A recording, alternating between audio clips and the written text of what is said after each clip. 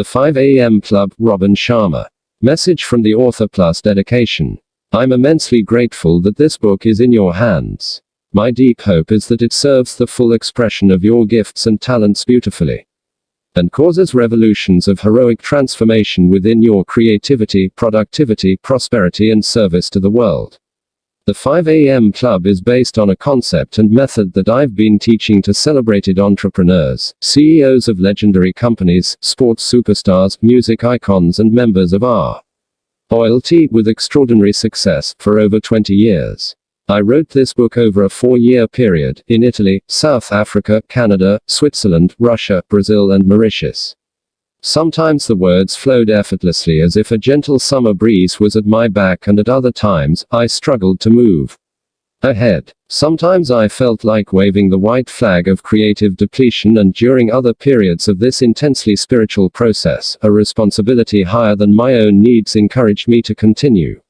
I've given all I have to give in the writing of this book for you. And I greatly thank all the very good people from around the planet who have stood with me to the completion of the 5 a.m. Club. And so, with a full heart, I humbly dedicate this work to you, the reader. The world needs more heroes, and why wait for them when you have it in you to become one? Starting today, with love plus respect. Epigraph. We will have eternity to celebrate the victories, but only a few hours before sunset to win them. Amy Carmichael. For what it's worth, it's never too late, or, in my case, too early to be whoever you want to be. I hope you live a life you're proud of. If you find that you're not, I hope you have the strength to start all over again. F. Scott Fitzgerald. And those who were seen dancing were thought to be insane by those who could not hear the music. Friedrich Nietzsche. Chapter 1. The Dangerous Deed. A gun would be too violent. A noose would be too ancient.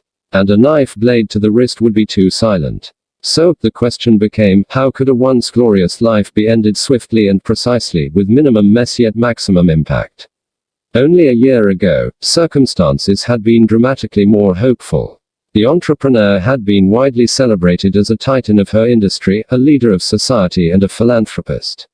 She was in her late 30s, steering the technology company she founded in her dorm room in college to ever increasing levels of marketplace dominance while producing products that her customers revered. Yet now she was being blindsided, facing a mean-spirited and jealousy-fueled coup that would significantly dilute her ownership stake in the business she'd invested most of her life building, forcing her to find a new job. The cruelty of this remarkable turn of events was proving to be unbearable for the entrepreneur. Beneath her regularly icy exterior beat a caring, compassionate, and deeply loving heart. She felt life itself had betrayed her, and that she deserved so much better. She considered swallowing a gigantic bottle of sleeping pills. The dangerous deed would be cleaner this way. Just take them all and get the job done fast, she thought. I need to escape this pain. Then, she spotted something on the stylish oak dresser in her all-white bedroom, a ticket to a personal optimization conference that her mother had given her. The entrepreneur usually laughed at people who attended such events, calling them broken-winged, and saying they were seeking the answers of a pseudo-guru when everything they needed to live a prolific and successful life was already within them. Maybe it was time to rethink her opinion. She couldn't see many options. Either she'd go to the seminar and experience some breakthrough that would save her life, or she'd find her peace via a quick death. Chapter 2. A daily philosophy on becoming legendary. Do not allow your fire to go out, sparked by irreplaceable spark in the hopeless swamps of the not quite, the not yet, and the not at all. Do not let the hero in your soul perish in lonely frustration for the life you deserved and have never been able to reach. The world you desire can be won. It exists. It is real. It is possible. It is yours. Ayn Rand. He was a speaker of the finest kind. A genuine spellbinder. Nearing the end of a fabled career and now in his 80s, he had become revered throughout the world as a grandmaster of inspiration, a liege ND of leadership, and a sincere statesman helping everyday people realize the greatest gifts.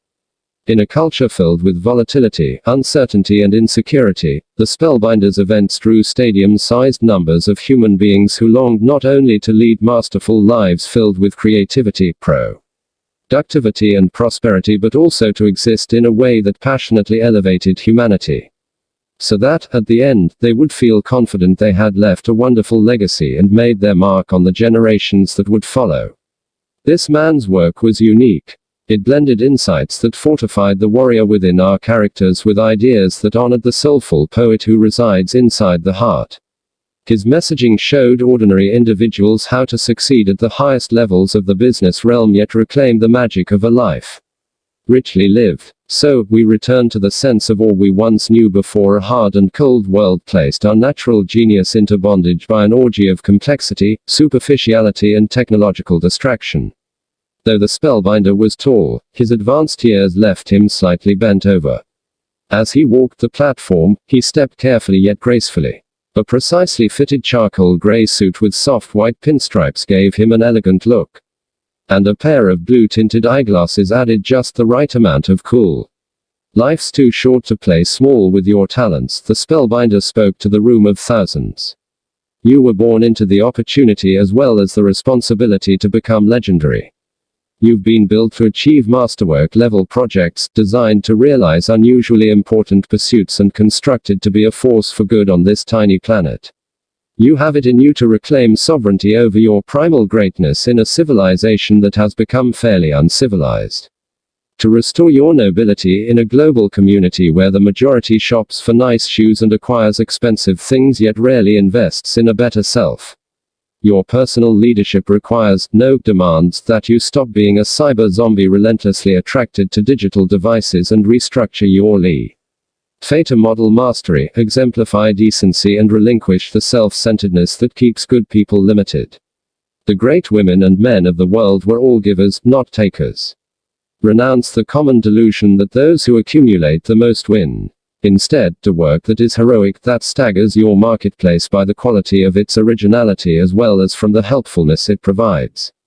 While you do so, my recommendation is that you also create a private life strong in ethics, rich with marvelous beauty and unyielding when it comes to the protection of your inner peace. This, my friends, is how you soar with the angels and walk alongside the gods.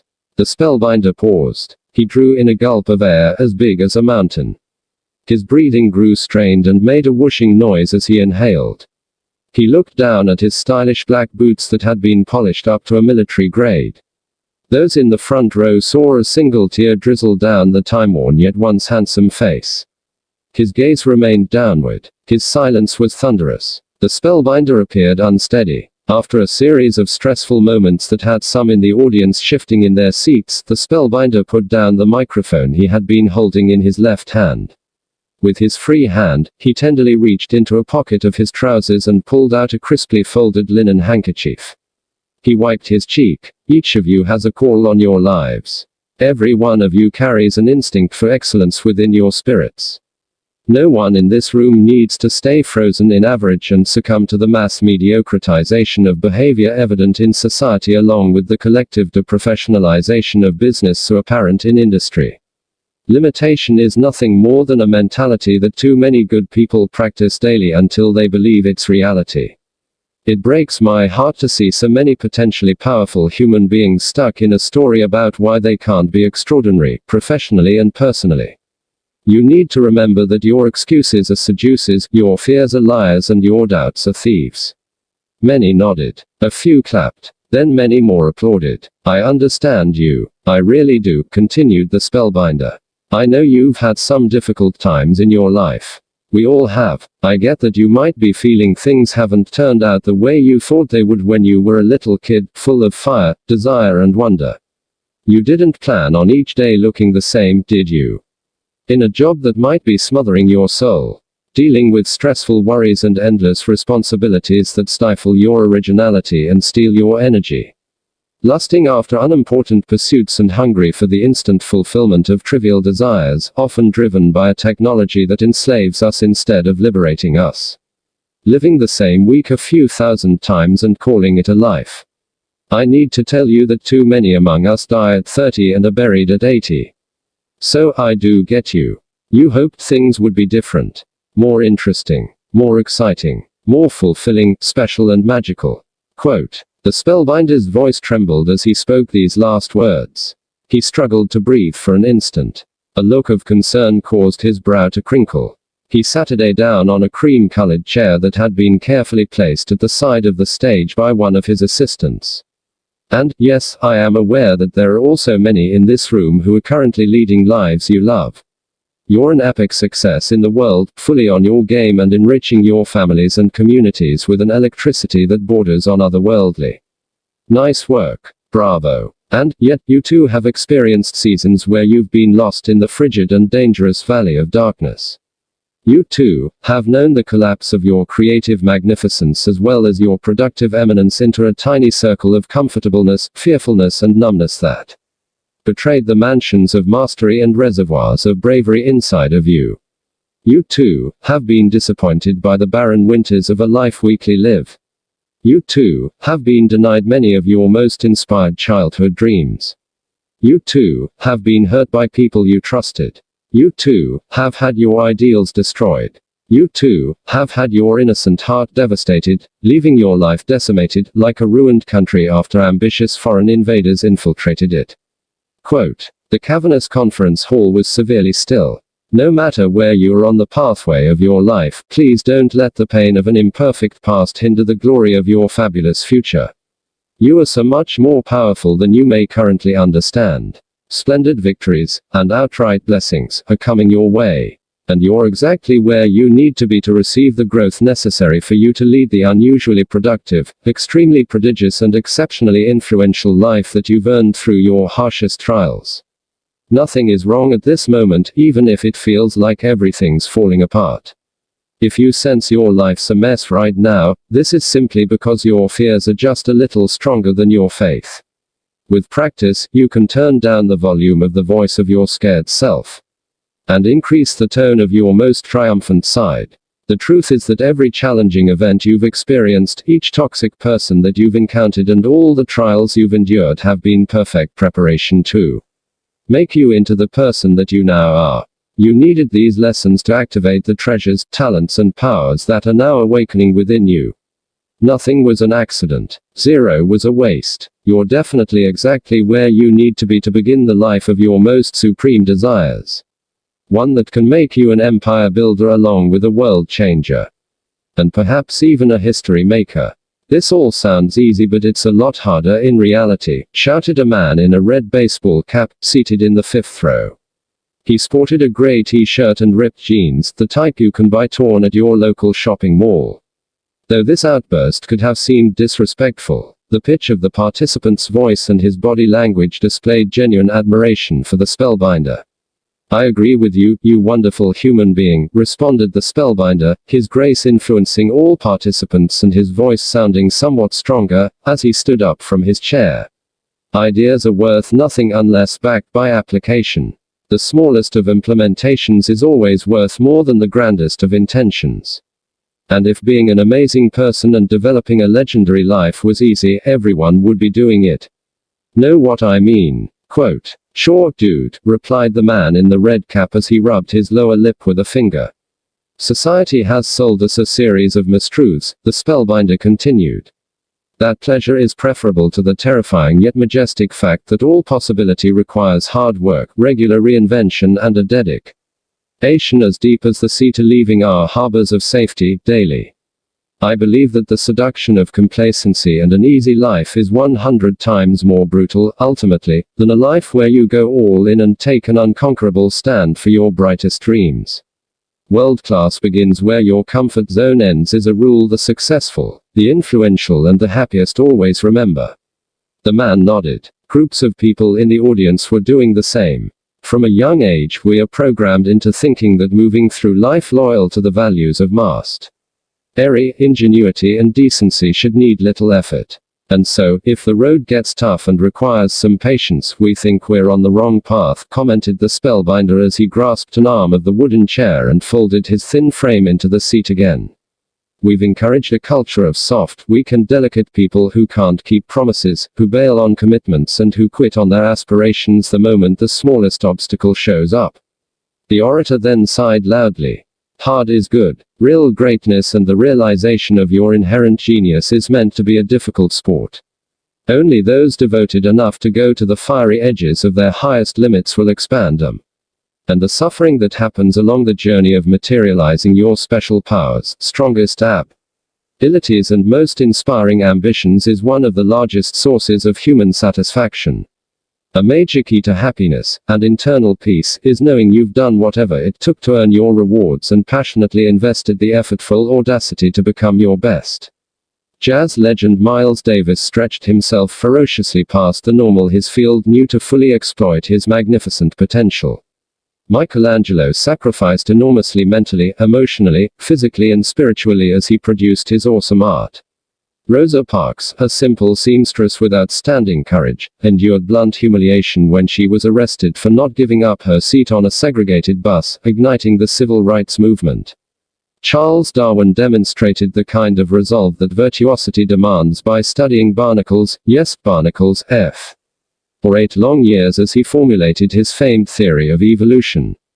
This kind of dedication to the optimization of expertise would now be labeled as crazy by the majority in our modern world that spends huge amounts of their irreplaceable lifetime watching streams of selfies, the breakfasts of virtual friends and violent video games, noted the spellbinder as he peered around the hall as if committed to looking each of the attendees straight in the eye.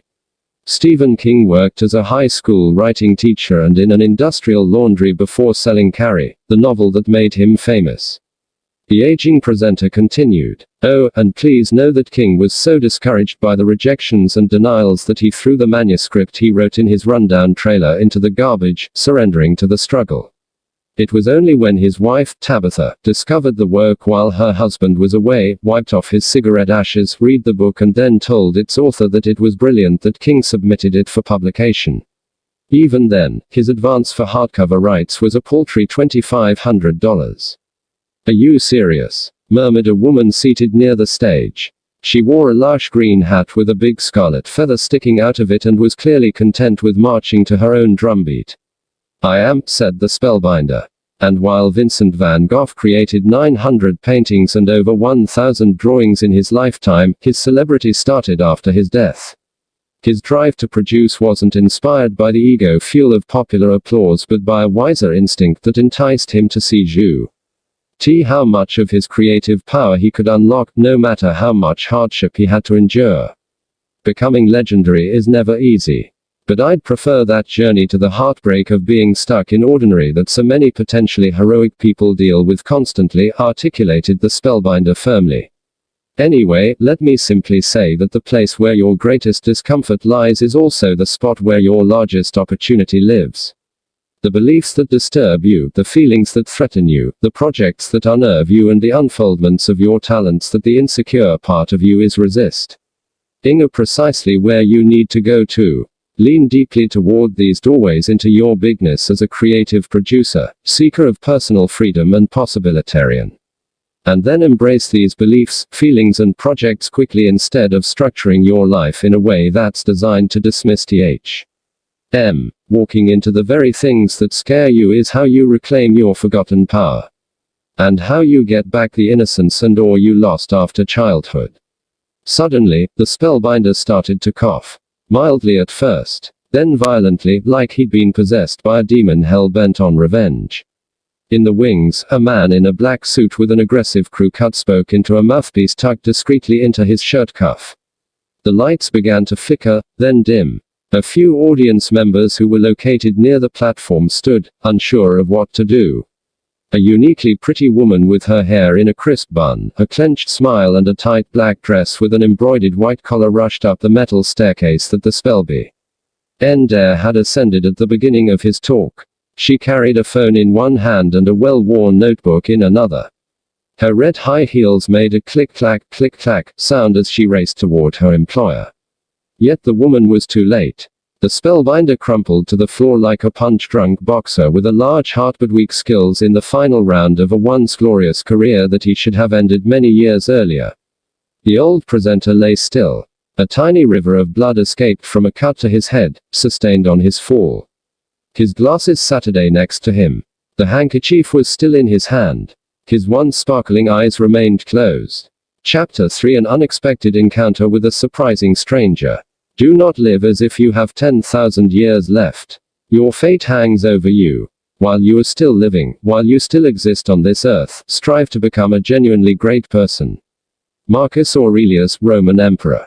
The entrepreneur lied to the people she met at the seminar, telling them she was in the room to learn the spellbinder's fabulous formulas for exponential productivity as well as to discover the neuroscience beneath personal mastery that he had been sharing with leaders of industry. She mused that her expectation was that the guru's methodology would give her an unmatchable edge over her firm's competition, allowing the business to swiftly scale toward indisputable dominance. You know the real reason she was there, she needed her hope restored. And her life saved. The artist had come to the event to understand how to fuel his creativity and multiply his capability so he could make an enduring mark on his field by the paintings he generated. And the homeless man appeared to have sneaked into the conference hall while no one was watching.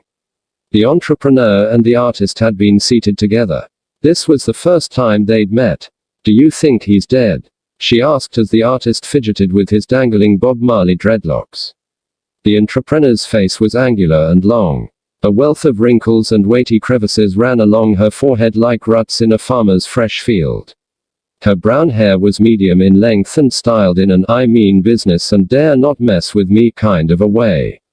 She was lean, like a long-distance runner, with thin arms and lithe legs that emerged from a sensible blue designer skirt. Her eyes looked sad, from old hurts that had never been healed. And from the current chaos that was infecting her beloved company. Not sure. He's old. He fell hard. God, that was wild. Never seen anything like it, the artist said anxiously as he tugged on an earring. I'm new to his work. I'm not into this sort of thing, the entrepreneur explained. She stayed seated, her arms folded over a cream-colored blouse with a colossal floppy black bow tie perched fashionably at the neckline. But I liked a lot of his information on productivity in this era of devices destroying our focus and our ability to think deeply. His words made me realize I have to guard my cognitive assets in a far better way, she carried on, fairly formally. She had no real interest in sharing what she was going through, and she obviously wanted to protect her facade of an illustrious businesswoman ready to rise to the next level. Yeah, he's deaf hip, said the artist, looking nervous. He's helped me so much. Can't believe what just went down. Surreal, right? He was a painter. Because he wanted to elevate his craft as well as improve his personal life, he followed the spellbinder's work. But, for whatever reason, the demons within him seemed to hold power over his greater nature. So, he'd inevitably sabotage his Herculean ambitions and wonderfully original ideas. The artist was heavy. The goatee jutted out from under his chin. He wore a black t-shirt and long black shorts that fell below his knobby knees. Black boots with rubber soles, the kind you may have seen Australians wear, completed the creative uniform. A fascinating cascade of tattoos rolled down both arms and across his left leg. One said, "Rich people are fakers." Another stole a line from Salvador Dalí, the famed Spanish artist. It read simply, "I don't do drugs.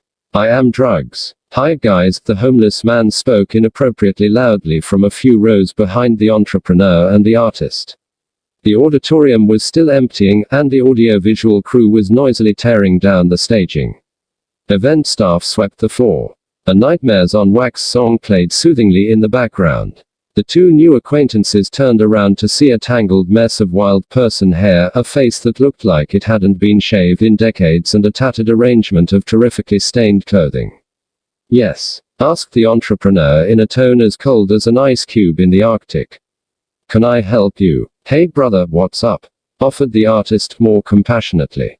The homeless man got up, shuffled over and Saturday next to the two. Do you think the guru's croaked? He asked as he picked at a scab on one of his wrists. Not sure, the artist replied as he twirled another dreadlock. Hope not. Did you guys like the seminar? You into what the old-timer said? Continued the scruffy stranger. Deaf, said the artist. I love his work. I have a hard time living it all, but what he says is profound. And powerful. I'm not so sure, the entrepreneur said cynically. I like a lot of what I heard today, but I'm still not convinced on some other things. I'll need some time to process it all. Well, I think he's numero uno, stated the homeless man with a burp. I made my fortune thanks to the teachings of the spellbinder, and have enjoyed a pretty world-class life because of him too. Most people wish for phenomenal things to happen to them.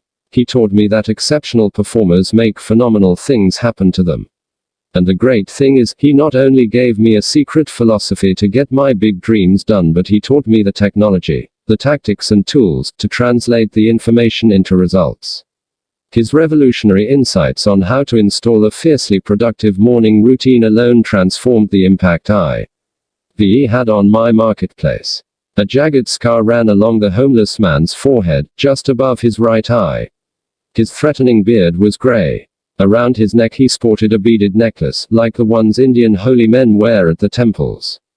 Though his hyperbole made him sound unstable and his visage made it appear that he'd lived on the streets for many years, his voice displayed an irregular sense of authority. And his eyes revealed the confidence of a lion.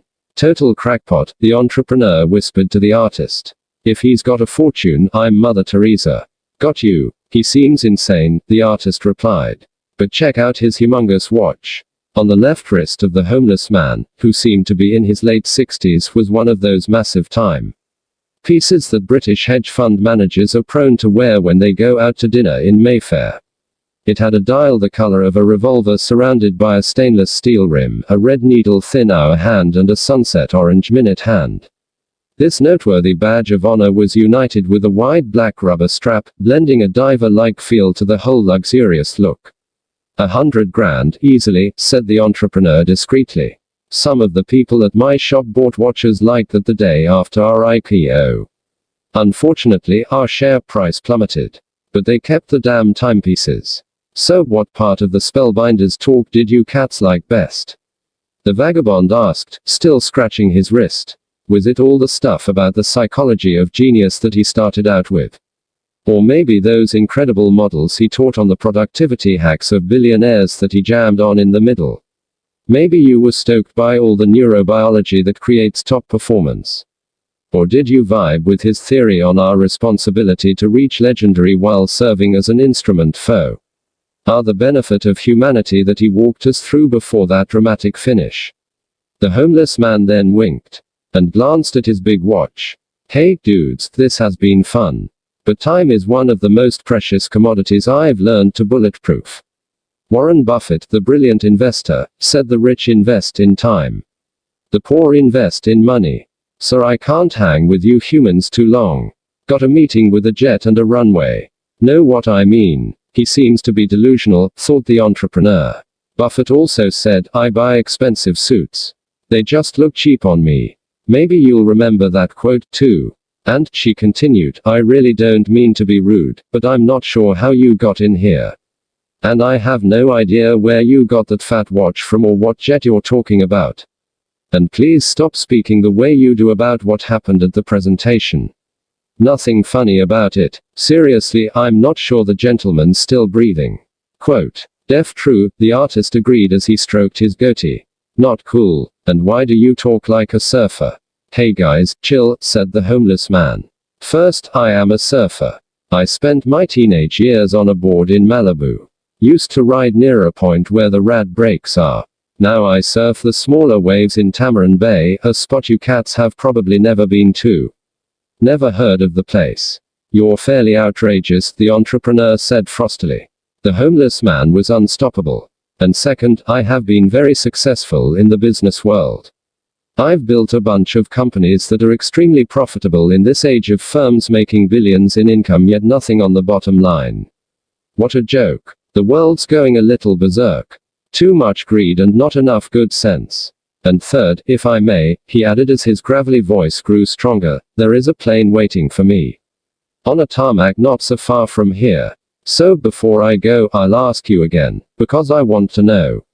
What part of the Spellbinder's presentation did you two like best? Pretty much the whole thing, the artist answered. Loved it all so much, I recorded every word the old legend said.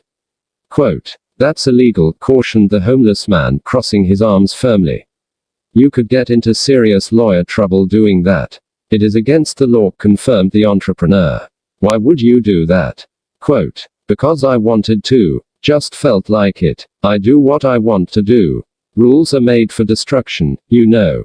Picasso said you should learn the rules like a pro so you can break them like an artist. Need to be myself and not some sheep with no balls, blindly following the fog down a path that leads to nowhere. Most people, especially people with cash, are nothing but a bunch of frauds, declared the artist. It's like the spellbinder sometimes says, you can fit in. Or you can change the world. You don't get to do both. So I recorded the whole thing. Shoot me, and jail would be interesting. I'd probably meet some cool people in there. Okay, said the homeless man. I don't like your decision. But I do love your passion. So go ahead. Bring it on. Play the parts of the seminar that turned you on. Everything I recorded will blow your mind. The artist raised his arm to reveal a detailed tattoo of guitar virtuoso Jimi Hendrix. The phrase "when the power of love overcomes the love of power, the world will know peace" appeared over the dead superstar's face. You're about to hear something special, he added. Yes. Go ahead and play the parts you liked, encouraged the entrepreneur as she stood up. She wasn't quite sure why, but ever so slightly, something was beginning to shift deep within her core.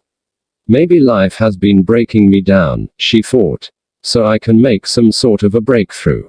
Being at this event, meeting the artist, hearing the spellbinder's words, even if she didn't agree with all he said, was giving her the feeling that what she was experiencing at her firm just might be some form of preparation demanded by her greatness. The entrepreneur was still skeptical. But she sensed she was opening. And possibly growing. So, she promised herself she'd keep following this process instead of retreating. Her former way of existing no longer served her. It was time for a change.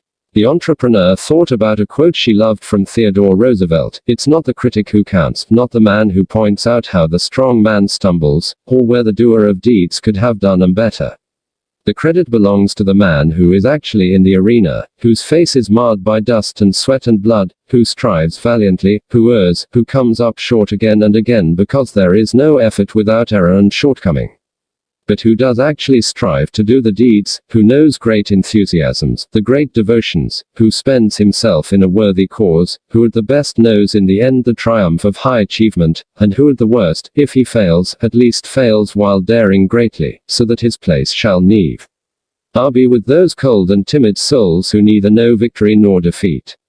She also recalled the phrase she'd learned from the spellbinder's address, something like "the moment when you most feel like giving up is the instant when you must find it in you to press ahead." And so, the businesswoman reached deep within herself and made a vow to continue her quest to find her answers, solve her problems and experience vastly better days. Her hope was gradually expanding, and her worries were slowly shrinking. And the small, still voice of her finest self was beginning to whisper that a very special adventure was about to begin. Chapter 4: Letting Go of Mediocrity and All That's Ordinary. Why, sometimes I've believed as many as 6 impossible things before breakfast. Lewis Carroll, Alice in Wonderland. You're a painter, right? The homeless man asked as he toyed with a loose button on his shabby shirt. Yeah, mumbled the artist. Sort of a frustrated one. I'm good. But not great. I have a lot of art at my flat in Zurich, said the homeless man, smiling indulgently. Bought a place right on the Bahnhofstrasse just before the prices skyrocketed.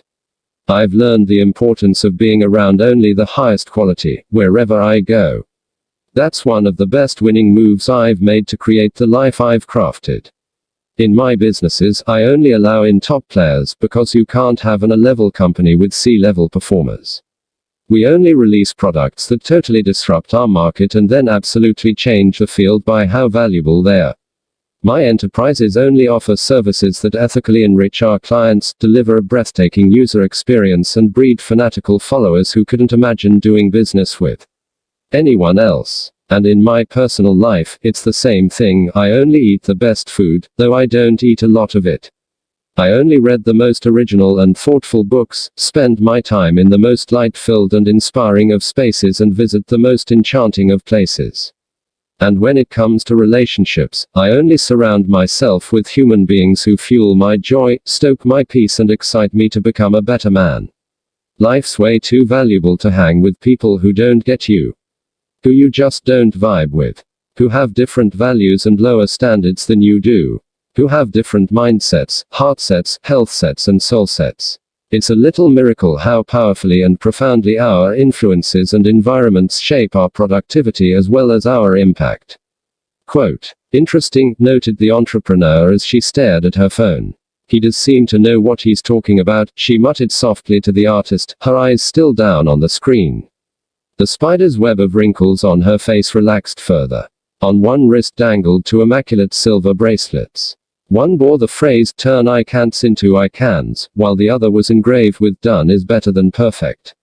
The entrepreneur had purchased these presents for herself when her company was in its startup phase and she'd been in a highly confident mood. I know about mindsets, said the artist.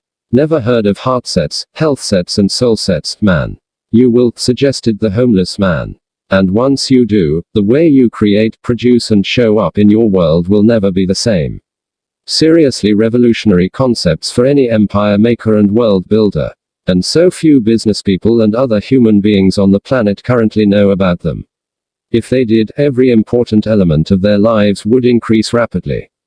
For now, I just wanted to keep jamming on my personal commitment to ultra high quality in everything around me. Your surroundings really do shape your perceptions, your inspirations, and your implementations. Art feeds my soul. Great books battleproof my hope. Rich conversations magnify my creativity. Wonderful music uplifts my heart.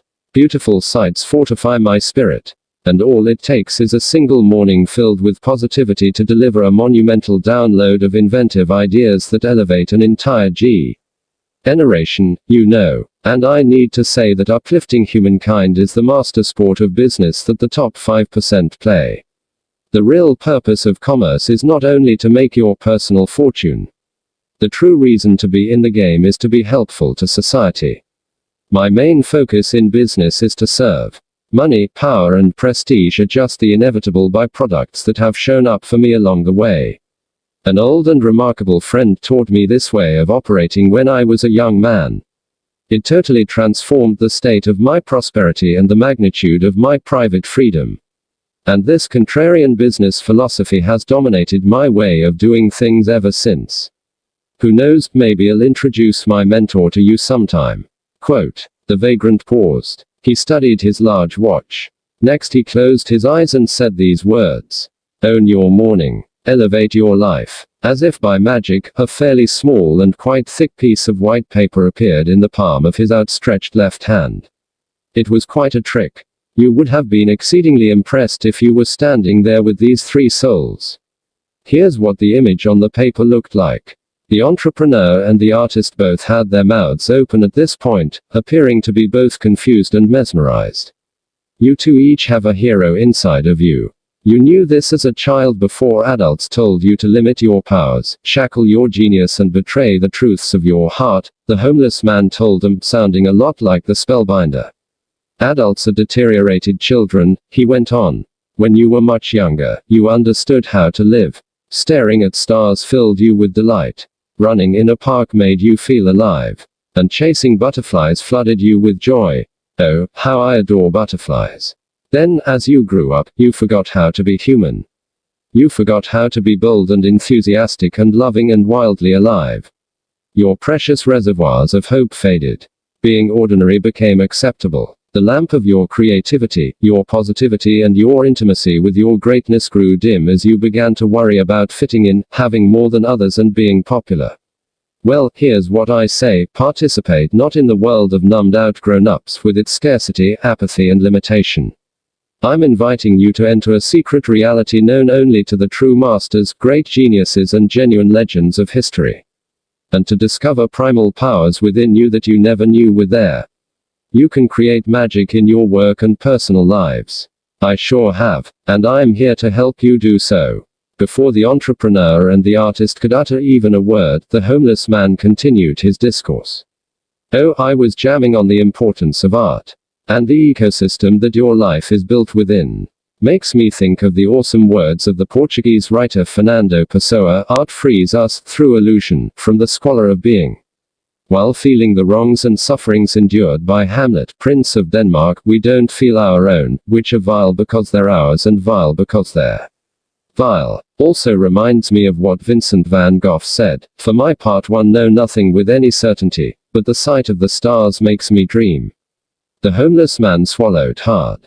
His eyes darted away. He cleared his throat nervously. Guys, I've been through a lot. Been knocked down and kicked around a ton by life. Been sick. Been attacked. Been abused. Been misused. Hey, I'm sounding like a country song. If my gal cheated on me and my dog died, I'd have a hit single. The homeless man laughed. An odd guttural, circus clown on acid sort of laugh. He carried on. Anyway, it's all good. Pain is the doorway into deep. Know what I mean? And tragedy is nature's great purifier. It burns away the fakeness, fear and arrogance that is of the ego. Returns us to our brilliance and genius, if you have the courage to go into that which wounds you. Suffering yields many rewards, including empathy, originality, relatability and authenticity. Jonas Salk said, I have had dreams and I've had nightmares, but I have conquered my nightmares because of my dreams, the uninvited vagabond added wistfully. He's super weird, incredibly eccentric, but there's something special to him, admitted the entrepreneur quietly to the artist, removing just a little more of the armor of cynicism that had protected her over her stellar career. What he just said is exactly what I've needed to hear. I get that he looks like he lives in a cardboard box on the streets. But listen to his words. Sometimes he speaks like a poet. How could he be so articulate? Where did his depth come from? And who is this old friend, he says, has taught him so much? He also has a warmth that reminds me of my dad. I still miss him. He was my confidant, my top supporter, and my best friend. I think of him every day. Okay, said the artist to the quirky stranger. You ask me what I liked best from the talk. I liked the part where the spellbinder talked about the Spartan warrior credo that says, one who sweats more in training bleeds less in war. And I liked his line, high victory is made in those early morning hours when no one's watching and while everyone else is sleeping. His teachings on the value of a world-class morning routine were great. Quote. The entrepreneur glanced down at her device. I've taken some good notes. But I didn't pick up those gems, she said as she captured what she had just heard. We only hear what we're ready to hear, observed the homeless man sagely. All learning meets us exactly where we're at. And as we grow greater, we understand better. The voice of the spellbinder suddenly rang out. The homeless man's eyes looked as huge as the Taj Mahal. One could see he was terrifically surprised to hear that famous tone. He spun around, seeking the source. Quickly, all became clear. The artist was playing his illicit recording from the seminar. Here's the part one liked most. To fully answer your question, brother, he stated, staring directly into the eyes of the shabby tramp.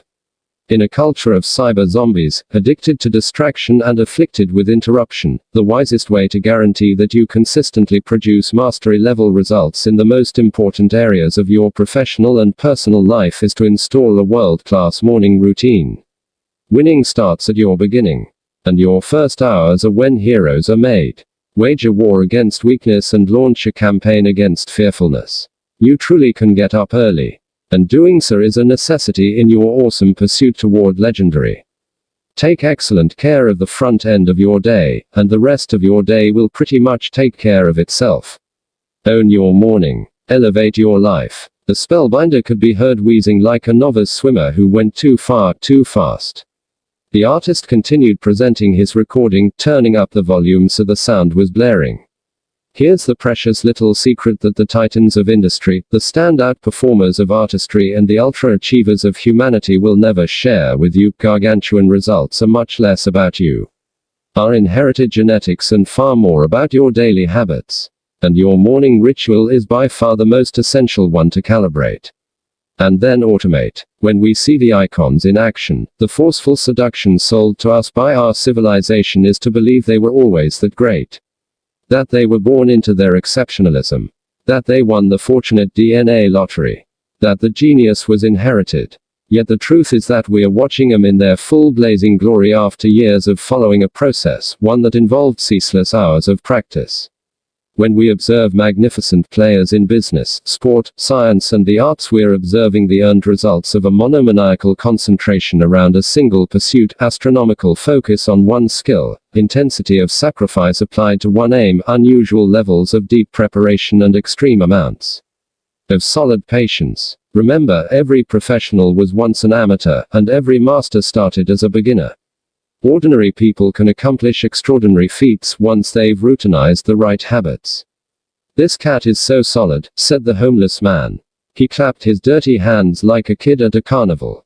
He checked his watch yet again. Then he began to shuffle his feet while swaying his hips forward then backward. His hands were now waving in the air and he was snapping his fingers with closed eyes again. Sounds like the early rappers used to make without the boom boxes emerged from his cracked lips. You would have been astonished to watch him in action. "What the hell are you doing?" shouted the artist. "Dancing," replied the homeless man, moving gloriously. "Keep bringing me this beautiful knowledge." Socrates said, "Education is the kindling of a flame." And Isaac Asimov wrote, "Self-education is, I believe, the only kind of education there is." So keep playing the old guru's words, dude. It's all so gnarly. The artist resumed the recording. Heavily resist all piracy of your mastery from this world, tempting you into distractibility and causing digital dementia. Force your attention back to the Everests of potential, aching for fuller expression, and, today, release all reasons that feed any stagnation of your strengths. Start being an imaginationalist, one of those rare individuals who leads from the nobility of your future versus via the PR. Ice and bars of your past. Each of us thirsts for days filled with tiny bursts of the miraculous. Every one of us wishes to own our pure heroism and step into unchained exceptionalism. All human beings alive at this moment have a primitive psychological need to produce masterworks that wow, live daily amidst uncommon awe, and know that we are somehow spending our hours in a way that enriches the lives of others. The poet Thomas Campbell said it beautifully when he observed, "To live in hearts we leave behind is not to die." Quote, "Each of us, truly, has been built to make history, in our own authentic way. For one, this might mean being an excellent coder or a fine teacher who lifts young minds. For another, this opportunity could mean becoming a tremendous mother or a magnificent manager. To yet another, this good fortune may mean growing a great business or being a fantastic salesperson who serves customers superbly. This chance to be remembered by future generations and lead a life that truly matters is not some platitude. This is, in fact, a truth. Yet so few of us have discovered, and then installed, the very mentalities, morning practices and consistent conditions that will guarantee these results appear for us. We all want to reaccess our birthright of towering talent, limitless joy and freedom from fear, but few of us are willing to do the very things that would cause our hidden genius to present itself. Strange, right? And it's very sad. The majority of us have been hypnotized out of the luminosity that is our essence. Most of us in this age spend our most valuable hours being busy. Chasing trivial pursuits and artificial amusements while neglecting living a real life. This is a formula for heartbreak at the end. What's the point of spending your best mornings and potentially productive days climbing mountains that you realize were the wrong ones when you are frail and wrinkled?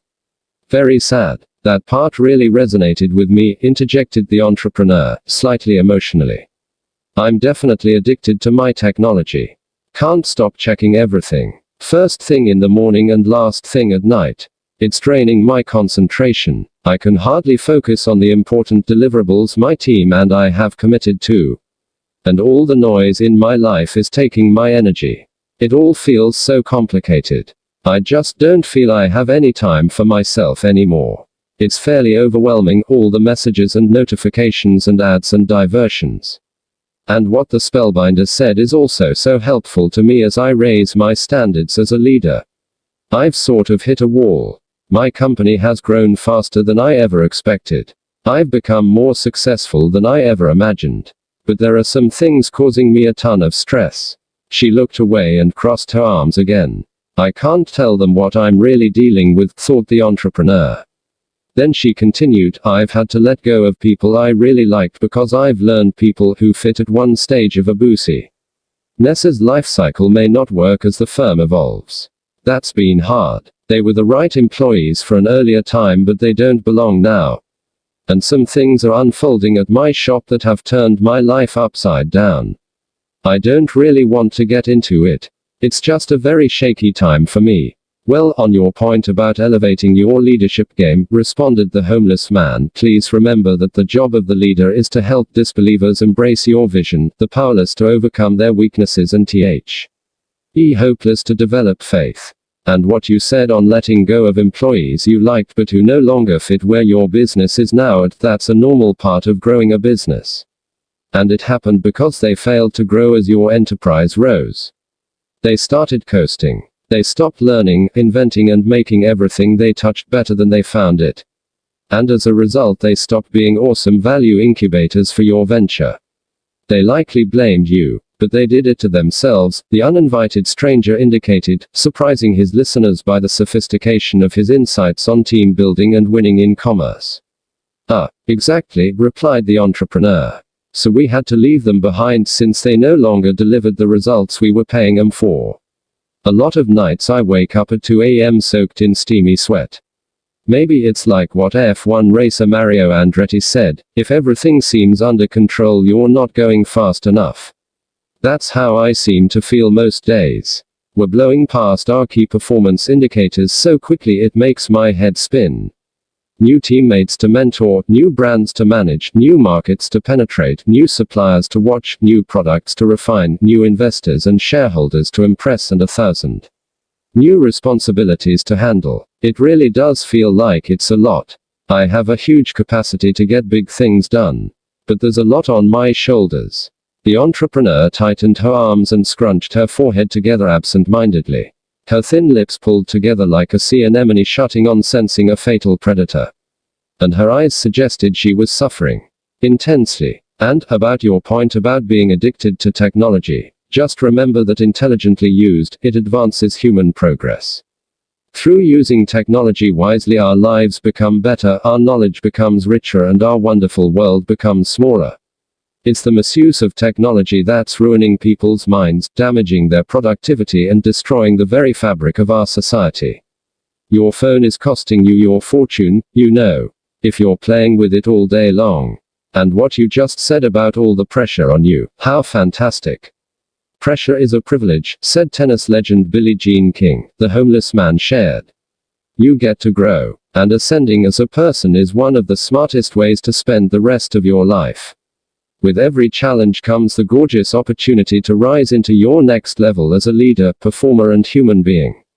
Obstacles are nothing more than tests designed to measure how seriously you want the rewards that your ambitions seek. They show up to determine how willing you are to improve into the kind of person who can hold that amount of success. Failure's just growth in wolf's clothing. And pretty much nothing else is as important in life as personal expansion, the unfoldment of your potential. Tolstoy wrote, everyone thinks of changing the world but no one thinks of changing himself. Become a bigger person and you'll also automatically become a better leader, and a greater producer. And yes, I agree that growth can be scary. But my mentor once taught me that, the part of you that clings to fear must experience a sort of crucifixion so that the portion of you that deserves high honor undergoes a kind of reincarnation. Those are the exact words he shared with me. Freaky and deep, right? Said the hobo as he rubbed the holy man beads he was wearing. He kept going without waiting for an answer. My special teacher also told me that, to find your best self you must lose your weak self. And that only happens through relentless improvement, continuous reflection and ongoing self-excavation. If you don't keep rising daily you'll get stuck in your life, for the rest of your life. Makes me consider what the journalist Norman Cousins said, the tragedy of life is not death but what we let die inside of us while we live.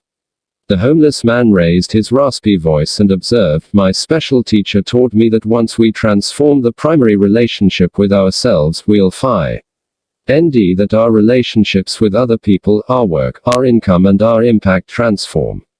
Most people can't stand themselves. So, they can never be alone. And silent. They need to constantly be with other people to escape the feelings of self-hatred over all their wasted potential, missing the wonders and wisdom that solitude and quiet bring. Or they watch TV endlessly, not realizing it's eroding their imagination as well as bankrupting the bank account. My life feels so complicated. I feel so overwhelmed. I don't have any time for myself, the entrepreneur repeated. Not sure what's happened to my life. Things have just become hard. I understand you, the artist said as he placed an arm over his new friend's shoulder. My intuition tells me that you're going through a lot more than you're sharing. And that's okay. You know, some days life seems so messy that I can't get out of bed. I just lie there, man. I close my eyes and wish the fog in my head would just go away. Even for a day. I can't think straight some of the time. And on those days, my heart has no hope in it at all. It sucks. And a lot of people suck too, man. I'm not antisocial. I'm just anti-moron. Too many dumb people around these days. Taking stupid fashion pictures of themselves with pouty lips in clothes they can't afford. Hanging with people they don't even like. I'd rather live a thoughtful life. A risky life. A real life. An artist's life. Drives me crazy how superficial people have become. The artist then punched one fist into his other hand. Unyielding creases appeared along his jawline and a blue vein twitched in his thick neck. Sure, I got you, said the homeless man. Life isn't easy, people. Tough slog a lot of the time. But like John Lennon said, everything will be okay in the end. And if it's not okay, it's not the end. He offered kindly, spouting yet another quote from what seemed to be an unlimited supply in his bra.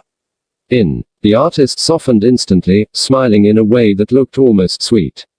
He exhaled mightily. He liked what he just heard. And the vagrant continued, this climb up into the rare air of personal and professional mastery that the three of us have obviously signed up for is not for the weak. Upgrading your life so you know real joy and optimizing your skills so you own your field can be uncomfortable a lot of the time. I need to be honest. But here's one key thing I've learned, the soreness of growth is so much less expensive than the devastating costs of regret. Quote, where do you learn that? Questioned the artist, as he scrawled the words into his notebook. Can't tell you. Yet the homeless man responded, heightening the mystery of where he'd discovered much of his insight. The entrepreneur turned away from the artist and jotted down some of her thoughts into her device. The homeless man then reached into a pocket of his hole-ridden plaid shirt and produced a heavily used index card. He held it up like a kindergarten student at show and tell. A distinguished person gave this to me when I was a lot younger, as I was starting my first company. I was a lot like you cats, dripping with dreams and set to make my mark on the world. Hungry to prove myself. Amped to dominate the game. The first 50 years of our lives are a lot about seeking legitimacy, you know. We crave social approval. We want our peers to respect us. We hope our neighbors will like us. We buy all sorts of things we really don't need and obsess about making money we really don't enjoy. Totally right, muttered the artist, nodding his head aggressively and shifting his posture noticeably as his dreadlocks dangled over his shoulders. The event venue was now empty. If we have the courage to look within, we discover that we do this because we have a series of holes within us. We falsely believe that material from the outside will fill what's empty within ourselves. Yet it never will. Never will. Anywho, when many of us reach the half-time point of our lives, we make a right-angle turn. We begin to realize that we're not going to live forever and that our days are numbered. And so, we connect with our mortality. Big point here. We realize we are going to die. What's truly important comes into much sharper focus. We become more contemplative. We start to wonder if we've been true to our talents, loyal to our values and successful on the terms that feel right to us. And we think about what those we most love will say about us when we're gone. That's when many of us make a giant shift, from seeking legitimacy in society to constructing a meaningful legacy. The last 50 years then become less about me and more about we. Less about selfishness and more about service. We stop adding more things into our lives and begin to subtract and simplify. We learn to savor simple beauty, experience gratitude for small miracles, appreciate the priceless value of peace of mind, spend more time cultivating human connections and me to understand that the one who gives the most is victorious. And what's left of your life then becomes a phenomenal dedication to loving life itself as well as a ministry of kindness to the many. And this becomes, potentially, your gateway into immortality.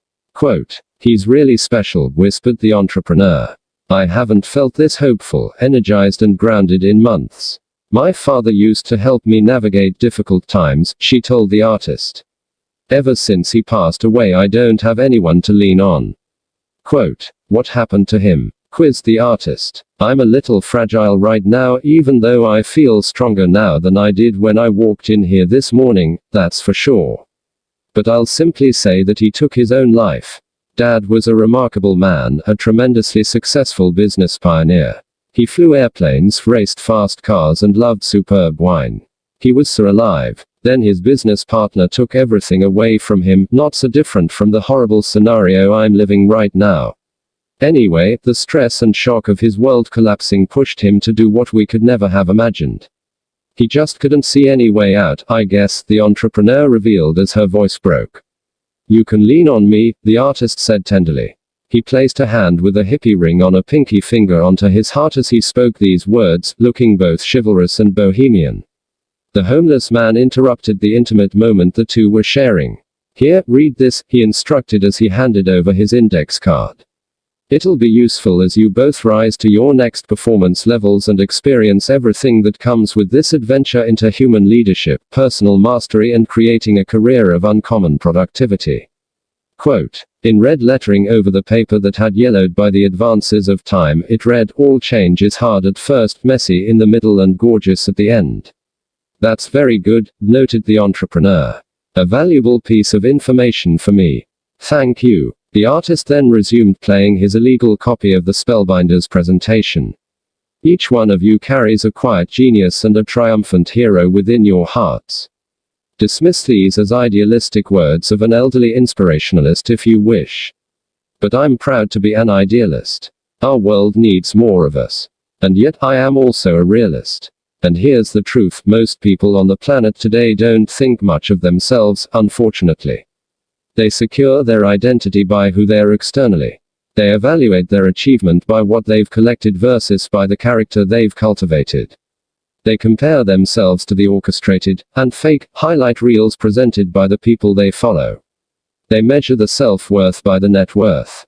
And they get kidnapped by the false thought that because something has never been done it can't be done, depleting the grand and electrifying possibilities their lives are meant to become. This explains why the majority is sinking in the quicksand of uncertainty, boredom, distraction and complexity. "Drama mamas," the homeless man interrupted again. "That's what I call men and women who've caught the virus of victimitis excusatus. All they do is complain about how bad things are for them instead of applying their primal power to make things better. They take instead of give, criticize instead of create and worry instead of work. Build antibodies to combat any form of average from getting anywhere near your professional days at the office and your private life at home. Never be a drama mama." The entrepreneur and the artist peeked at each other. Then they giggled, both at the terms the quirky stranger was using and at the way he'd raised an arm and made the fingers of one hand into a peace sign as he spoke the words he just shared. If you were standing there with them, you would think he was weird too. The spellbinder could then be heard speaking the following words on the recording with dramatic flair. "To be clear, every day, for the rest of your life, you'll be faced with the chance of showing leadership wherever you are and in all that you do. Leadership isn't just for global icons and marketplace titans. It's an arena everyone gets to play in. Because leadership is a lot less about having a formal title, a large office and money in the bank. And a lot more about committing to mastery over all you do, and in who you are. It's about resisting the tyranny of the ordinary, refusing to allow negativity to hijack your sense of awe and preventing any form of slavery to mediocrity from infesting your life. Leadership is about making a difference right where you're planted. Real leadership is about sending out brave work that exemplifies genius, turns your whole field on its head by its scope, innovation and execution, and is so staggeringly sublime that it stands the test of time. And never work only for the income. Labor for the impact. Make your dominant pursuit the heartfelt release of value that represents an uncommon magic that borders on the poetic. Demonstrate the full-on expression of what's possible for a human being to create. Develop the patience to stick with your dedication to absolute world-class output, even if over a lifetime you only generate a single masterpiece. To achieve this feat alone will have made your life's journey a worthy trek. Be a virtuoso, a standout, an exceptionalist. The top 5% are a lot less concerned with fame, cash and approval, and a lot more invested in punching above their weight class within the craft, playing above the pay grade around the talents, and creating the kind of productivity that inspires and serves millions. That's often why they make millions. So never mail it in. Always bring it on. The homeless man now had his eyes closed, and was down on the floor doing a series of one-armed push-ups. All the while he was chanting, "Own your morning. Elevate your life." The entrepreneur and the artist shook their heads. One of my favorite books is The Prophet, mused the artist. It's one of the best-selling works of poetry ever written. I read that Khalil Gibran carried the manuscript around with him for 4 long years and refined it constantly before giving it to his publisher, just so it was pure art. I still remember the exact words he spoke when he was interviewed by a journalist about his creative process, because they guide me a lot when I'm in the studio.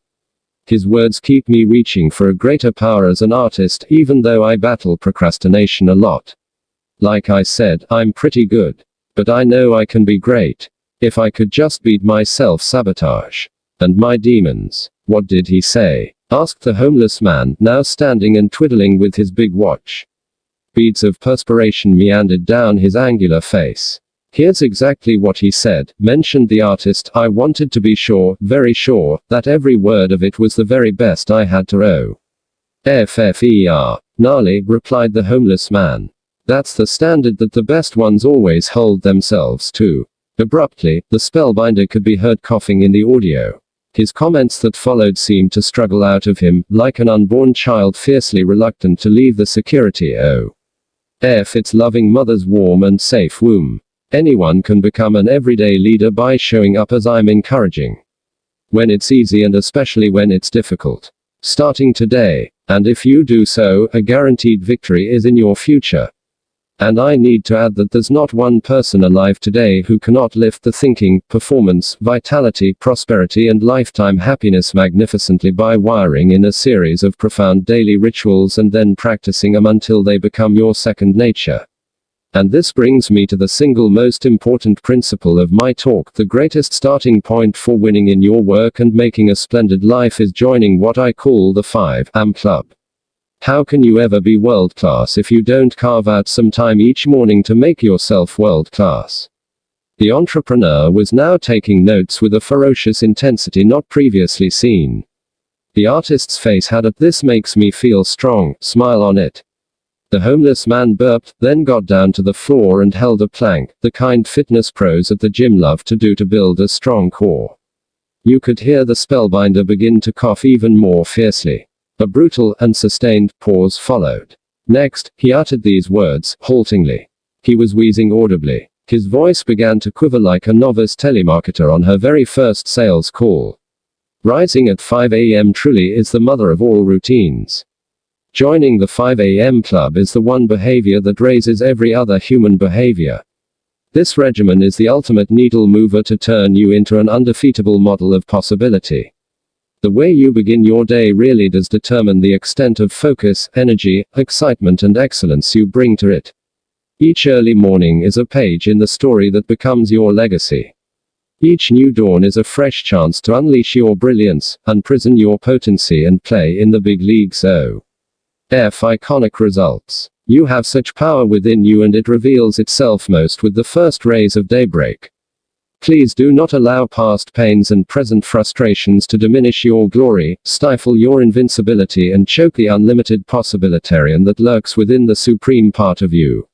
In a world that seeks to keep you down, build yourself up. In an epoch that wishes you would stay in the dark, step into your light. At a time that mesmerizes you to forget your gifts, reclaim your genius. Our world requires this of each of us. To be champions of our crafts, warriors for our growth and guardians of unconditional love, for all of humankind. Display respect and compassion for all other people who occupy this tiny planet, regardless of the creed, color, or caste. Lift them up in a civilization where many get energy tearing others down. Help others sense the marvels that sleep within them. Show us the virtues we all wish more would practice. Everything I'm saying will speak to the unspoiled part of you, that side of yourself that was ferociously alive before. You were taught to fear, hoard, contract, and distrust. It's your job as a hero of your life, as a creative achiever set to change the culture, and as a citizen of Earth to find this dimension within you. And, once done, to spend the rest of your days reconnected with it. Accept this opportunity to human mastery, and I promise you that a synchronicity of success as well as an orchestrated magic well beyond the boundaries of logic will infuse the remainder of your days. And the larger angels of your grandest potential will begin to visit you regularly. Actually, an orderly series of seemingly impossible miracles will descend onto your most genuine of dreams, causing the best of them to come true. And you will evolve into one of those rare and great spirits who upgrade the whole world by the simple act of walking amongst us. The conference hall was now dark. The entrepreneur let out a sigh the size of Mexico City. The artist was motionless. The homeless man began to cry. He then stood on a chair, raised his arms like a preacher, and boomed these words of Irish playwright George Bernard Shaw. This is the true joy in life, the being used for a purpose recognized by yourself as a mighty one. The being a force of nature instead of a feverish little clod of ailments and grievances complaining that the world will not devote itself to making you happy. I am of the opinion that my life belongs to the whole community, and as long as I live it is my privilege to do for it whatever I can. I want to be thoroughly used up when I die, for the harder I work the more I live. I rejoice in life for its own sake. Life is no brief candle, for me. It is a sort of splendid torch which I have got hold of for the moment, and I want to make it burn as brightly as possible before handing it on to future generations. The homeless man then fell to his knees, kissed his holy beads, and continued to weep. Chapter 5: A Bizarre Adventure into Morning Mastery. Everyone holds his fortune in his own hands, like a sculptor the raw material he will fashion into a figure. The skill to mold the material into what we want must be learned and attentively cultivated. Johann Wolfgang von Goethe. If you two are interested, said the homeless man, I'd be happy to spend a few mornings coaching you at my oceanside compound. I'll show you my private morning routine and explain why dialing in the way you run your first hour to the highest degree is essential for personal mastery and exceptional business performance. Let me do this for you cats. Your lives will start to look glorious within a fairly short time. And the ride with me will be fun. Not always easy, as we heard from the old guy on the stage. But valuable and prolific and beautiful. Maybe even as wonderful as the ceiling of the Sistine Chapel. Quote, first time I saw it I cried, the artist said, stroking the hairs of his goatee. Michelangelo was a bad dude. And I mean that in a good way, the homeless man offered as he too played with his beard, which was soiled. He then raised his shirt to show Greek god abdominal muscles. A long finger of a grimy hand moved along the contours, the way a raindrop zigzags down the stem of a rose after a May shower. Hit me with a stick, shouted the artist with the enthusiasm of a cat let loose in a parrot shop. How the heck did you get those? Not from some plastic ab machine I bought from a late-night TV show, that's for sure. Work is how I got all lean and chiseled up like this. Plenty of push-ups, pull-ups, planks, sit-ups and seriously sweaty cardio sessions, often on my special beach. The homeless man pulled out an obviously expensive leather wallet, then carefully removed from it a piece of plastic with a drawing on it. Here's what it looked like, so you see exactly what the entrepreneur and the artist saw in that moment. Without allowing for any responses from his two listeners, the disheveled drifter kept on speaking. Commitment, discipline, patience and work. Values few believe in these days, where so many have an entitlement mentality, expecting a rich, productive and fulfilling life to just show up one day like a sparrow at the beginning of spring, and expecting everyone around them to invest the effort they are responsible for inputting. Where's the leadership in this way of operating? A society of adults behaving like spoiled little children is how I sometimes see our world right now. Not judging, just saying. Not complaining, just reporting. Hey cats, here's the point I'm trying to make by letting you have a peek at my sculpted abs. Nothing works for those who don't do the work. Less talk and more do is what I say. Oh, and check this out. The hobo spun around and unbuttoned his hole-ridden shirt. On his firm, striated back was a tattoo with the words, "Victims love entertainment. Victors adore education. Come hang with me at my place on a magical little island in the middle of a fantastic ocean, 5 hours from the coast of Cape Town." He handed the entrepreneur the plastic card with the seaside scene etched on it. "Those are my dolphins," he said, happily pointing to the hand-drawn image. "The trip will be so worth it," he continued. "The adventure of a lifetime, for sure. Some of your most valuable and sensational moments ever will unfold there. You need to take a trust walk with me, people. I'll teach you everything I know about a world-class morning ritual. I'll help you both become members of the 5 a.m. club. You'll learn to rise early, regularly, so you'll get more done by noon than most people get done in a week, and so you'll optimize your health, happiness and peacefulness. There's a reason so many of the great achievers of the world get up before the sun. It's the most special part of the day. I'll explain how I used this revolutionary method to build my empire.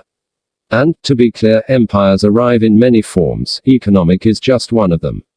You can also create empires of artistry, productivity, humanity, philanthropy, personal freedom and even spirituality. I'll download pretty much everything I've been blessed to have been taught by the mentor who transformed my life. You'll discover so much. You'll be moved at the deepest level. You'll see the world through an all-new set of lenses. You'll also eat the finest food and watch the most spectacular sunsets. You guys can swim in the sea, go snorkeling with the dolphins and fly over the sugarcane stalks that dance in the wind in the helicopter I own. And should you both accept my heartfelt invitation to visit me, I insist you stay at my home. My God, you're kidding me, right?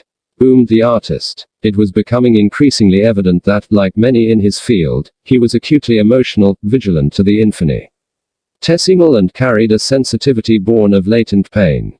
Those who feel more than most people sometimes believe they have been cursed.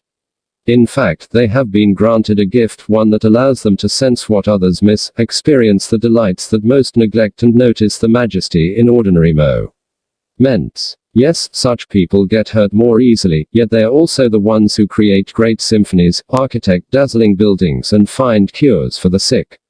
Tolstoy once noted that only people who are capable of loving strongly can suffer great sorrow, while the Sufi poet Rumi wrote, "You have to keep breaking your heart until it opens." The artist seemed to personify these insights. "Nope. Totally serious, dudes," the homeless man said enthusiastically. "I have a house not far from a village called Solitude. And believe me, they named it accurately. It's only when you get away from the noise and nuisance and be in quiet and tranquility that you remember who, and all, you're truly meant to be. Just say yes to life. And let's do this." Like the guru on the platform said, a magic will show up for you the more you start exploiting the terrific opportunities that appear along your path, seemingly by accident. You can't win a game you don't play, right?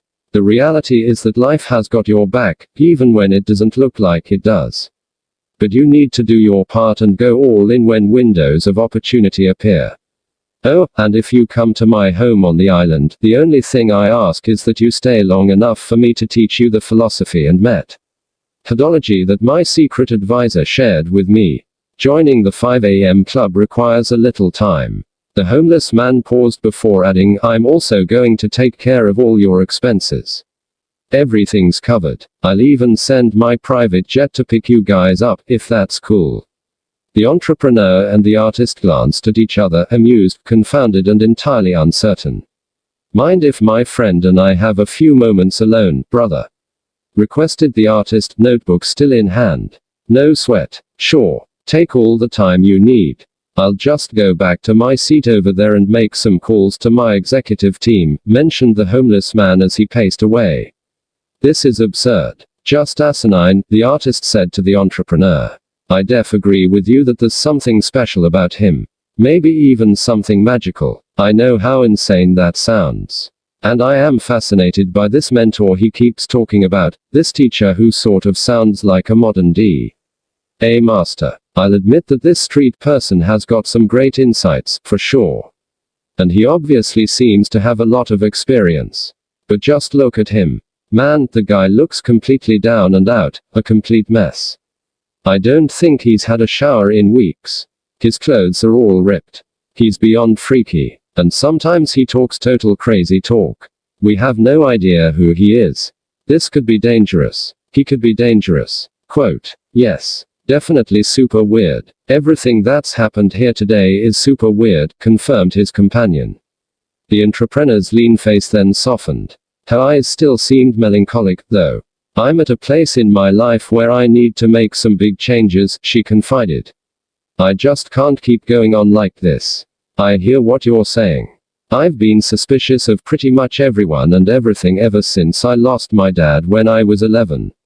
A daughter growing up without a father is incredibly scary. To be honest, I still carry a lot of the emotional trauma with me. I think of him every day. I've had some bad intimate relationships. I've struggled a lot with low self-worth and made some horrible choices in the relationships I've had.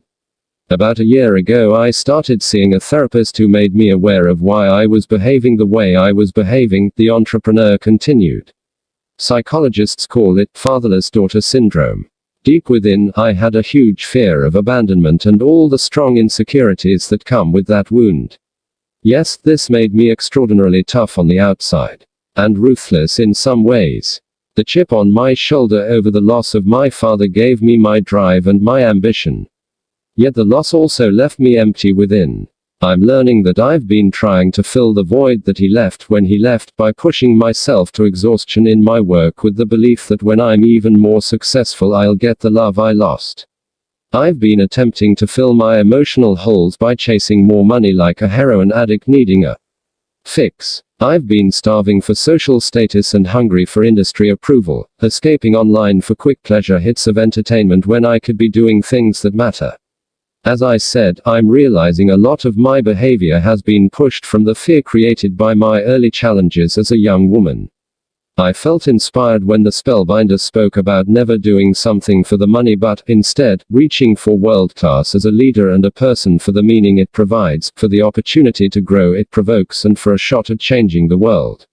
His words made me feel so hopeful. I want to live in the way he spoke of, but I'm nowhere near that place now. And recently, what's happened at my company pushed me to the edge. I'm really not doing well at life right now. I only came to this meeting because my mom gave me a free ticket. And I'm so desperate for a change. The entrepreneur took a deep breath.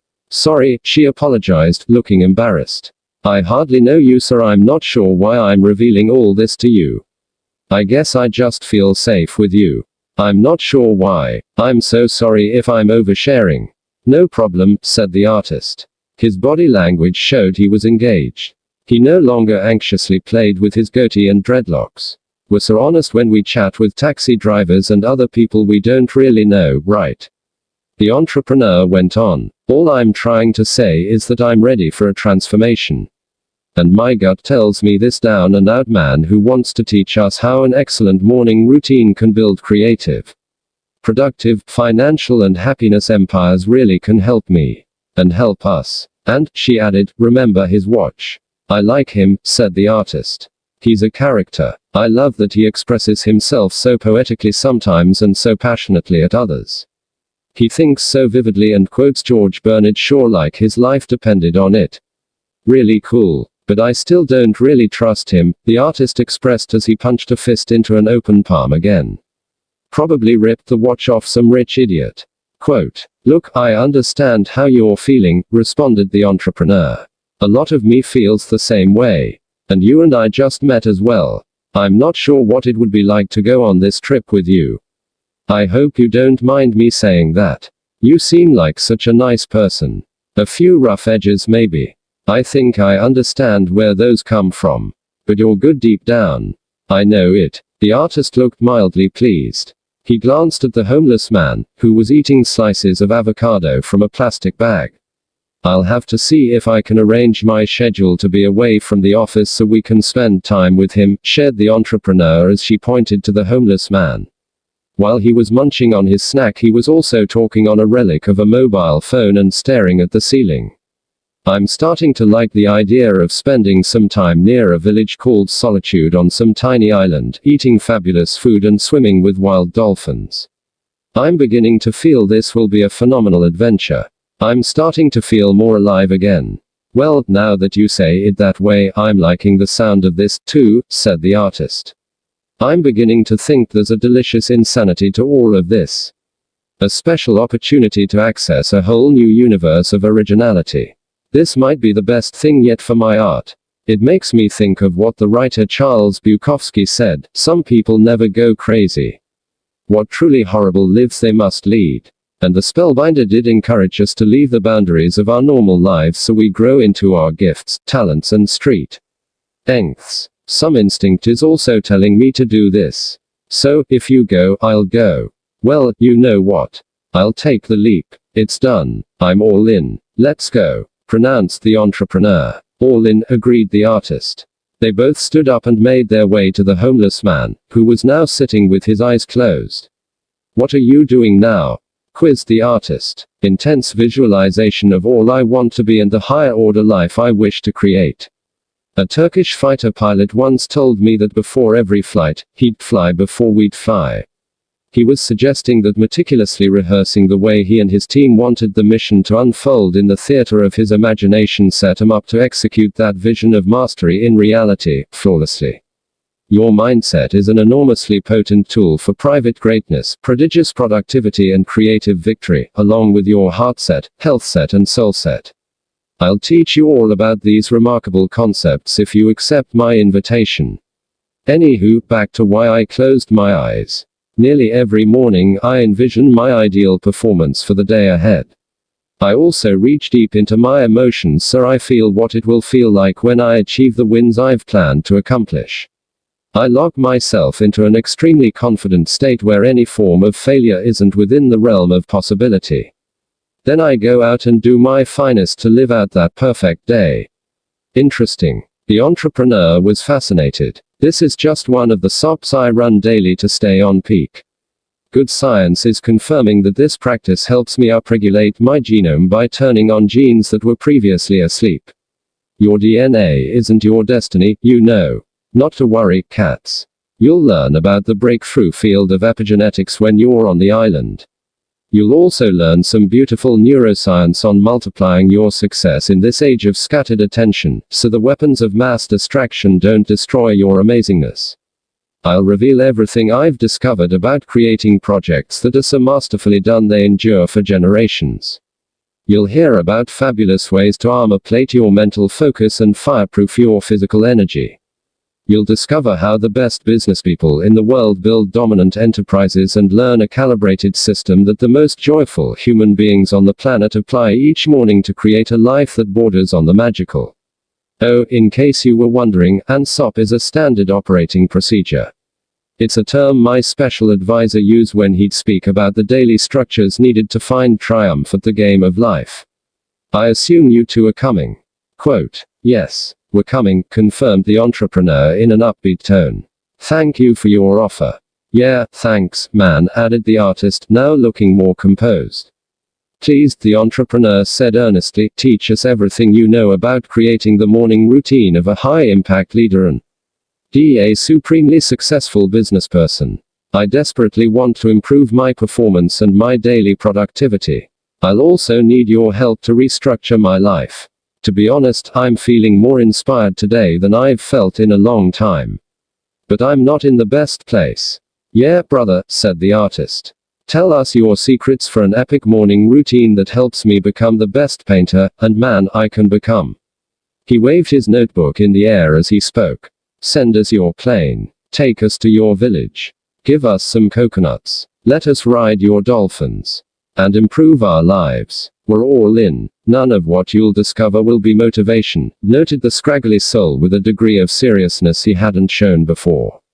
All of this will definitely be about transformation.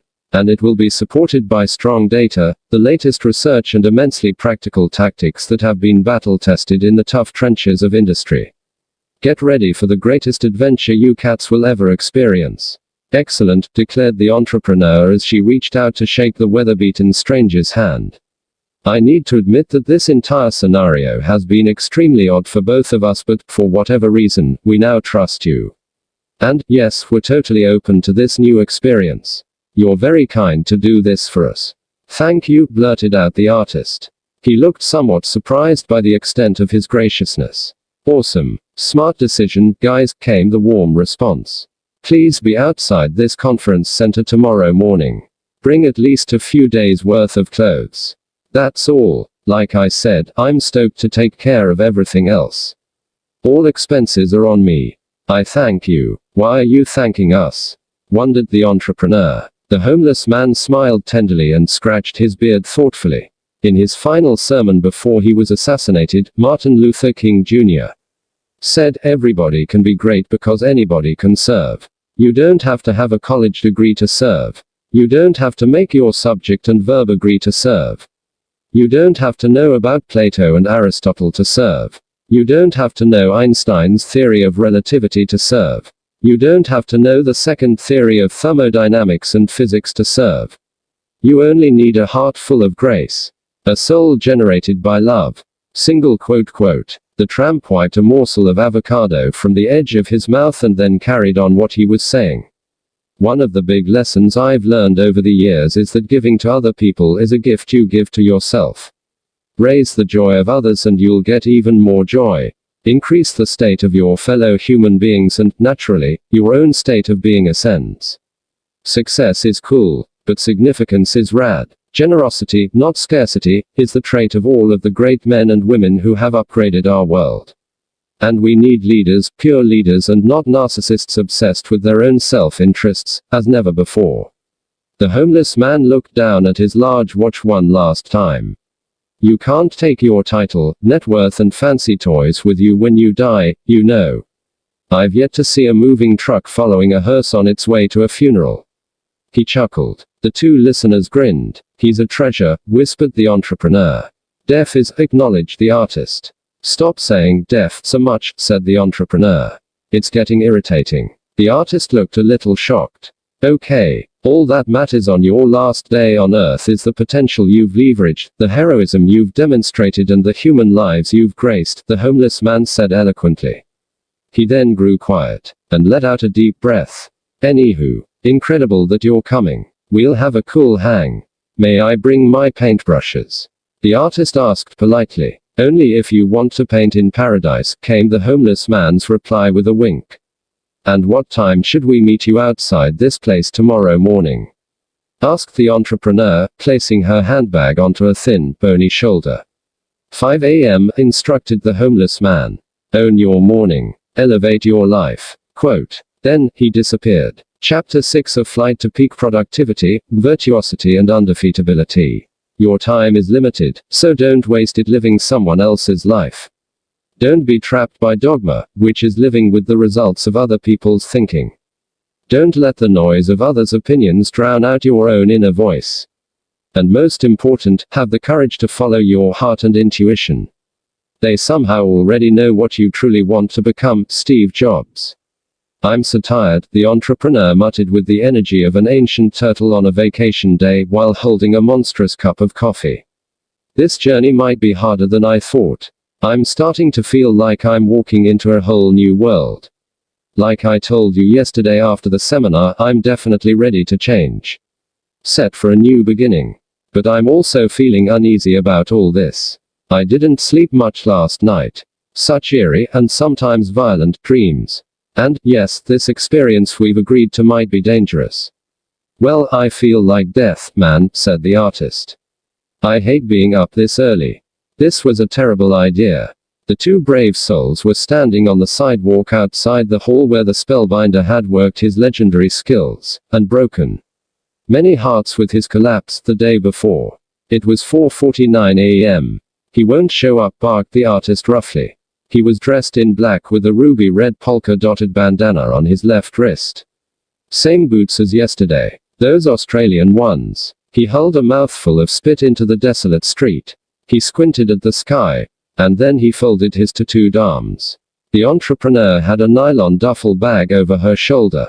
She styled a silk blouse with bohemian sleeves, designer blue jeans and a pair of sandals with high heels, the kind you see off-duty supermodels with sunglasses the size of Greek island sunsets wearing. Her lips were scrunched together and the lines on her face were arrayed in a series of interesting intersections. "I'd bet the homeless man's a no-show," she said with a sneer. "I don't care about his watch.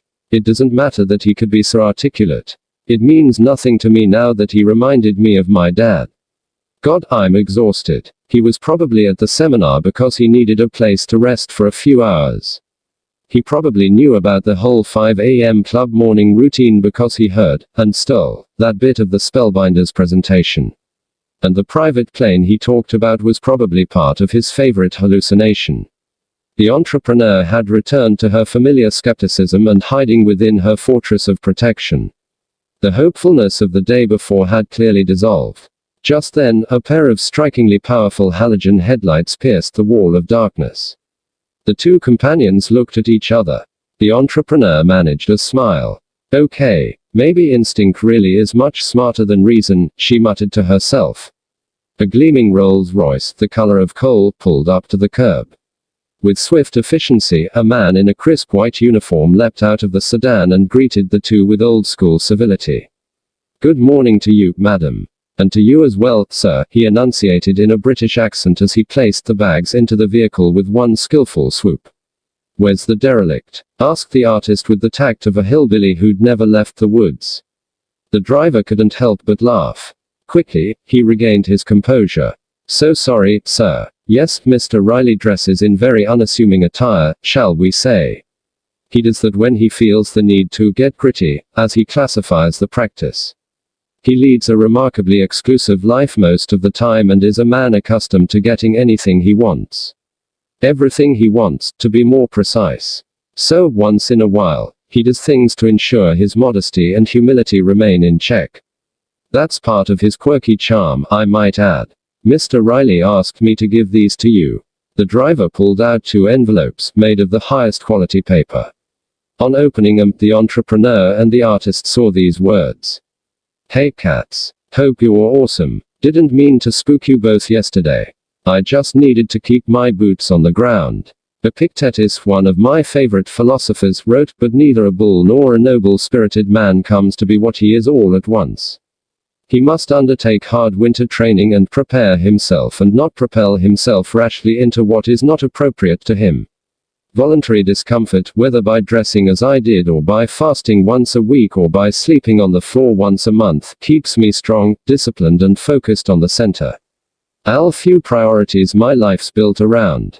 Anywho, have a tremendous flight, and I'll see you in paradise soon.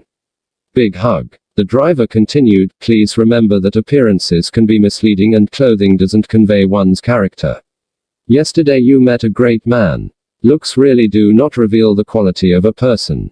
I guess neither does shaving," proclaimed the artist, kicking a black boot against the shiny Rolls-Royce symbol at the center of one of the wheels.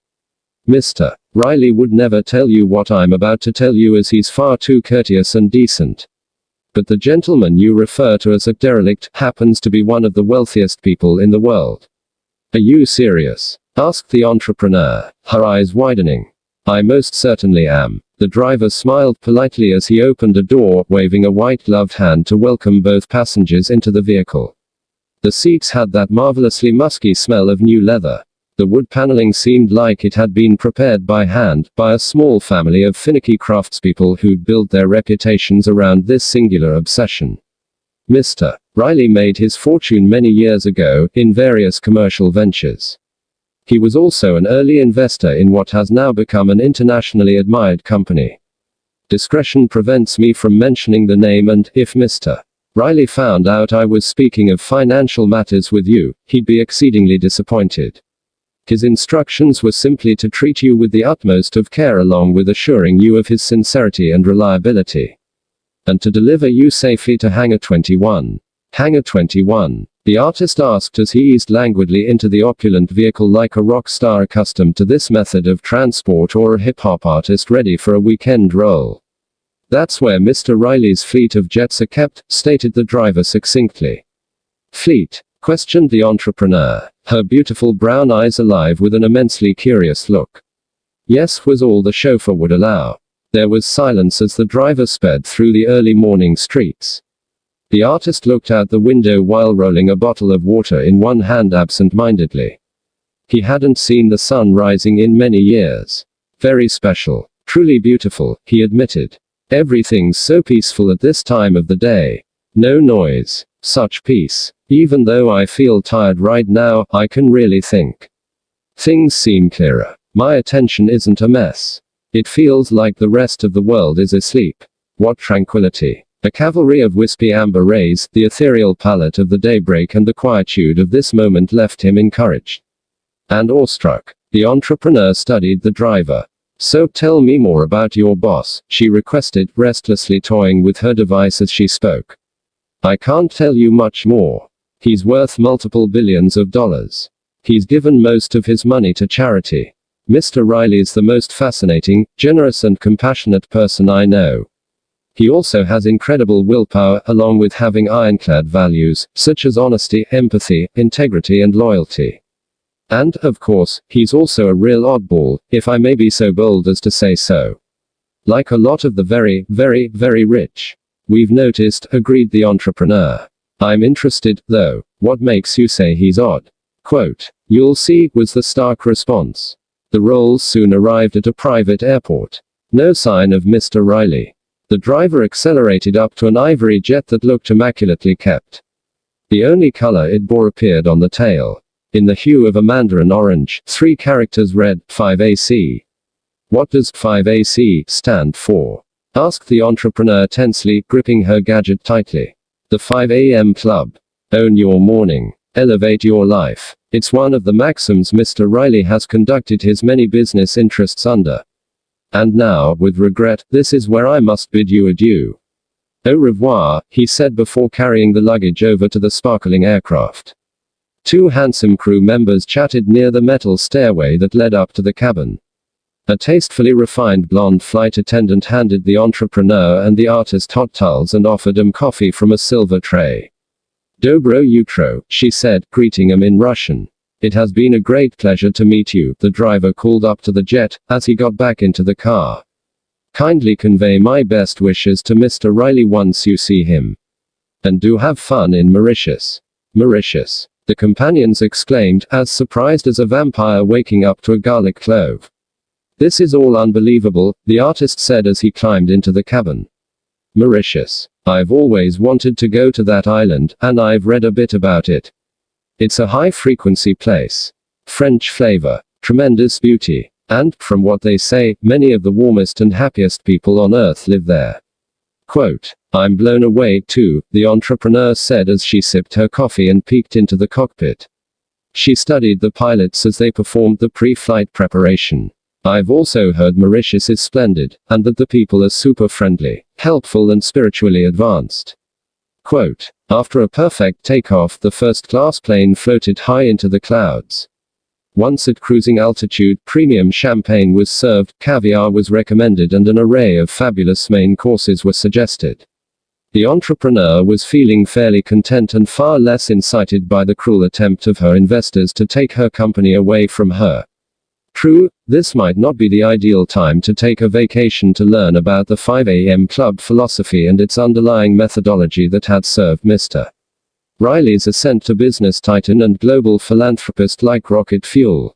Or perhaps this was the perfect time to get away from her usual reality to discover how the most successful, influential and joyful people on the planet start the days. After sipping on some champagne, the entrepreneur watched a movie. She then fell into a deep sleep. The artist had a book called Michelangelo Fiorentino e Raphael da Urbino, Masters of Art in the Vatican. He read it for hours. You can just imagine how happy he felt. The jet made its trajectory over a number of vast continents and above varied terrain. The flight was meticulously conducted, and the landing was as fluid as the overall experience was fine. Bienvenue au Morris, announced the captain over the public address system as the aircraft taxied along the freshly paved runway. Merci beaucoup. Welcome to Mauritius and Circe Wusaga Ramgoolam International Airport, he continued, speaking his words with the well-earned confidence of someone who had spent most of his life in the sky. It's been a privilege having you two VIPs with us. We'll see you again in several days, from what Mr. Riley's personal assistant has informed us of your itinerary. Thank you once again for flying with us, and we trust that the journey was elegant, excellent, and above all else, safe. A polished black SUV glittered on the tarmac as the flight attendant escorted her special passengers off the plane and into the humming vehicle. Your luggage will follow shortly. Not to worry, it shall be delivered to your guest rooms at Mr. Riley's seaside estate. Spaceover, she added in a graceful tone and with an earnest wave. This is Sir List, observed the entrepreneur as she happily snapped some selfies, uncharacteristically pouting. Like a fashionista. Deaf, replied the artist, as he photobombed her, sticking out his tongue like Albert Einstein did in that famous photo that betrayed his seriousness as a scientist and revealed his undiminished childlike sense of wonder. As the Range Rover rolled along the highway, tall stalks of sugarcane swayed in the fragrant breezes blown by the Indian Ocean. The quiet chauffeur wore a white cap, the kind you see bellmen at five-star hotels wearing, and a well-pressed dark gray uniform that hinted at an understated yet refined professionalism. He never missed slowing down when the speed limit descended and ensuring his signal light was on whenever a turn was to be made. Though it was evident that the man was older, he moved the vehicle along the roadway with the precision of a young apprentice dedicated to becoming the absolute best. Through the drive, his focus remained transfixed on the pavement ahead, in a sort of trance designed to keep his passengers secure yet deliver them to the destination with a smooth efficiency. They passed through some tiny villages that had a timeless feel. Bougainvillea lined the streets, wild dogs with king of the road demeanors stood at the meridian line, confronting the SUV in a deadly game of chicken, and children played on small grassy lawns with thoughtless abandon. Roosters could be heard shrieking from time to time, and old men in basic woolen hats with tooth-missing mouths and chestnut-colored skin Saturday on weather-beaten wooden chairs. They looked like they had too many hours to pass in the day, at once tired from life's hardships and yet wise from days fully lived. Choirs of upbeat birds sang melodically while colorful butterflies seemed to be fluttering everywhere. In one tiny community the SUV snaked through, a skinny boy with legs that appeared too long for his body pedaled a banana bike with a seat that was set too high on its creaky metal frame. In another, a group of teenage girls in tank tops, surf shorts and flip-flops shuffled along the narrow but attentively maintained road, following a man in army green cargo shorts wearing a t-shirt that had the No. 1 flame grilled chicken printed on the back of it. Everything seemed to move on island time.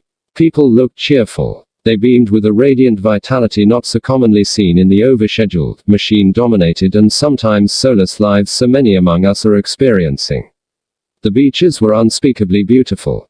The gardens were entirely glorious. And the entire Gauguin-looking scene was draped by a series of mountains that looked like they'd been carved by a 16th-century Florentine sculptor. See that structure up there?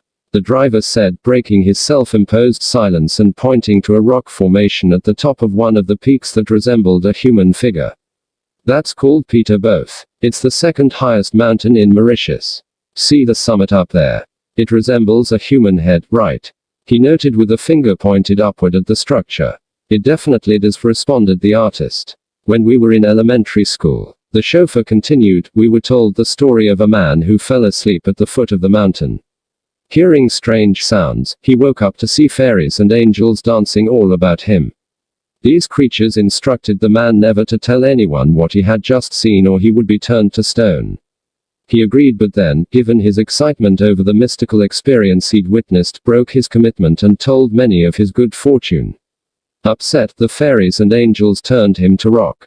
And his head swelled to such a degree it rose to sit at the peak of the majestic mountain you both are looking at now, reminding everyone who sees it to keep the promises and honor their word. The SUV meandered past another community. Music played from a small loudspeaker on a front porch as 2 teenaged boys and 3 teenaged girls with white and pink flowers in their hair danced gleefully. Another dog barked modestly in the background. Great story, noted the entrepreneur. Her window was open, and her wavy brown hair flitted in the wind. Her usually lined face now appeared completely smooth. She enunciated her words more slowly now. An unprecedented peacefulness emerged from her voice. One of her hands rested on the seat, not so far from where a hand of the artist, which bore finely etched tattoos on its middle and index fingers, lay. Mark Twain wrote, Mauritius was made first, and then heaven, and heaven copied Mauritius, the driver shared, now warming up after being somewhat steely. He beamed as proudly as a president on Inauguration Day after saying what he just said. Never seen anything like this, the artist said, his goth meets angry man hostility now replaced with a more untroubled, carefree and relaxed demeanor. And the vibe I feel here is stirring something deeply creative inside of me. Quote. The entrepreneur glanced at the artist for a little longer than was politely acceptable. Then she looked away out at the sea. Though reluctant, she couldn't help but smile gently. The driver could be heard whispering into the SUV's speakerphone, 5 minutes away. Then he handed each of his passengers a handcrafted tablet that seemed made of gold. Please study these, he told them. Engraved, finely, in the apparently precious metal were 5 statements. Here's what the tablets looked like. Rule 1. An addiction to distraction is the end of your creative production. Empire makers and history creators take 1 hour for themselves before dawn, in the serenity that lies beyond the clutches of complexity, to prepare themselves for a world-class day. Rule 2. Excuses breed no genius. Just because you haven't installed the early rising habit before doesn't mean you can't do it now. Release your rationalizations and remember that small daily improvements, when done consistently over time, lead to stunning results. Rule 3. All change is hard at first, messy in the middle and gorgeous at the end. Everything you now find easy you first found difficult. With consistent practice, getting up with the sun will become your new normal. And automatic. Rule 4. To have the results the top 5% of producers have, you must start doing what 95% of people are unwilling to do. As you start to live like this, the majority will call you crazy. Remember that being labeled a freak is the price of greatness. Rule 5. When you feel like surrendering, continue, triumph loves the relentless. The vehicle slowed to a crawl as it passed an orderly row of faded white beach houses. A compact pickup truck was parked in the dusty driveway of one house. Dive gear was strewn across the front yard of another. In front of the last house, a gaggle of kids played in a yard, laughing hysterically as they enjoyed the game. The ocean appeared, both greenish and bluish with foam-topped waves making sharshing sounds before colliding with the sandy shore. The air now smelled a marine life smell, yet sweet like nectar with unexpected cinnamon hints blended into it. On a wide planked dock, a thin line of a man with a Santa Claus beard and rolled-up khakis fished barefoot for his family's dinner. A motorcycle helmet was perched on his old head.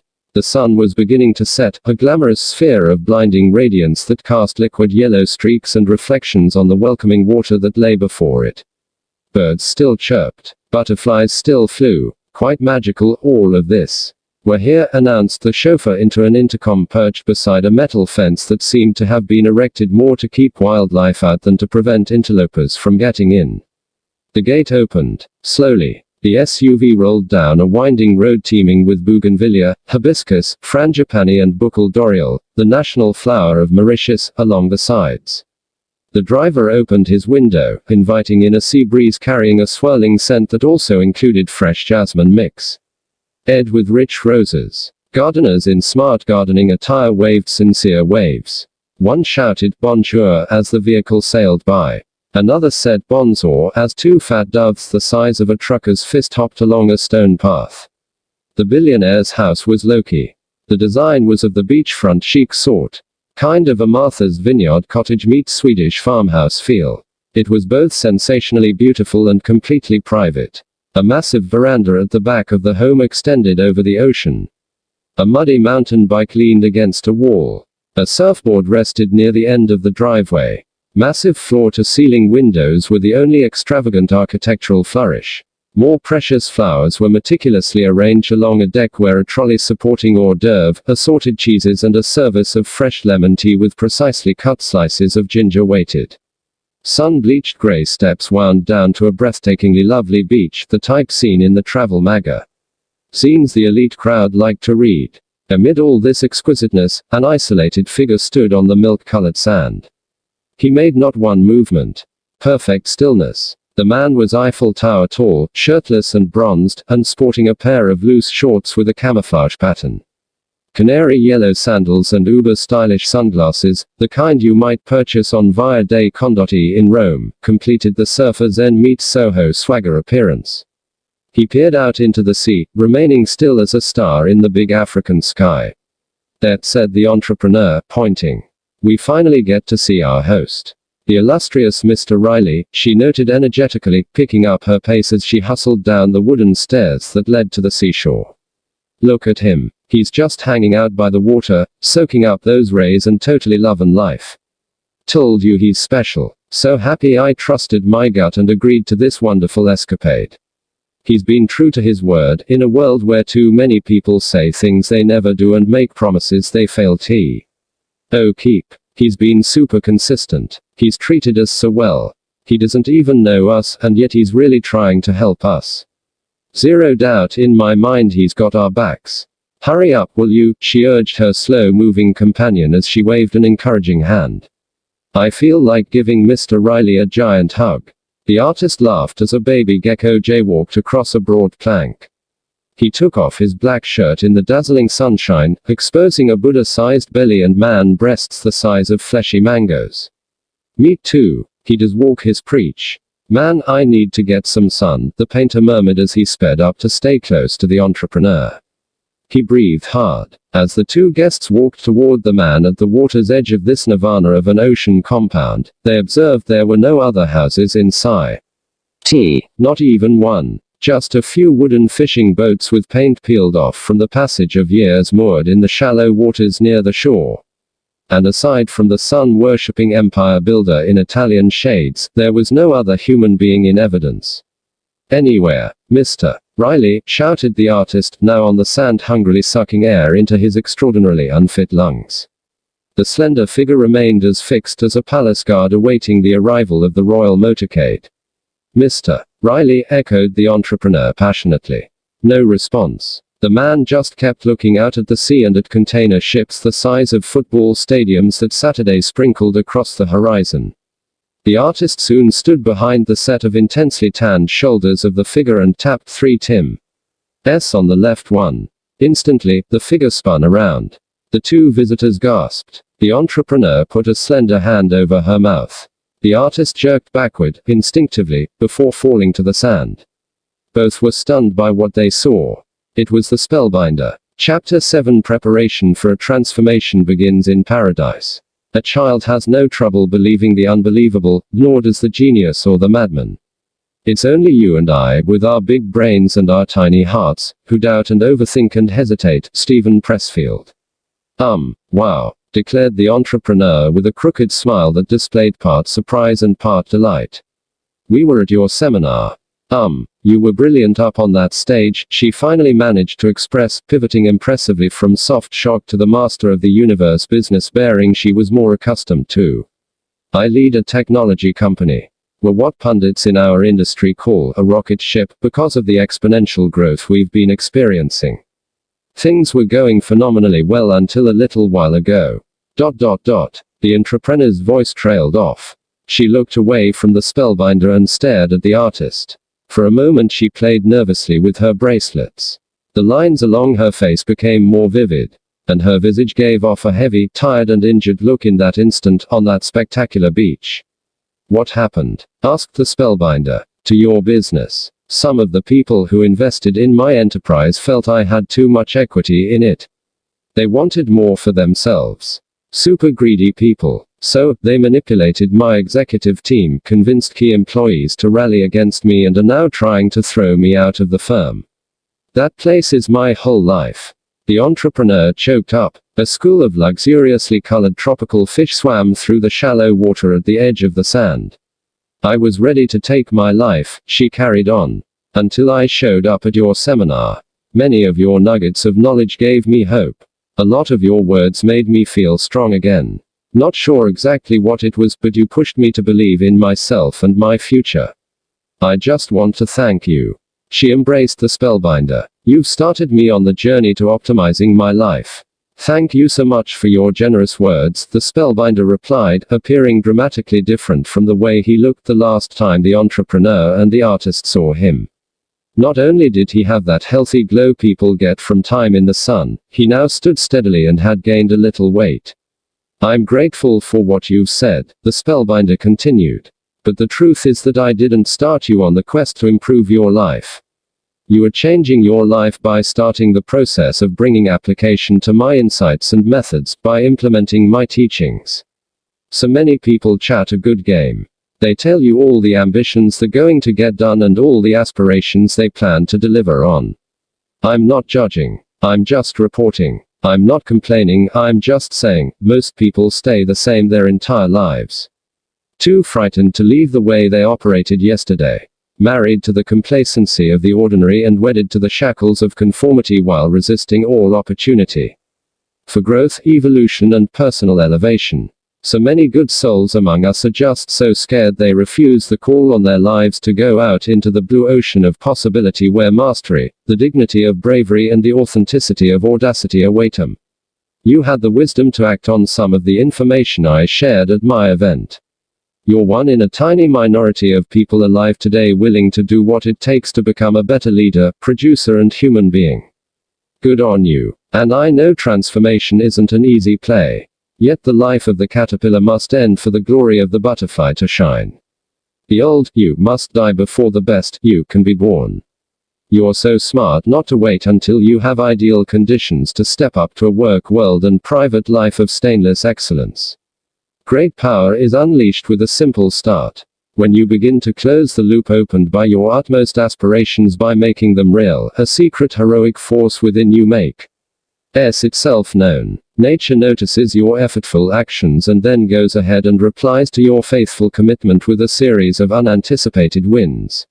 Your willpower heightens, your confidence climbs, and your brilliance soars. A year from now, you'll be so happy you began today. Thank you, said the entrepreneur. I heard a man say he needed to lose weight before he could start running.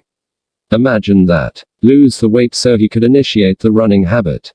That's like a writer who waits for inspiration to begin the book, or the manager who waits for a promotion to lead the field, or a startup that waits for full funding before launching a status quo disrupting product.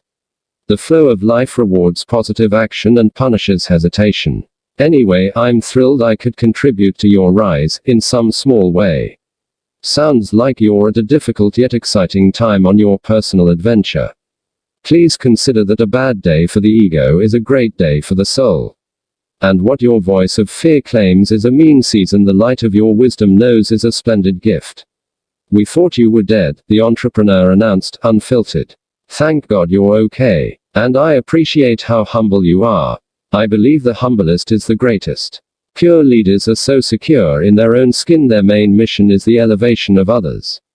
They have such self-respect, joyfulness and peacefulness within themselves that they don't need to advertise the success to society in a feeble attempt to feel a little better. I should also say, if I may, that there's a big difference between real power and fake power, the spellbinder explained, dropping even deeper into the guru mode that had made him so famous worldwide. Our culture tells us to pursue titles and trinkets, applause and acclaim, money and mansions. All that's fine, it truly is, so long as you don't get brainwashed into defining your worth as a human being by these things. Enjoy them, just don't get attached to them. Have them, just don't base your identity around them.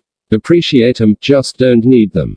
These are only forms of fake power our civilization programs us to believe we must pursue to be successful and serene.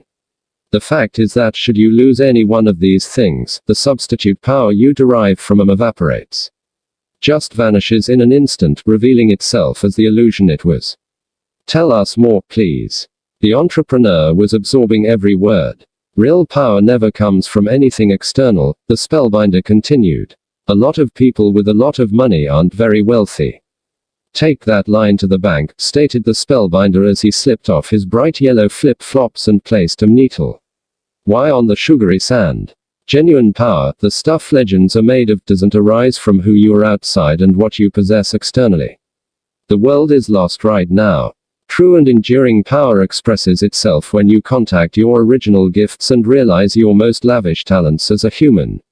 I should also say real riches come from living by the noble virtues of productivity, self-discipline, courage, honesty, empathy and integrity, as well as being able to lead your days on your own terms versus blindly following the sheep that so many in our sick society have been trained to become. Sheeple is what too many people now are. The excellent news is that this kind of power I speak of is available to anyone alive on the planet today. We might have forgotten and disowned this form of potency we have as life has hurt, disappointed and confused us. But it's still there waiting for us to build a relationship with it and develop it. All of the great teachers of history owned very few things, you know. When Mahatma Gandhi died, he had about 10 possessions, including his sandals, a watch, his eyeglasses and a simple bowl to eat from. Mother Teresa, so prosperous of heart and rich with the authentic power to influence millions, died in a tiny room containing almost no worldly goods. When she'd travel, she'd carry all her things in a white cloth bag. Quote, "Why do so many of the heroes of humanity have so little?" asked the artist, now relaxing on the sand. Because they've reached a level of individual maturity that allowed them to see the futility of spending the days chasing objects that count for nothing at the end. And they had cultivated the characters to such a degree that they no longer had the common need of most to fill the holes within themselves with distractions, attractions, escapes and luxuries. The more their appetite for superficial possessions dematerialized, the more hungry they became for substantial pursuits like honoring the creative vision, expressing their inherent genius and living by a higher moral blueprint. They viscerally understood that being inspirational and masterful and fearless are all inside jobs. And once true power is accessed, external substitutes pale in comparison to the feelings of fulfillment this treasure provides. Oh, and these heavyweights of history, as they discovered the supreme natures, also came to realize that one of the primary aims of a wonderfully crafted life is contribution, impact, usefulness, helpfulness. What business builders might call unlocking stakeholder value. Like I suggested at my seminar before I fell, to lead is to serve. The philosopher Rumi made the point much more brilliantly than I ever could when he observed, "Give up the drop, become the os." And, "Thanks for sharing," offered the entrepreneur sincerely, sitting down next to the artist on the sand and placing one of her hands carefully only a short distance away from one of his. "It's good to see you're doing better," mentioned the artist, his boots now off. He was sockless. As he basked in the strong rays like a sunbathing cat, he asked, "What the heck happened to you anyway?" "Exhaustion," confided the spellbinder. "Too many cities. Too many airplanes. Too many media appearances. Too many presentations. I just ground myself down in pursuit of my mission to help people accelerate their leadership, activate the gifts and become heroes of their lives. I know better." The spellbinder then pulled off his sleek sunglasses and extended a hand to his two students. "It's a great pleasure to meet you both." "You too, brother," the artist replied. "Your work has helped me make it through some tough times." As the artist spoke these words, he spotted a catamaran overflowing with festively dressed tourists whizzing along in the distance. Another school of fish, called capitains, could be observed swimming busily in the clear water. The spellbinder spied them, smiled broadly and then continued. "You must be wondering why I am here," he stated. "True," said the entrepreneur as she took off her shoes and twisted her feet into the white sand alongside her companion. "Well, I've been advising Mr. Riley since he was a 33-year-old man. All pro athletes have peak performance coaches, and so do all extraordinary business people. You just can't get to iconic alone. He was starting out when we met, but even then he understood that the more one learns, the more one can achieve. Growth is the real sport that the best play, every day. Education truly is inoculation against disruption. And as you become better you will have better, within all arenas of your life. I call this the 2x 3x mindset, to double your income and impact, triple your investment in two core areas, your personal mastery and your professional capability." Quote, "Love it," the artist said as he scratched his flabby belly. Then he picked at a decrepit toenail. "Mister, Riley understood early on that to rise to world class, you need world class support. We've become fantastic friends over the years. We've shared tremendous joys together, like 5-hour-long lunches with palm heart salad, fresh grilled prawns and excellent French wine here on this private beach of his. The spellbinder stretched his arms into the air. He looked over at the mighty mountains. He remained silent for a few moments. And we've experienced deep sorrows together as well, like the time my buddy got sick with cancer just after his 50th birthday. He appeared to have everything a man could desire. But without his good health, he realized he had nothing. That one changed him. Health is the crown on the well person's head that only the ill person can see, you know. Or as one tradition says, when we are young we sacrifice our health for wealth, and when we grow old and wise we realize what's most important, and become willing to sacrifice all our wealth for even one day of good health. You never want to be the richest person in the graveyard, you know. He beat it though, the spellbinder quickly added, staring at the noisy tourists partying on the catamaran. Just like he defends himself against everything that tries to defeat his dreams. Stone's an amazing guy. I love him like a brother. Well, look, it really has been good to meet you both, the spellbinder continued. I heard you were coming. Mr. Riley's tremendously excited to share what he promised he'd share with you about reaching maximum productivity, sustaining exceptional performance and creating a life you love by coding in a superior morning routine. I'm pleased he's paying it forward and sharing what I, as his mentor, taught him. You'll love all the insights and learning models that will soon be coming your way. The 5 a.m. club will be revolutionary for you both. I know it sounds strange and unbelievable, but being exposed to the methodology Stone is about to teach you will cause outstanding shifts deep within you. Just being around the information will awaken something special in you. The spellbinder put on his chic sunglasses. Anyway, Mr. Riley asked me to tell you to make yourselves at home here over the next few days. You won't see a lot of me because I'll be snorkeling, sailing and fishing most of the time. Fishing is one of the things I most love to do in life. I come down to Mauritius not only to coach the great and kind soul you'll soon meet, I show up here to regenerate and get away from this overcomplicated world of ours, flush with so many difficulties, damaged economies, saturated industries and environmental decays, just to mention a few of the factors that threaten to bring down our creativity, energy, performance and happiness. I show up here to renew and refuel. Elite production without quiet vacation causes lasting depletion. Rest and recovery isn't a luxury for anyone committed to mastery, it's a necessity. I've taught that principle for many years, yet I forgot it myself, and paid the price at the event. I've also learned that inspiration gets fed by isolation, away from the ceaseless digital diversion and mindless overcommunication that dominates the hours of the majority these days. And know too that your natural genius presents itself when you're most joyful. We get our ideas that change the world when we're rested, relaxed and filled with delight. This tiny spot in the Indian Ocean helps me reaccess my best. It's also a genuine sanctuary of safety, staggering beauty and awesome gastronomy, with affectionate people who still wear their hearts on their sleeves. I just adore the Mauritians. Most still have an appreciation for the wonders of life's simplest pleasures.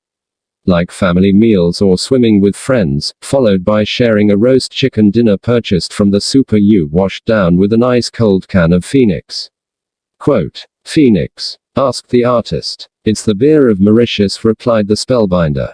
And I must say that I always leave the island 100 times stronger, faster, scented and fired up. I really work hard in my everyday life. I hope this doesn't sound like vanity, but I care so much about uplifting society and am so committed to doing my part to reduce the greed, hatred and conflict in it. Coming here remakes me, reconnects me to what's important. So I can go back and work for the world. We all work for the world, you know. Anyway, you two have fun, okay? And thanks again for coming to my seminar and for your positive words. They mean more to me than you could ever know. Anyone can be a critic. Takes guts to be an encourager. Being a high-impact leader never requires being a disrespectful person. I wish more leaders understood this principle. Oh, one last thing, the spellbinder added as he flicked some sand off his camouflage-patterned surf shorts. What? Asked the entrepreneur in a respectful tone. Please be here on the beach tomorrow morning. Your training will begin then. Sure, agreed the entrepreneur. What time? 5 a.m. came the reply. Own your morning. Elevate your life. Chapter 8 The 5 a.m. Method, the morning routine of world builders. It is well to be up before daybreak, for such habits contribute to health, wealth and wisdom. Aristotle. Welcome to the 5 a.m. club. The billionaire bellowed as he bounded down the steps from his seaside home. Bonjour. That's Creole for good morning. You're right on time. I love it. Punctuality is the trait of royalty. At least it is in my playbook. Stone Riley's my name, he declared as he graciously extended a hand to greet his two guests. The tattered old clothes had been replaced with a black pair of trimly cut running shorts and a pristine white t-shirt with the line, "No idea works until you do the work, EMB." Lasoned on it. He was barefoot and cleanly shaven, seemed extremely fit and sported a wonderful suntan, all of which made him look many years younger than he had appeared at the seminar. On his head he wore a black baseball cap turned backward. His green eyes were still uncommonly clear, and his smile was astonishingly radiant. Yes, there was something exceedingly special about this man, as the entrepreneur had sensed. A white dove hovered over the tycoon, floating in the air for about 10 seconds as if suspended by magic. Then it flew off. Can you imagine this? It was a miraculous thing to see. Let me give you two a hug, if you don't mind, the billionaire enthused, wrapping his long arms around the entrepreneur and the artist at the same time, without waiting for a reply. God, you have courage. Yes, you do, he mused. You trusted a disheveled old man. A total stranger. I know I looked like a vagrant the other day. Hey, it's not that I don't care about how I look. I just don't care that much about how I look, he said as he laughed at his own lack of self-consciousness. I just like to keep things real. Nice and simple. Completely authentic. Makes me think of that old insight, having lots of money doesn't make you different. It just makes you more of who you were before you made the cash. Quote. The billionaire peered out into the ocean and allowed the early rays of a fresh dawn to wash over him. He closed his eyes and inhaled deeply. The contours of his chiseled abdominal muscles were noticeable through his t-shirt. Next, he pulled a flower from the back pocket of his black shorts. Neither the entrepreneur nor the artist had ever seen a flower like this one. And it wasn't at all damaged from being in the billionaire's pocket. Strange. Flowers are very important to anyone serious about creating magic in their work and private lives, spoke the mogul as he sniffed the petals. Anywho, I wanted to mention that my father was a farmer. I grew up on a farm, before we moved to Southern California. We fought simple, spoke simple, ate simple and lived simple. You can take the boy out of the country, you know, but you can't take the country out of the boy, he added, expressing an enthusiasm that was contagious while his sights were riveted on the magnificent sea. The entrepreneur and the artist thanked the billionaire profusely. They explained that their adventure so far had been phenomenal and mentioned sincerely that the island and his exclusive beach were more beautiful than anything they had previously seen. Utopia, isn't it? Said the billionaire as he put on his sunglasses. I am blessed, that's for sure. I'm so glad you cats are here. So, was it your father who got you into the habit of getting up with the sun? Asked the artist as they strolled along the water's edge. A tiny crab raced by while 3 butterflies ascended above. Stunningly, the billionaire started twirling around like a whirling dervish. While he spun, he began to shout these words, I would have it inscribed on the curtains of your chamber. If you do not rise early you can make progress in nothing. What are you doing? Questioned the entrepreneur. It's an excellent quote from William Pitt, the Earl of Chatham. For some reason I just felt the need to share it right now. Anywho, let me answer the question about my father, the billionaire said awkwardly. Yes and no. I watched him rise early every morning of my childhood. As with any good routine, he did it so many times that it became impossible for him not to do it.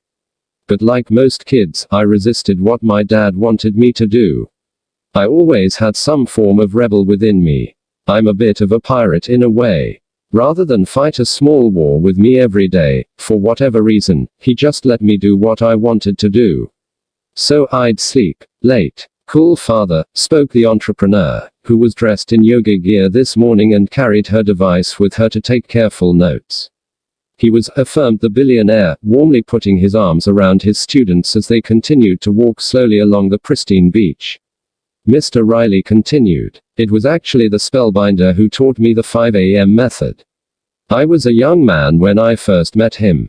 I'd just launched my first company. I needed someone to guide me, challenge me and develop me as an entrepreneur, a peak achiever and as a leader. Everyone said he was the best executive coach in the world, by far. He had a 3-year waiting list. So I called him every day until he agreed to become my mentor. He was pretty young back then, too. But his teachings had a depth of wisdom, a purity of power and an ingenious impact that was remarkably advanced for his age. And the early rising discipline helped. The artist broke in. The billionaire smiled at the artist. And stopped walking. It was the one practice that changed, and elevated, every other practice. Researchers now call this kind of a core behavior that multiplies all your other regular patterns of performing, a keystone habit. Wiring it in as a profound neural pathway took some effort, a little suffering along the way and the strongest commitment I had in me. I'll be honest with you, there were days during the process of automating this routine that I was cranky, days when my head pounded like a jackhammer and mornings when I just wanted to keep sleeping. But once I locked and loaded getting up at 5 a.m. regularly, my days grew consistently, and vastly better than anything I've ever experienced. How? Both listeners wondered aloud, in unison. The entrepreneur touched one of her fingers on the artist's arm affectionately, as if to suggest they were together in this experience, that they were now a team and that she had his best interests at heart. The artist locked his eyes onto hers. A gentle grin emerged. The billionaire went on, in this time of exponential change, overwhelming distractions and overflowing schedules, getting up at 5 a.m. and running the morning regime the spellbinder taught me was my antidote to average. No more rushing in my morning. Imagine what that alone does for the quality of your day. Starting your day luxuriating in the quietude only the early morning provides. Beginning your day feeling strong and centered and free. I found that my mind became dramatically more focused as the days progressed. Every great performer, whether we're talking about a championship athlete, a top-tier executive, a celebrated architect or a revered cellist, has developed the ability to concentrate on optimizing their particular skill for long, uninterrupted periods of time. This capability is one of the special factors that allows them to generate such high-quality results in a world where too many people dilute the cognitive bandwidth and fragment their attention, accepting poor performances and ordinary achievements while leading lives of disappointing mediocrity. I definitely agree, indicated the artist. It's rare to see someone focus on their art for many, many hours in a row these days. The spellbinder was right when at his session he called people addicted to the devices, cyber zombies. I see them every day. It's like they're not real human beings anymore. More like robots, glued to the screens. Not present, and half alive to life. I hear you, said the billionaire. Protection from distraction is precisely how you need to work if you're serious about dominating your field and winning at your craft. Neuroscientists call this peak mental state we're speaking of, where our perception becomes heightened and our availability to original ideas rises and we access an all-new level of processing power, flow. And rising at 5 a.m. promotes the flow state gorgeously. Oh, and by getting up at before daybreak, while almost everyone around you is asleep, my creativity also soared, my energy definitely doubled, my productivity surely tripled, my ... Quote. You're serious? The entrepreneur interrupted, unable to contain her fascination with the idea that a simple shift toward a bespoke morning routine could reorder a human life so completely. Absolutely. Honesty has been one of my core convictions for all my years in business. Nothing beats going to sleep early each night with an unspoiled conscience and a mess-free heart. That's part of my farm boy nature, I guess, observed the billionaire. Abruptly, the entrepreneur's phone signaled the arrival of an urgent incoming message. So sorry. I told my team not to call me here. I was clear with them. I can't imagine why they're bothering me now, she said as she looked down at the screen. In all caps, the following stark words appeared. Leave the company. Or else you die. The entrepreneur fumbled with her phone. Then she accidentally dropped it into the sand. Soon she was gasping for air. What happened? The artist asked quickly, sensing trouble.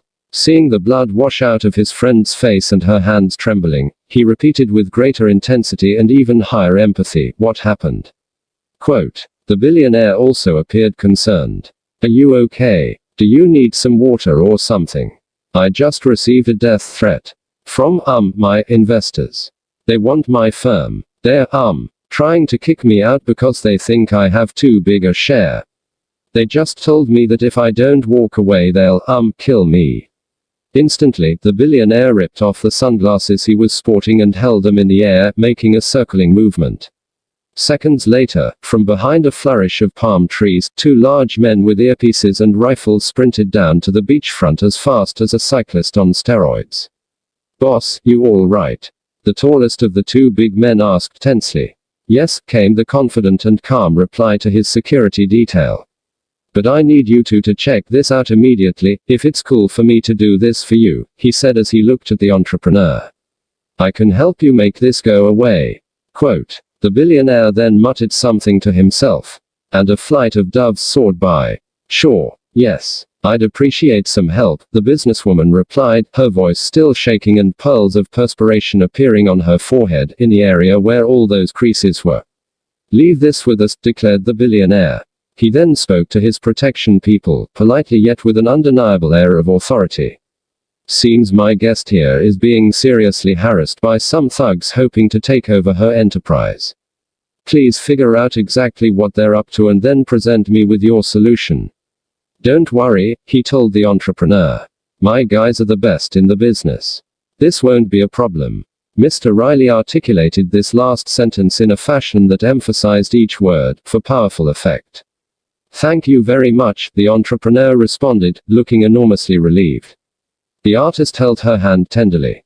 Okay, if I continue, the billionaire requested as the sun rose higher into the glamorous tropical sky. His guests nodded. An attendant, impeccably attired, emerged from a hut that sat a day higher up on the beach. It was painted green with white trim. Soon, the aide was serving the richest, most delicious coffee the entrepreneur and the artist had enjoyed in their lives. Fantastic cognitive enhancer when consumed in moderation each morning, expounded the billionaire as he sipped away. And it's packed with antioxidants, so coffee also slows aging. Anywho, where were we? I was telling you about the awesome benefit that flowed to me after I joined the 5 a.m. club and ran the morning methodology the spellbinder revealed to me. It's called the 20-20-20 formula, and trust me, once you learn this concept alone and then apply it with persistency, your productivity, prosperity, performance and impact will increase exponentially. I can't think of another ritual that has contributed to my success and well-being as much. I'm exceedingly low-key about what I've been able to accomplish in my business career. I've always viewed bragging as a major defect of character. The more powerful a person truly is, the less they need to promote it. And the stronger a leader is, the less they need to announce it. The spellbinder spoke a bit about what you've been able to achieve, offered the entrepreneur, now low.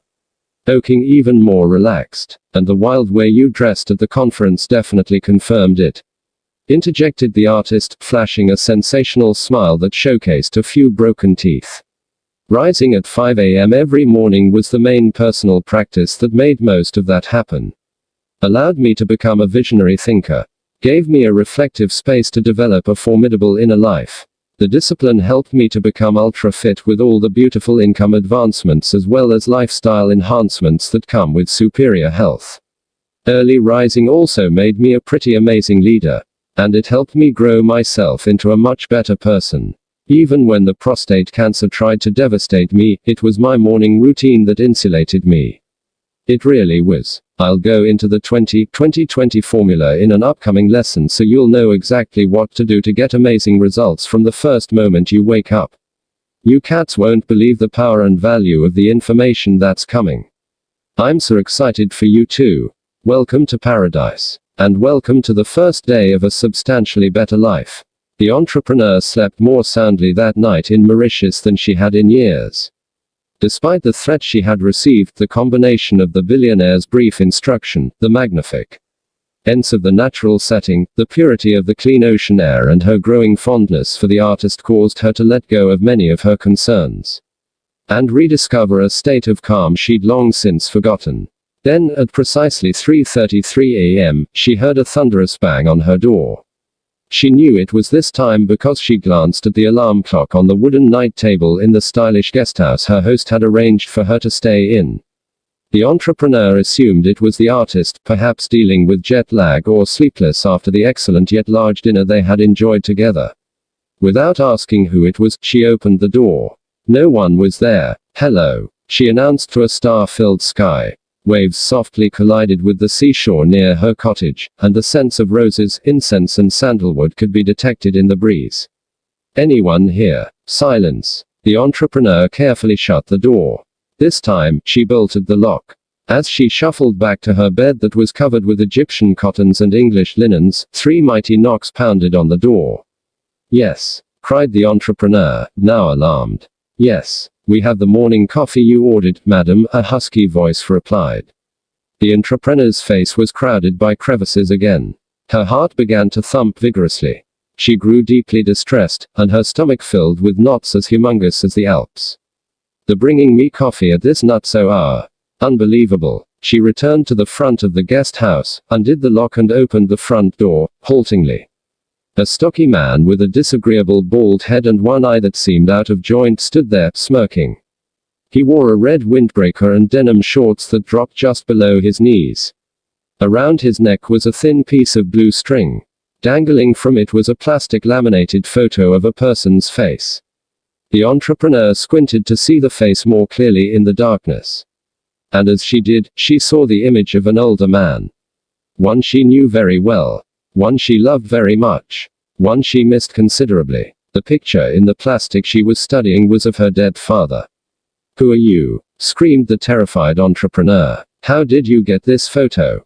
Quote, "I've been sent by your business partners. We know everything there is to know about you. Everything. We've tracked all your personal data. We've hacked all your files. We've investigated your entire history." The bald man in the windbreaker reached under the front of his belt and pulled out a knife, bringing it to within a few inches of the entrepreneur's thin and particularly veiny throat. "No one can protect you now. We have an entire team focused on you. I'm not going to hurt you, yet. This time's just about me making a point. Giving you an in-person message. Leave your company. Give up your equity. And say bye-bye, or you get this blade in your neck. When you least expect it, when you think you're safe. Maybe with that chubby painter friend of yours." Quote. The man pulled the knife away and replaced it under his belt.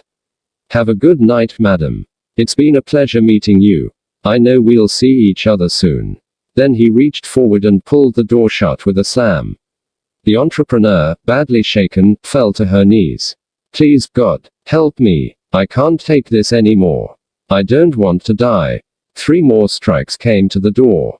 These ones were gentler. "Hey, it's me. Please open the door." The knocking startled the entrepreneur and woke her up. The tapping continued. She opened her eyes, peered around the lightless room, and realized she'd been caught in a bad dream. The businesswoman rose from her bed, shuffled across the wide planked oak floor and opened the front door, knowing it was the artist after hearing his familiar voice. "I just had the most insane dream," said the entrepreneur. "A brutal man showed up here, had a piece of plastic hanging from his neck with a photo of my dad in it and threatened to stab me with a knife if I didn't give my firm over to the investors." Quote, "You okay now?" the artist asked softly. "I'll be fine. I had an unusual dream, too," the artist explained. "I couldn't sleep after it. It's got me thinking about so many things. The quality of my art. The depth of my belief system. The foolishness of my excuses. My cynical attitude. My aggressiveness. My self-sabotage and my endless procrastination. I'm analyzing my daily routines. And how I'll spend the rest of my life. Hey, you sure you're okay?" the artist questioned, realizing he was talking a little too much about himself and not empathizing with his alarmed companion. "I'm fine. Better now that you're here. You sure? Quote, yes. I missed you, the artist said. Do you mind if I tell you more about my dream? Go ahead, encouraged the entrepreneur. Well, I was a little kid, at school. And every day I'd pretend I was two things, a giant and a pirate. All day long, I believe I had the strength of a giant and the rule-breaking swagger of a pirate. I told my teachers I was these two characters. And at home, I told my parents the same thing. My teachers laughed at me, and put me down, telling me to be more realistic, to behave more like the other key. DS and to stop all my ridiculous dreaming. What did your parents say? Were they kinder to you? Asked the entrepreneur, now sitting on the sofa with her legs crossed in a yoga posture. Same as my teachers. They told me I wasn't a giant. And that I definitely was no pirate. They reminded me that I was a little boy. And told me that if I didn't limit my imagination, stifle my creativity and put an end to my fantasies, they'd punish me. Quote, so what happened? I did what I was told to do. I caved in. I bought into the attitudes of the adults. I made myself tinier instead of grander, so I'd be a good boy. I suffocated my hopes, gifts and powers in an effort to conform, like most people do every single day of their lives. I'm starting to realize how much we've been hypnotized away from our brilliance and brainwashed out of our genius. The spellbinder and the billionaire are right. Tell me more about your dream, the entrepreneur urged. I began to mold myself to the system. I started to become a follower. I no longer believed I was as powerful as a giant and as swashbuckling as a pirate. I sheepwalked with the flock, becoming like everybody else. Eventually I grew into a man who spent money I didn't have buying things I didn't need to impress people I didn't like. What a poor way to live. I do some of that behavior too, admitted the entrepreneur. I'm learning so much about myself, thanks to this very weird and hugely useful voyage. I'm starting to realize how superficial I've been, how selfish I am, and how many good things I actually have going for me in my life. Many people in the world couldn't even imagine experiencing all the blessings I have. Got you, said the artist. So, in my dream, I became a bookkeeper. I married and had a family. I lived in a subdivision. And drove a good car. I had a fairly nice life. A few true friends. Work that paid my mortgage, and a salary that handled my bills. But each day looked the same. Gray versus vivid. Boring instead of enchanting. As I got older, the children left home to live lives of their own. My body aged, and my energy fell. And, unfortunately, my wife in my dream passed away. As I grew even older, my eyesight began to fail, my hearing began to fade, and my memory became extremely weak. Quote, this is making me feel sad, voiced the entrepreneur, sounding vulnerable. And when I got really old, I actually forgot where I lived, couldn't remember my name, and lost all sense of who I was in the community. But get this, I began to remember who I truly was again. A giant. And a pirate. Right. Exactly. Replied the artist. The dream made me understand that I can't postpone doing amazing work anymore. That I can't put off improving my health, my happiness, my confidence, and even my love life. Quote, really? Wondered the entrepreneur wistfully. Really, responded the artist. He then reached forward and kissed her on the forehead. Chapter 9a Framework for the Expression of Greatness. The men who are great live with that which is substantial, they do not stay with that which is superficial, they abide with realities, they remain not with what is showy. The one they discard, the other they hold. Lao Tzu. Hey cats, boomed the billionaire. You're right on time, as usual. Nice work. It was 5 a.m. and while the retreating outline of the moon remained in the sky, the rays of a new dawn greeted the three human beings standing on the perfect beach. The perfumed ocean breeze swelled with notes of red hibiscus, clove and tuberose. A Mauritius kestrel, the rarest falcon in the world, flew overhead, and a pink pigeon, the scarcest on the planet, minded its business near a lush cluster of palm trees. A family of geckos shot by on their way to someplace important, and a giant Aldabra tortoise crawled along a grassy bank above the shore. All this natural splendor elevated the joy and electrified the spirits of the three members of the 5 a.m. club who stood on the sand. The billionaire pointed to a bottle floating in the ocean. As he waved his finger from side to side, the bottle moved from side to side. When he twirled a digit, the bottle in the water swelled with it. And when he lifted a hand slowly, the bottle appeared to rise above the surface of the ocean. Soon the container washed up onto the wet sand and it became clear that a swatch of silk had been rolled up inside of it. Picture how mysterious all this seemed. A message in a bottle, declared the billionaire happily. He started clapping his hands like a little tyke. He sure was an abnormal and totally wonderful character. This conveniently sets the tone for my mentoring session with you this morning, he added. The industrialist then lifted the vessel, unscrewed the cap and pulled out the fabric, which had a framework stitched onto it showing 3-step success formula. Step 1, better awareness for learning and growing. Step 2, better choices for good implementation and execution. Step 3, finally by following step 1 and 2 we get better results as our third and last step. This is one of the simplest yet gnarliest of the teaching models the spellbinder shared when he started coaching me as a young man, explained the billionaire, using more of his surfer slang. And it'll provide the context for all the teachings that will follow. So I really want you both to understand it intimately. At first glance, it seems like a really basic model. But as you integrate it over time, you'll see how profound it is. Mr. Riley then closed his eyes, covered his ears with his hands and recited these words. The beginning of transformation is the increase of perception. As you see more you can materialize more. And once you know better you can achieve bigger. The great women and men of the world, the ones responsible for the magical symphonies, the beautiful movements, the advancements of science and the progress of technology, started by re-engineering their thinking and reinventing their awareness. In so doing, they entered a secret universe that the majority could not perceive. And this, in turn, allowed them to make the daily choices few choose to make.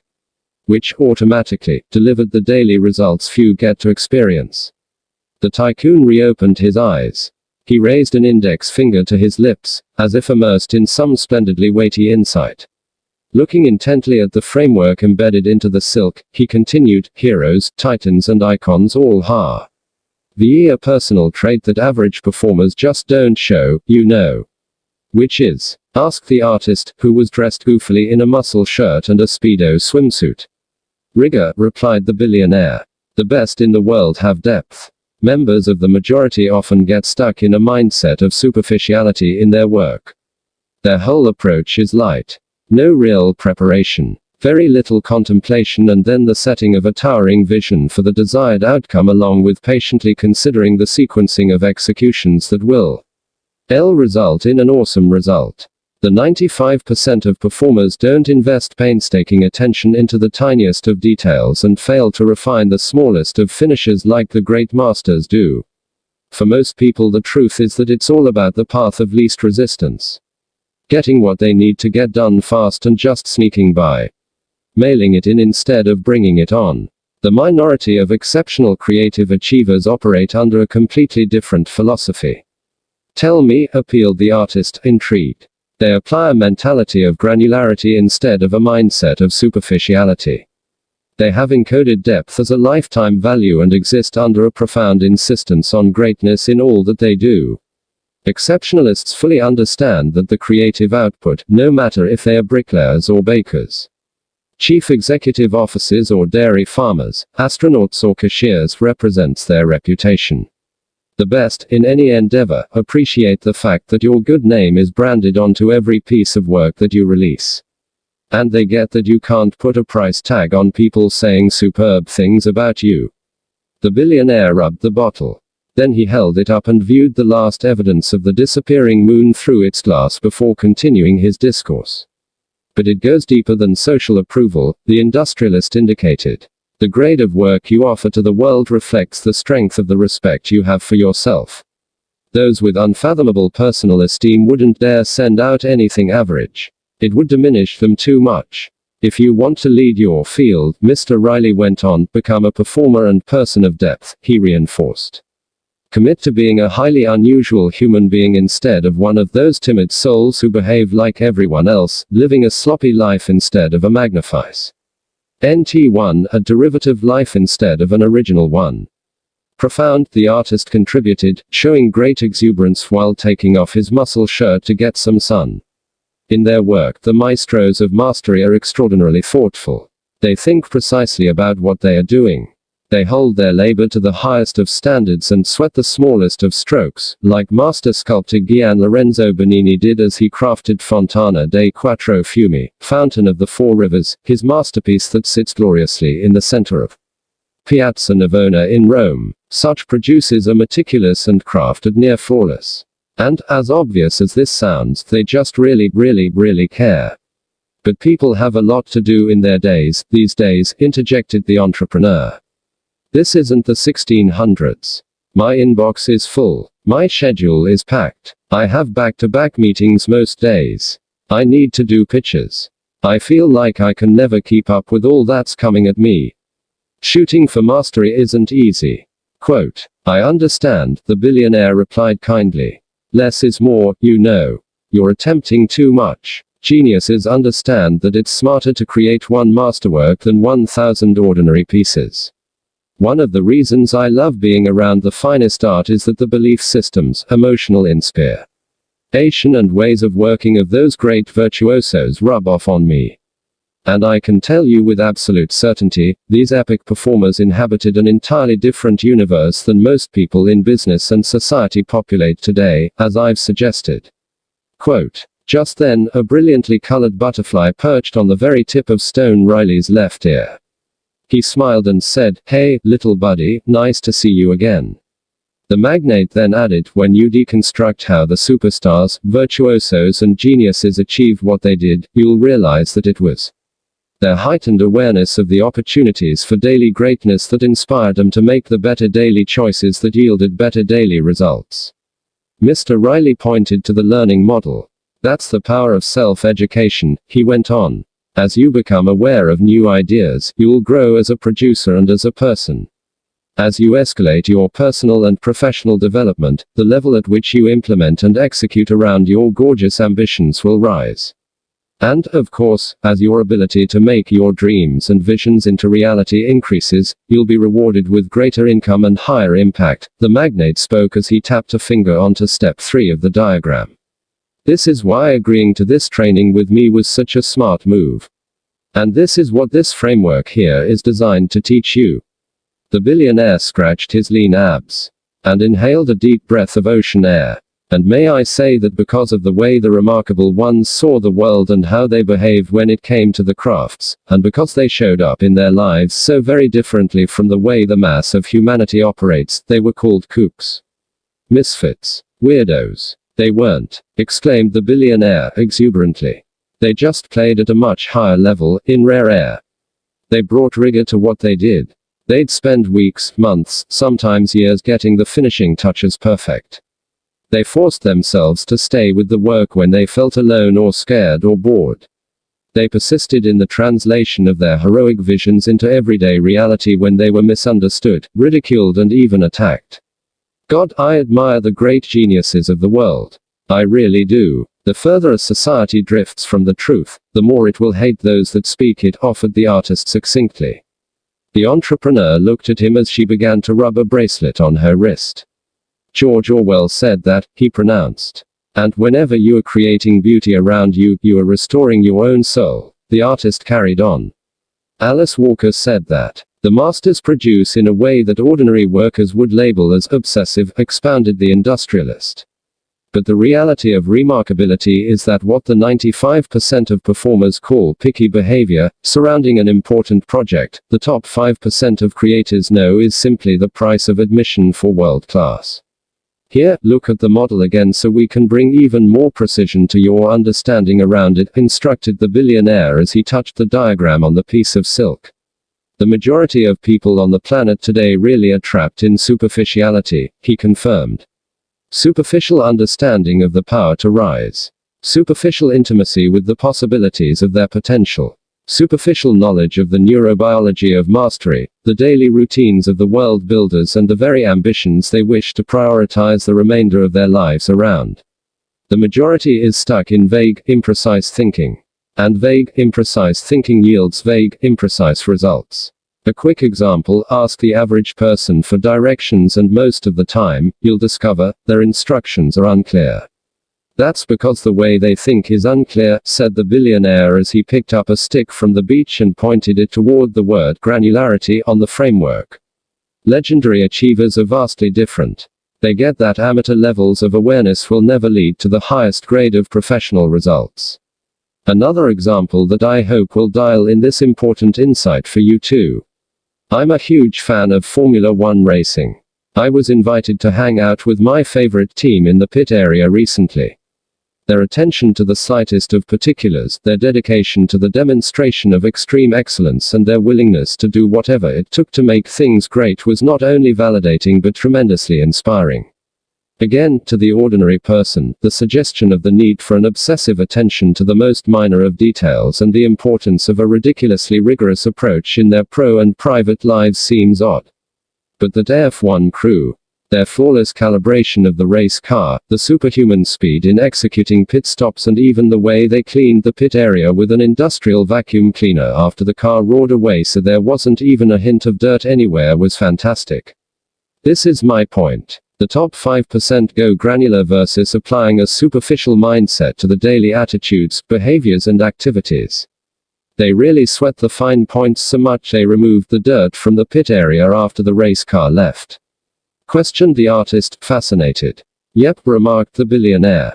They swept and vacuumed the whole bay. And when I asked them why, they told me that if even a molecule of sediment got into the race machine's engine it could cost them a win. Or even worse, it could result in the loss of a life. Actually, any small failure of even one team member to act with precision could create a tragedy. One loose screw left by an unfocused crew member could lead to a calamity. One checklist item missed by a distracted associate might cause a catastrophe. Or one missing measurement overlooked by a squad partner leaving some of his precious attention on the phone he was playing with prior to the pit stop could cost a victory. Quote, I'm beginning to agree with you that the approach you are speaking of is important, admitted the entrepreneur. Very few businesspeople and those in other fields like the arts, sciences and sports think and behave like this anymore. It used to be normal, I guess. Developing high awareness around the things that we do and having a painstaking approach to making our work perfect. Refining the details. Sweating the little points. Producing with precision rather than being unprofessional and careless. Underpromising and overdelivering. Taking immense pride in our craft. Going deep and embracing, to use your words, granularity versus superficiality. I must give credit where it's due, said the billionaire humbly. This languaging and this model was taught to me by the spellbinder. But, yes, small things matter when it comes to mastery. I read somewhere that the Space Shuttle Challenger disaster, which broke so many hearts, was caused by the failure of a single O-ring seal that some experts valued at 70 cents. A horrific ending of lives was caused by a flaw around what appeared to be an insignificant detail. This all makes me think of the Dutch genius Vermeer, the artist contributed. He was a painter who pursued work of the highest quality. He experimented with different techniques that would allow natural light to fall in a way that made his art look three-dimensional. There was such a depth to what he created. Such attractiveness to each stroke and such refinement in every move. So, I agree too, the average artist has a really light, basic, impatient approach to the painting. Their focus is more on the cash than on the craft. Their attention is on the fame, not the finesse. I guess that because of this they never build the higher awareness and acumen that will help them make the better choices that will give them the better results that will make them the legends of the fields. I'm starting to get how powerful this simple model is. I love Vermeer's Woman in Blue reading a letter and, of course, Girl with a Pearl Earring, said the billionaire, cementing the F.A. Court that he appreciated great art. I love this insight that you're sharing with us, observed the entrepreneur as her eyes widened. She then grasped the artist's hand. Mr. Riley winked. I knew this was coming, he muttered with obvious happiness on seeing the growing romantic connection. He closed his eyes once again. The butterfly was still sitting on the ear of the eccentric tycoon. As it flapped its exotic-colored wings, Mr. Riley spoke these words from the mighty poet Rumi. Gamble everything for love, if you are a true human being. If not, leave this gathering. Half-heartedness doesn't reach into majesty. Can I ask you a question? Wondered the entrepreneur. Absolutely, replied the billionaire. How does this philosophy of rigor and granularity play out in personal relationships? Quote, not well, was the candid reply of the shirtless baron. The spellbinder schooled me on a concept called the dark side of genius. Basically, the idea is that every human gift comes with a downside. And the very quality that makes you special in one area is the same one that makes you a misfit in another. The reality is that many of the great virtuosos of the world had messy private lives. The very gifts of seeing a vision few else could see, holding themselves to the absolute highest of standard. Ardies being content alone for long stretches of time as they worked monomaniacally detailing the most minor points on the projects, behaving relentlessly in following through on their masterpieces, acting with rarely seen self-discipline and listening to their hearts while ignoring the critics' mar. To personal relationships hard. They were misunderstood and seen as difficult and different, rigid and unbalanced.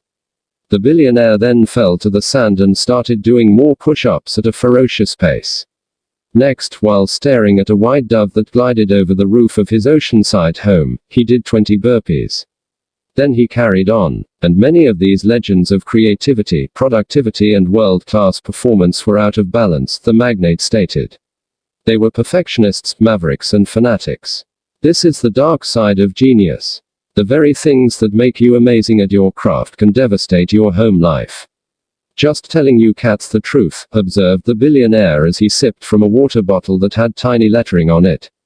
If you looked at it closely and carefully, here's what you'd read. Philip of Macedonia in a message to Sparta, you are advised to submit without further delay, for if I bring my army into your land, I will destroy your farms, slay your people and raze your city. Quote, Sparta's reply, if, but just because your gifts have downsides to them doesn't mean you shouldn't express them. Expounded the billionaire energetically. You just need to develop awareness around where they can lead you into trouble in your personal life and then manage those traps. And this brings me beautifully back to this morning's learning model that really does set the stage for everything you'll learn about the transformational value of the 5 a.m. club, and how to lock it in as an enduring habit.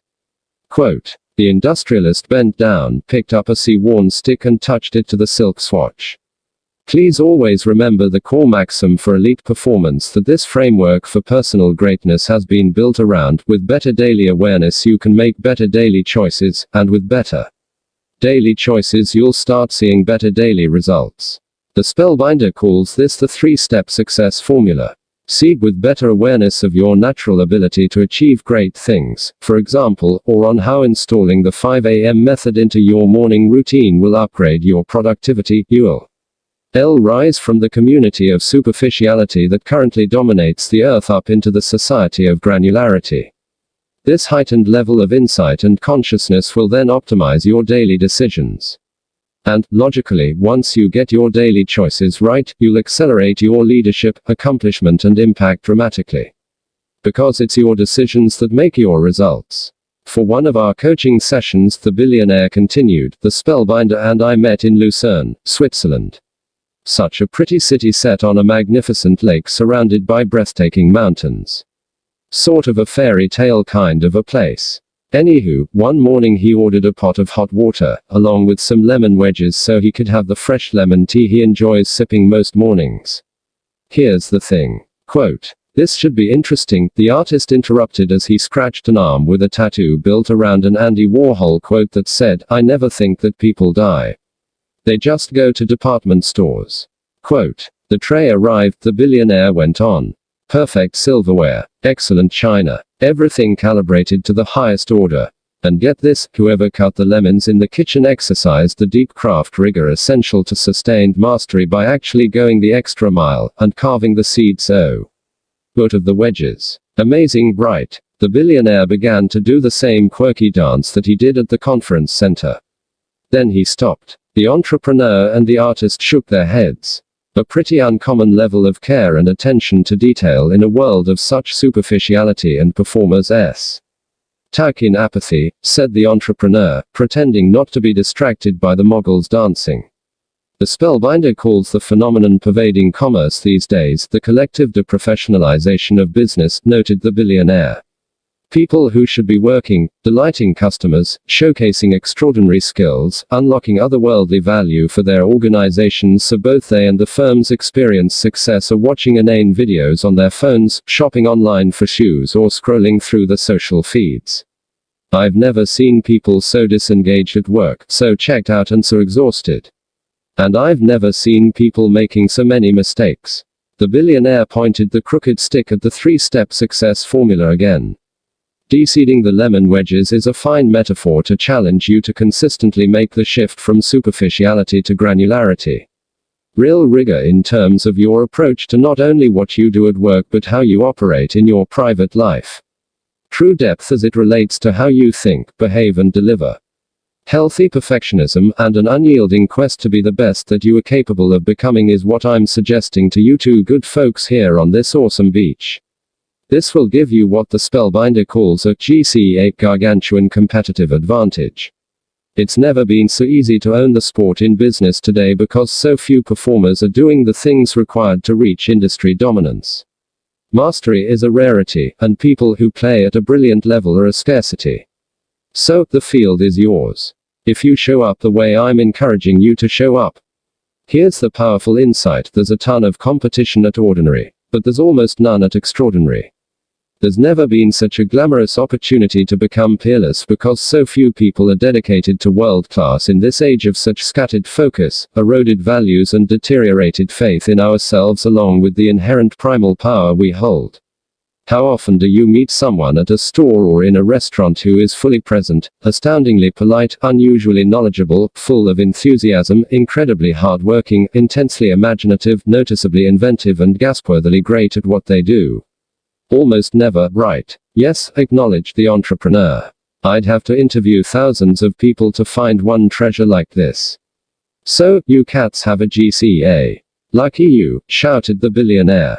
You can pretty much dominate your fields because so few are like this now. Raise your commitment, step up your standards, and then get busy on hardwiring in this way of being as your default. And that's really important, you have to optimize daily. Consistency really is the DNA of mastery. And small, daily, seemingly insignificant improvements when done consistently over time yield staggering results. Please remember that great companies and wonderful lives don't happen by sudden revolution. Nope. They materialize via incremental evolution. Tiny, daily wins and iterations stack into outcomes of excellence, over the long term. But few of us have the patience these days to endure the long game. As a result, not many of us ever become legends. All this information is fantastic. And so valuable for my art, the artist said gratefully as he put his shirt back on. Wonderful to hear, acknowledged the billionaire. Look, I know that you both have experienced a ton of learning in a very short time. I understand that getting up early is a new skill you're installing and everything you've heard about chasing greatness, leaving the crowd, relinquishing average and renouncing ordinary is probably overwhelming. So just breathe, and relax, please. Exceptionalism is a journey. Virtuosity is a voyage. Rome wasn't built in a day, right? Right, agreed the artist. Definitely, accepted the entrepreneur. And I also get that rising into the more pure reaches of your superior strengths and most sovereign who man gifts is an uncomfortable and scary process.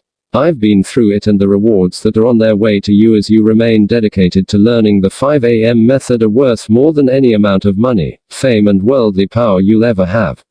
And what I've taught you today is a necessary component to the system for waking before daybreak and preparing yourself to be an elite achiever and luminous human being that we'll go much deeper into in our upcoming sessions together.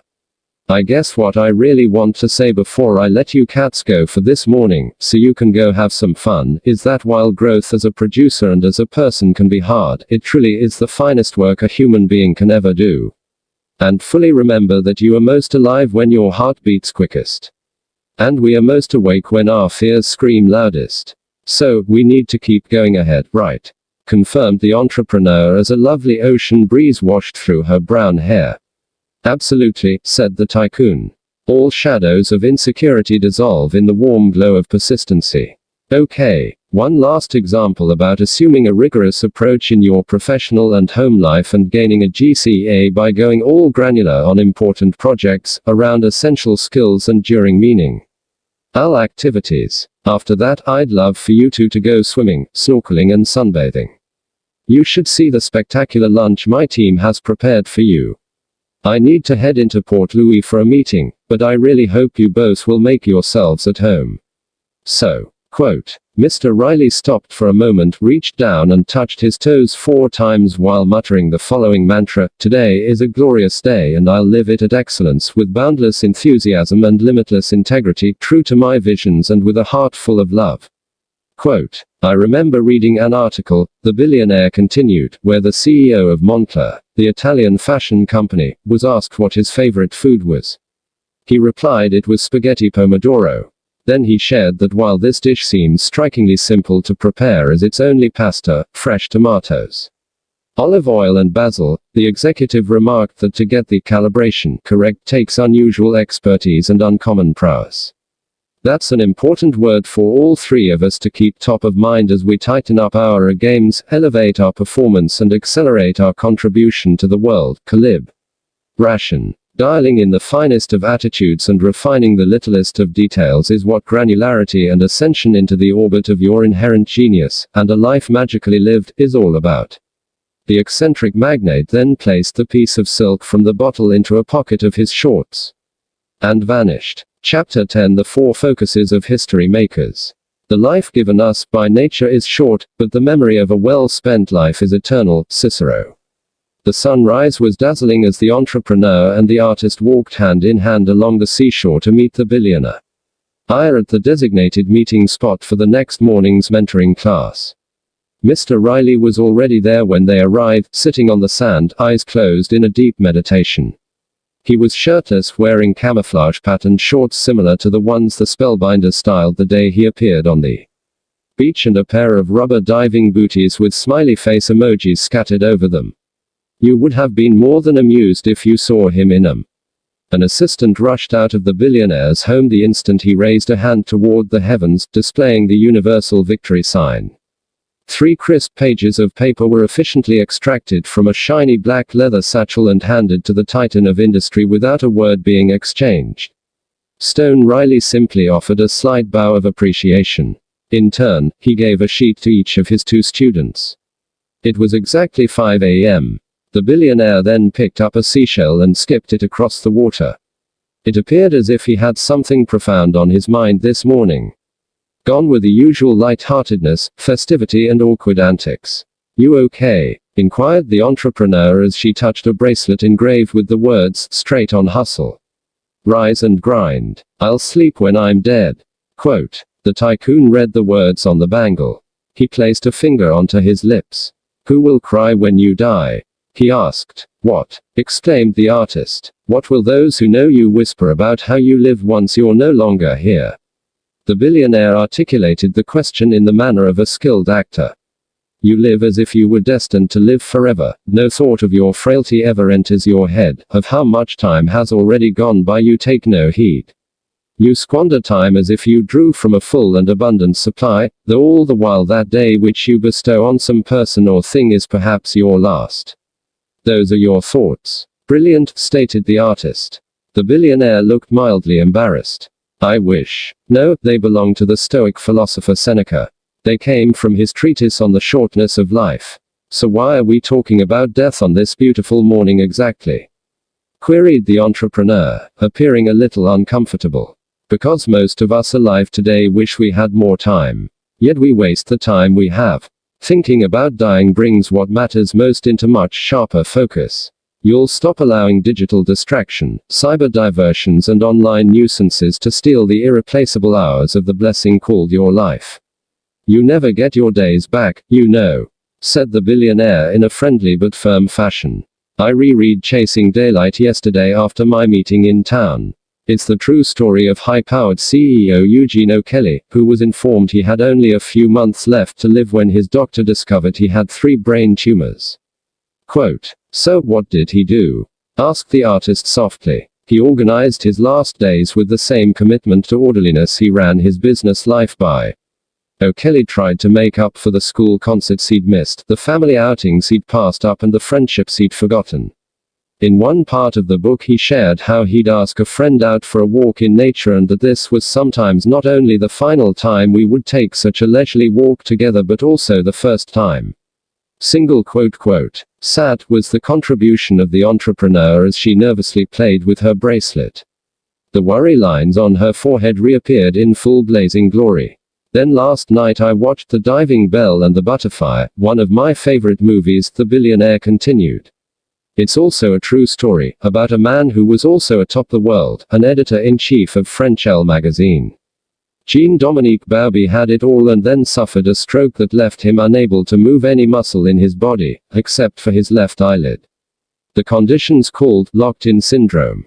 His mind still worked perfectly, but it was as if his body was encased in a diving bell, totally paralyzed. Sad, said the artist, echoing his companion. Get this, added Mr. Riley. His rehabilitation therapists taught him a communication method called silent alphabet, which allowed him to form letters of words by blinking. And with their help, he wrote a book about his experience, and the essential meaning of life. It took him 200,000 blinks, but he completed the book. I have nothing to complain about, the entrepreneur said quietly. He passed away shortly after the book was published. The billionaire kept on. But the point I'm trying to offer with all this is that life is very, very fragile. There are people who will wake up today, take a shower, put on the clothes, drink the coffee, eat their oatmeal, and then be killed in a motor vehicle collision on their way to the office. That's just life happening. So, my advice to you two special human beings is not to put off doing whatever it takes to express your natural genius. Live in a way that feels true to you and pay attention to the small miracles every day brings. Quote, I hear you, commented the artist as he tugged a dreadlock and fidgeted with the Panama hat he'd chosen to wear for this morning's coaching session. I do, too, stated the entrepreneur somberly. Enjoy every sandwich, added the artist. Very wise insight, said Mr. Riley. It's not mine, the artist replied sheepishly. They are the words of songwriter Warren Zevon. He spoke them after he discovered he was terminally ill. Quote, be grateful for every moment. Don't be timid when it comes to your ambitions. Stop wasting time on insanely trivial things. And make it a priority to reclaim the creativity, fire and potential that is dormant within you. It's so important to do so. Why do you think Plato encouraged us to know thyself? He understood intimately that we have vast reservoirs of ability that absolutely must be accessed and then applied in order for us to lead energetic, joyful, peaceful and meaningful lives. To neglect this hidden force inside of us is to create a breeding ground for the pain of potential unused, the frustration of fearlessness unembraced and the lethargy of mastery unexplored. A kite surfer whizzed by, and a school of crowned squirrelfish sailed through the water that was as clear as Abe Lincoln's conscience. This brings us beautifully to what I wanted to walk you through this morning. Please look carefully at your sheet of paper, the billionaire instructed. The learning model that the two students saw showed a circle with 4 parts. First, capitalization IQ. Second, freedom from distraction. Third, personal mastery practice. Fourth, day stacking. History maker focus number 1, capitalization IQ. The mogul explained the concept of capitalization developed by eminent psychologist James Flynn. The valuable insight he conceived is that what makes a legendary performer so good isn't the amount of natural talent they are born into but the extent of that potential they actualize and capitalize. Many of the finest athletes in the world, Mr. Riley observed, had less innate skill than the competition. But it was their exceptional dedication, commitment and drive to maximize whatever strengths they had that made them iconic. It's not the size of the dog in the fight, it's the size of the fight in the dog inside, declared the billionaire as he rubbed his chiseled abdominals absent-mindedly and put on a new pair of sunglasses, the kind you'd see on a surfer in Southern California.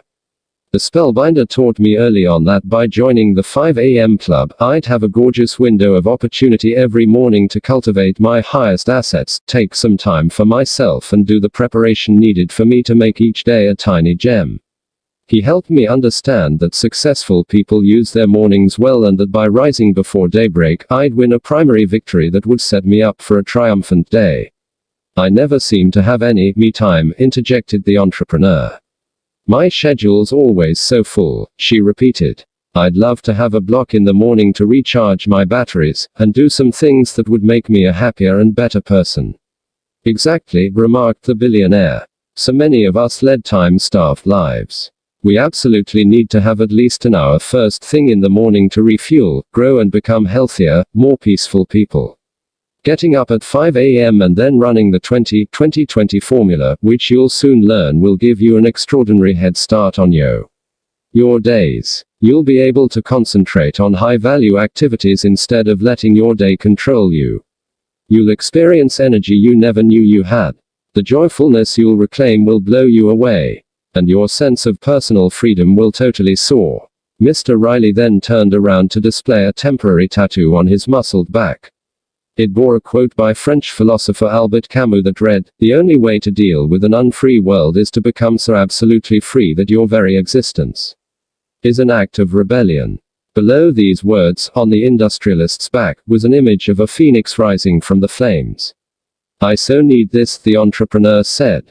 "I know my productivity, gratefulness and calmness would improve so much if I had some personal time every morning before it all gets so hectic." "Me too," said the artist.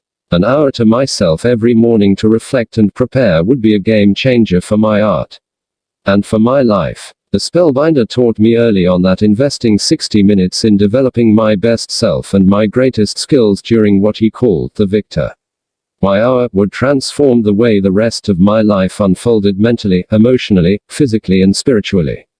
He promised it would give me one of those gargantuan competitive advantages we discussed yesterday. And lead to the formation of absolute empires of creativity, money, joy and helpfulness to humanity." And I need to say he was completely right. Anywho, chirped the billionaire. Back to the concept of capitalization and the importance of intelligently exploiting whatever primal gifts you've been given. Too many among us have bought into the collective hypnosis that those with extraordinary skill are cut from a different cloth and have been divinely blessed by the gods of exceptional talent. But that just ain't so, observed the billionaire, a wisp of his farm boy manner emerging. Dedication and discipline beats brilliance and giftedness every day of the week. And players don't get lucky. They make lucky. Each time you resist a temptation and pursue an optimization, you invigorate your heroism. Every instant you do that which you know to be right over the thing that you feel would be easy, you facilitate your entry into the Hall of Fame of epic achievers. The billionaire stared at a gigantic seagull clutching its slimy breakfast. He then released a loud burp. "Oops. So sorry," he spoke in the tone of apology. "As I mentioned earlier, a lot of the latest research emerging on successful people is confirming that our private story about our potential is the key performance indicator on whether we actually exploit that potential." "What do you mean?" requested the entrepreneur as she stopped taking notes on her device to look into the eyes of the billionaire, who had now put on a tight t-shirt that read, "Victims have big TVs. Leaders own large libraries." "Well, if you're running a mental narrative that says that you don't have what it takes to be a superb leader in business or an acclaimed expert of your craft, then you won't even start the adventure of getting there, will you? And world class is a process, not an event. Running a limiting psychological program that says everyday people can't become great or genius is born, not developed, will cause you to think it would be a complete waste of time to do the studying, put in the practice hours and prioritize your days around your heartfelt desires. What would be the point of investing all that labor, vigor and time and making all those sacrifices when virtuoso level results are impossible for someone like you, under your belief system? And then, because your daily behavior is always a function of your deepest beliefs, that very perception of your inability to realize victory becomes real," noted the billionaire. "Human beings are hardwired to act in alignment with our self-identity, always. You'll never rise higher than your personal story." Important insight there. He then peered out into the ocean at a small fishing boat with a net strewn across the end of it. A fisherman in a red shirt was smoking a cigarette as he navigated the vessel away from some dangerous coral reef. The billionaire mumbled another mantra to himself. "I am grateful. And I am forgiving. I am giving. My life is beautiful, creative, productive, prosperous and magical." Then he continued the discussion around capitalization. The positive psychologists call the way we embrace a story about who we are and what we can achieve and then behave in a way that makes that fantasy actually come true, the self-fulfilling prophecy. We subconsciously adopt a thinking pattern by learning it from the people who most influence us at an early age. Our parents, our teachers and our friends. Then we act according to it. And since what we do creates the results we see, this generally faulty personal story becomes a reality of our very own causing. Amazing, right? But that's how most of us operate through the best years of our lives. The world is a mirror. And we get from life not what we want, but that which we are. And I guess that the more we accept that core belief about our inability to produce excellent results in whatever it is we hope to do, the more we not only reinforce it so it becomes a trusted conviction, but we also deepen the behavior that's associated with it so it becomes a daily habit, recited the artist, sounding professorish instead of bohemian in the pure morning air. Wonderfully said, replied the billionaire excitedly. I love the trusted conviction idea. That's good. You should share that phrase with the spellbinder if you see him today. I think he's out fishing, but knowing him, he'll be getting some sun here on this beach later in the morning. Quote. The billionaire continued. Every human being has an instinct for greatness, a hunger for the heroic and a psychic need to rise toward the heavens of their finest capability, whether we remember this consciously or not. A lot of us have been minimized and pushed down so much by the dark and toxic influences around us we've forgotten all we truly are. We've become masters of compromise, slowly and steadily allowing in more aspects of mediocrity until a point arrives where it's our standard operating system. Real leaders never negotiate the standards. They know there's always room to improve. They understand that we are most connected to our sovereign nature when we are reaching for our best. Alexander the Great once said, I am not afraid of an army of lions led by a sheep. I am afraid of an army of sheep led by a lion. The billionaire inhaled audibly. A butterfly fluttered by, and a crab scampered past him. I'm here to remind you, he carried on, that each one of us holds a profound capacity for leadership within us. And as you now know, I'm not speaking of leadership in the sense of having a title, a lofty position or needing some formal authority. What I'm referring to is so much more weighty and exquisite than that. It's the true power inside a human heart versus the transitory power delivered by a big office, a fast car and a large bank balance. What I'm speaking of is the potency to do work that is so great we just can't take our eyes off you. The capability to create massive value in your marketplace. The capacity to impact and disrupt an entire industry. And the power to live with honor, nobility, audacity and integrity. So that you fulfill your opportunity to make history, in your own original way. Doesn't matter if you're a CEO or a janitor, a billionaire or a ditch digger, a movie star or a student. If you are alive today, you have the ability to lead without a title and make your mark on the world, even if you don't currently believe you can due to the limits of your current perception. Your perception isn't reality. It just isn't. It's just your current perception on reality, kindly remember that. It's simply the lens you happen to be looking at reality through at this moment of your ascent toward world class. Makes me think of the words of the German philosopher Arthur Schopenhauer, who wrote, most people take the limits of their vision to be the limits of the world. A few do not. Join them. So, there's a large difference between reality and our perception of reality, right? Inquired the entrepreneur. It seems from what you're saying that it's almost as if we see the world through a filter that's made up of all our personal programming.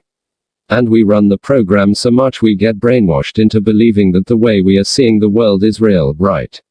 You've got me rethinking the way I see everything now, she admitted as the skin on her forehead scrunched together like a rose contracting in the cold.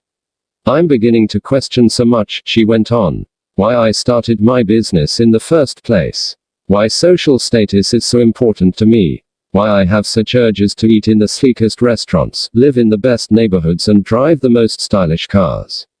I think part of the reason I've been so crushed by the takeover attempt at my company is because I get my identity as a human being from being the founder. Honestly, I've been so busy driving my career I haven't stopped for gas in terms of really thinking things through and living intentionally. And it's like the 3-step success formula you taught us yesterday. As I develop better daily awareness around myself and why it is that I do what I do, I'll make the better daily choices that will give me better daily results. Quote. The entrepreneur was unstoppable. I have no clue what my authentic values are, what I want to represent as a leader, why I'm building, what really makes me happy, and how I want to be remembered when I'm no longer here. The story of that CEO and the stroke of that editor really spoke to me. Life really is super fragile. And, now that I'm speaking so openly, I think I've been spending many days chasing the wrong things. Stuck in the noise of complexity instead of hearing the signal of those top value pursuits in my career and in my private life that would really make a difference. And I think about the past a lot. What happened to me in my childhood? I also haven't had any time for any friendships. I have no real passions. I've never watched the sun rise, until now. And I've never found true love, said the entrepreneur as she anxiously rubbed her bracelet. The entrepreneur looked over to the artist. Until now. Tears filled his eyes. Trillions of planets in this universe, he pronounced, billions of people on our planet, and I was fortunate enough to meet you. The entrepreneur smiled and then proceeded to respond in a gentle tone. I hope I never lose you. Don't be too hard on yourself, interjected the billionaire. We're all on our paths, know what I mean? We're all exactly where we need to be to receive the growth lessons we're meant to learn. And a problem will persist until you get the education it showed up to bring. And I do agree with you that human beings have a tragic habit of remembering the things that would be smart to forget and forgetting the wonderful things it would be wise to remember. Anywho, I do understand you. Please just trust that the highest and wisest part of you is leading you. There are no accidents on this path to legendary and the making of a life that matters. And, if you ask me, there's nothing wrong with magnificent homes, fast cars, and lots of money. I really need you to hear me on that. Please. We are spiritual beings having a human experience, as the old saying goes. Having plenty of money is what life wants for you. Abundance is nature's way. There's no scarcity of flowers, lemon trees, and stars in the sky.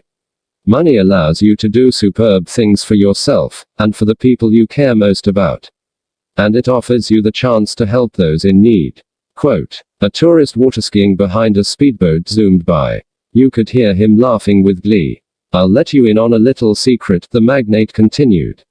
I've given away most of my vast liquid fortune. Yes, I still have the jets and the Zurich flat and this oceanside place. And though my business interests are still valued at an amount that makes me a billionaire, I need none of it. I'm not attached to any of this. Quote. I read a story that I think you'll like, shared the artist. Kurt Vonnegut, the writer, and Joseph Heller, the author of Catch-22, were at a party hosted by a renowned financier on Long Island. Vonnegut asked his companion how it felt to know that their host made more money in the day before THE gala than he had made from all royalties of his best-selling book.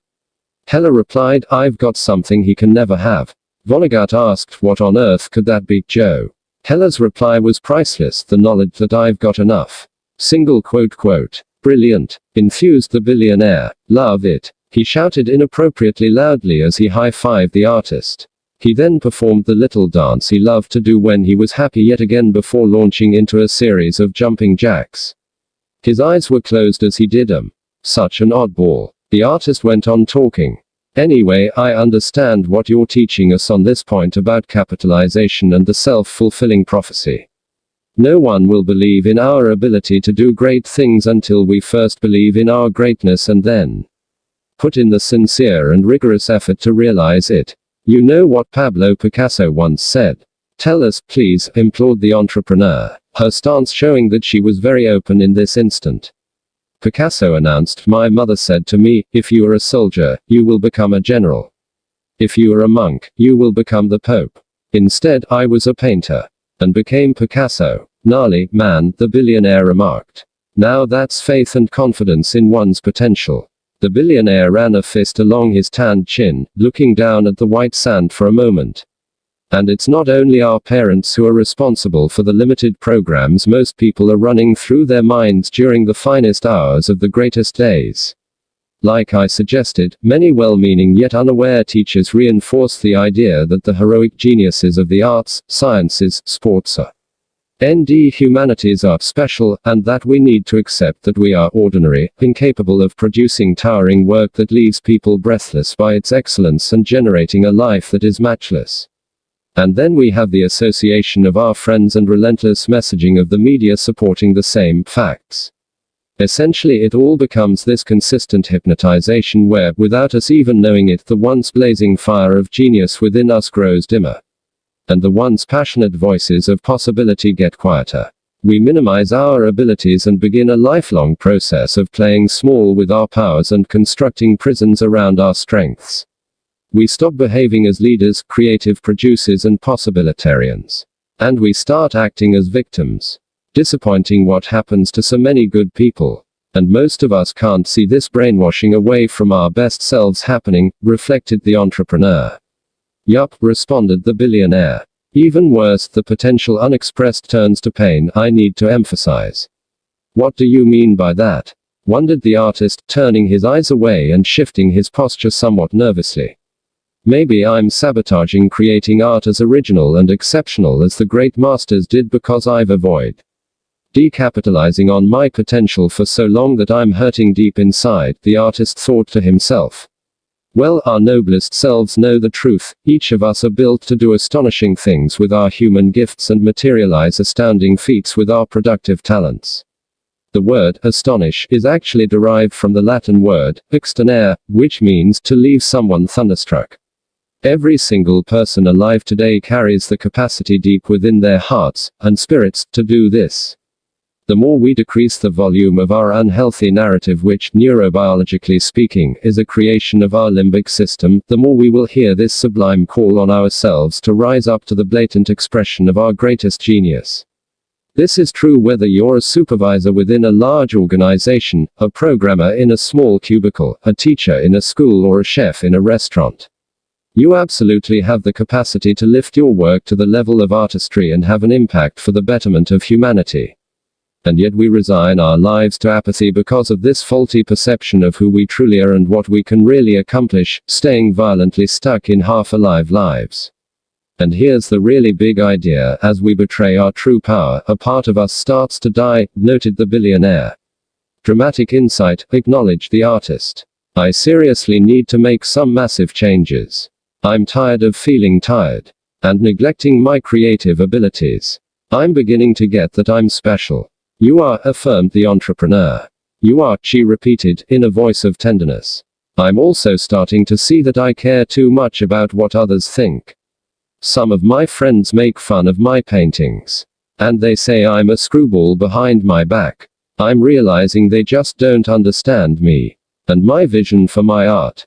Many of the great geniuses of the world were not appreciated until decades after they died, you know, the billionaire offered, in a murmur. And on your point about your friends, I'm not so sure you're surrounding yourself with the right ones. And maybe now it's time to do you rather than limiting your talent and aliveness because you are seduced by the opinions of others. Kurt Cobain said it better than I ever could. I was tired of pretending that I was someone else just to get along with people, just for the sake of having friendships. Was the artist's only response. What I'm sharing is accurate. We become our associations. And you'll never have a positive influence in your field and make a beautiful life if you hang with negative people, continued the billionaire. Oh, and that pain I was just speaking of, if not attended to and released, starts to form a deep reservoir of fear and self-hatred within us. Most of us don't have the awareness or possess the tools to process through this well of suppressed anguish. Most of us are unconscious to this quiet torment created by the disrespect we have shown to our promise. And so, we deny it if someone even suggests it. We flee from it when presented with an opportunity to manifest it. And we subconsciously develop a series of soul-crushing escape routes to avoid feeling this pain generated by our talents denied. Like what? Quizzed the entrepreneur. Addictions. Like constantly checking for messages or scanning for likes. Or spending vast chunks of our daily lives watching too much television. TV shows have become so superb these days, it's so easy to get hooked. And when one episode ends, on some viewing platforms, the next one begins automatically. Many among us also make flights from the greatness by chatting and gossiping endlessly, not really understanding that there's a staggering difference between being busy and being productive. High-impact performers and genuine world builders aren't very available to whoever seeks their attention and demands the time. They're hard to reach, waste few moments, and are far more focused on doing real work versus artificial work, so they deliver the breathtaking results that advance our world. Other avoidance tactics from the pain of potential unexpressed are hours mindlessly surfing online, chronic shopping, working too much, drinking too much, eating too much, complaining too much, and sleeping too much. The tycoon sipped from his water bottle. Another fishing boat motored by. The woman who captained it waved to Mr. Riley, who bowed mightily in reply. The spellbinder calls this whole phenomenon learned victimhood. The billionaire carried on in a wonderfully exuberant way. As we leave our youth, there's a pull toward complacency. We can start to coast, settle for what's familiar, and lose the juicy desire to expand our frontiers. We adopt the paradigm of a victim. We make excuses and then recite them so many times we train our subconscious mind to think they are true.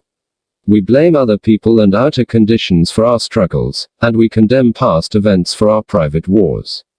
We grow cynical and lose the curiosity, wonder, compassion, and innocence we knew as kids.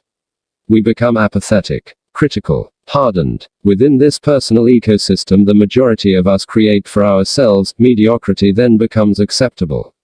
And because this mindset is running within us each day, the viewpoint seems so very real to us. We truly believe that the story we are running reveals the truth, because we're so close to it. So, rather than showing leadership in our fields, owning our crafts by producing dazzling work and handcrafting delicious lives, we resign ourselves to average. See how it all happens? Yes. At least it's all becoming clearer. So, the key is to re-script our personal story right. Inquired the entrepreneur. Absolutely, confirmed the billionaire. Every time you become aware of yourself dropping into victim mode and make a more courageous choice, you rewrite the narrative. You raise your self-identity, elevate your self-respect, and enrich your self-confidence. Each time you vote for your superior self, you starve your weaker side, and feed your inherent power. And as you do this with the consistency demanded by mastery, your capitalization IQ, that is your ability to materialize whatever gifts you've been born with, will only grow. The billionaire invited his two students to move to the terrace of his home to continue the morning's lesson on the 4 uses of history makers. History maker focus number 2, freedom from distraction. The billionaire pointed to the model with a pinky finger. Remember that important brain tattoo of successful people. An addiction to distraction is the death of your creative production. It will guide us through this section of today's mentoring session.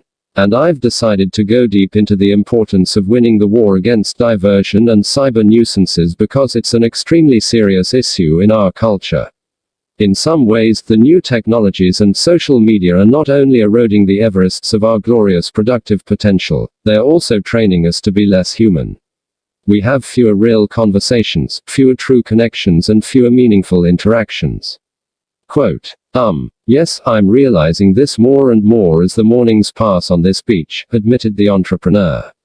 Filling valuable hours with meaningless moves is the drug of choice for most people, the billionaire continued. Intellectually we know we shouldn't be wasting time on zero-value activities, but emotionally we just can't beat the temptation. We just can't fight the hook. This behavior is costing organizations billions of dollars in lost productivity and deficient quality. And as I suggested earlier, people are making more mistakes in their work than ever before because they aren't present to what they're doing. Their precious concentration has been hijacked by a foolish use of technology, and the priceless focus has been kidnapped, costing them the chance to create the best work and calibrate their finest lives. The stillness and quietude that only the day's earliest hours provide was still evident. The industrialist paused. He scanned the entire scene, gazing at the flowers neatly ordered around his home, then at the cargo ships on the horizon that looked like they hadn't moved, and finally at the ocean. Look, cats, he said at last. I love the modern world, I really do. Without all the technology we have available to us, life would be a lot harder. My businesses wouldn't be as successful as they are, I wouldn't be as efficient as I am, and I possibly wouldn't be here with you too. Why? Wondered the artist as a single dolphin swam by gracefully. Astoundingly, it then soared high out of the ocean and spun in the air 4 times before returning to the water with a lavish splash. Mr. Riley looked delighted. I'm so happy I discovered how to become a magnet for miracles, he whispered to himself. And I can't wait to teach these good folks how to do the same for themselves. He then kept on with his discourse. All the innovations in healthcare tech saved my life when I was sick, the billionaire explained. Anywho, technology well used is a phenomenal thing. It's all the silly ways people apply it now that really concerns me. So many potentially outstanding people are suffering from broken focus syndrome, because they've filled the professional and personal lives with so many gadgets, interruptions and cybernoise. If you're in the sport of winning, please model all of the great masters of history and strip away all layers of complexity from your days. Simplify. Streamline everything. Become a purist. Less really is more. Concentrate on just a few work projects so you make them amazing versus diluting your attention on too many. And socially, have fewer friends but go deep with them so the relationship is rich. Accept fewer invitations, major in fewer leisure activities and study, then master a smaller number of books versus skimming many. An intense concentration only on what matters most is how the pros realize victory. Simplify. Simplify. Simplify. Stop managing your time and start managing your focus, added the billionaire. Now there's a principle for greatness in this overstimulated society we live in. Quote, thanks to your teaching so far, said the artist, I now understand that being busy doesn't mean you're being productive. I've also come to see that when I work on a new painting, the closer I get to great art, the more some darker part of me wants to get me distracted so that I avoid doing something mind-blowing. It happens fairly often now that I think about it. I'll get nearer to fantastic work and I then begin to break my work routine. I'll go online and just surf. I'll sleep later and watch entire seasons of my favorite shows or play video games with my virtual friends all night. Sometimes I'll just drink too much cheap red wine. The closer you get to your genius, the more you'll face the sabotage of your fears, agreed the billionaire powerfully.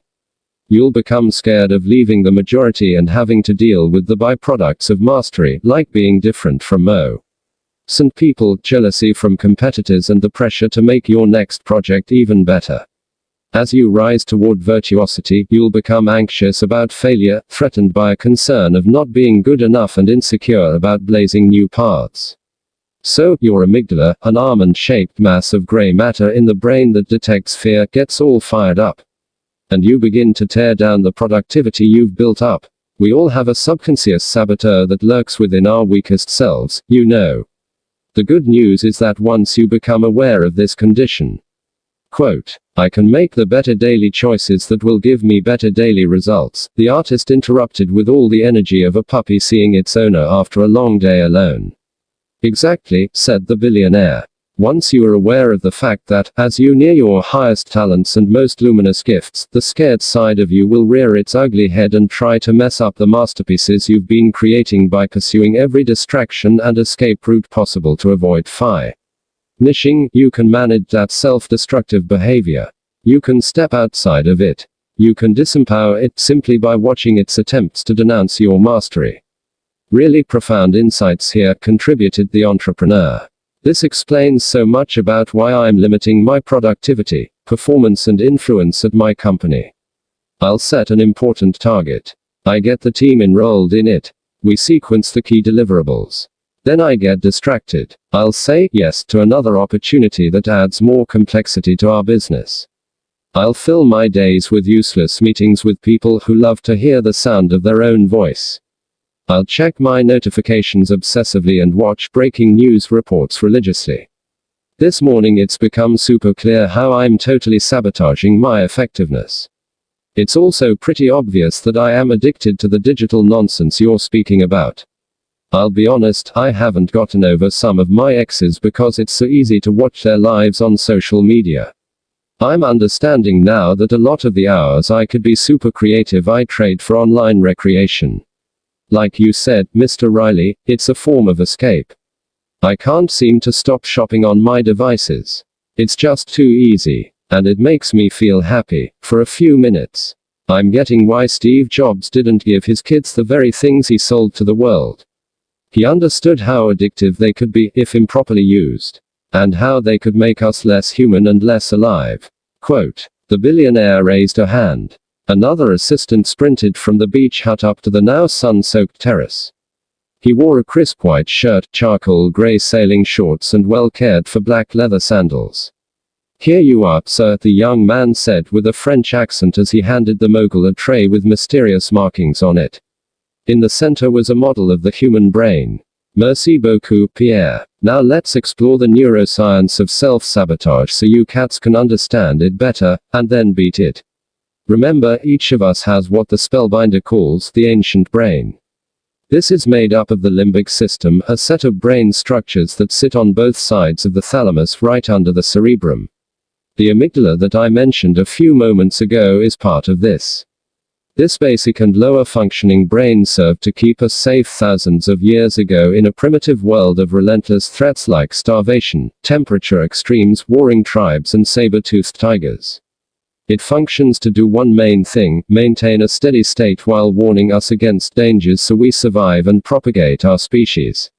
With me so far? Asked the billionaire politely. Understood. The entrepreneur and the artist responded in unison as a housekeeper served fresh lemon tea with some chunks of ginger in it. Excellent. One of the fascinating traits of our ancient brain is its negativity bias. To keep us safe, it's far less interested in what's positive in our environment and significantly more invested in letting us know what's bad.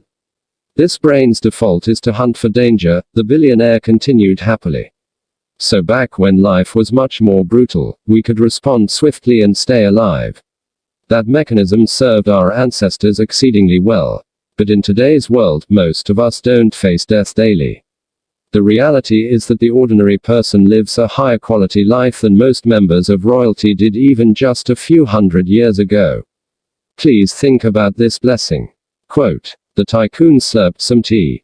And yet because of this built-in negativity bias within our ancient brains, we're constantly scanning for breaches against our security.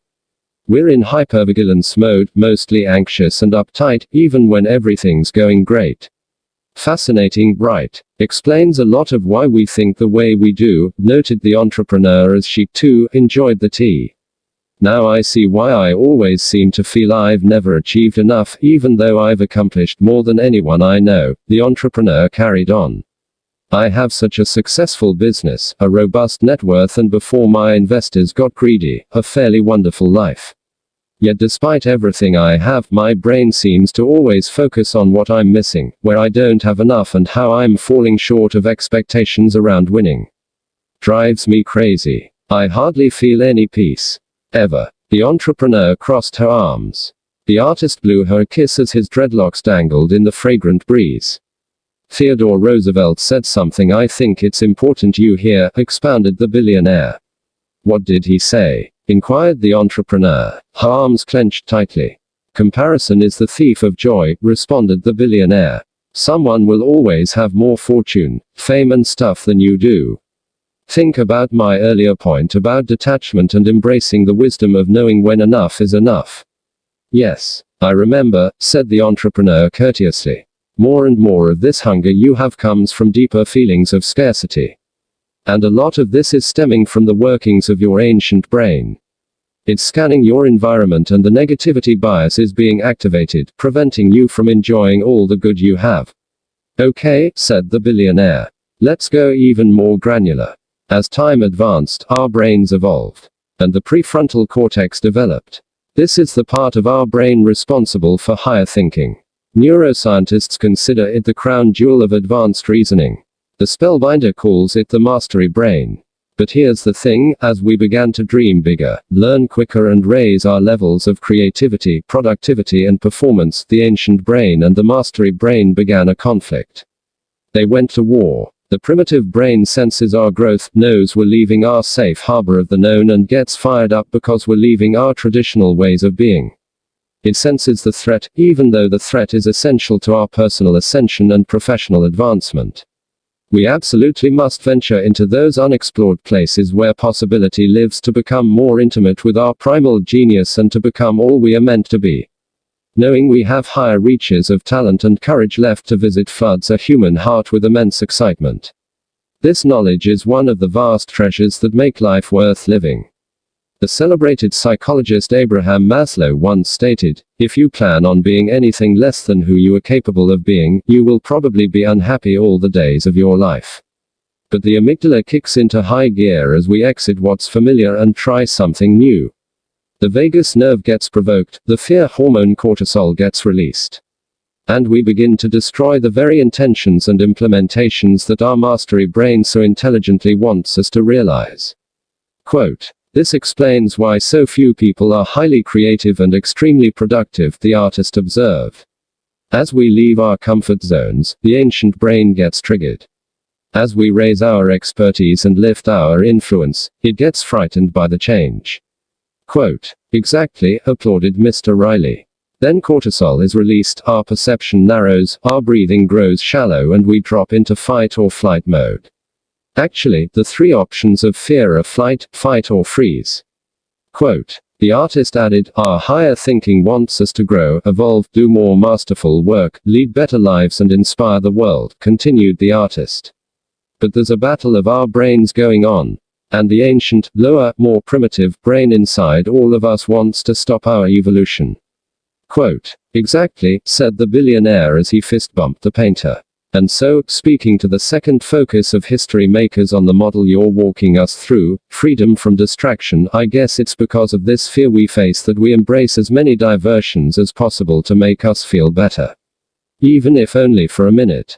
Questioned the entrepreneur. Truth, confirmed the billionaire. And to escape the discomfort that comes with us becoming more intimate with our inherent genius. This is such a big piece for me. The artist couldn't contain his enthusiasm. You've just walked us through why our culture is so addicted to distractions. And why the majority don't experience the greatness. And I guess that's why creative and productive people are the real warriors of our society. We not only have to face the insults of our naysayers and the arrows of those critics who don't understand our art, we also need to have the guts to push past the alarm bells of our ancient brains pleading with us not to reach for our brilliance. Quote, "Poetically said, my friend," exclaimed the billionaire gleefully. He did that little dance again.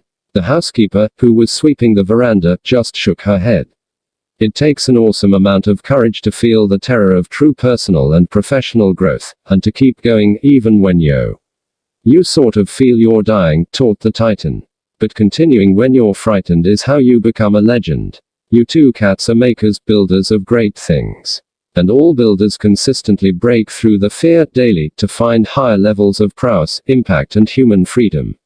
Oh, and the fantastic reward you'll receive as you fully express your strengths and gifts isn't only the product of your heroic efforts. It's who you'll become by advancing through the fire of your fears and the heat of your trials along the process to mastery. You get to know who you are, you see your abilities more clearly, your confidence soars, you need the stroking of the crowd a lot less, and you begin to live your authentic life versus a plastic one manufactured by a world that doesn't want you to be free. Quote, the billionaire sipped from his water bottle before continuing to explain the importance of breaking free from the death grip of device distraction and digital diversions. And that's where being a member of the 5 a.m. club can also work its magic for you, he told his audience of two. One of the ways the great men and women of the world avoided complexity was by incorporating tranquility and serenity into the front part of the days. This beautiful discipline gave them absolutely essential time away from overstimulation to savor life itself, replenish the creative reservoirs, develop the supreme selves, count the blessings, and ground the virtues that they would then live out the days under. Many of the people who fueled the progress of our civilization shared the habit of rising before daybreak. Quote, could you name a few of those people? Quizzed the entrepreneur. John Grisham, the famous novelist, for one, replied the billionaire. Other celebrated early risers include Wolfgang Amadeus Mozart, Georgia O'Keeffe, Frank Lloyd Wright and Ernest Hemingway, who said that early in the morning, there is no one to disturb you and it is cool or cold and you come to your work and warm as you write. Beethoven rose at dawn, said the artist. The great ones all spent a lot of time alone, offered the billionaire. Solitude, the kind that you can access before the sun comes up, is a force multiplier around your power, expertise and connection to being human. And your escalation requires your isolation. See, you can be in the world all day long chatting endlessly on your phone about 1,000 senseless things. Or you can change the world by exploiting your talent, refining your skills and being a light of upliftment that raises us all. But you can't do both. Princeton psychologist Eldar Shafir has used the term cognitive bandwidth to explain the point that we have a limited amount of mental capacity. We rise each morning. And as we give our attention to numerous influences, ranging from the news, messages and online platforms to our families, our work, our fitness and our spiritual lives, we leave bits of our focus on each activity we pursue. Massively important insight to consider. No wonder most of us have trouble concentrating on important tasks by noon. We've spent our bandwidth. Sophie Leroy, a business professor at the University of Minnesota, calls the concentration we deposit on distraction and other stimuli attention residue. She's found that people are far less productive when they are constantly interrupting themselves by shifting from one task to another throughout the day because they leave valuable pieces of their attention on too many different pursuits. The solution is exactly what I'm suggesting: work on one high-value activity at a time instead of relentlessly multitasking, and do so in a quiet environment. Albert Einstein made the point exquisitely when he wrote, "Only one who devotes himself to a cause with his whole strength and soul can be a true master." For this reason, mastery demands all of a person. This really is one of the most closely guarded secrets of the virtuosos and history makers. They don't diffuse the cognitive bandwidth. They don't dilute the creative gifts chasing every shiny diversion and every attractive opportunity that comes their way. No, instead they exercise the fierce discipline required to do only a few things, but at an absolutely world-class level. It's like I said before, the great ones understand that it's far smarter to create one piece of art, a genuine masterpiece, that endures for generations than thousands of projects that express no genius. And please also remember, the hours that the 95% waste the top 5% treasure. 5 a.m. is the time of least distraction, highest human glory and greatest peace. So leverage the victory hour well. You'll make quantum leaps in your productivity as well as in your personal mastery. I don't want to get too much further into the neuroscience I've shared this morning, and I have an amazing surprise planned. But there is one more concept that I'd love to share with you too. It's called transient hypofrontality. Transient what? Queried the artist as he laughed. The billionaire walked over to a towering palm tree with a thick trunk revealing its vast age. A sun-bleached wooden table with a wide circular top sat under it. A model had been meticulously carved into the wood. You would have been most impressed, and fascinated, if you saw it. The magnate cleared his throat and chugged some of the lemon tea. After a few seconds, he began to gargle. Yes, gargle. Then he carried on his discourse. When you're up early and all alone, away from the overstimulation and noise, your attention isn't being fragmented by technology, meetings and other forces that can limit maximum productivity, mused the billionaire. And so the prefrontal cortex, that part of your brain responsible for rational thinking, as well as constant worrying, actually shuts off for a short time. Lovely information, right? That's the transient part of transient hypofrontality. It happens only temporarily. Your non-stop analyzing, ruminating and stressful overthinking stops. You pause from trying to figure everything out and being so concerned about things that will probably never happen. Your brain waves actually shift from the usual beta to alpha, and sometimes even down into theta state. The solitude, silence and stillness of daybreak also triggers the production of neurotransmitters like dopamine, the inspirational fuel that serves superproducers so well, and serotonin, the beautiful pleasure drug of the brain. Automatically and naturally, you enter what I described earlier as the flow state. The flow state is the peak mindset that all exceptionalists like top violinists, iconic athletes, elite chefs, brilliant scientists, empire-building entrepreneurs and legendary leaders inhabit when they produce their finest product, the industrialist added enthusiastically. When you give yourself the gift of some morning peace away from your busyness, the hardwired capacity of every human brain to access the realm of pure genius becomes activated. The excellent news for you two cats is that with the right moves, you can habituate this state of awesome performance so it shows up with absolute predictability. Transient hypofrontality. A very helpful model, declared the entrepreneur as she gingerly placed her phone into her shorts. The entire world would transform if people knew this information, pronounced the artist. They should be teaching all this to kids in schools, the entrepreneur suggested. So true, agreed the billionaire. But, again, I need to give all the credit for this philosophy I'm sharing with you, and the transformational methodology that I'll soon walk you through so you implement all this potent information, to the spellbinder. He's been my greatest teacher. And with zero doubt, the finest human being I know. Ingenuity without integrity isn't so impressive to me. Unusual accomplishment free of uncommon compassion is senseless. And, yes, if every person on the planet was educated in this material and then they had the commitment to apply it, the entire world would be advanced. Because each of us would own and then live our latent power to realize extraordinary results. And rise into completely glorious people. History Maker Focus Number 3, Personal Mastery Practice. The billionaire walked his two students past the expansive terrace that offered delightful views of the ocean around to the front of his house. A black SUV shimmered in the driveway as the rays of the morning sun washed over it.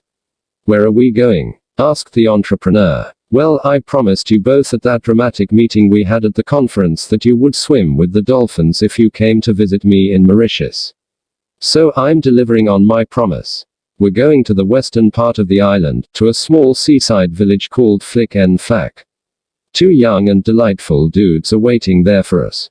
The skilled at finding where the dolphins are. Get ready to be blown away by what you're about to experience, my friends. This will be unforgettable for you. The SUV was soon veering through the charming pocket-sized towns that surrounded the compound of the industrialist and rolling onto a perfectly kept highway. The billionaire sat in the front with his driver, asking about his children, his latest fascinations and his aspirations for the future. Throughout the journey, Mr. Riley would ask a thoughtful question, then lean back and listen carefully.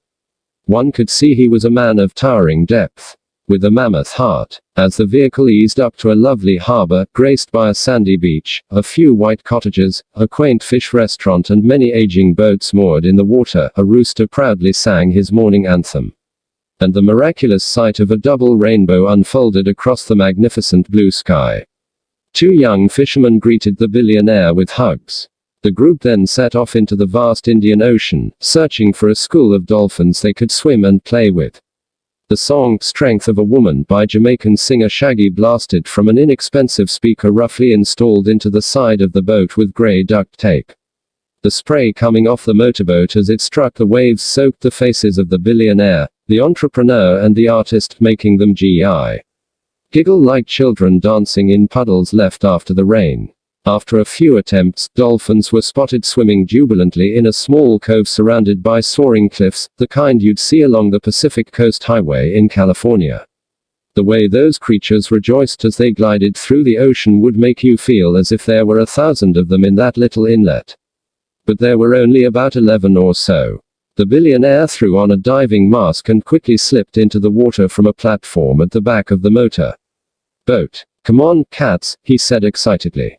Let's go. The entrepreneur went in next, her eyes alive and her heart beating with an elation she hadn't accessed since her youth. Her breathing sounded shallow and rapid through her snorkel. It sounded like hush, hush.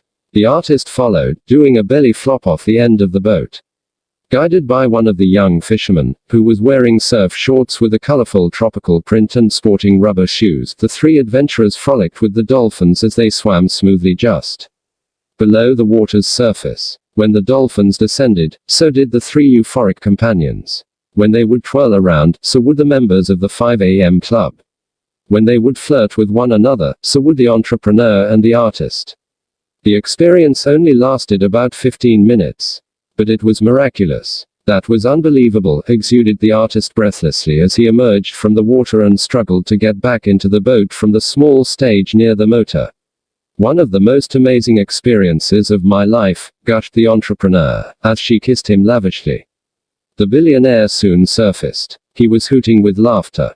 Boy, that was a blast. On returning to the harbor, the morning mentoring class resumed on the beach, next to a pile of stones that L. Ockles used for barbecuing fish. The double rainbow remained extended across the sweeping sky. The billionaire lifted a hand toward the heavens. 4 white doves appeared abruptly out of nowhere. Then a cluster of pink and yellowish butterflies sailed by. Good, announced the tycoon as he stared at them. After letting out a few throaty coughs that also seemed to come out of nowhere, he proceeded to point to the third area of the 4 focuses of History Maker's model he'd been walking his 2 students through on this particular day. It had personal mastery practice printed on it. What are we talking about here? Wondered the artist, his dreadlocks dripping and his thick tattooed arms around the entrepreneur to keep her warm. She was shivering. Training the best parts of you, was the straightforward reply. Remember the Spartan warrior credo that the spellbinder shared at the seminar. Sweat more in practice, bleed less in war. Well, the quality of your morning practice determines the caliber of your daily performance. Battles are won in the early light of intense training, when no one's watching. Victories occur before warriors walk onto the field. Triumph belongs to the one who prepares the most. It's obvious that if you want to be the best in the world at business or art or chess or as a designer or as a mechanic, or as a manager, you need to put in enormous amounts of practice time to advance your expertise. Specifically, a performer must invest at least 2 hours and 44 minutes of daily improvement on the chosen skill for 10 years, as preeminent psychologist Anders Ericsson of Florida State University has taught us through his groundbreaking research. This is the minimum viable amount of practice required for the first signs of genius to appear within any domain. Yet so few of us think of the importance of putting what amounts to 10,000 hours of training into becoming better human beings. And that's why so few among us unlock that code which, once cracked, liberates our sovereign selves with all the wisdom, creativity, bravery, love and inner peace that comes with that manifestation. It's only when we improve that our lives improve. Know what I mean? What I'm suggesting to you too is that you need to practice advancing toward personal mastery daily, just as we must dedicate ourselves to any other skill we seek to be world class at. Fortify and bulletproof and nourish the core dimensions of your inner life and, trust me, you'll X100 your life. Everything you do in your outer world is an absolute consequence of what's happening within you. This is where you need to do the real morning preparation. Then you'll walk out into the world every day thinking, feeling and producing at levels that make you unconquerable. You owe this gift to yourself.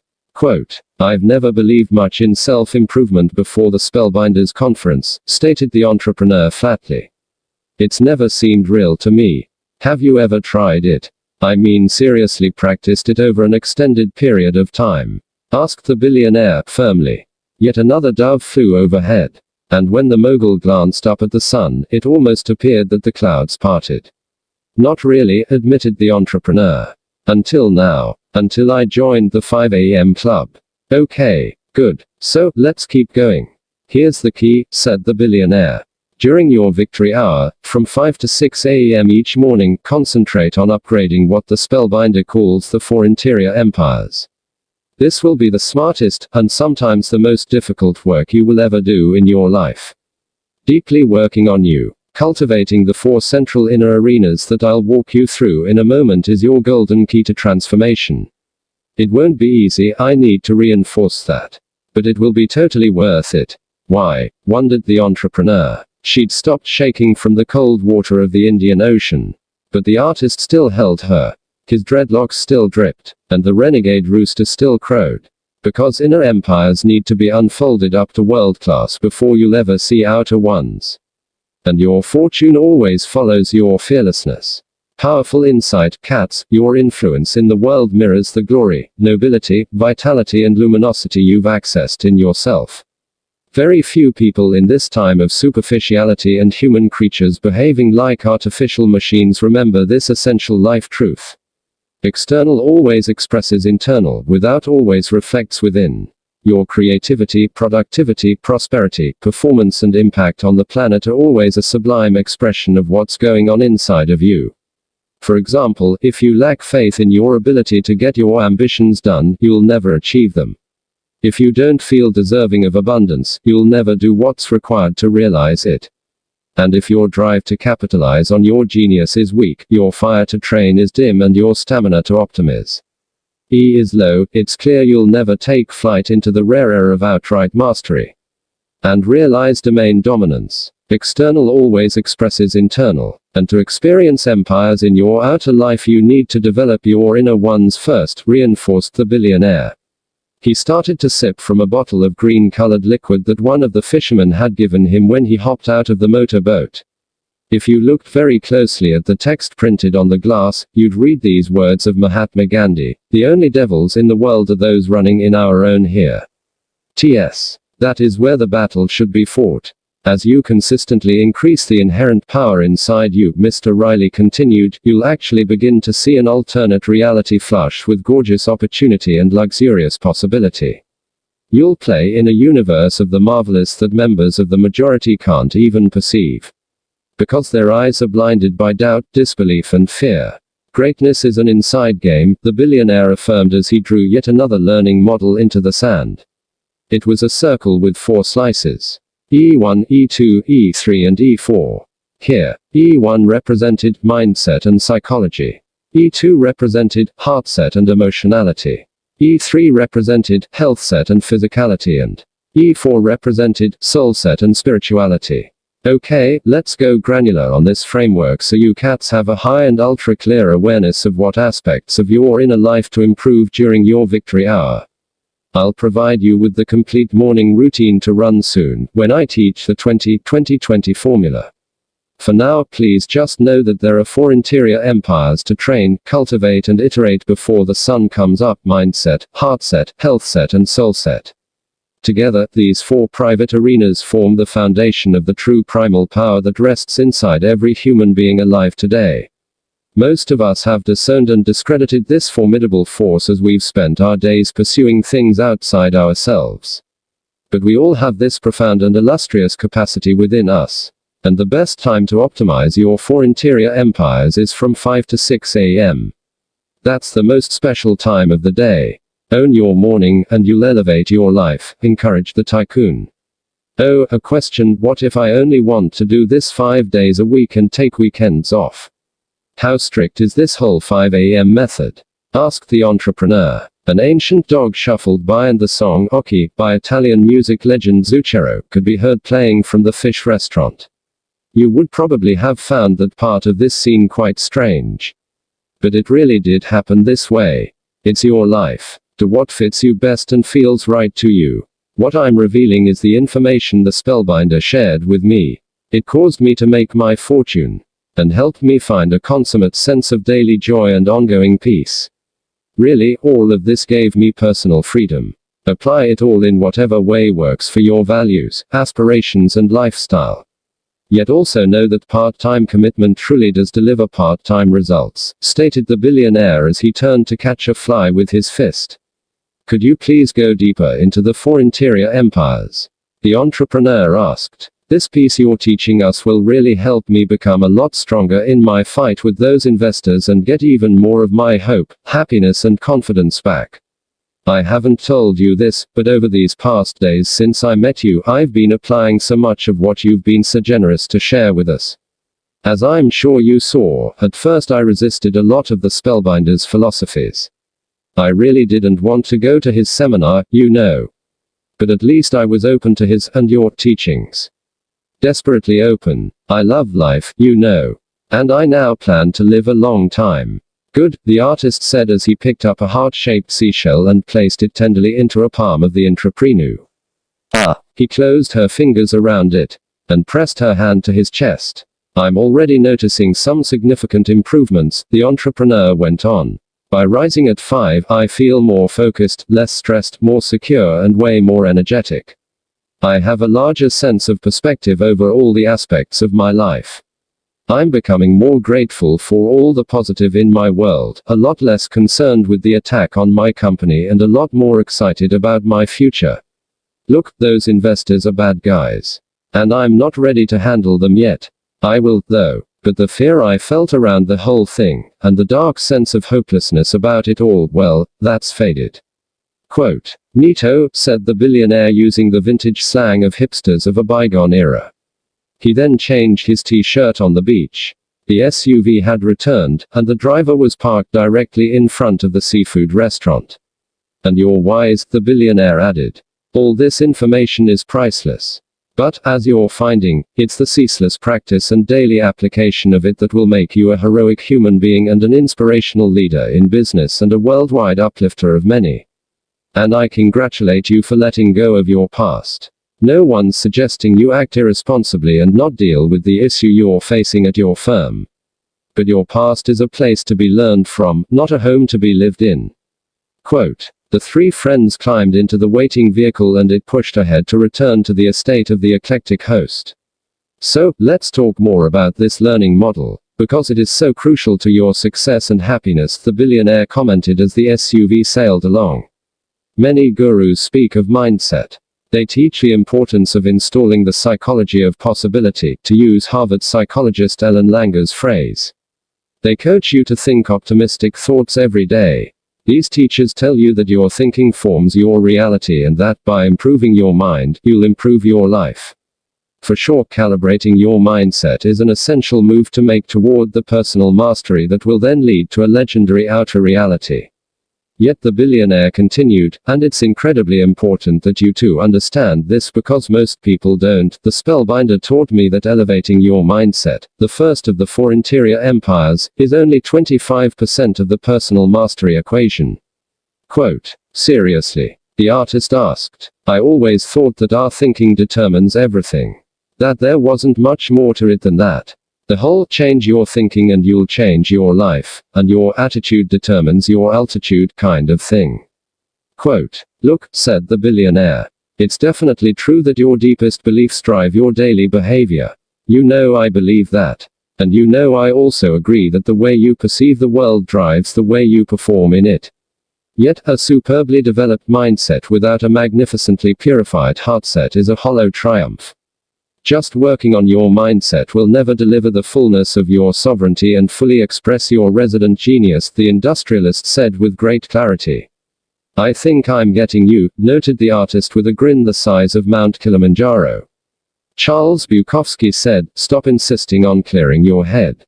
Clear your heart instead." He was right, agreed the billionaire as he relaxed deeper into his rich leather seat in the SUV. "So, help me understand exactly what heartset is," asked the entrepreneur. She was watching a group of school kids running in a playground with unsparing exhilaration. Her thoughts drifted to her childhood. Heartset is your emotional life. Even with battle-proofed beliefs and the distinguished thinking of a world-class mindset, you won't win if your heart is full of anger, sadness, disappointment, resentment, and fear.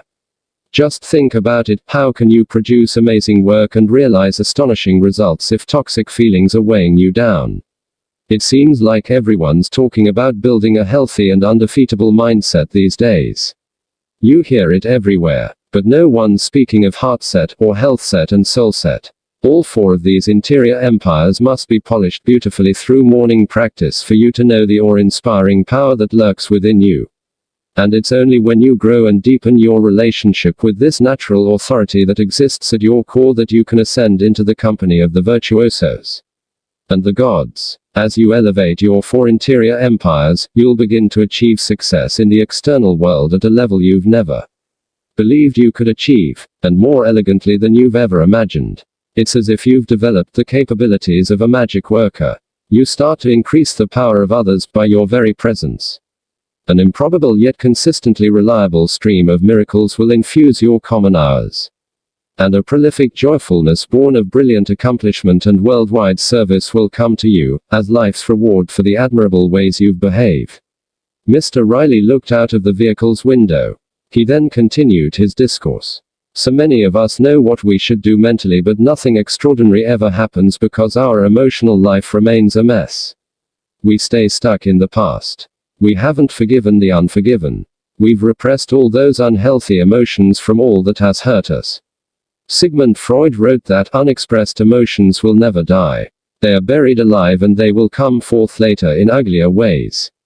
And we wonder why our attempts at positive thinking aren't working. What I'm sharing with you explains why so many self-improvement books don't lead to lasting evolution. And why so few conferences make an enduring difference. Our intellectual intentions are good. We really wish to become brighter producers and better people.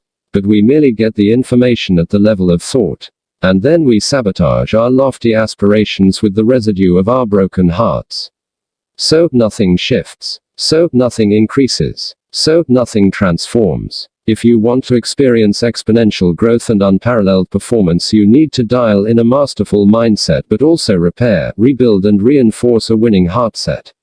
So that all the dark and toxic emotion from your past pains are cleared out. Released and cleansed and purified. Forever. And so your heart, once hardened by life's trials, reopens in all its noble glory. Quote. Amazing insights, the entrepreneur acknowledged.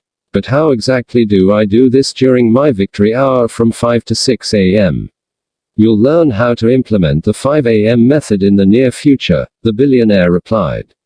You two cats are becoming open enough and strong enough to embrace the 20-20-20 formula soon.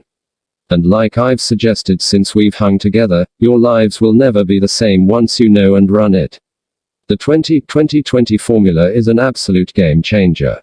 For now, please just understand that a great mindset with a poor heart set is a giant reason good people end up dissolving their attempts at greatness. Oh, added the billionaire.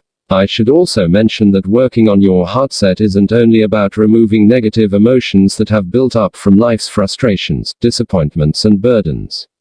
It's also about amplifying the healthy ones.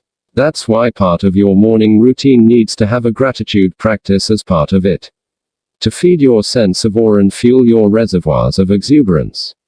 Love it, said the artist. Profound what you're sharing, brother.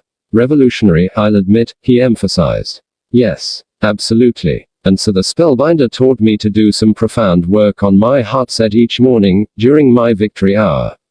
Yet here's the thing, even upgrading your heart set along with growing your mindset before the first rays of the sun display the selves still means you're only doing 50% of the personal mastery work required to materialize the interior empires that will yield the outer empires of your highest wishes. After mindset and heart set, you also need to fortify your health set each morning. Quote. New word for me, observed the entrepreneur. Health set. I like it. Well, this one speaks to your physical dimension, explained the billionaire as the SUV passed one of the many tea plantations in Mauritius. One of the main elements of your rise to legendary is longevity.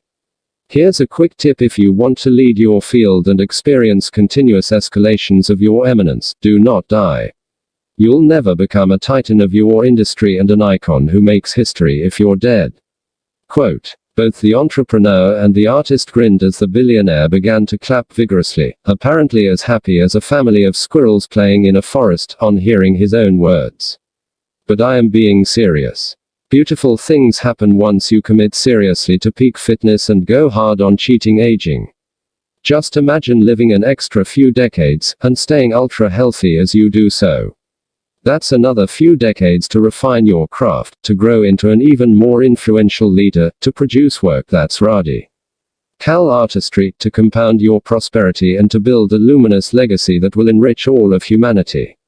Epic producers and great leaders understand that you just can't rise to mastery without leveraging, and then armor plating, your vitality. Every day's just dramatically better with some exercise in it.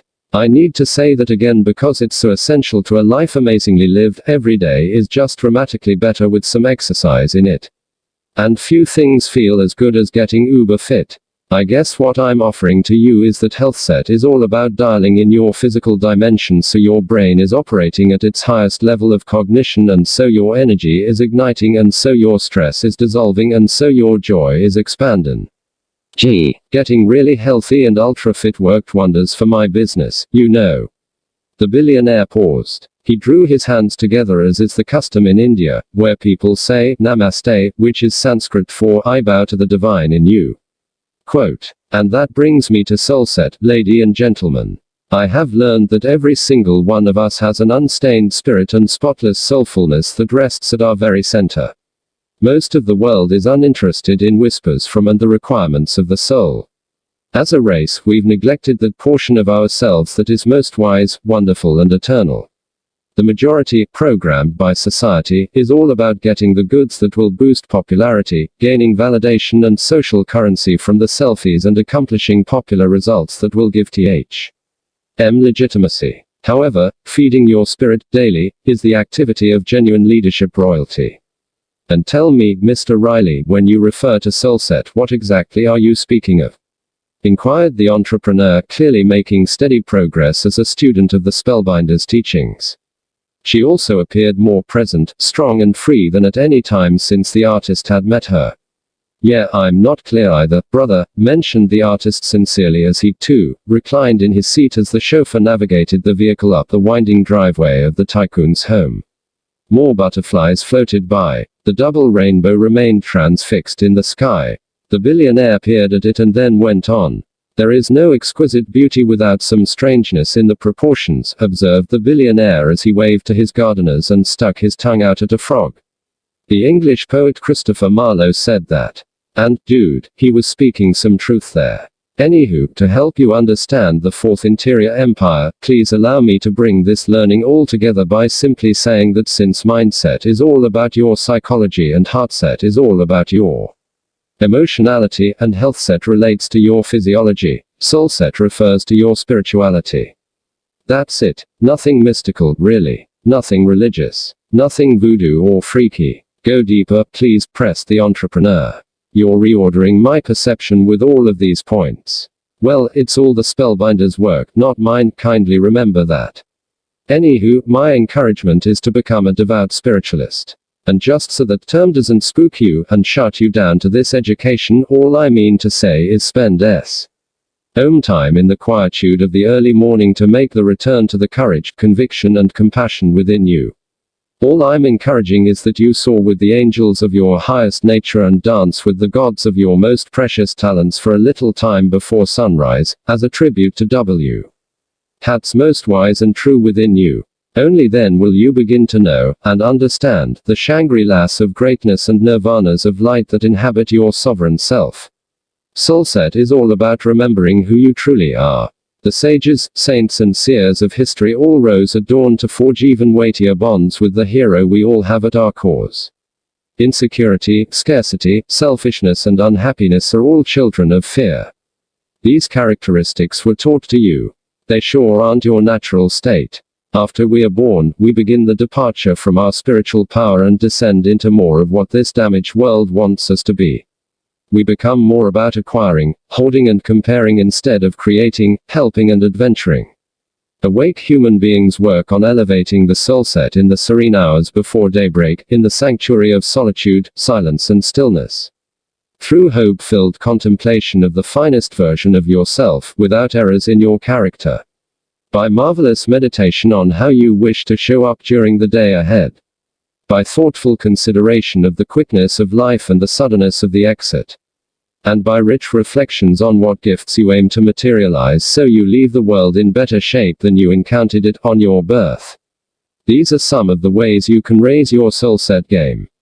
Yes, continued the billionaire, the vulnerability of his open-hearted delivery displaying itself even more potently in his now soft voice.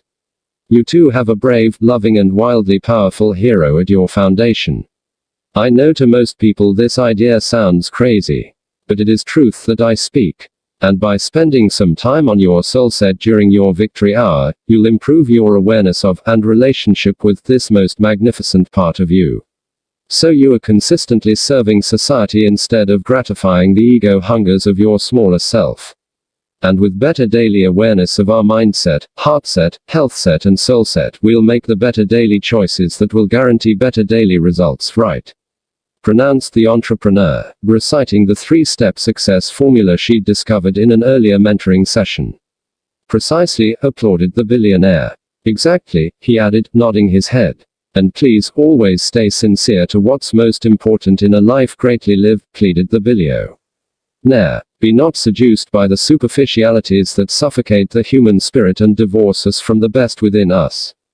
He pulled a thin wallet out of a front pocket and read the words of Tolstoy from a tattered piece of paper that had been folded in a sleeve. Here's what you would have heard him say in his raspy yet dignified voice, if you were in that SUV with them. A quiet, secluded life in the country with the possibility of being useful to people to whom it is easy to do good, and who are not accustomed to have it done to them.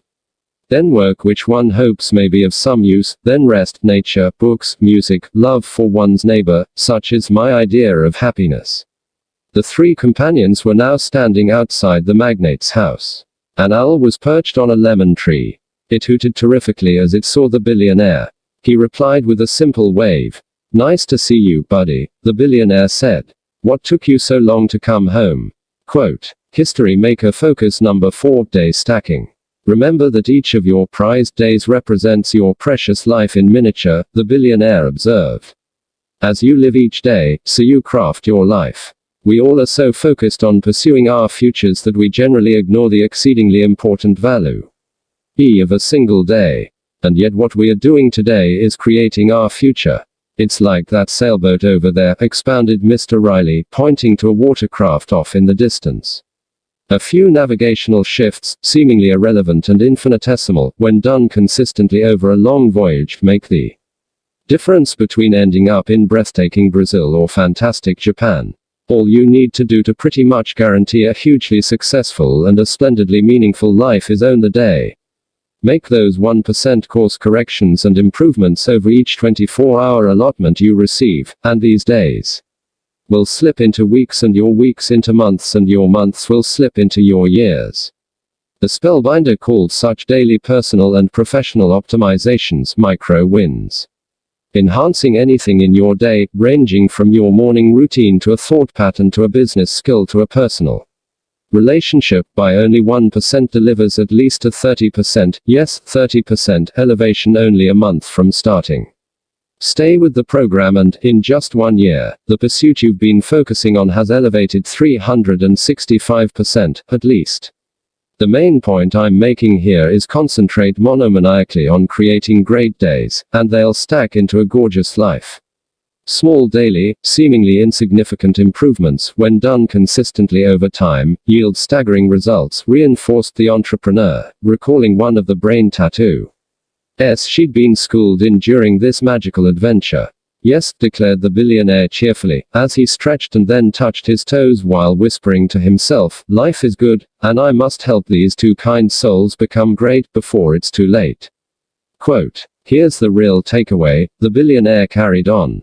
Elite producers and everyday heroes understand that what you do each day matters far more than what you do once in a while. Consistency really is a key ingredient of mastery. And regularity is a necessity if you're amped to make history. In that moment, the entrepreneur's attention was stolen by her phone as the screen lit up. Stunningly, the following words showed up in lettering that resembled blood dripping, leaving her trembling and shaken. A killer is coming. Baby, what's up? Asked the artist, revealing more of the growing intimacy of their relationship. Yes, what happened? Wondered the billionaire on seeing the ghost white face of the entrepreneur. It's, she sputtered. She fell to her knees, in a flower bed close to where the chauffeur had parked the SUV. Almost as quickly, she stood up again. It's another death threat. They're telling me someone is on the way to kill me. The investors again. Pushing me to leave the firm. Guess what, guys? The entrepreneur said, pivoting into a posture of high confidence and mighty defiance. I'm not leaving. I built this company. I love what I do. I would do anything for my team. Our products are incredible, and growing the enterprise has given me great fulfillment. I'm ready to fight 'em. Let's go. Bring it on, I say. It's being handled, murmured the billionaire, echoing what he'd said at his beach on first learning about the situation. Just stay fully present to the teaching you're learning and this special opportunity of being a new member of the 5 a.m. club. Keep having a blast here with me in Mauritius. Continue this little love story unfolding between you and my tattooed friend over here, smiled the billionaire. And keep strengthening the awareness of your natural power as a leader, performer and human being. I'm really happy to see your progress. You already seem braver, lighter and much more peaceful. Good on you. Getting up at 5 a.m. is getting easier as each day passes, the entrepreneur said, feeling comforted and sounding composed. The insights you're sharing are valuable. I'm growing a lot. I can't wait to go granular on how to make the habit stick and learn the 20-20-20 formula so I know exactly what to do during my victory hour. I've been practicing some yoga and walking along the sea in the darkness before the sun comes up, yet I'd love some help on a more specific ritual. I know you have one. But the philosophy, so far, has been remarkably helpful. Quote, the precise methodology is coming soon. At this point I simply want you to know that the concept I've just shared with you both is called the day stacking foundation. Winning definitely does start at your beginning. Own your morning and the quality of your day rises exponentially, which, in turn, upgrades the caliber of your life exceptionally. You'll be so much more energetic, productive, confident, excellent, happy and serene, even on the most difficult of days when you calibrate the front end of it. Okay, now you two go and have an amazing day together. I love the words of the poet John Keats, who wrote, I almost wish we were butterflies and live but 3 summer days, 3 such days with you I could fill with more delight than 50 common years could ever contain.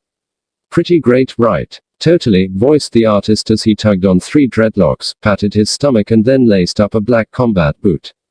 Totally agree. And what time should we meet tomorrow, cool cats? Inquired the billionaire, with a look that confirmed he was quite sure of the answer. 5 a.m., the entrepreneur and the artist replied enthusiastically, in unison. Chapter 11 Navigating the Tides of Life. The best and most beautiful things in this world cannot be seen or even heard, but must be felt with the heart. Helen Keller. The entrepreneur had learned to sail as a child. She'd loved the sensation of salt water on her young face and the feelings of freedom that being out on the vast sea brought. Her spirit. She wondered why she had stopped sailing. In that instant, she also considered why she'd given up so many of the pursuits that had brought her such harmony. And she cherished the fact that in this basic moment, in a small boat gliding through the endless Indian Ocean, she was truly and wildly alive. Our culture measures success by how much money we have, the amount of achievement we complete, and how much influence we reach. Yet, thought the entrepreneur, while both the spellbinder and Mr. Riley agree that those victories are important, they've encouraged me to consider how well I'm running my life by another series of metrics as well. By my connection with my natural power and by my intimacy with my authenticity and by the vitality around my physicality and by the size of my joy. This seems like a much better way to look at success.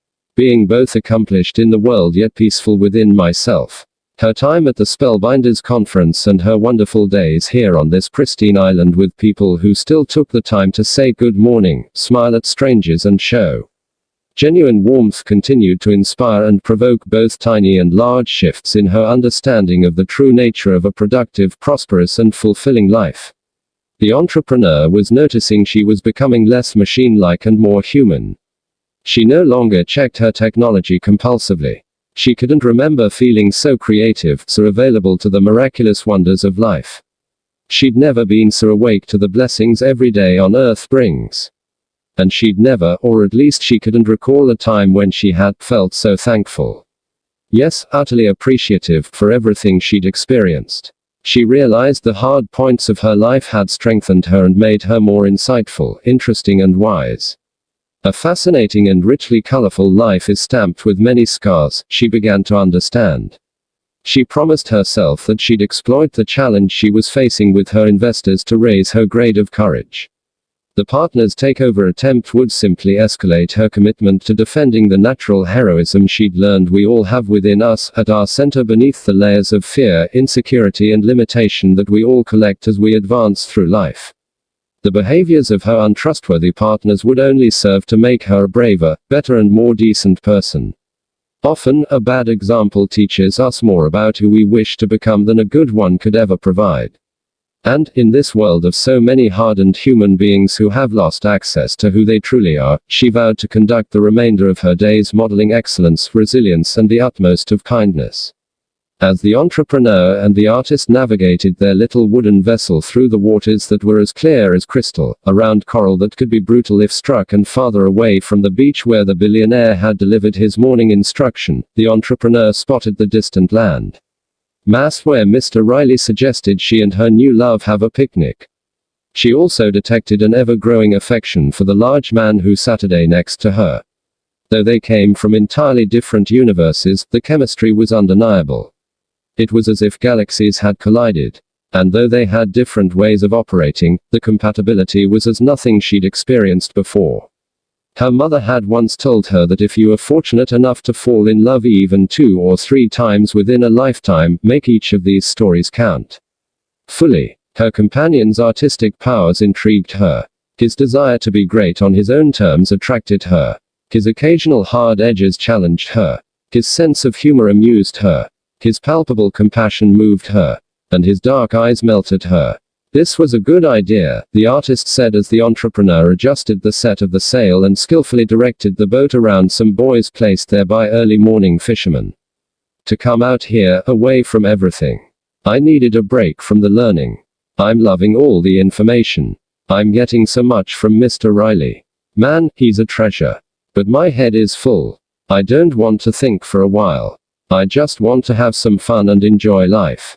Being out here with you is special. Thanks, replied the entrepreneur simply as her hair waved playfully in the wind and her sparkling eyes stayed fixed on the water in front of her. This is the happiest I've seen her look since I met her at the conference, thought the artist. He put an arm around the entrepreneur. She didn't retreat in any way, remaining relaxed as the brightly painted vessel ventured deeper into the ocean. After a while, the small island they had been heading toward came into clearer focus. The billionaire's team stocked us up for a pretty good picnic, noted the entrepreneur. How about we drop anchor in the shallow area over there and have lunch on the white sand part of the beach? Quote, the island looked deserted aside from the well-fed seagulls, some with live fish dangling from the skinny yellow beaks that soared overhead. And the gigantic turtle ambling along the damp shoreline as though he ruled it.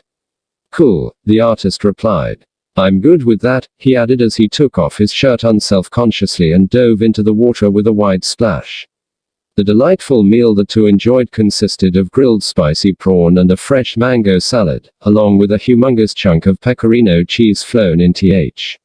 At morning from Italy. Watermelon mixed with pineapple and kiwi had been provided for dessert. The entrepreneur shared her longing to build one of the world's greatest companies as they savored the food and relaxed in that sanctuary of peaceful isolation. She spoke of her desire to build a genuine empire and then, perhaps, to retire in style to the rustic side of Ibiza. She also confided even more of her pained childhood, from the terrible divorce of her parents to the depth of her trauma around the violent passage of her beloved father. She spoke in further detail of the series of failed relationships that had caused her to concentrate most of her time on her work and the loneliness she felt when she wasn't in the process of advancing her business. Those weren't failed relationships, mused the artist as he munched joyfully on a chunk of watermelon. They made you who you are, right? And I really like who you are. Actually, said the artist candidly, I love who you are. Quote. He leaned over and kissed the entrepreneur. What took you so long to say that? She asked. I don't know. My confidence has been low for a long time, confessed the artist. But hearing the spellbinder at the seminar and meeting you and feeling our amazing vibe and then being on this totally insane yet incredible adventure, I don't know. It's making me believe more in myself again. This is all helping me to trust life again, I guess. To open up to someone again is great. I should paint later today. Something special is going to show up. I just know it. Yes, you should, encourage the entrepreneur. I sense it too. You're going to be a hugely successful and truly legendary painter. And then, after a lengthy pause, she added, I love you too, by the way. Quote. The romance of that moment being shared by the two new members of the 5 a.m. club was suddenly broken by the sound of loud hip-hop music. A figure could be seen in the water moving dazzlingly fast, zigzagging and then racing along straightaways. It soon became evident who this noisy and uninvited intruder was, Stone Riley, riding on a souped-up jet ski and wearing a top hat that had been strapped to his chin. Yes, a top hat. And if you looked closely, you would see a skull and crossbones symbol on it, the sort that sits on pirate flags.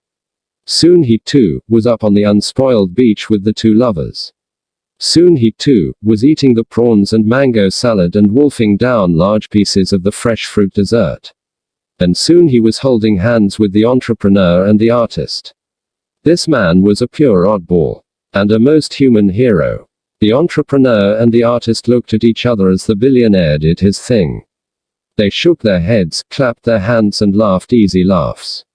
Dudes, shouted the billionaire above the volume of the thumping music as his jet ski bobbed in the shallow water. Missed you too. Hope you don't mind me crashing your picnic, he communicated with food in his mouth.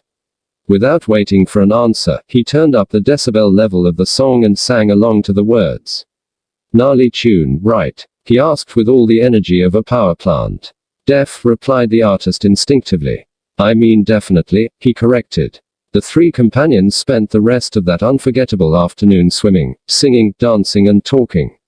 That evening the billionaire hosted a magnificent dinner out on his beach, which was lit with tiki torches, cream-colored lanterns and what you would have West were thousands of candles.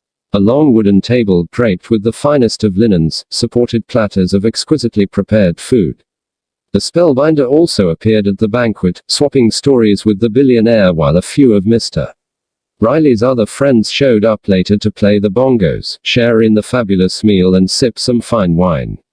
Even the ultra-professional and exceptionally hospitable attendants were encouraged to join the festivities. It was all surreal and special. For an instant the entrepreneur reflected on the preciousness of the evening and recalled a quote her father had placed on the door of the family fridge. It was from Dale Carnegie, the self-help author, and it read, "One of the most tragic things I know about human nature is that all of us tend to put off living.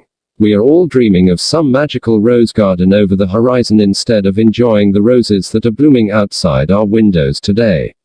The entrepreneur smiled to herself. She realized she would postpone living fully no more. She'd not only fallen in love with a good man, she was beginning to experience a lavish lust for life itself. At 5 a.m. the next morning, the sound of a helicopter pierced the sereneness that only presents itself at that hour of the day. The entrepreneur and the artist waited on the beach as they'd promised the billionaire they would. They held hands, tightly, and awaited the next lesson he told them he'd share. But the billionaire was nowhere to be found.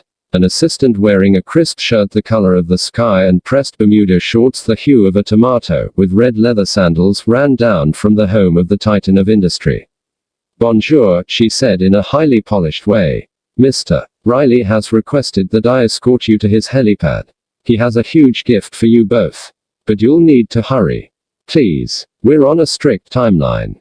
The three of them scampered along the beach, up a groomed trail through lush trees, past an herb garden with wooden signs containing quotes from famous leaders as well as one that said, "Trespasses will be composted," and, finally, to an expansive manicured meadow. At the center of it sat a gleaming helicopter with its rotors whirring against the radiance of the early morning lightfall. Inside the aircraft a single pilot could be seen. He wore aviator glasses, a black flat-brimmed baseball cap and an all-black uniform. As his passengers were led inside, the pilot remained silent, manipulating the controls and writing on what appeared to be a detailed checklist attached to a scuffed up clipboard with the phrase, "Rise and shine so you'll escape the misery of mediocrity," written at the top in red. A smiley face emoji was evident below this line. "Good morning," said the entrepreneur enthusiastically to the pilot. "Where's Mr. Riley?" The pilot didn't answer. He tuned a dial, tweaked a knob, and made another tick mark on the white page. "Good luck, and have a safe flight, you two," announced the assistant as she adjusted the seat belts and placed headphones with a microphone snugly onto the heads of her VIP guests. "Where the heck are we going?" demanded the artist, reverting to angry man status. No reply. The door shut with a thud. Then locked with a click. The engine noise grew louder, and the propeller accelerated its rotations. Whoosh whoosh whoosh went the sound. The pilot, seemingly in some sort of imperturbable trance and certainly not at all friendly, pushed the control stick. The helicopter began to rise above the grassy field. Unexpectedly, the aircraft tilted to the left dramatically. Then it descended aggressively toward the earth in a free fall before jerking upward again. Total disaster, shouted the artist. This pilot is incompetent. I hate him. Just breathe. All will be well, reasoned the entrepreneur. She looked relaxed, secure and in complete control. Her morning training was working. She pulled the artist closer to her. I'm here. We'll be safe. This will end well. Soon, the helicopter was high in the sky and moving steadily, efficiently and gracefully. The quiet pilot fiddled with the dials and tinkered with the controls, seemingly oblivious to the fact he carried 2 passengers. I've seen that watch before, observed the artist as he spied the big timepiece on the pilot's lean wrist. Same one Stone had on at the Spellbinders presentation. This is nuts, he stated in a quivering voice. The painter was sweating like a polar bear in a heatwave. Own your morning. Elevate your life, came the singing voice from the front of the helicopter. Hi cats. Bonzour. Enjoying being members of the 5 a.m. club this morning? He questioned in a raspy tone. Boy oh boy, you're gonna love the surprise that's coming. Another country for another lesson on the morning routine of legendary leaders, creative geniuses and the great women and men of the world. Quote. The pilot turned his head around radically and whipped off his sunglasses intensely. Then he let out a monumental burp. It was the billionaire. Hey people, I didn't mean to scare you 2 glorious human beings. I do have my helicopter pilot's license, you know, said Mr. Riley sincerely, almost apologetically. Sure, remarked the artist, still clinging to the entrepreneur like a gambler holding his last chip. Got it years ago, the billionaire continued. Helicopters are uber cool, but with all my business ventures these days, I don't get in the airtime I used to. Sorry for the rough liftoff. I guess I need more practice. Quote. So where are we going? The entrepreneur asked as she eased into her supple leather seat. Agra was the billionaire's one-word answer. What does that mean? Asked the artist. What's an Agra? I'm taking you guys back to the airport, said the billionaire. Gotta keep us moving on this once-in-a-lifetime adventure we're on. We're leaving Mauritius, wondered the entrepreneur with disappointment. Her bracelets dangled and knocked against each other as she said this. What about everything you still have to share with us? The artist asked. We still haven't learned the 20-20-20 formula you say will revolutionize our lives. You told us that it's pretty much a foundation of the 5 a.m. method. I've been waiting to learn it, argued the artist, punching a fist into her hand again. And I really love Mauritius. I wasn't ready to leave. So do I, agreed the entrepreneur. I thought you promised us you'd get into the detailed tactics around what to do after we get up at 5 a.m. And at the Spellbinders conference you promised that you'd share practical productivity hacks so I could scale up my business and some key techniques to build my own fortune. And me and my man only had one picnic together. And you crashed it with your loud music and your pimped up jet ski. No one spoke for a moment. Then, slowly, everyone in the helicopter began to giggle. Relax, guys. Hollered the billionaire. My home is your home. You can come back to Mauritius anytime you want. I'll send the same drivers and the same jet, and I'll make sure you feel the same love from me and my awesome team. No sweat. Happy to be helpful. Always. Quote. He adjusted another dial before adding, I've got a plane waiting for us on the runway right now. You lovebirds have been tremendous students. Absolutely first rate. You've passionately embraced the Spellbinders teachings. You've been up with the sun and on time every morning. I've seen all your progress.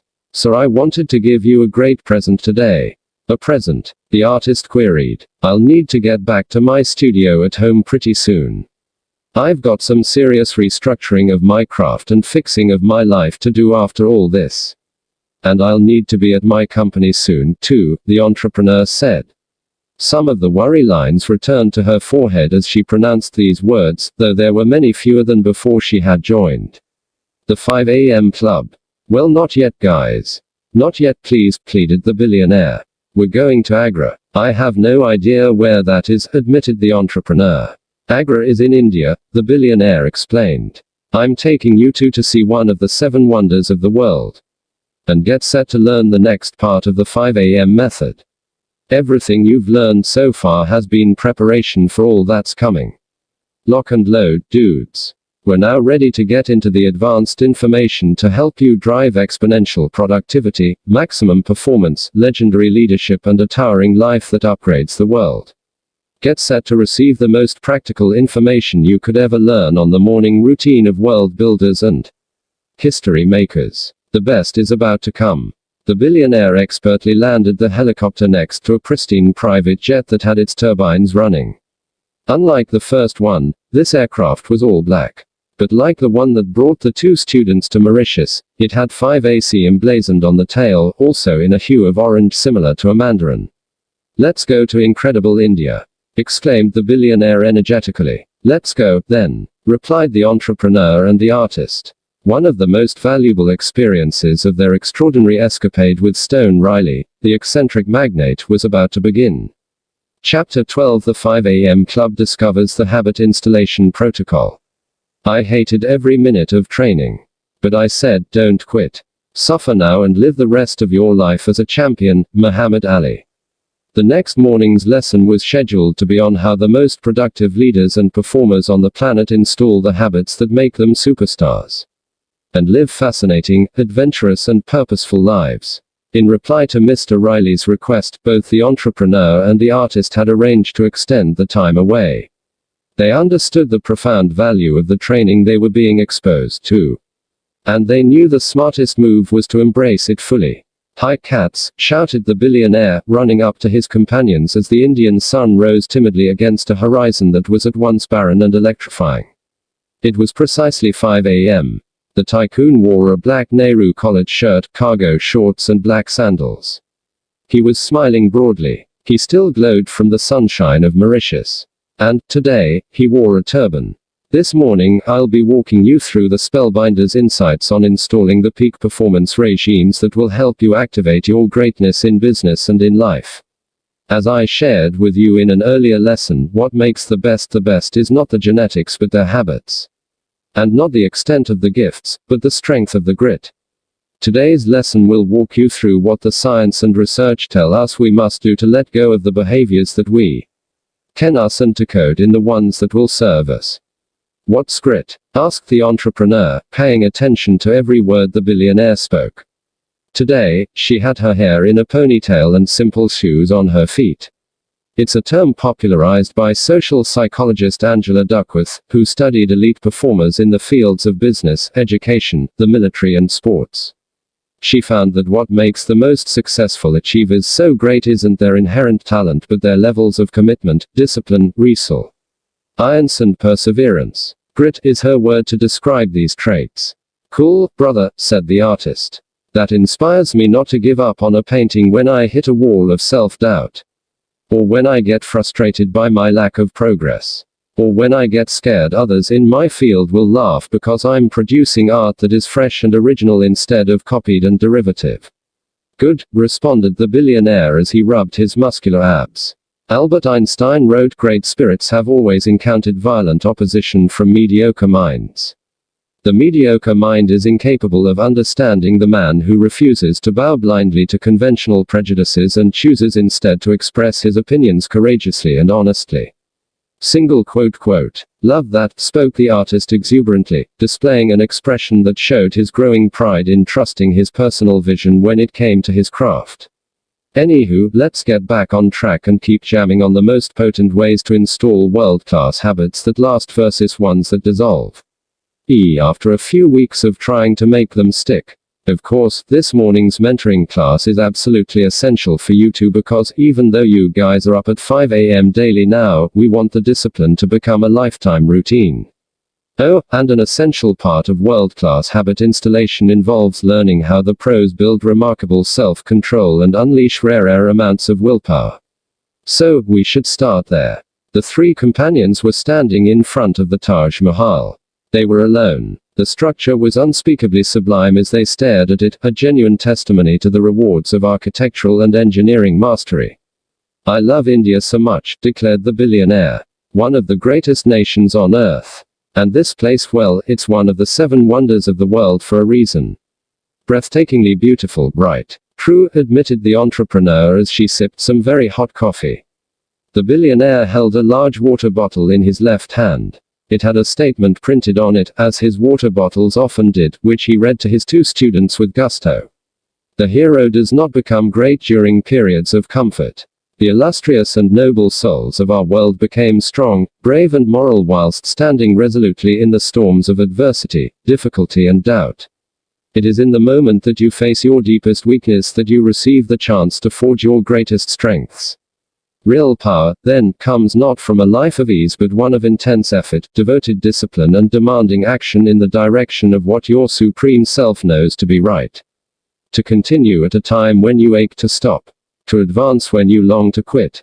To persist in the instant when you feel like giving up is to claim your membership among the great warriors and honorable characters who led humanity to a better place through their earned invincibility.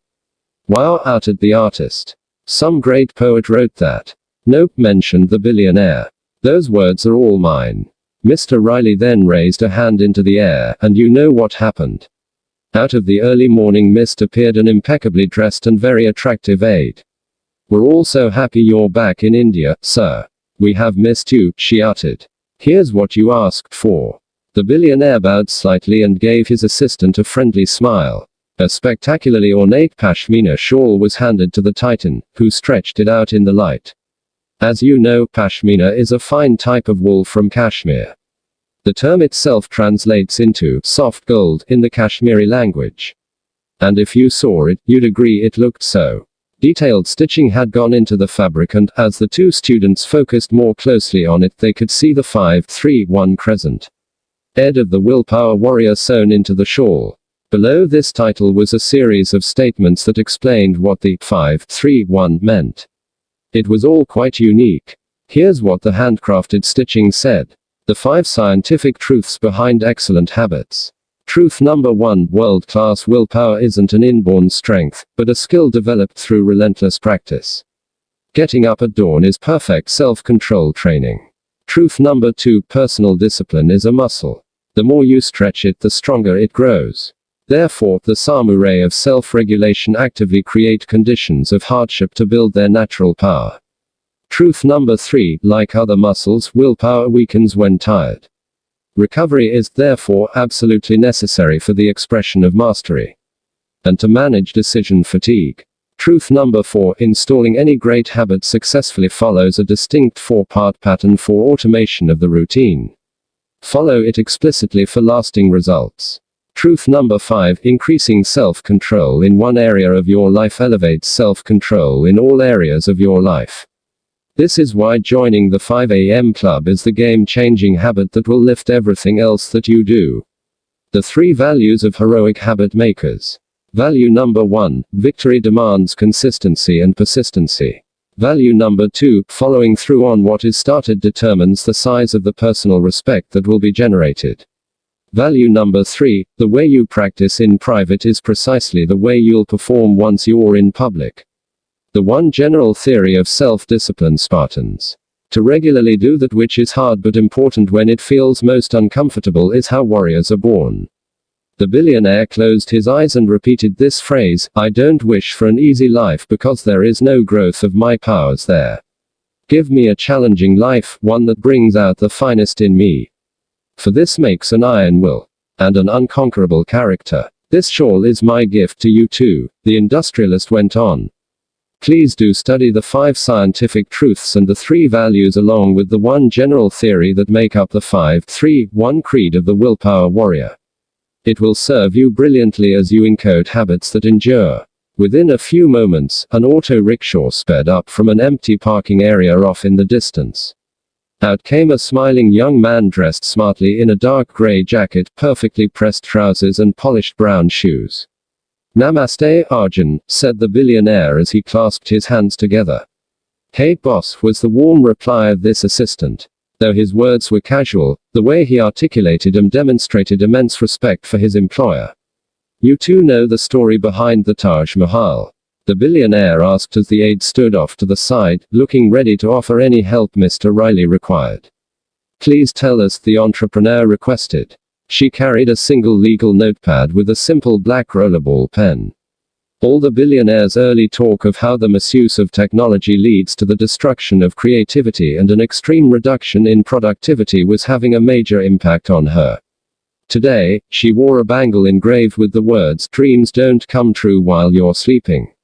"Sure, it's a rad story," gushed the billionaire, retreating to more of his California surfer sang. "Like you two sweethearts, the Mughal Emperor Shah Jahan, who masterminded this marvel, was very much in love. As a symbol of his devotion to and adoration of his wife, Mumtaz, after her death in 1631, he committed himself to the construction of a monument the likes of which the world had never seen. One so extravagantly sensational, staggeringly inspirational and structurally exceptional that all onlookers would understand the depth of this man's affection as they experienced all its splendor.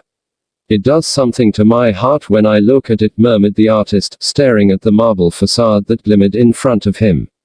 He squinted as the early morning rays struck his eyes. He was looking more fit, calm, confident and poised than the entrepreneur had ever observed. "Me too," agreed the billionaire with a note of melancholy in his voice. "Seeing the Taj Mahal isn't just an excursion of the intellect. It's also a resurrection of the spirit. It wakes even the numbest person up to what we, as human creatures, are capable of producing." But to continue, once the Maharaja set his bold intention, his workers started the process of translating that lofty vision into a definite reality. Because, as you both now know, ambition without implementation is a ridiculous delusion. You two are now much more fluent in the insight that anything legendary requires generous amounts of industry, artistry and persistency. Mastery isn't a sudden event. It really is a ceaseless process that may take years of painstaking craftsmanship, practice, sacrifice and suffering before the finished project intensifies to a level that moves the world. This is yet another GCA, a gargantuan competitive advantage, continued Mr. Riley. To remain loyal to your noble ideal not only during the weeks after you fought up the dream but over the long months and perhaps extended years in the parched desert of creative implementation while you endure rejection, exhaustion, the stones of jealous peers, the skepticism of your loved ones, being diverted by other attractive opportunities and finding your way through the isolated winters of self-doubt. This is what separates the also-rans from the icons. Anyone can be great for a minute. The sport of icons is sustaining genius-grade performance over a lifetime. And that takes unusual grit and patience uncommon in these superficial times. The kind that the majority of society today has sadly failed to develop. Know what I mean? The billionaire was animated, energetic and completely jacked up. He threw an arm into the air and flashed the universal victory sign with 2 fingers. It seemed he did so just to protect his inspiration. And to insulate the fire that had been activated within his heart. Many decades ago, Albert E.N. Gray delivered an address for salespeople in the insurance industry. He called it the common denominator of success, and it distilled what the author had identified over 30 years of study as the greatest key to fortune in one's business, family, health, financial and spiritual lives. What was it? Inquired the entrepreneur with acute interest as she sipped her now tepid coffee. Well, offered the billionaire, from my recollection of the pamphlet that was made from the talk and then widely circulated to top sales professionals, he said, I had been brought up on the popular belief that the secret of success is hard work, but I had seen so many people work hard without succeeding that I became convinced hard work was not the real secret. Single quote. So what was it? Implored the artist impatiently. Dude, I'm getting to it, the magnate replied playfully. So, Albert Gray said, this common denominator of success is so big, so powerful. And it is, interjected the entrepreneur, equally unable to wait for the answer.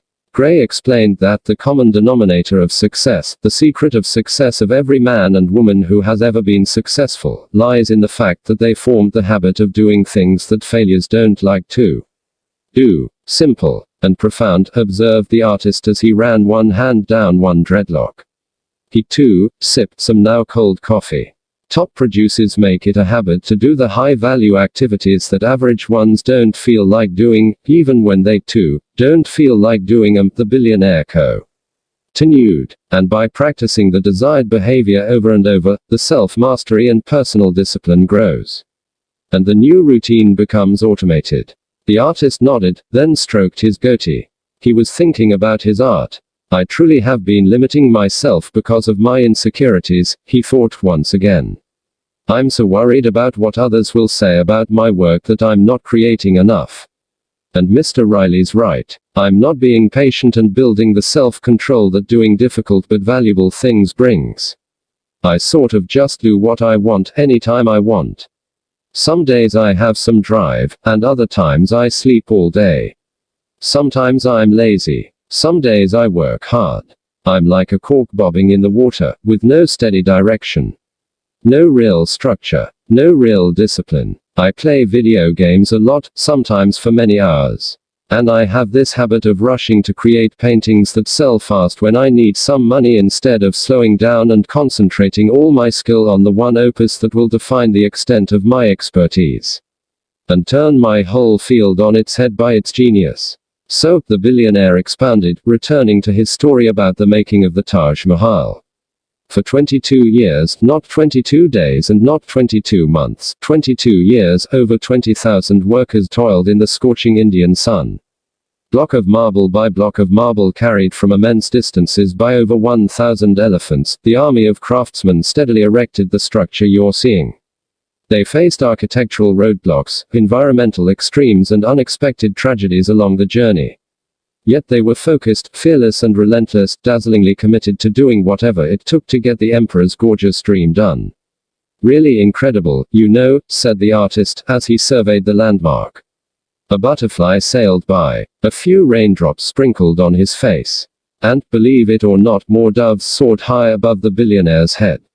What's with all the doves, rainbows and butterflies that seem to surround you a lot of the time? Pressed the entrepreneur as she adjusted the t-shirt she was wearing. It had a quote from Oscar Wilde on it that seemed to fit the newfound awareness of the businesswoman. It read, "Be yourself. Everyone else is already taken." Quote. We all have the magic. Most of us don't know how to use it, was the Baron's brief and mysterious reply. So, getting back to the Taj Mahal, after 2 decades, this mausoleum was complete, he remarked in a hushed tone. And humankind was given one of the greatest products of poetic audacity it has ever received. I'm beyond inspired, confided the entrepreneur. Thank you so much for bringing us here to Agra. I'm ever so grateful. Quote. The emperor must have really cared for his wife, mused the artist, delivering a penetrating reveal of the wonderfully obvious. He then looked intently at the entrepreneur. Her radiance went far beyond the basic beauty of starlets, models and women of high glamour. Hers was a quieter, more profound loveliness, the kind that makes sunrises special and moonbeams enchanting. He thought to himself that this woman's magnetism comes from a place deeper than merely an attractive face. It was a charm born of struggle, an electricity emanating from hurt, an energy emitting through a formidable intellect and a prettiness formed by her robust resolve to step into a person of true power, wisdom and love. The Taj Mahal is such a direct metaphor for you cats to consider on the subject of staying with the commitment to a new habit through whatever hardships show up. And remaining sincere to your ideals not only in the seasons of comfort but especially when it all gets terrifically difficult. And that's why this morning's coaching is so exceedingly important. What you're about to learn will help you implement so much of the philosophies I've shared with you up until now. The spellbinder has carefully developed the model I'm about to reveal, over many years working with business buoy elders, masterful achievers and change makers like myself. Today's session isn't so much about why you should embrace the morning ritual of rising before the sun. It's much more about how you can get this routine done. As a lifetime regime, explained the industrialist as he rubbed an earlobe like an imaginative child rubbing a magic lamp. Awesome, said the artist. I need this. The practical ways to make sure I don't stop getting up at 5 a.m. after this adventure ends. Quote. Cool, indicated the billionaire. Then let's go. 2 burly security guards then led the billionaire, the entrepreneur and the artist through a private entrance into the complex, usually reserved for heads of state, members of royalty and other global leaders.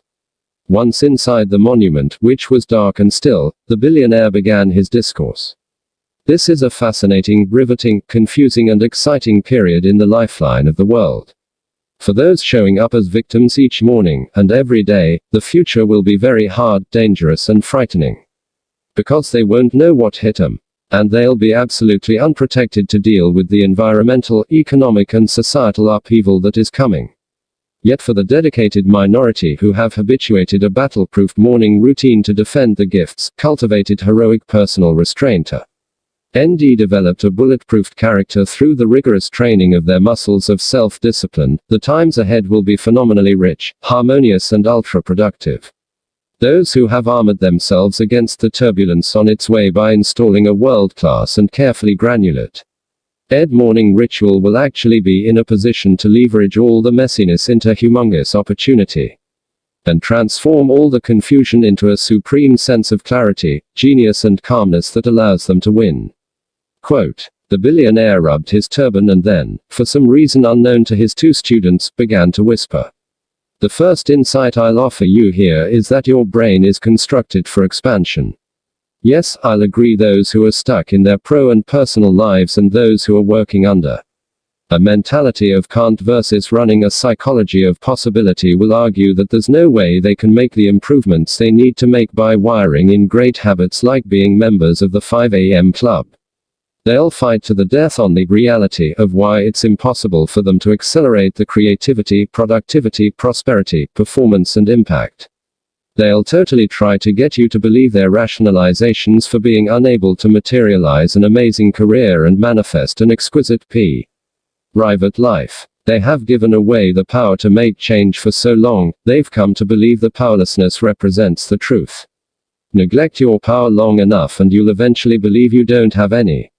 But the reality of the conditions is a very different story. The fact is that such people, good, well-intentioned, talent-filled people, have allowed the forces of the sovereign selves to become corrupted so often they've succumbed to a state of acute passivity. Yes, most people are passive instead of active builders of the ambitions within them. And then unconsciously they've manufactured a series of excuses about why they can't show up as leaders in their work and capable creators of their lives because they're so scared to leave the safety of the stuck-edness and make the very improvements that would bring them to glory. The billionaire stopped to draw in a giant gulp of air. A ray of golden sunlight peeked into the Taj Mahal. Then he carried on. Science now confirms that our brains can continue to grow throughout our lives. This beautiful phenomenon is called neuroplasticity. And it speaks to the fact that the human brain, like personal willpower, is a lot more like a muscle than previously understood. It's plastic in a way. Push it and it'll expand. Flex it and it'll extend, and become more potent for your use in the tallest expression of your most radiant gifts. So, you want to make sure you exercise your brain aggressively to make new habits like getting up early your new normal. Neurons that fire together, wire together, you know. As you repeat the routine you wish to add to your lifestyle, it becomes easier, and more familiar. That's a really important point to contemplate. And then act on. Quote, I've never been aware that we actually have the ability to grow our brains, noted the entrepreneur excitedly. And I guess what you're saying is the more we practice a fresh habit, the more our brains will work with us and evolve to make it part of who we are. Right. Yup, responded the billionaire. He loved seeing how the two human beings he was mentoring were improving through his sharing. Real leaders always feel great joy when they shine a light on the talents of others. Powerful idea, he went on with his finger now on the wall of the wonder of the world. You don't have the brain you want, you have the brain you've earned. Or to put it another way, you don't have the brain you desire, you have the brain you deserve, based on how you've been operating it. Spend your days diverted by your devices, tethered to television and majoring in mindless pursuits, and your brain will be weak and flabby through your mistreatment of it. Just like other muscles, it will atrophy. And this will result in weaker cognition, slower learning, and lower processing power. Your competition will destroy you and your targets will elude you. On the other hand, when you use your brain intelligently by expanding its limits and running it like a titan, it will expand and increase its connectivity, causing important gains in your productivity, performance, and influence. The brains of London taxi drivers were studied, and the area responsible for spatial reasoning, the hippocampus, was found to be significantly larger in them compared to the brains of ordinary people. Guess why? Because of the complexity of the street system in London, the artist responded confidently. You got it, applauded the billionaire. So, just as you develop your biceps in the gym by lifting dumbbells or doing push-ups, the cabbies in London flexed their hippocampi as they drove each day. And, like I said, given that the brain is a lot more like a muscle than neuroanatomists previously understood, that part of it grew stronger. See how powerful we human beings are. This is a superb example of the neuroplasticity we all have at our disposal. The brain can be strengthened, sculpted and optimized, if we choose to make it so. When you guys get home, study this phenomenon as well as the awesome process of neurogenesis which describes the brain's natural ability to actually breed new neurons. The emerging neuroscience explaining the availability of mastery to every single person alive today, no matter where they live or how old they are or what they do or how hard the pasts have been, is so incredibly exciting, the tycoon gushed. Anywho, he added, for now, please just know that the brain has a malleability and a muscularity to it. And what makes the great ones is they truly understand that daily discomfort is the price of enduring success. And that pushing ourselves hard builds the kind of brain that generates military-grade discipline. It's such a myth that the superproducers had easy lives. The billionaire reached into a pocket, pulled out a sealed envelope and handed it to the entrepreneur. Please open this. And read it for us with as much conviction and passion as you have, the Baron instructed politely. Inside, on a neatly folded piece of fine stationery, the businesswoman found the following words of the illustrious philosopher Friedrich Nietzsche. Do not talk about giftedness, inborn talents. One can name great men of all kinds who were very little gifted. They acquired greatness, became geniuses, as we put it, through qualities the lack of which no one who knew what they were would boast of. They all possessed that seriousness of the efficient workman which first learns to construct the parts properly before it ventures to fashion a great whole. They allowed themselves time for it, because they took more pleasure in making the little, secondary things well than in the effect of a dazzling whole. Flip the page over, please, requested the billionaire as his eyes twinkled in the light entering the Taj Mahal. The entrepreneur read a second quote that had been carefully written with what she guessed was an indigo-inked fountain pen. The phrase was from the English poet William Ernest Henley. Imagine these words infusing the deepest and most unstained part of your soul. It matters not how straight the gate, how charged with punishments the scroll. I am the master of my fate. I am the captain of my soul. The masters and the geniuses and the heroes of civilization all lived hard lives, expanded the billionaire. They trained tough. They played through pain, to borrow a term a lot of superstar athletes use these days. They pushed the potential fiercely. They were ambitious, ceaseless and ferocious when it came to the complete capitalization of the grandest potential. The Latin root of the word passion means to suffer. These women and men suffered for their visions, ideals and aspirations. They suffered for the increase of the skill and sacrificed for the realization of the prowess. They endured enormous anguish as they advanced the crafts and abandoned the temptations. And I must tell you, these illustrious performers also suffered for the state of the world. Playing small with your promise demotes our world, you know. Because the planet becomes a poorer place without your greatness in it. Quote. Suddenly, the billionaire fell to his knees. He lay flat on the floor and closed his eyes, folding his arms over his heart. The tycoon then began to snore. Loudly. What the heck are you doing now, brother? Asked the artist, appearing both confused and amused. Voluntary discomfort, was the speedy reply. More snoring. I want my teddy bear. He cried. And my jammies. Stone Riley then began to suck his thumb. He's unreal, laughed the entrepreneur, clearly entertained by yet another stunt of this maverick industrialist. One could see the billionaire was now smiling, apparently impressed with his comedic skills as well as his unusual ability to make a teaching point. Remaining on the ground, he said, the single best way to build your willpower is to voluntarily put yourself into conditions of discomfort. The spellbinder calls these strengthening scenarios. When I was much younger and my ability to command myself to do what I needed to do when I didn't feel like doing it was much weaker, I'd give in to my lesser urges so easily. My self-discipline muscles were very flabby because I wasn't exercising them. The spellbinder knew I needed to become a lot stronger so I could install the 5 a.m. routine in a way that stayed with me my whole career. So, he had me actively put myself into situations of hardship. And it worked like magic. What kind of situations? Asked the artist. Once a week, I slept on the floor. You're serious? Quizzed the entrepreneur. Really? Absolutely, the billionaire confirmed. And I began taking cold showers every morning. Twice a week I'd fast, like so many of the most accomplished women and men of the world have done to capitalize on and manifest the primal power.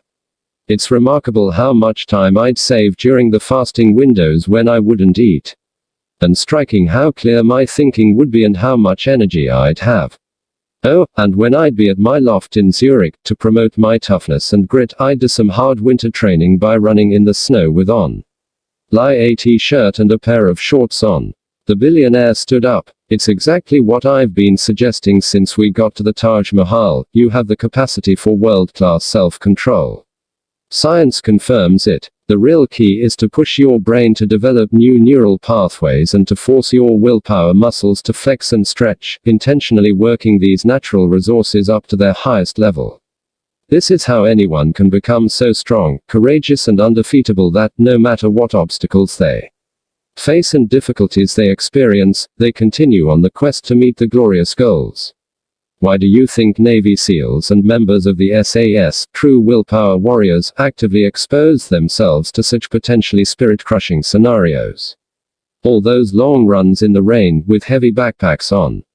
Crawling through thick mud in the middle of the night. Eating brutal food and living in a Spartan setting. Confronting their fears by performing tests like jumping into the ocean from cliffs, backwards with blindfolds on, or enduring exercises involving psychological degradation so they train themselves to transcend what most limits them.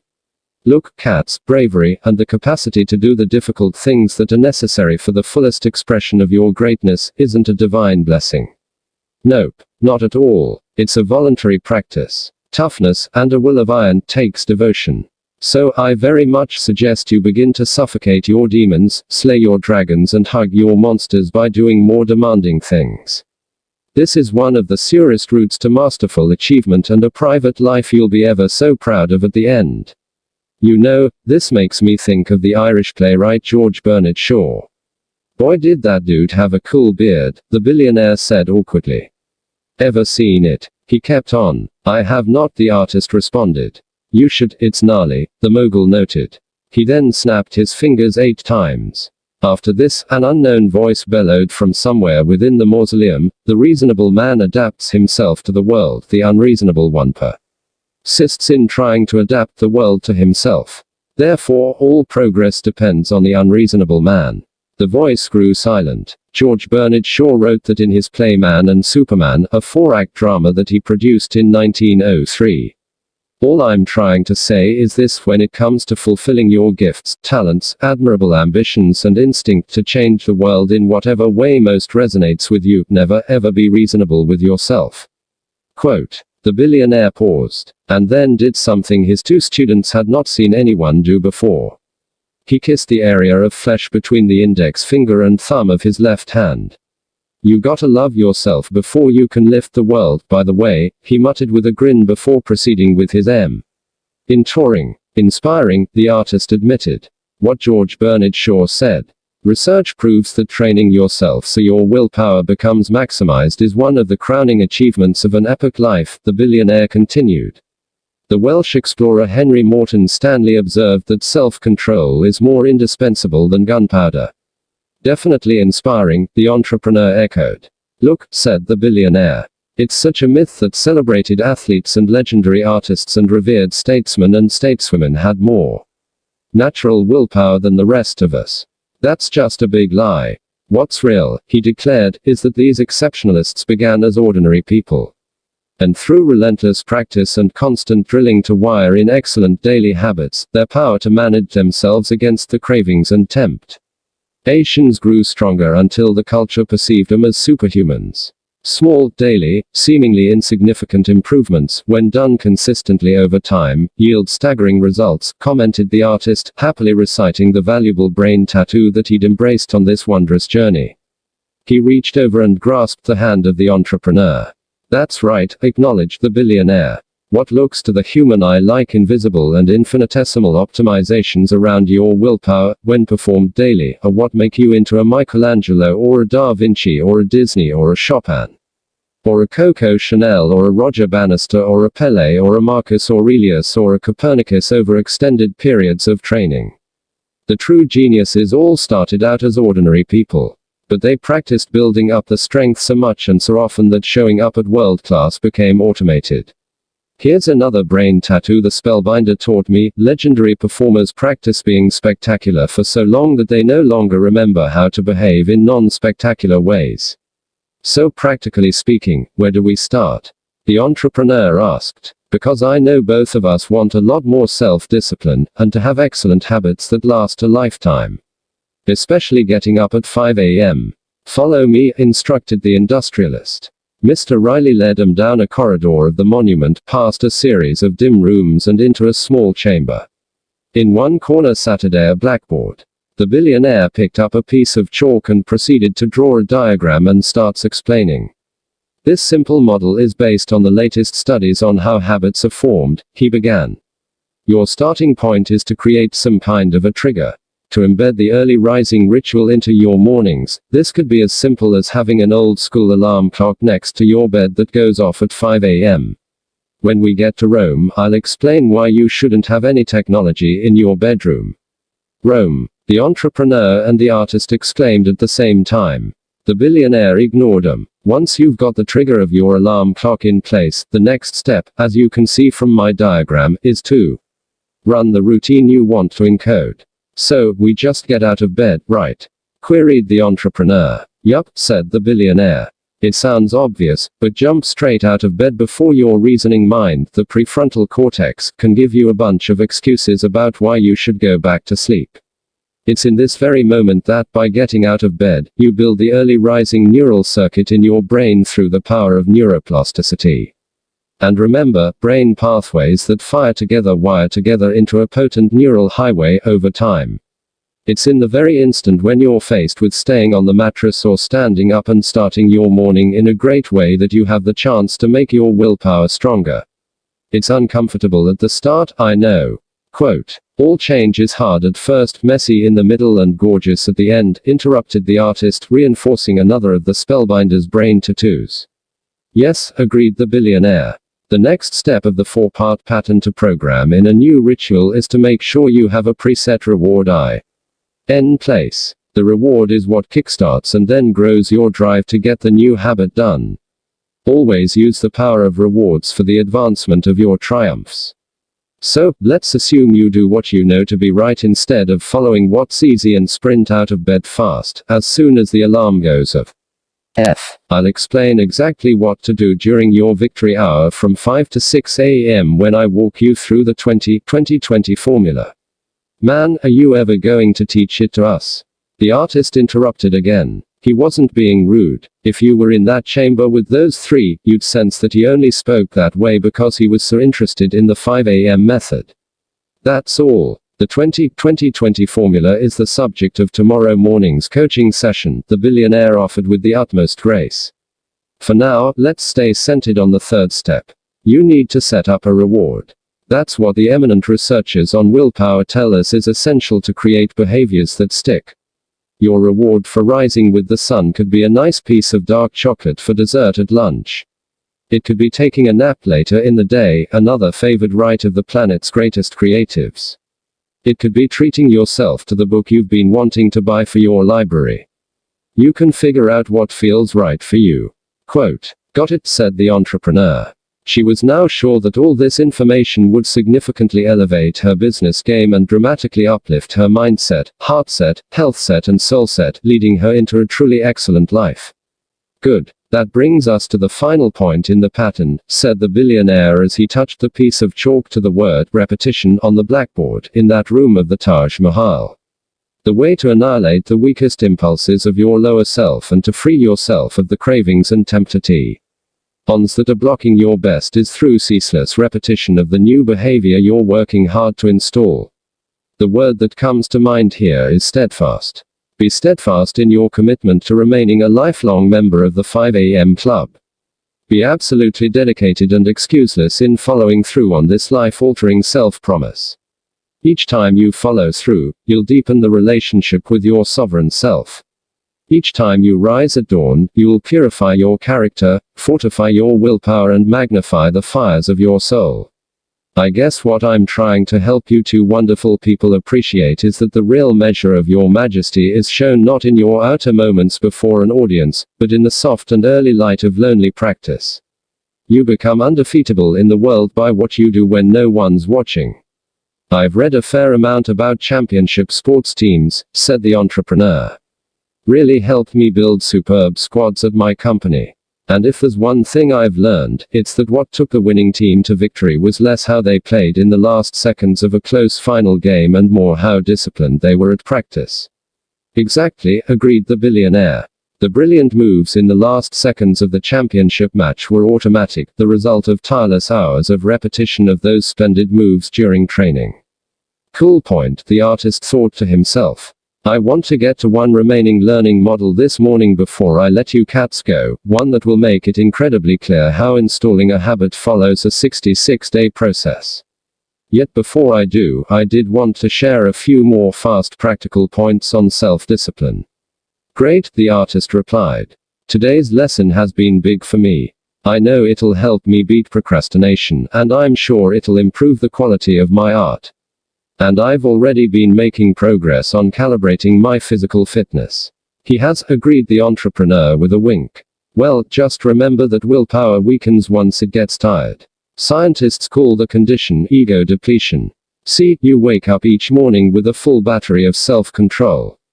That's why I want you to do the activities that are most important to the rise of your inner empires at the time when your capacity is strongest, at 5 a.m. Here's the thing, as you go through your day, going to meetings, checking messages and performing tasks, your ability to self-regulate decreases, and so does your capability to handle temptations and manage weak impulses. The fact that human discipline muscles get tired from all the decision fatigue explains why so many massively successful people end up doing something foolish that destroys their careers. They gave in to the urge that causes the downfall because all day long they were making important decisions. By the time it was evening, they had no willpower left in the battery to manage the craving. Super fascinating, remarked the entrepreneur. This explains a lot. So, the key is rest and recovery of the self-control muscle, explained the billionaire. Never allow it to get too tired. Your willpower really is weakest when you are most tired. Key awareness to build on here. We make our worst decisions and our lowest choices when we're exhausted. So, don't allow yourself to get exhausted. Period. I have a powerful mentoring session on how the best in the world protect priceless assets like their willpower through the lost art of personal regeneration planned for you later. Mr. Riley began to cough.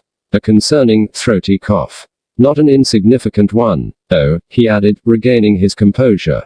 Please also know the research also supports the idea that external order increases your discipline.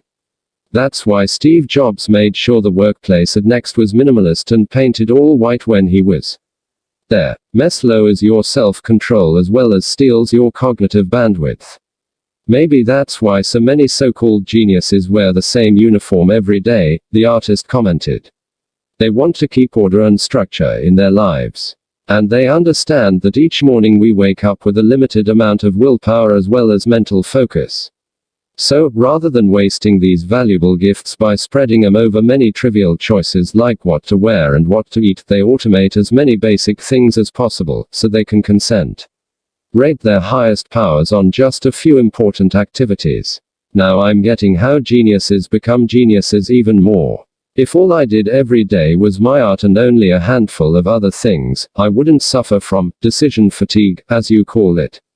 And that would mean I wouldn't waste so much time in the evening, and make so many bad choices as the day ends, like watching stupid TV shows, eating so much junk food and sipping too much tequila.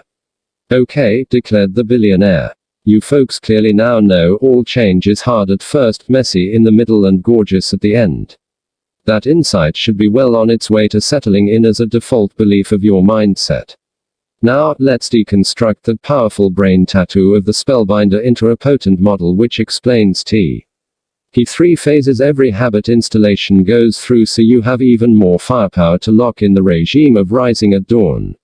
You'll absolutely love what you're about to learn. Promise me you'll turn up the volume of your listening as we go through this. Then we'll call it a morning. We promised, the entrepreneur and the artist expressed together. Pinky promise? Asked the billionaire, putting out a little finger. Yes, responded the entrepreneur as she locked pinkies with her mentor. Yes, agreed the artist, as he did the same. Terrific, enthused the magnate. One of the security guards who had led the 3 companions into the structure walked in and pulled a chart out of a backpack. He shone his flashlight onto it so all could see what had been printed on it and started explaining. On the coding of any new habit, you'll move through an initial period of destruction, said Mr. Riley as he pointed to the first phase on the diagram. Keep at it and you'll definitely move ahead into the second stage of the process, where new neural pathways are formed and the real installation begins. This is the messy middle. Finally, as you stick with your practice of making any fresh routine your normal way of being, you'll arrive at the fina. And wonderful stage, integration. The whole exercise takes approximately 66 days, according to the research data of University College London. The spellbinder, in his teachings, calls this powerful fact the 66-day minimum. 66 days of training to make a new habit yours. So, don't quit after a few days, or a few weeks, or even after 2 months. As it relates to becoming a member of the 5 a.m. club, stick with your self-promise for at least 66 days. No matter what, do this one thing and the remainder of your life will be exponentially better. This I promise you from my heart, said the billionaire. See, all change is hard at first. That's why the spellbinder named stage 1, destruction. If it wasn't difficult at the start, it wouldn't be real change. It's supposed to be hard because you're rewriting the past patterns of your mind and destroying old ways of operating. And rewiring past programs of your heart and emotions. Do you know why the space shuttle uses more fuel in the 60 seconds after liftoff than it uses over the entire orbit around the Earth? It needs to overcome the powerful forces of gravity after it takes off, the artist answered confidently. Exactly, the billionaire affirmed. It requires a large amount of fuel to overcome those initial forces and reach escape velocity. But once it does, momentum kicks in and the craft just goes. The first phase of creating any new habit, the destruction stage, is precisely like this. You need to overcome your deeply ingrained habits, dominant rituals and traditional states of performance. You need to rise above your own forces of gravity, until your escape velocity kicks in. It's so challenging at the beginning. I'm not going to lie to you, you both have done very well getting up at 5 a.m. over the mornings you've been with me. But you will hit a wall over these first 22 days while you're in phase 1. Nothing wrong, just part of the habit installation process anyone seeking peak productivity and a rich life must go through. For most people ready to get up before daybreak, each day of this first phase is a hardship. They feel like giving up. They complain that rising early just isn't for them. That they're not built for this routine and that it's just not worth the pain. My advice is simple, continue at all costs. Persistency sits at the threshold of mastery. The things that feel hardest are also the ones that are most valuable. Keep remembering that doing difficult things that are very important was how the highest achievers and greatest heroes of our civilization embraced the power. Please also remember this rule: when faced with a choice, always choose the one that pushes you the most, increases your growth and promotes the unfoldment of your gifts, talents and personal prowess. So, when you feel like quitting, persevere. You'll get to the next stage soon. And understand the negative thoughts, cranky emotions and strong desires to surrender are a normal part of the process of hardwiring any new regime. The first 22 days are supposed to feel like a mild form of torture. Because stage 1 is all about the destruction of old ways of being so that new ones can be set up right. The entrepreneur asked. Precisely, the billionaire confirmed. And just because you couldn't do something before doesn't mean you can't do it now, he added while nodding in an encouraging way. I need to repeat what I said so you absolutely lock it in. If it wasn't hard initially, it wouldn't be real and valuable change. Society has programmed us to think that because it's difficult at first, something bad is happening. That we should stop what we're doing and return to the safe house of our former normal. Zero growth and evolution toward legendary in that mode of operating. Zero. So true, agreed the entrepreneur. Everyone I know repeats the familiar every day. Okay, maybe not everyone, but definitely most people. Same thoughts, same behaviors and the same moves. The truth is not that they can't change, said Mr.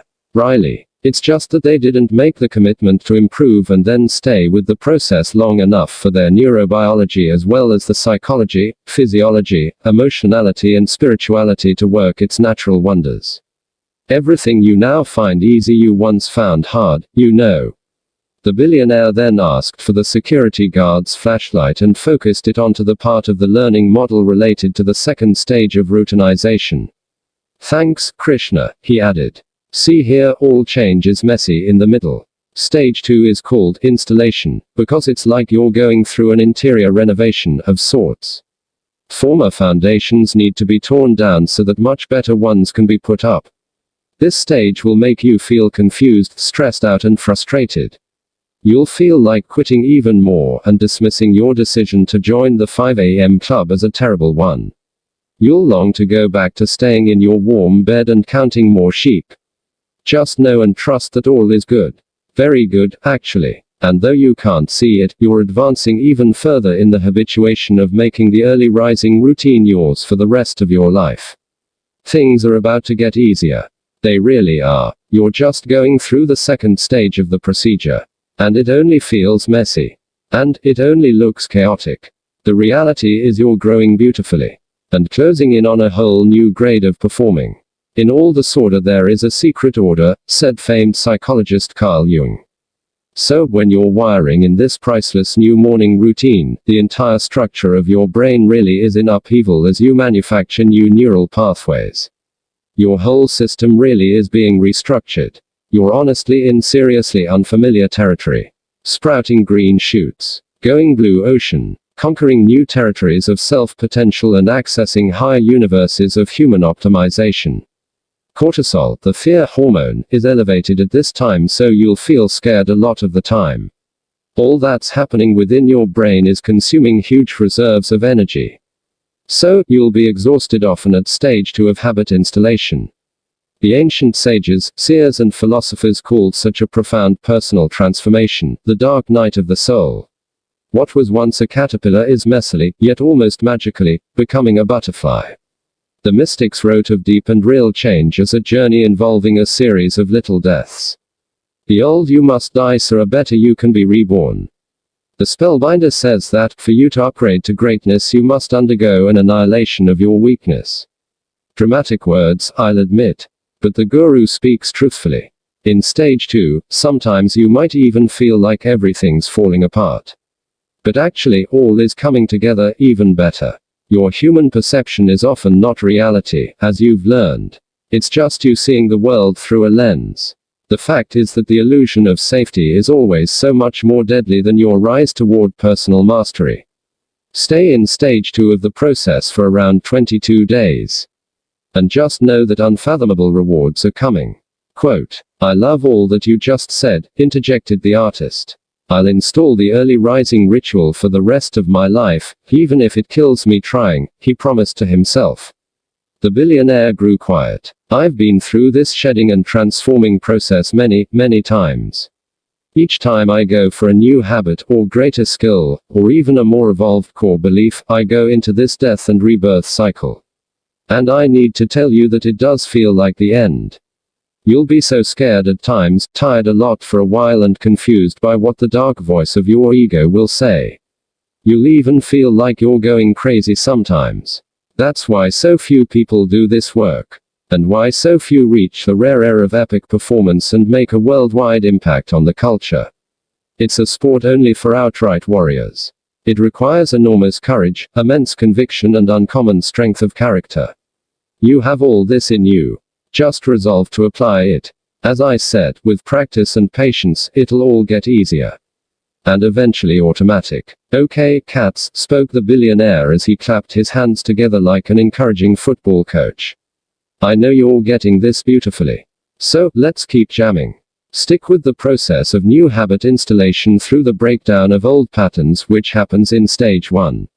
Then continue through the formation of new circuitry in your brain, which happens through neuroplasticity and the manufacturing of better pathways in your emotional core in stage 2. Do that, and you'll most certainly reach stage 3, the final part of your ascension, integration. Remember, all change is hard at first, messy in the middle, and gorgeous at the end. Quote. The billionaire paused, smiled gently, and then touched his toes. He kissed the flesh between his fingers again.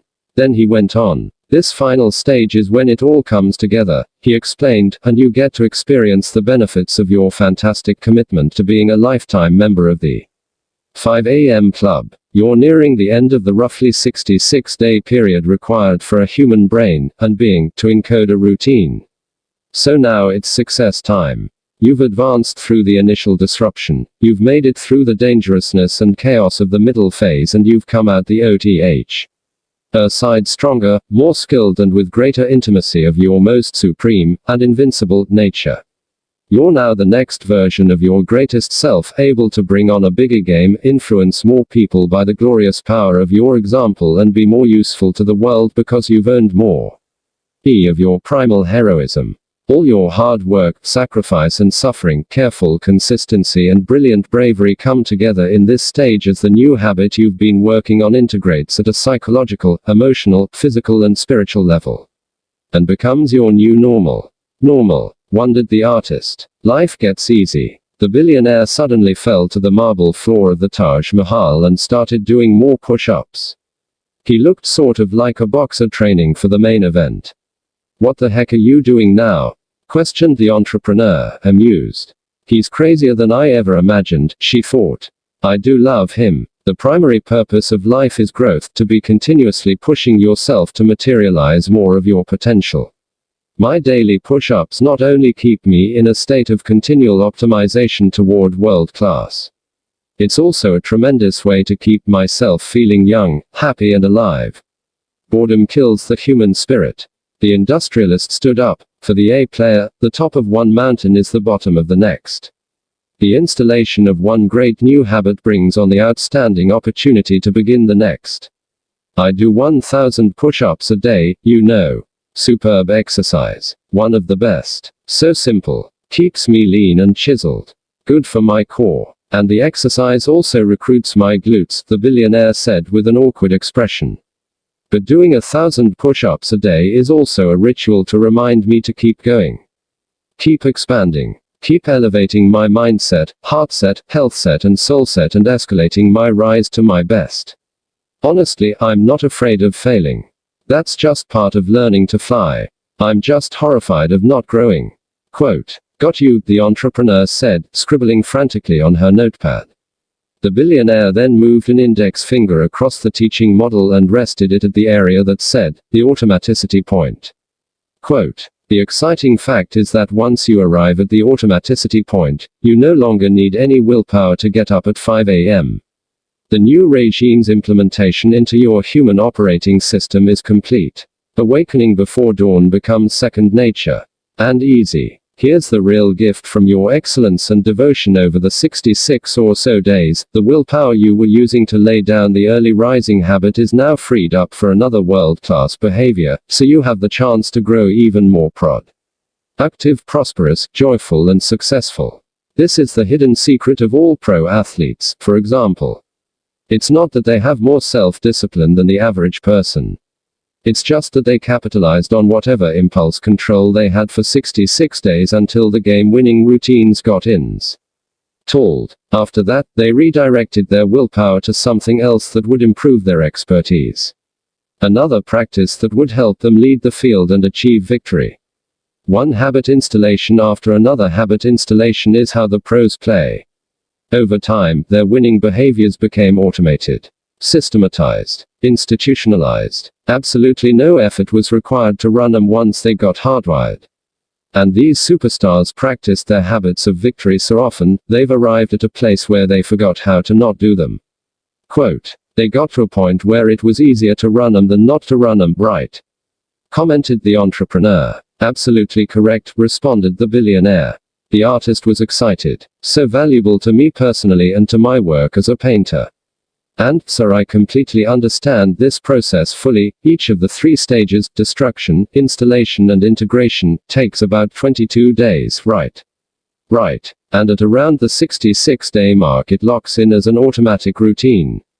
That's the automaticity point, because habits take around 9 weeks to implement. Don't stop getting up at 5 a.m. after a week. Don't give up when it gets messy in the middle of the process. Stay relentless through the entire exercise, through all its trials and challenges, just like Shah Jahan did us. He and his workers constructed the Taj Mahal, building it into one of the wonders of the world. Awesome takes patience. And genius takes time. Stay true in your dedication to carving out an hour for yourself as the sun rises and while the majority sleeps, to develop your 4 interior empires that will set you up to realize all the outer ones that your big hearts long to actualize. Do not neglect the call on you to deploy your fullest talents, magnify your spectacular strengths, multiply your happiness and discover a paradise of peace within you that no outer event can ever reduce. This, my friends, is how you become undefeatable, unbreakable and a true master of your domain. As well as a wonder of the world, in your own unique way. Love it, beamed the entrepreneur. Bravo. Totally helpful. Explains why so few people have the habits necessary to achieve mastery. They just don't stay with their initial commitment long enough for it to work. They could, but they don't. Yup, agreed the billionaire. That's why information and education, learning and growing are so vitally important. The majority just don't know this life-changing model and the practical insights that I've revealed to you around it.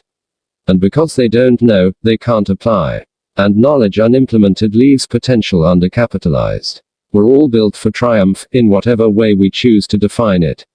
Sadly, most of us have never been schooled in the philosophy and methodology that the Spellbinder taught to me. The same teaching I'm now paying forward to you. You just need to make sure you tell as many people as possible about the Spellbinder's work. Please. This way, we can help people leave the darkness of apathy, mediocrity and scarcity and find their inherent power to do astonishing things with the res-t of their lives. God, we need to make this world a better, healthier, safer and more loving place. For sure, the entrepreneur and the artist promised, together. The entrepreneur then stopped to take in the unforgettable nature of the scene that enveloped her. She was standing next to a man she'd unexpectedly fallen in love with over a bizarre, beautiful and marvelous adventure. She was standing inside one of the 7 wonders of the world, located in India, a nation she'd always longed to visit for the breathtaking sights, exotic delights and a country's extraordinarily special citizens. She paused to consider what had unfolded back in her usual world. The manipulations, the thievery, the disloyalties and the treachery. In that moment, she laughed. Not some forced laugh that so many of us hear at business meetings where good people in quiet fear wear social masks in an effort to fit in, appear powerful and look cool. No, this was the palpable joy of a person who just discovered some of the true treasures of a life wisely lived. The entrepreneur, in that instant, realized how blessed she was. The takeover attempt would resolve itself since life always has a way of working things out for the best. Sure, she'd learned not to repress the natural feelings of anger, disappointment and sometimes sadness that were arising within her from time to time when she'd think about the situation. That was just her being human and real and even brave, not weak. Yet she also now understood there were things more important than wealth, acclaim and fame. And that many financially rich people are actually desperately poor. Nothing's as valuable as my happiness. Nothing's as priceless as my peace of mind, the businesswoman thought. She'd found love. She was still in excellent health. She had so many things to be grateful for: 2 eyes to see the splendors of this wonderful world, 2 legs to explore it all, food on her table each night at a time when billions have empty bellies, and a roof over her head for ample shelter. She had wise books to read in her library, work that fed her creativity and, as the billionaire said so often, an opportunity to achieve outright mastery, not only to benefit herself but also in service of society. And so, inside that majestic mausoleum that has electrified the inspiration of so many visitors from across the earth, and as the sun rose into the abundant Indian sky, the entrepreneur found it in her heart to do something we all need to do more of. She forgave. She let go of her hostility toward her investors. She released her resentments for her detractors. And she let go of every single one of her weighty disappointments. Life is too short to take things too seriously. And at the end of her life, what would matter most would not be whether those venture capitalists had ownership of her enterprise, but who she became as a human being. And the quality of the craft she produced. And how many people she helped. And how much she laughed. And how well she lived.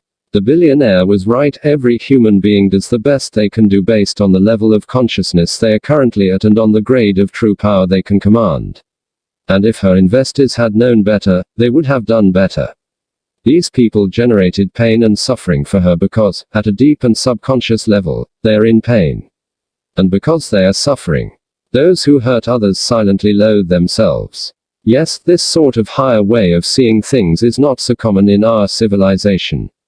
But maybe that's why our world is filled with so many wars, so much danger and so much hatred.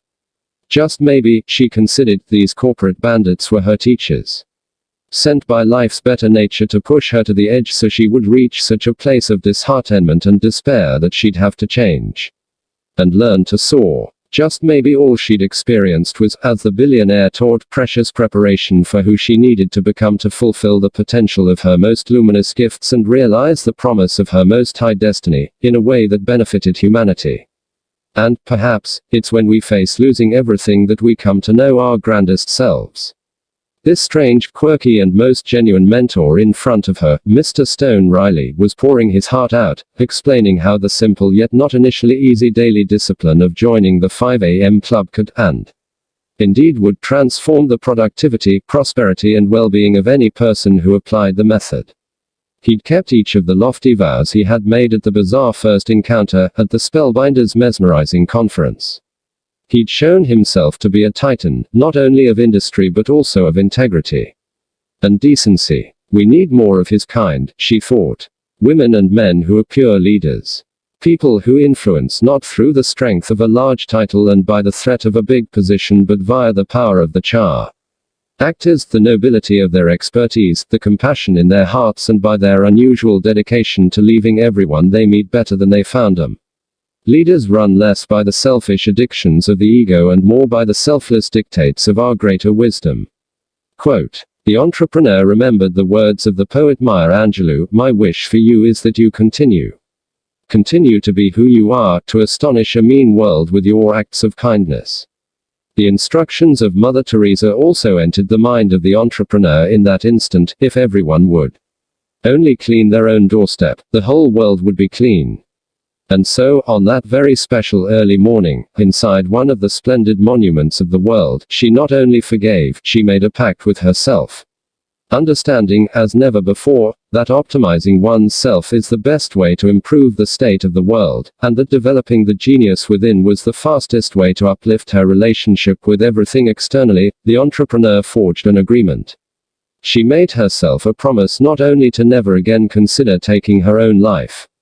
She also pledged that every day, for the remainder of her days, she'd rise at 5 a.m. and give herself the gift of that victory hour free from all trivial diversions, unimportant stimulations and unnecessary complications. So that she could continue calibrating her mindset, purifying her heart set, fortifying her health set and escalating her soul set. She would demand this of herself no matter what excuses and rationalizations the weaker and scared part of her personality would argue for. Because she deserved to experience her greatness. And because she hoped to be one of the heroes that we all are waiting for. Anywho, the billionaire shouted, inappropriately loudly. 3 final and ultra-practical tactics to help you lock in new habits. I've spent a lot of time on this subject because it's so absolutely essential to your success. I'll quickly walk you through 3 techniques that research confirms will help the 5 a.m. club morning routine stick. Then we're out of here. He pulled out the flashlight and focused its rays on the ceiling of the chamber. The following brain tattoos slowly appeared. Number 1. To make a habit last, never install it alone. Number 2. The teacher learns the most. Number 3. When you most feel like quitting is the time you must continue advancing. The billionaire smiled again. Pretty simple instructions, right? Profoundly simple because the simply profound. The first point will remind you that rituals run deepest when performed in a group. That's why being a member of the 5 a.m. club is so potent. You're not installing this morning routine alone. We're all in this together. And my sincere wish is that when you cats get home, you bring as many people as you can, people who are ready to rise early so they can do world-class work and craft phenomenal lives, into the club. Support groups have long been a proven way to make improvements that last. So, leverage this concept brilliantly, please. The billionaire coughed. Then he rubbed his chest, as if he were in pain. He pretended no one noticed. And advanced the dialogue. The second point will remind you to actually teach the philosophy and methodology you've been learning from me. As you do so, your own understanding of the material will deepen even more superbly. In many ways, educating others on all I've shared will be a gift you provide to yourself. I've never looked at it that way, observed the entrepreneur. It's truth, informed the billionaire. And the final line you see on this ceiling is the most important.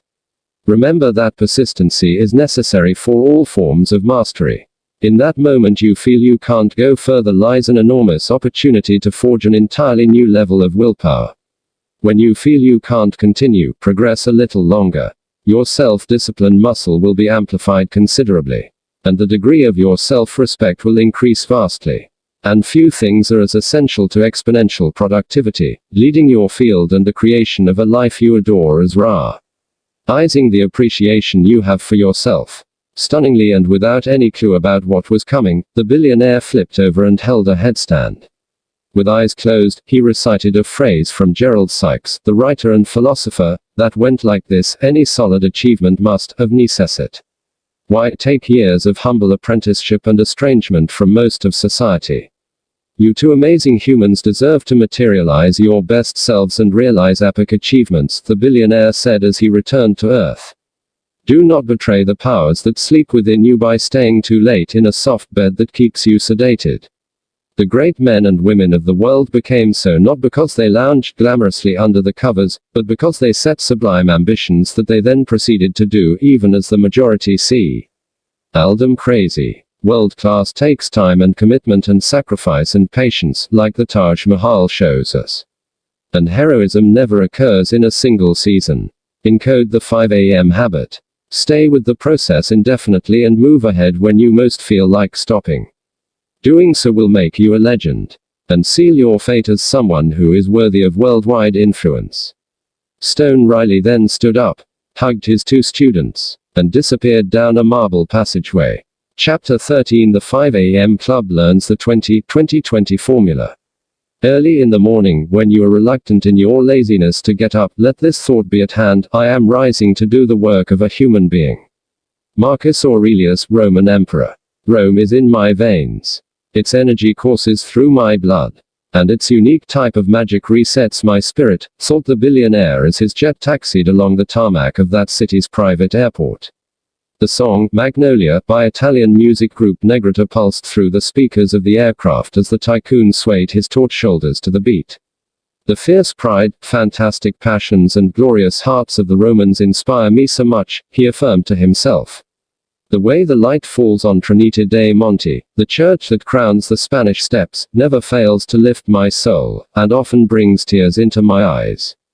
The exquisite food, including the mozzarella di bufala, cacio e pepe, amatriciana and carbonara along with the fire-cooked abbacchio, feeds my desire to maximize the enjoyment of my life.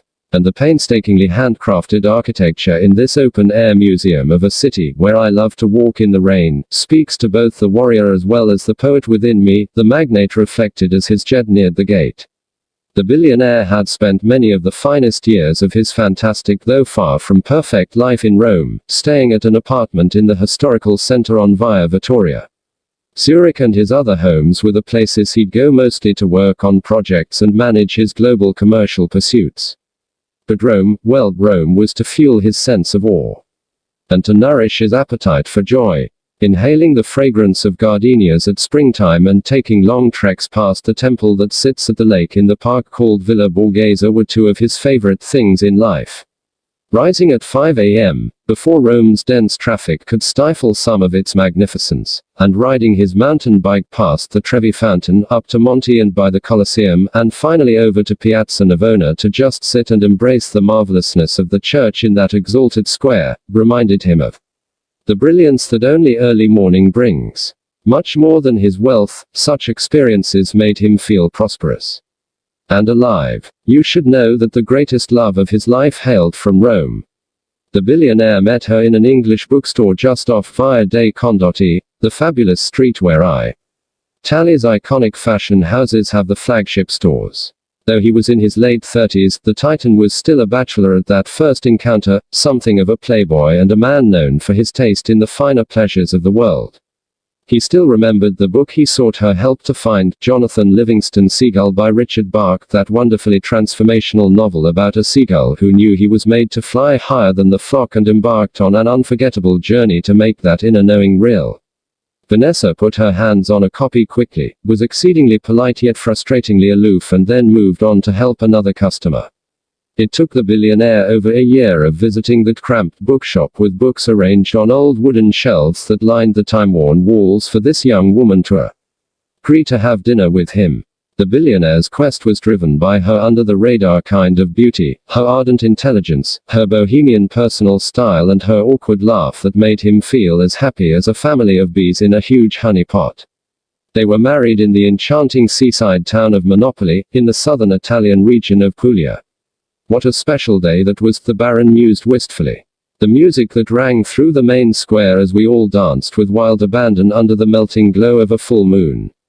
The farm-fresh burrata cheese, the orchiette pasta made by the chef's grandmother.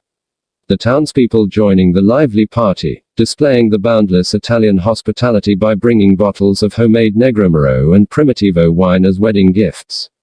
The whole experience still touched him considerably. The billionaire's relationship with Vanessa had been both sensational and volatile, as in many epic love stories. Sometimes, often, actually, intense romantic connection raises deep-rooted pain. With that special person, we finally feel safe to take off our social armor and show our truest selves. And so, they get to see us in the fullness of our wonder, passion and light. Yet that also brings intense glimpses of the shadow side we all have, the side that develops from the hurts we've had as we've lived. In the Prophet, Khalil Gibran wrote, "When love beckons to you, follow him, though his ways are hard and steep. Though the sword hidden among his pinions may wound you. Though his voice may shatter your dreams as the north wind lays waste the garden. All these things shall love do unto you so that you may know the secrets of your heart." Yet despite the turbulent nature of their marriage, the billionaire and his statuesque wife made it work, for decades. Though she had passed away suddenly many years earlier, he never remarried. He wouldn't allow himself to fall in love again, preferring to concentrate on growing his business empire, expanding his philanthropic pursuits and enjoying the genuinely lovely life he'd earned, alone. The mogul took out his wallet and slowly removed a creased photograph of Vanessa. He stared at it, transfixed by the image. Then he started coughing again. Vigorously. "You okay, boss?" inquired one of the pilots from the cockpit. The billionaire remained silent, looking at the photo. The entrepreneur and the artist had flown to Rome a few days earlier and had been mesmerized by the sights, splendor and rarities of the Eternal City. With hands locked together, taking in the energy and beauty of Rome, they traversed the cobblestone streets previously walked by great builders and noble emperors. Today was the day they had waited a long time for. This morning they'd learn the 20-20-20 formula that rested at the core of the 5 a.m. method. The two students would be taught with granularity precisely what to do within the victory hour, that window of opportunity that runs between 5 and 6 a.m., so they'd consistently enjoy amazing days. Today they would discover, in intimate detail, how to use their mornings well to create a world-class existence. As requested by the billionaire, the two stood at the very top of the Spanish Steps. It was precisely 5 a.m. If you stood on the platform under the obelisk that's there and looked down to the steps beneath it, you'd see the exact spot where the mentor and his two students met on this morning. The first rays of the Roman sun kissed Trinita dei Monti as the lovers looked out over this city of such culture.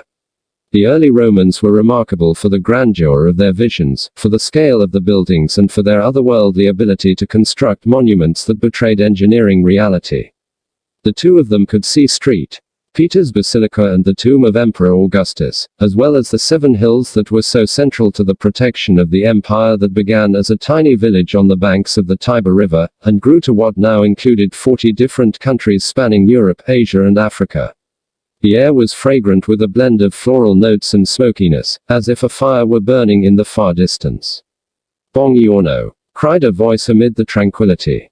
Own your morning. Elevate your life, the billionaire shouted with the kind of enthusiasm you'd hear from Roman soldiers on achieving a crucial victory. Mr. Riley walked into the first embers of the lightfall, smiling, a man in the magic of life type of smile. He had chosen to wear a pair of chic Italian sunglasses for this all-important coaching session.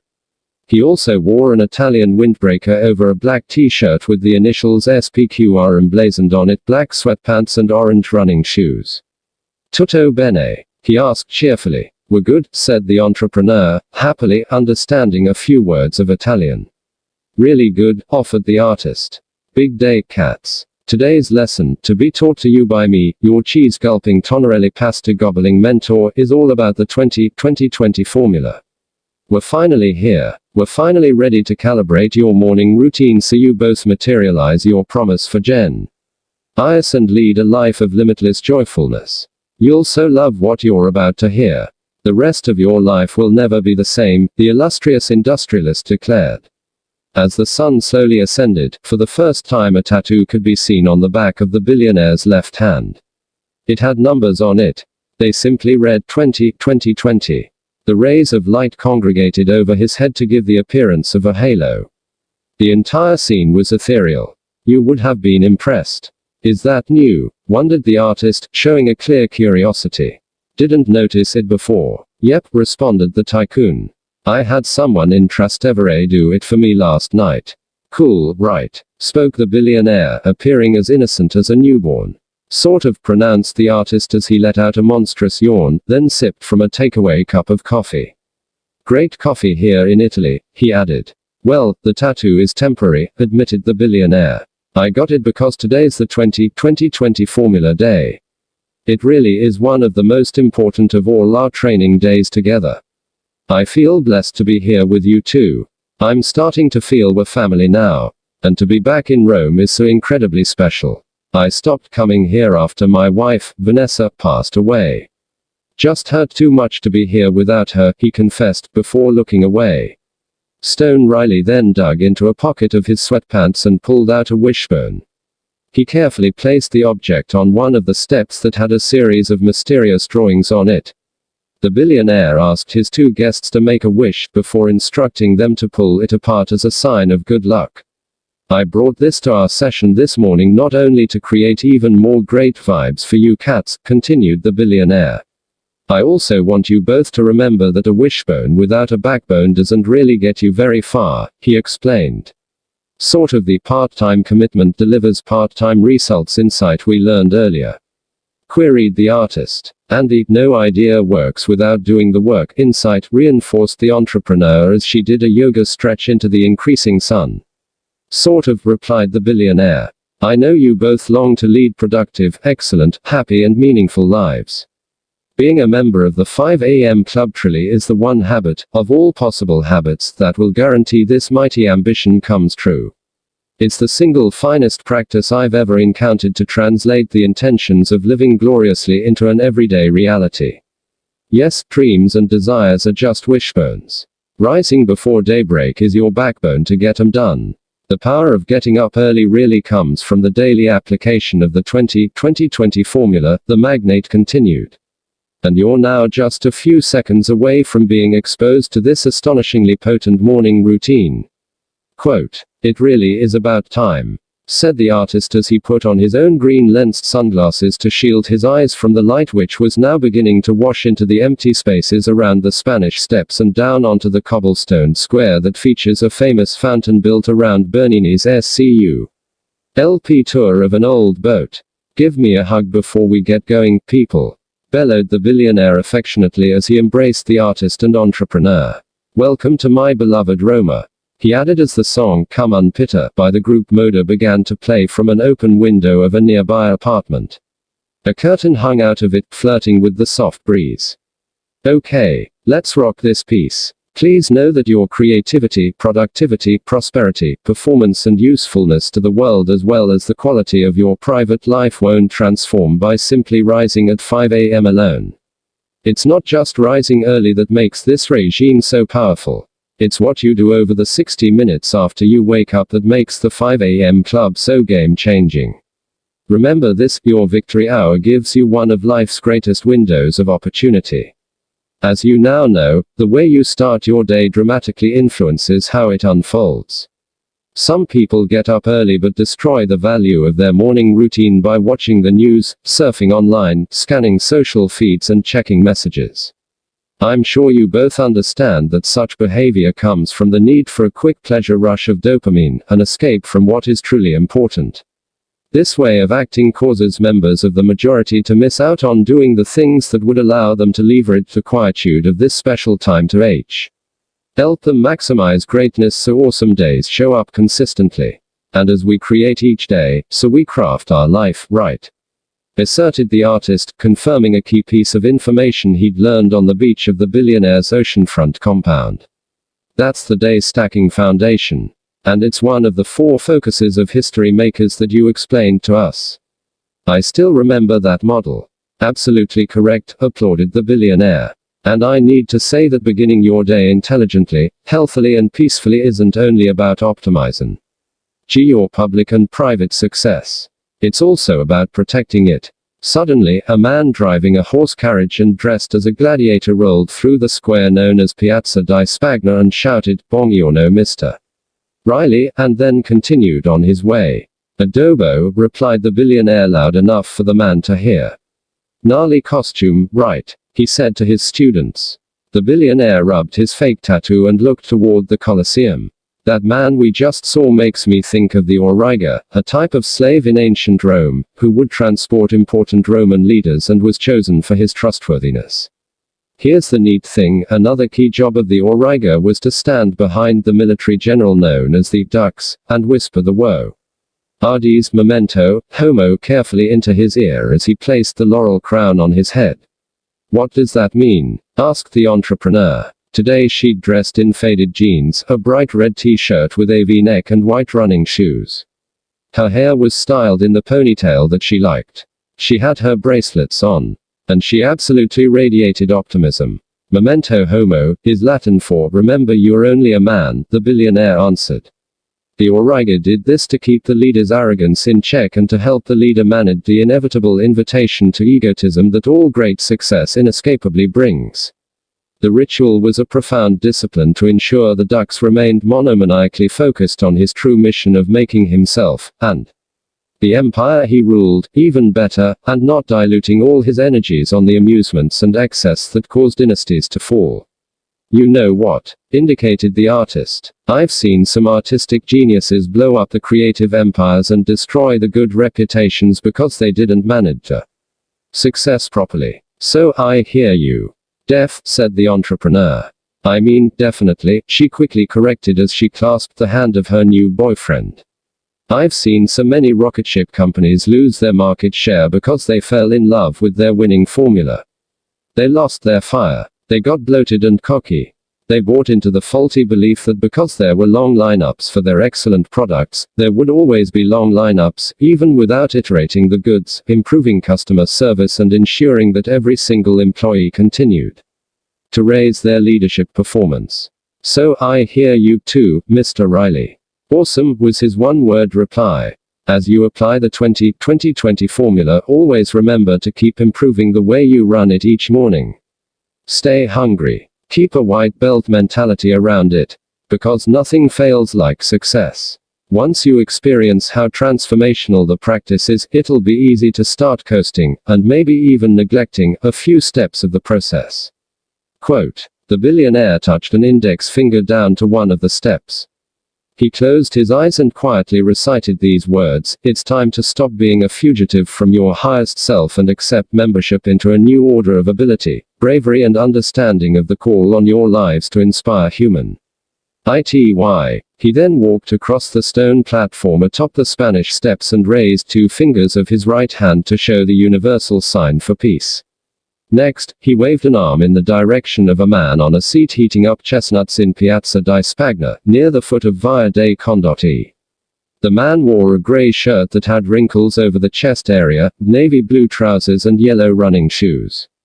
On seeing the sign, the man immediately stood up and darted through the square, up the steps, 3 at a time, all the way to the peak where the billionaire was stationed.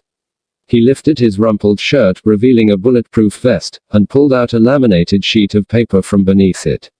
"Here you go, Grande. Good to see you back in Roma, boss." The man spoke with a rich Italian accent and a voice as gritty as sandpaper.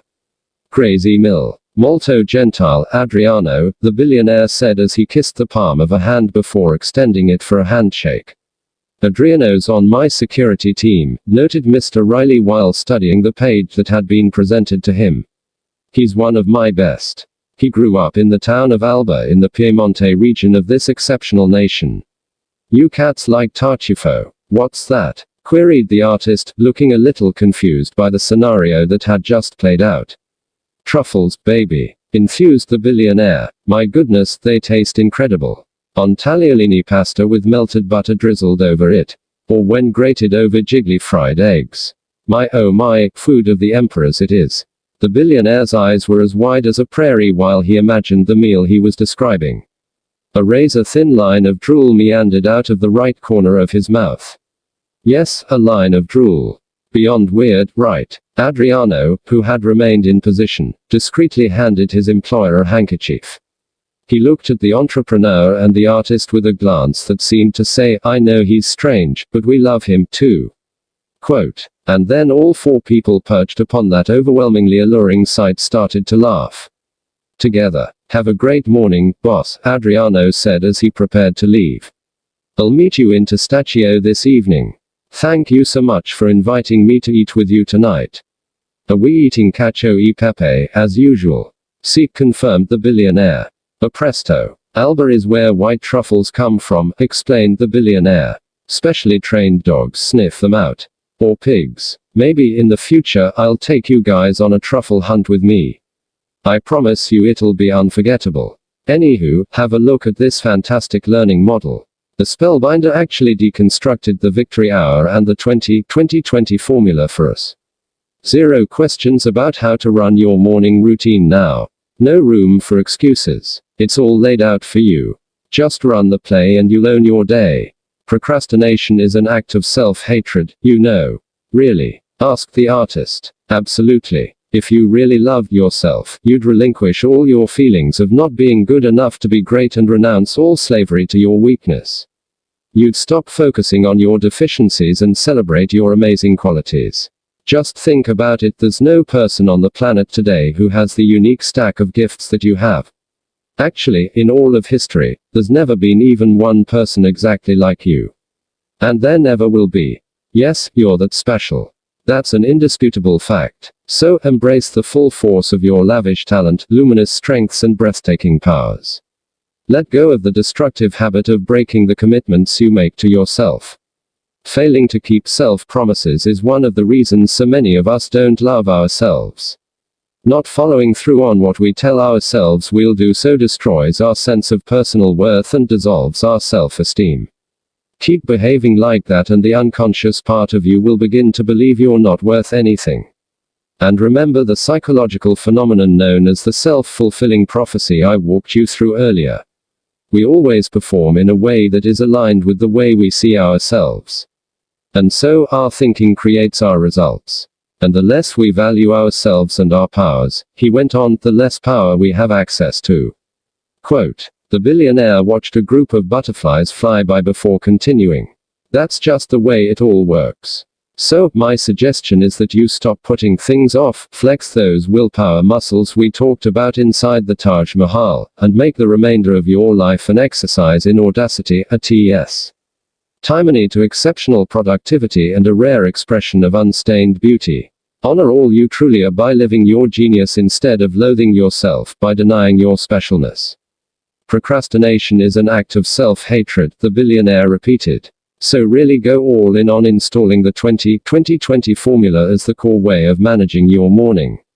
The billionaire showed the framework to the entrepreneur and the artist, and started to explain. As you can see from this learning model, there are 3 20-minute pockets to install and then practice to mastery level. The first 20-minute pocket of the 20-20-20 formula requires that you move. Simply put, doing some sweaty exercise first thing every morning will revolutionize the quality of your days. The second pocket encourages you to reflect for 20 minutes.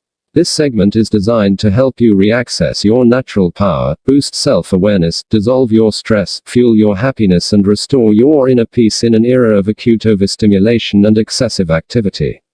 And you'll round out this 60-minute victory hour of personal fortification with 20 minutes centered around ensuring that you grow, whether that means investing some time reading a book that will improve your understanding of how the best lives were made or an article that will refine your professional prowess or listening to an audio session on how the virtuosos accomplish their unusual results or watching an educational video that will show you how to lift your relationships or increase your finances or deepen your spirituality. As you cats now know, the leader who learns the most wins. One of the most helpful things I've ever learned from the Spellbinder was that starting my mornings with a strong workout, pretty much right after I jumped out of bed, was of the utmost importance. I still remember his actual words, and they were firm: you must begin your day with intense exercise.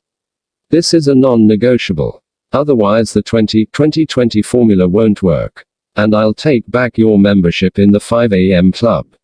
Single quote. 3 doves flew over the billionaire. He eyed them with a giant grin, blew a kiss to one and then advanced his discourse on the morning routine of history makers. Training rigorously first thing in the morning is a total game changer. Moving vigorously shortly after you get up will generate an alchemy in your brain, based on its neurobiology, which will not only wake you up fully but electrify your focus and energy, amplify your self-discipline and launch your day in a way that makes you feel on fire.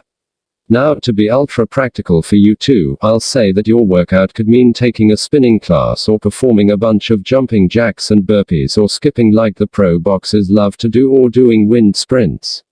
Not sure what will work best for you. The real key here, though, is to make sure you sweat. Why? Asked the artist, now taking copious notes. For the reason you'll see on the diagram. As you know now, cortisol is the hormone of fear. It's made in the cortex of the adrenal glands and is then released into the blood. Cortisol is one of the main materials that stunts your genius and devastates your implicit opportunity to make history.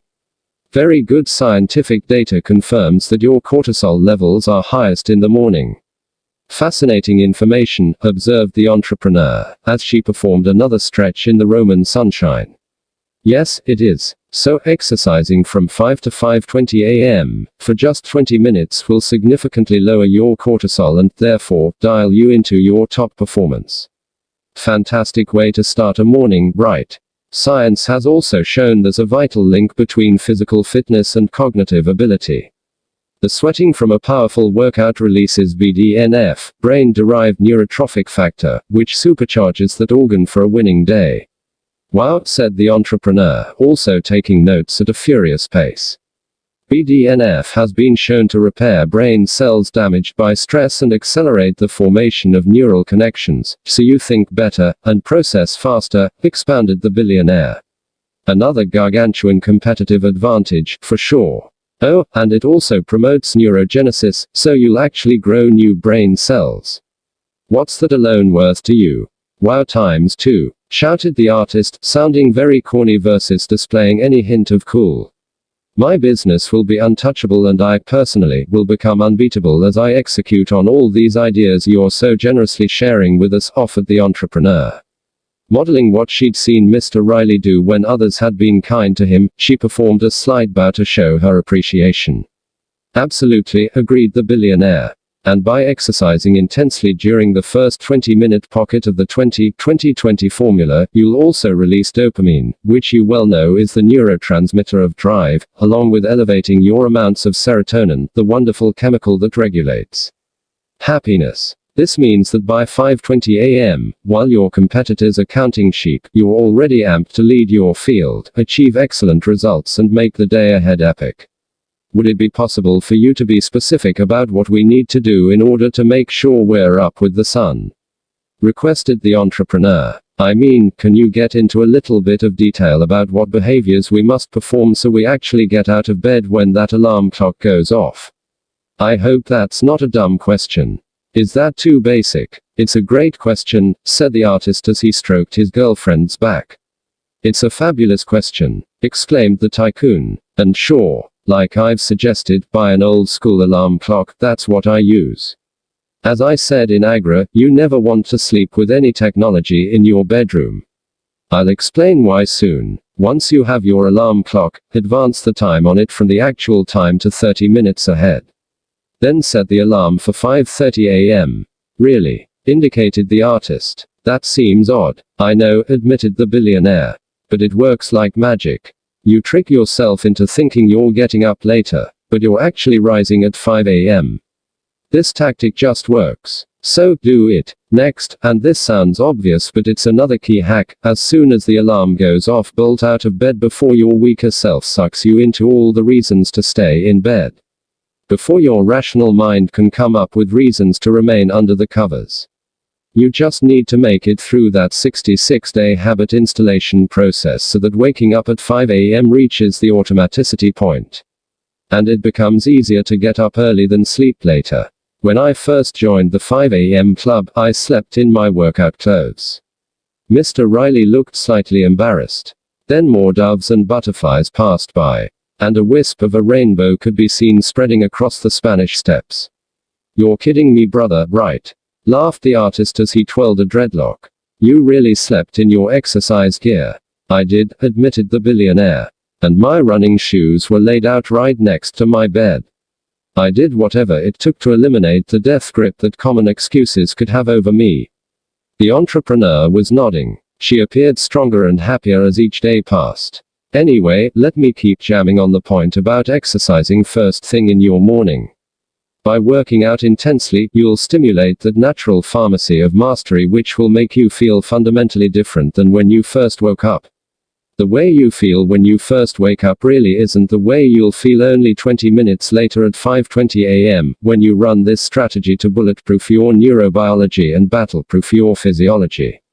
Please remember that. Obviously, the sweaty movement also transforms your psychology over time. Even if you're usually a non-morning person and grumpy at the beginning of your day, you'll change the whole neurons that fire together, wire together thing. You'll feel the confidence every leader without a title needs. You'll have the focus to stay on task for hours and hours, so you get your most brilliant work done. And you'll feel much calmer.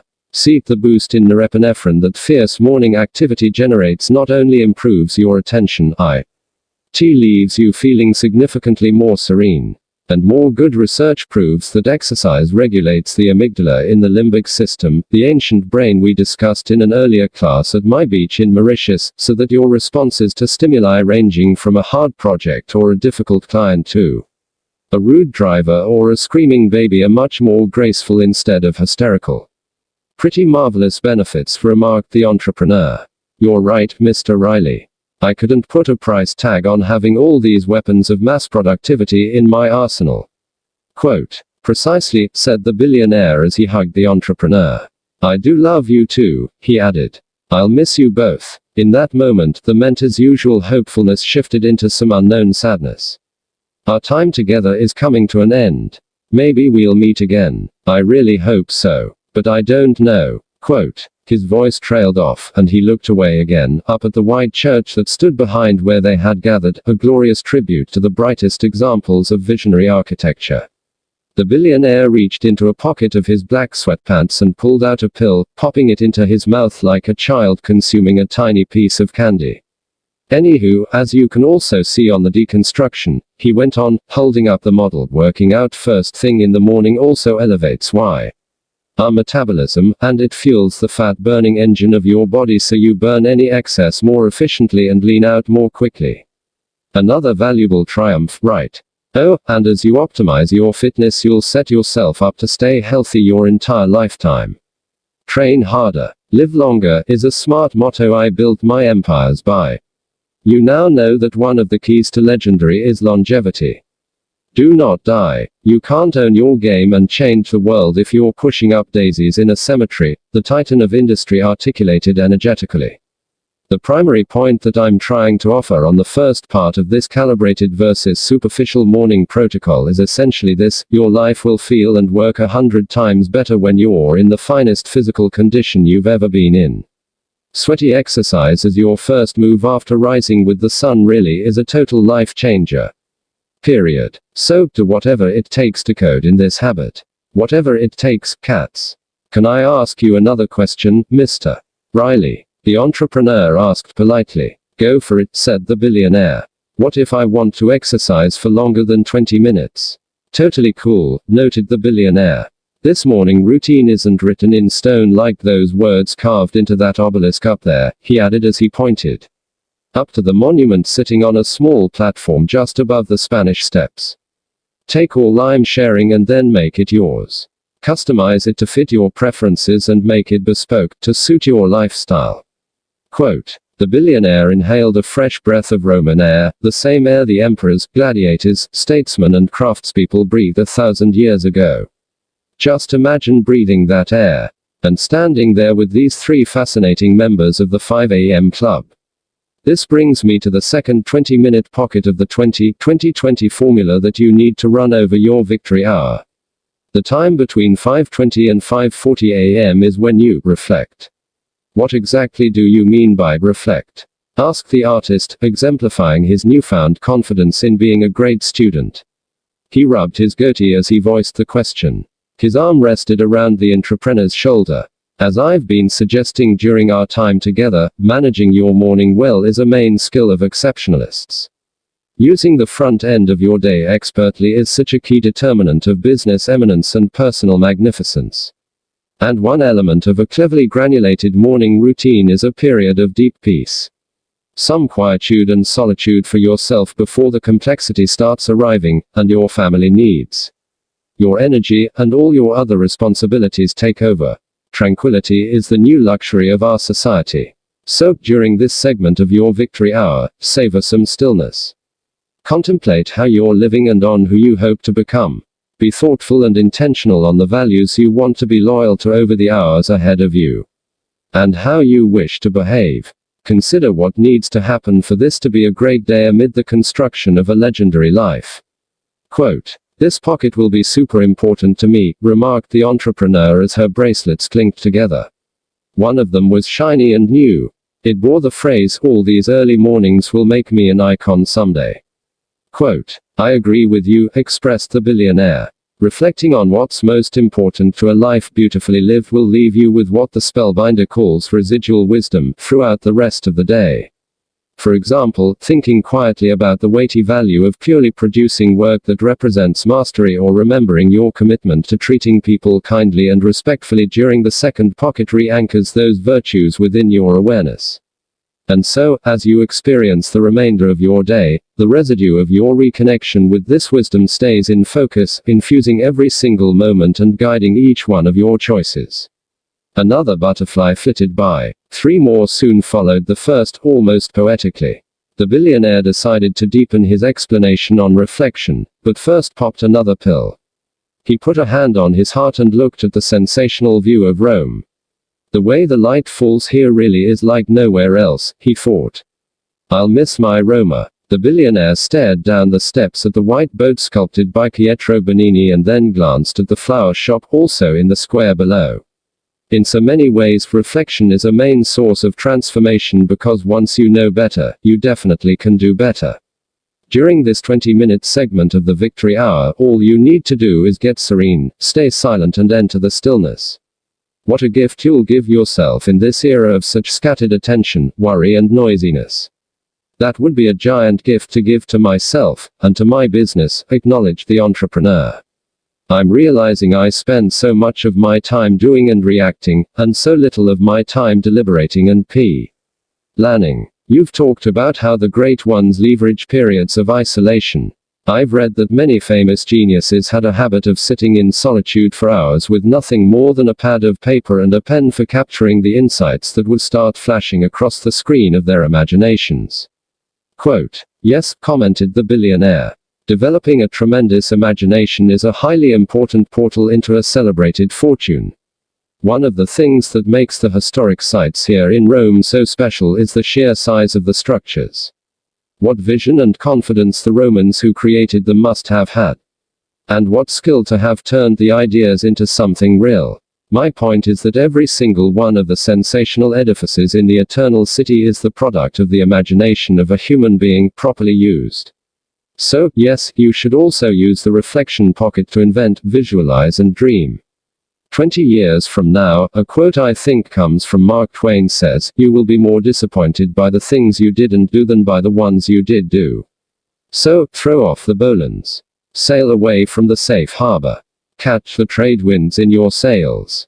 Explore. Dream. Discover. All great artists dream about a future few believe is possible, stated the artist sagely. Yup, nodded the billionaire. Another tactic you can practice at this time is to write out what the spellbinder calls a pre-performance blueprint. This is simply a written statement of your ideal day ahead. Researchers confirm that pre-commitment strategies work beautifully to increase your focus and discipline to get things done. You'll have a clear and calibrated script for your day ahead, so it unfolds the way you want it to. Of course, nothing in business and life is perfect. Still, that doesn't mean we shouldn't do our best to pursue it. The heroic women and men of the world were all perfectionists. They were maximizers, immensely obsessed with being remarkable at all they did. So take at least 10 minutes to write out your perfect day. The mogul peered over at the flower shop again. He raised his left index finger up to the Roman sky. A volcanically attractive young woman, with high cheekbones, tortoiseshell glasses, a grey linen blouse and fashionable trousers, stood up, holding a metal attaché case. She then sprinted up the steps like a cheetah chasing its dinner. "Hi, Vienna," said the billionaire as she arrived. "Salve, Mr. Riley," replied the young woman respectfully. "We are delighted to see you back in Rome. Sir, I have your items." The aide entered a code into the lock and the case sprung open. Inside were 3 luxuriously crafted journals, bound by the most supple Italian leather. The billionaire handed one to the entrepreneur and one to the artist. He lifted the last one, clutched it close to his heart and licked it. Yes, he actually licked his journal. When we're at the magical vineyards of South Africa, I'll explain why I just ran my tongue over my diary, the billionaire enthused with ever-increasing mystery. "South Africa?" quizzed the artist loudly. "When are we going?" "Magical vineyards?" queried the entrepreneur. The billionaire ignored them both. "You're good, Vienna," spoke the billionaire to his assistant. "Really good. Si vediamo dopo," he added, as she walked down the ancient steps and hopped onto the back of a black scooter that had been waiting for her before it raced away. As the entrepreneur and the artist opened the journals, they saw a carefully detailed framework on the first page. "Another learning diagram for us?" asked the artist in a grateful tone. "See," noted the billionaire. "Brother, I love these models," the artist said. "Priceless teaching tools to make confusing concepts incredibly clear." Quote. "And super relevant," added the entrepreneur. "Clarity breeds mastery." "Right. Truth," affirmed the industrialist. "And you're welcome, cats. But it's been the spellbinder who has invested decades of his rich life creating these frameworks to explain the philosophy and methodology of the 5AEMC. Lub. They look simple because it's taken him his entire professional lifetime to handcraft them. It takes long years of extreme attention and ardent isolation to strip away the complexities of any work to reach the simplicity that sits at the touchstone of genuine genius. It's like when an amateur looks at a masterpiece.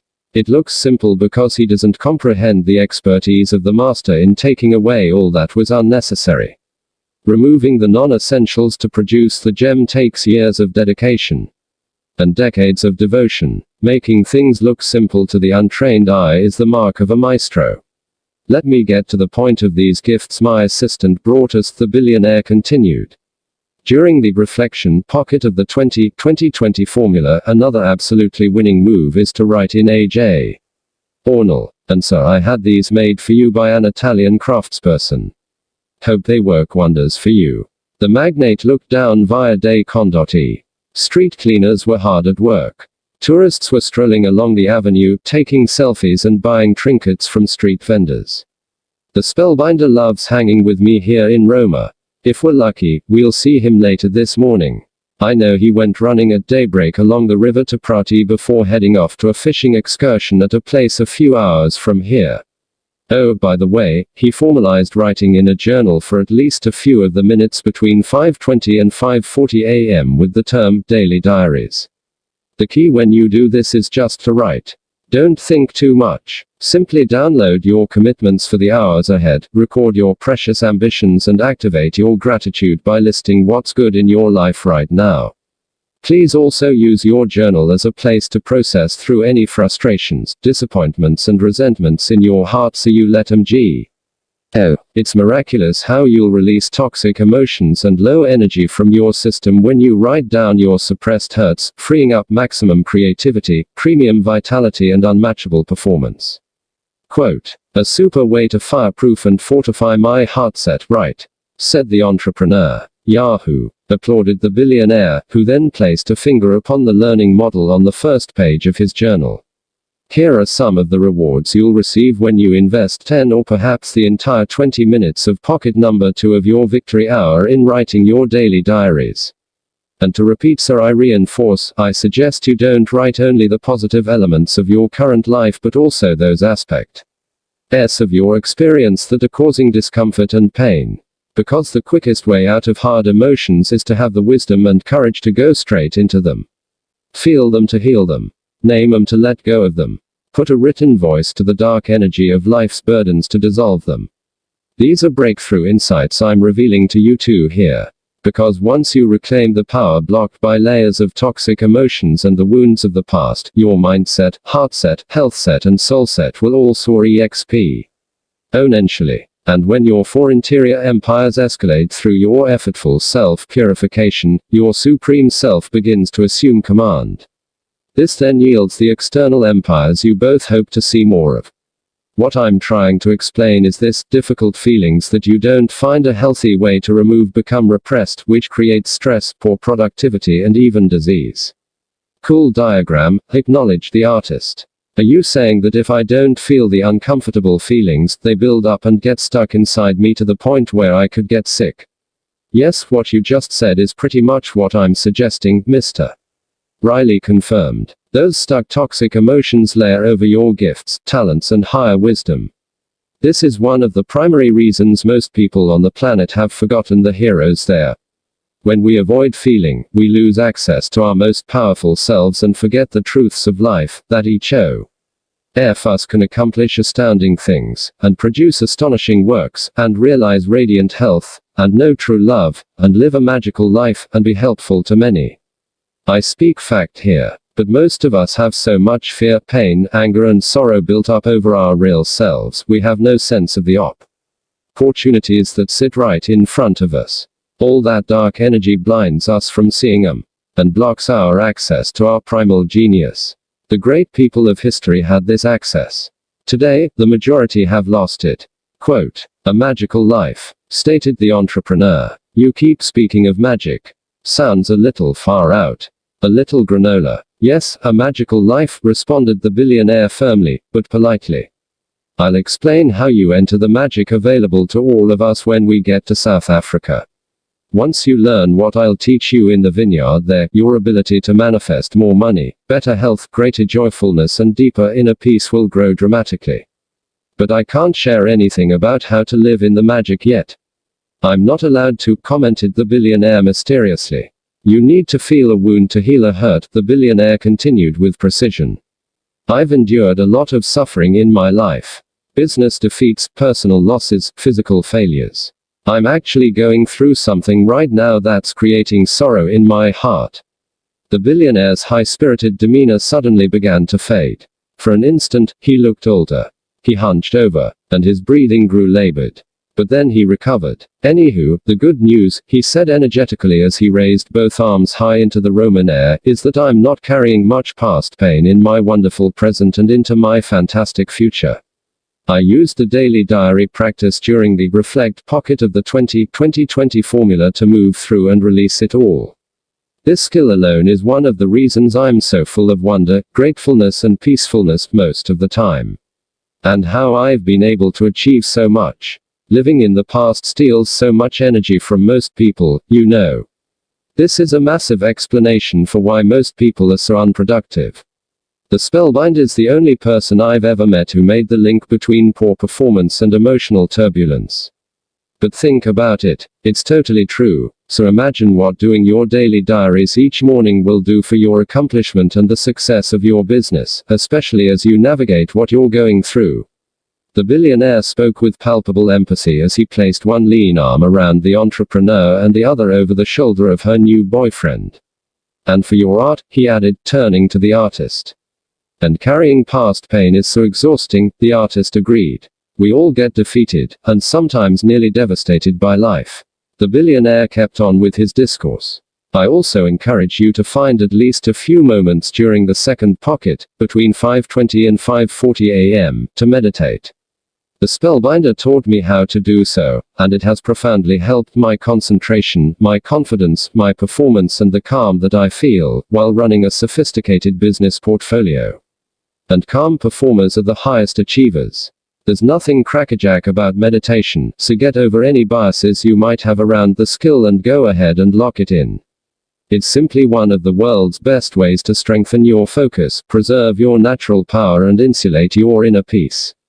There's a lot of wonderful science confirming the value of a regular meditation ritual, so even if you want to dismiss the method, the data says it works, phenomenally, as a human optimization habit. Current research proves that regular meditation helps lower levels of cortisol, thus lowering your stress. It's also a strong way to grow the relationship you have with yourself. You need to make more time for you. To scale your fluency and intimacy with your higher nature. To reconnect with your best part, that side of you that understands the impossible is mostly the untried and that knows of you. Are hidden reservoirs of luminosity, audacity and love. That portion of you that still can see the greatness in others, even when they behave badly, and that models positivity in the world, even when such virtues are not replied to you. Yes, go into this 20-moment sanctuary of silence and stillness each morning and remember all you truly are. Truth speaks in the solitude of the day's earliest light. And then carry this breathtaking knowledge with you, through the remaining hours of the gift we call a day. Quote, the billionaire fell to the ground. And did a series of rapid push-ups. Then, a plank pose followed. You're now very familiar with this quirky tycoon's bizarre maneuvers. I need to get on to the third pocket of the 20-20-20 formula so we can wrap up today's mentoring session. I've got a series of meetings set up for later, and then I'm off to a splendid dinner with Adriano, the spellbinder and a few other old friends, the billionaire said cheerfully. Sure, said the artist. No sweat. Of course, said the entrepreneur. We heard about a restaurant close to Campo di Fiori that makes great carbonara. We're trying it tonight. Yummy, acknowledged the billionaire, sounding more like a 5-year-old than a captain of commerce. He then continued his discussion on the morning routine of empire builders, superachievers and the saviors of our civilization. Suddenly, the billionaire clutched his stomach, wincing in pain. You okay, Mr. Riley? The entrepreneur asked as she rushed toward her mentor. Absolutely, he replied, pretending everything was fine. Let's keep moving. I'm totally committed to making sure you learn everything that was taught to me about the 5 a.m. club before I leave you. Please, just make sure you share the spellbinder's teachings with as many people as you can. You'll be improving the world as you do. I might not be able to, he said as his voice trailed off. Okay, the industrialist carried on. Let's keep going. Pocket 3 of the 20-20-20 formula is designed to help you grow daily. Remember the 2x3x mindset to double your income and impact, triple your investment in 2 primary areas, your personal mastery and your professional capability. So, 5:40 to 6 a.m., the final segment of the victory hour, is when you deepen your base of knowledge, increase your acumen, improve your expertise and outlearn your competition. Leonardo da Vinci said, "One can have no smaller or greater mastery than mastery of oneself," said the artist. "I love you even more today," the entrepreneur said. "Well, I adore you more every day," he replied with a grin. "Oh brother," laughed the billionaire. "I'm caught in a love fest. Right here on the Spanish Steps." Quote. He closed his eyes and recited these words of Stoic philosophy by Seneca, the Roman statesman: "Each day acquire something that will fortify you against poverty, against death, indeed against other misfortunes as well. And after you have run over many thoughts, select one to be thoroughly digested that day." The billionaire opened his eyes and stated simply, "Leadership on the outside begins within." He added, during the final pocket, from 5:40 to 6 a.m., of the 20-20-20 formula, work on becoming more valuable to your industry as well as to society. See, you don't receive success and influence only because of what you want. You attract it into your life based on who you are, as a person and as a producer. Private desire without personal development is like dreaming of having a gorgeous garden but not planting any seeds. We magnetize ourselves to excellent rewards by raising the value of ourselves. I made my fortune from this idea. As I improved, my capacity to improve the lives of more people improved through the elevated quality of my service. As I made myself more knowledgeable, I became more valuable to the fields in which I conducted my businesses, which lifted my income and my impact. Here's a concept fairly foreign in today's age. Read a book. Study the lives of the greatest men and women of the past by consuming their autobiographies during the Grow Pocket. Learn about the latest advancements in psychology. Devour works on innovation and communication, productivity and leadership, prosperity and history. And watch documentaries on how the best do what they do, and grew into who they are. Listen to audiobooks on personal mastery, creativity and business building. One of the traits all my billionaire friends and I have in common is we absolutely love to learn. We grow and capitalize on our gifts and talents relentlessly. We invest in expanding ourselves and our pro games constantly. We are all totally into reading, improving and feeding our limitless curiosity. Fun for us is going to a conference together. We go to one, at least one, every 3 months, so we stay inspired, excellent and absolutely switched on. We don't spend much time on meaningless entertainment because we're just too invested in endless education. Life is very equitable, you know, said the mogul, sounding quite philosophical and now looking much stronger. You'll receive from it what you give to it. Key natural law there. So give a lot more by becoming a lot better. Okay, so now you have it, Mr. Riley summed up exuberantly. A beautifully engineered, flawlessly calibrated morning routine for a world-class business and personal life. Embrace it fully, run it daily, or at least 5 days a week, and your productivity, prosperity, sense of joy and serenity will accelerate potently along with the value you are able to deliver to our world. What's next? Inquired the artist. We'll now go visit the dead, was the billionaire's only reply. Chapter 14. The 5 a.m. Club grasps the essentialness of sleep. You cannot imagine the craving for rest I feel, a hunger and thirst. For 6 long days, since my work was done, my mind has been a whirlpool, swift, unprogressive and incessant, a torrent of thoughts leading nowhere, spinning round swift and steady. H.G. Wells. The Roman sun rose even higher as the 3 companions gazed over the rooftops and at the Vatican. The streets were now noisy. The eternal city had come to life. Again, the Titan's hand went up into the air. Again, one could see another assistant appearing out of nowhere. This time a man who appeared to be in his early 40s ran across the square, stood in its center and pulled out a device that he spoke into quickly and loudly. Within a minute, 3 women with scarves over their hair, like you would see in those wonderful Italian films of the 50s, appeared on 3 sparkling red Vespas. They parked him at the foot of the Spanish Steps, right by the sculpture of the boat, before disappearing down Via del Carros. Let's go, people, exclaimed the billionaire. It's time to ride. But what's this about visiting the dead? Asked the entrepreneur. The creases on her forehead reawakened and her arms now crossed. Trust me. Hop on your scooter, and follow me, the billionaire instructed. The three companions wound their way through the ancient streets of Rome.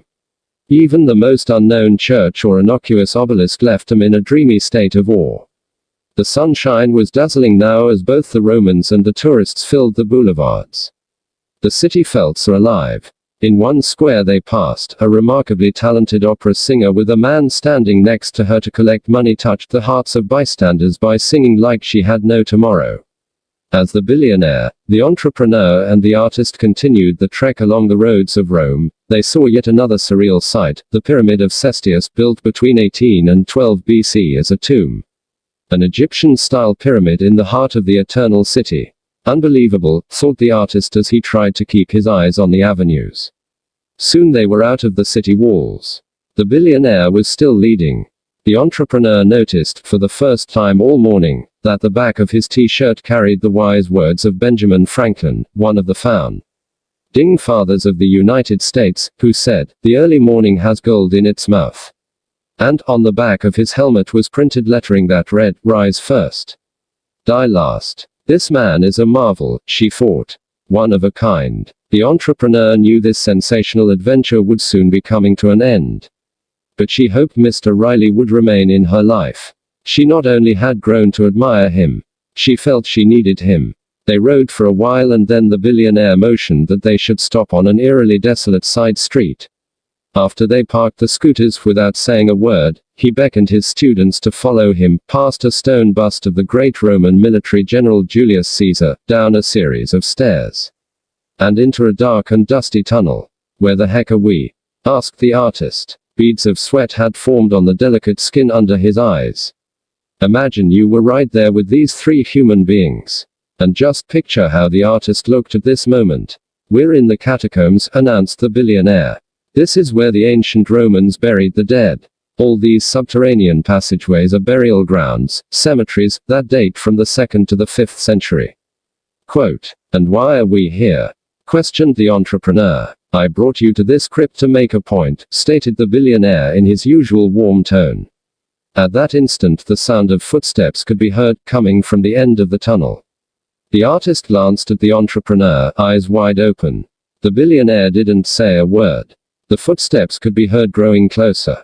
And more forceful. "I don't have a good feeling," commented the entrepreneur. The footsteps continued as the hazy light of a candle struck a decrepit wall of the catacomb.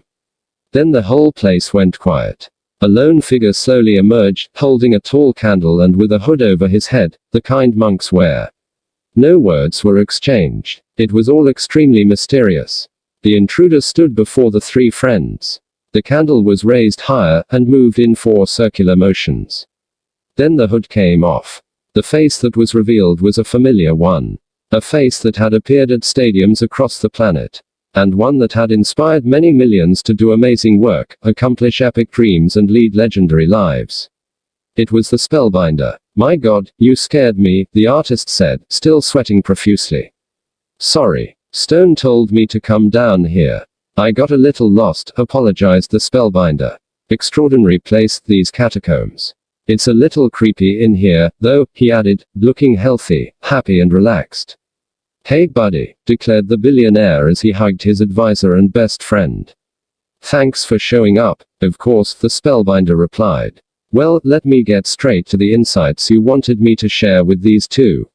You know I always come to play," he added with a low five like you see pro basketball players giving teammates after making a successful free throw.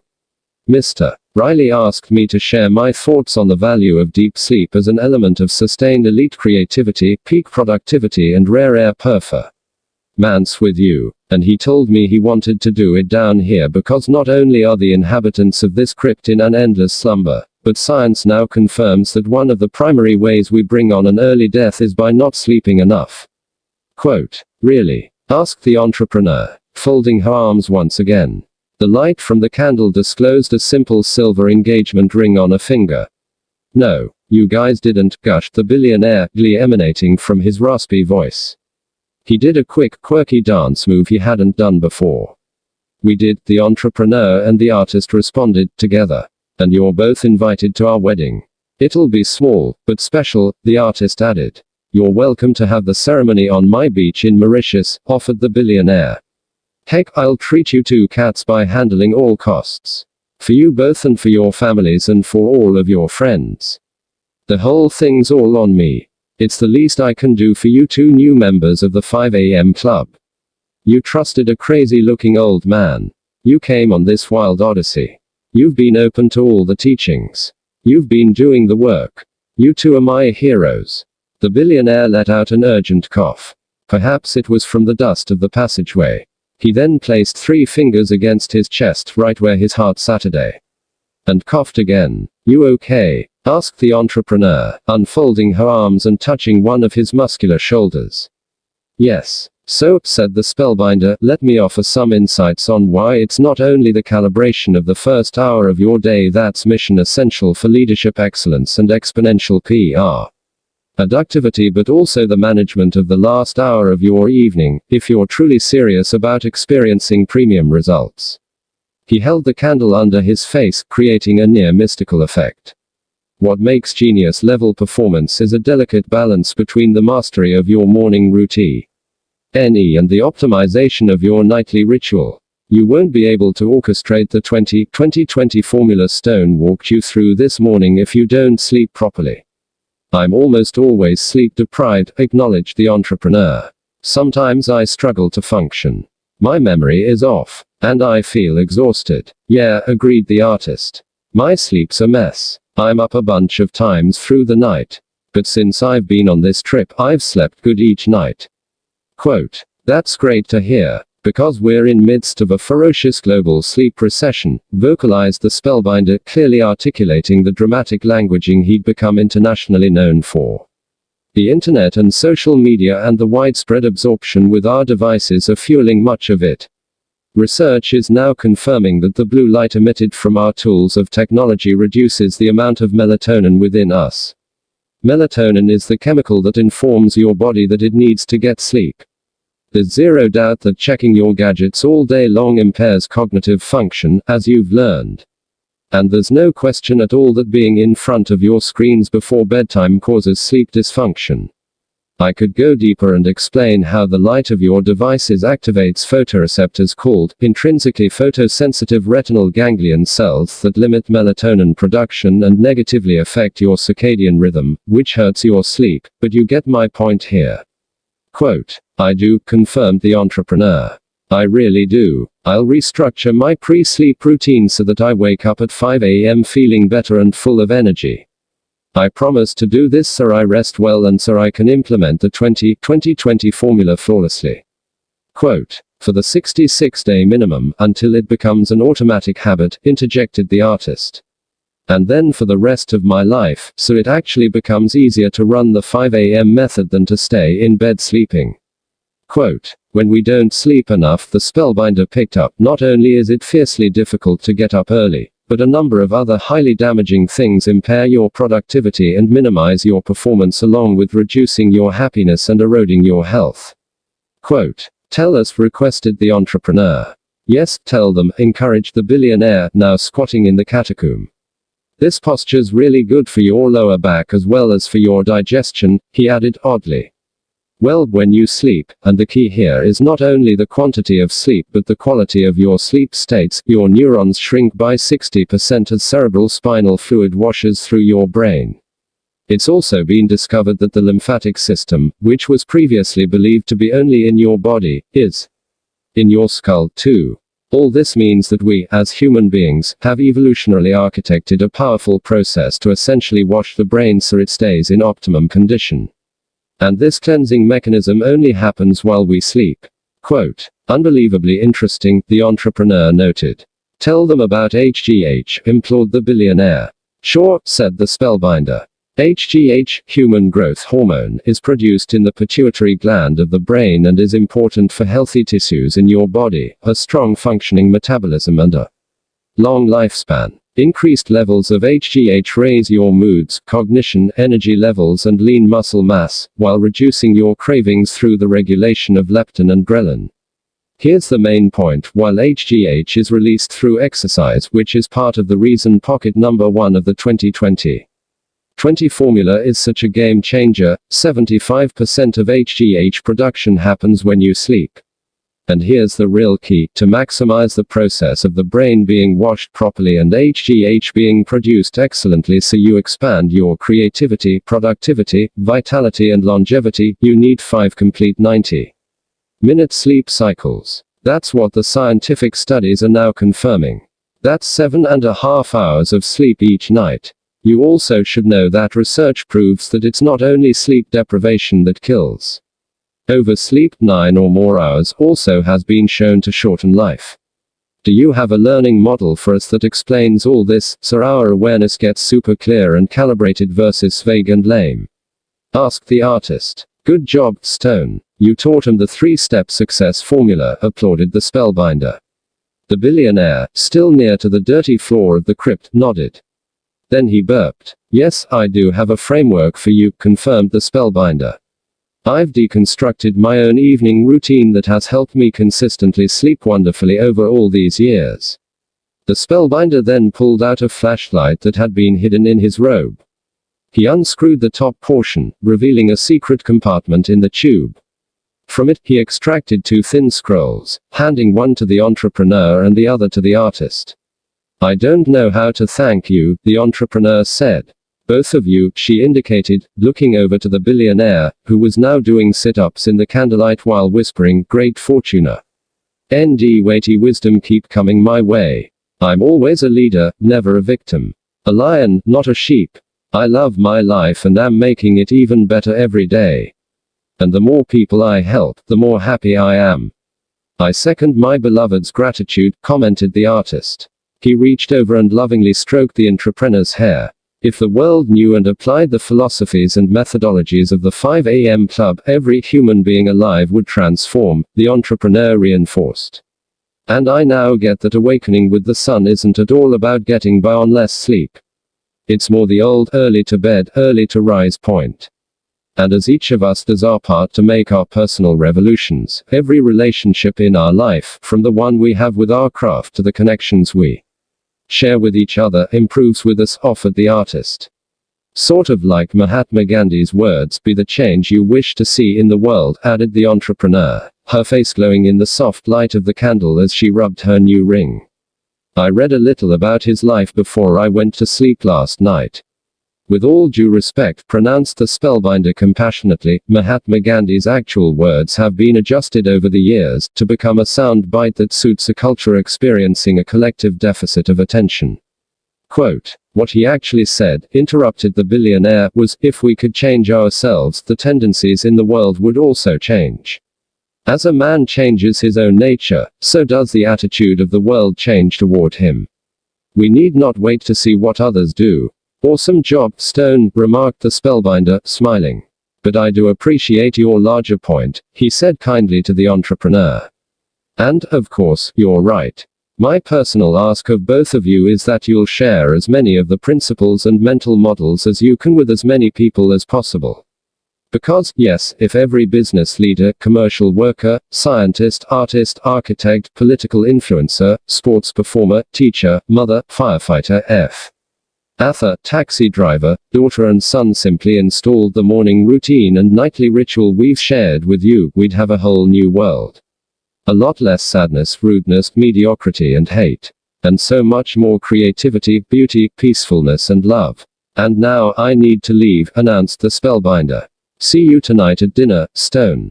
Cacio e pepe's on the menu, right? Of course, replied the billionaire as he stood up. He began to cough again and appeared unsteady for a moment. His left hand trembled. A leg wobbled. The spellbinder quickly looked away. I need to go, was all he said before dissolving into the darkness of the tomb. The 3 who remained made their way out of the crypt, back up the stairs and into the blinding Roman sunlight. The billionaire started his scooter and waved for his guests to follow. They ventured down a maze of narrow streets, past an antiquated aqueduct and back through city walls.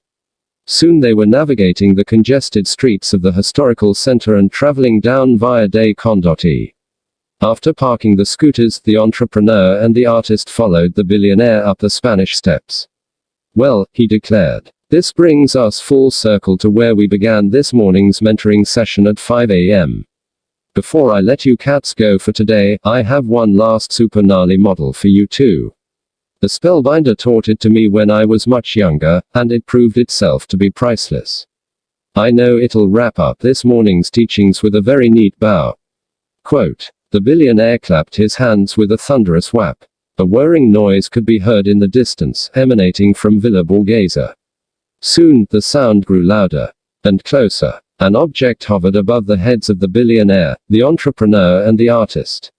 Tourists sitting on the Spanish steps, sipping espresso and eating gelato, turned their eyes toward the heavens, trying to figure out what was going on.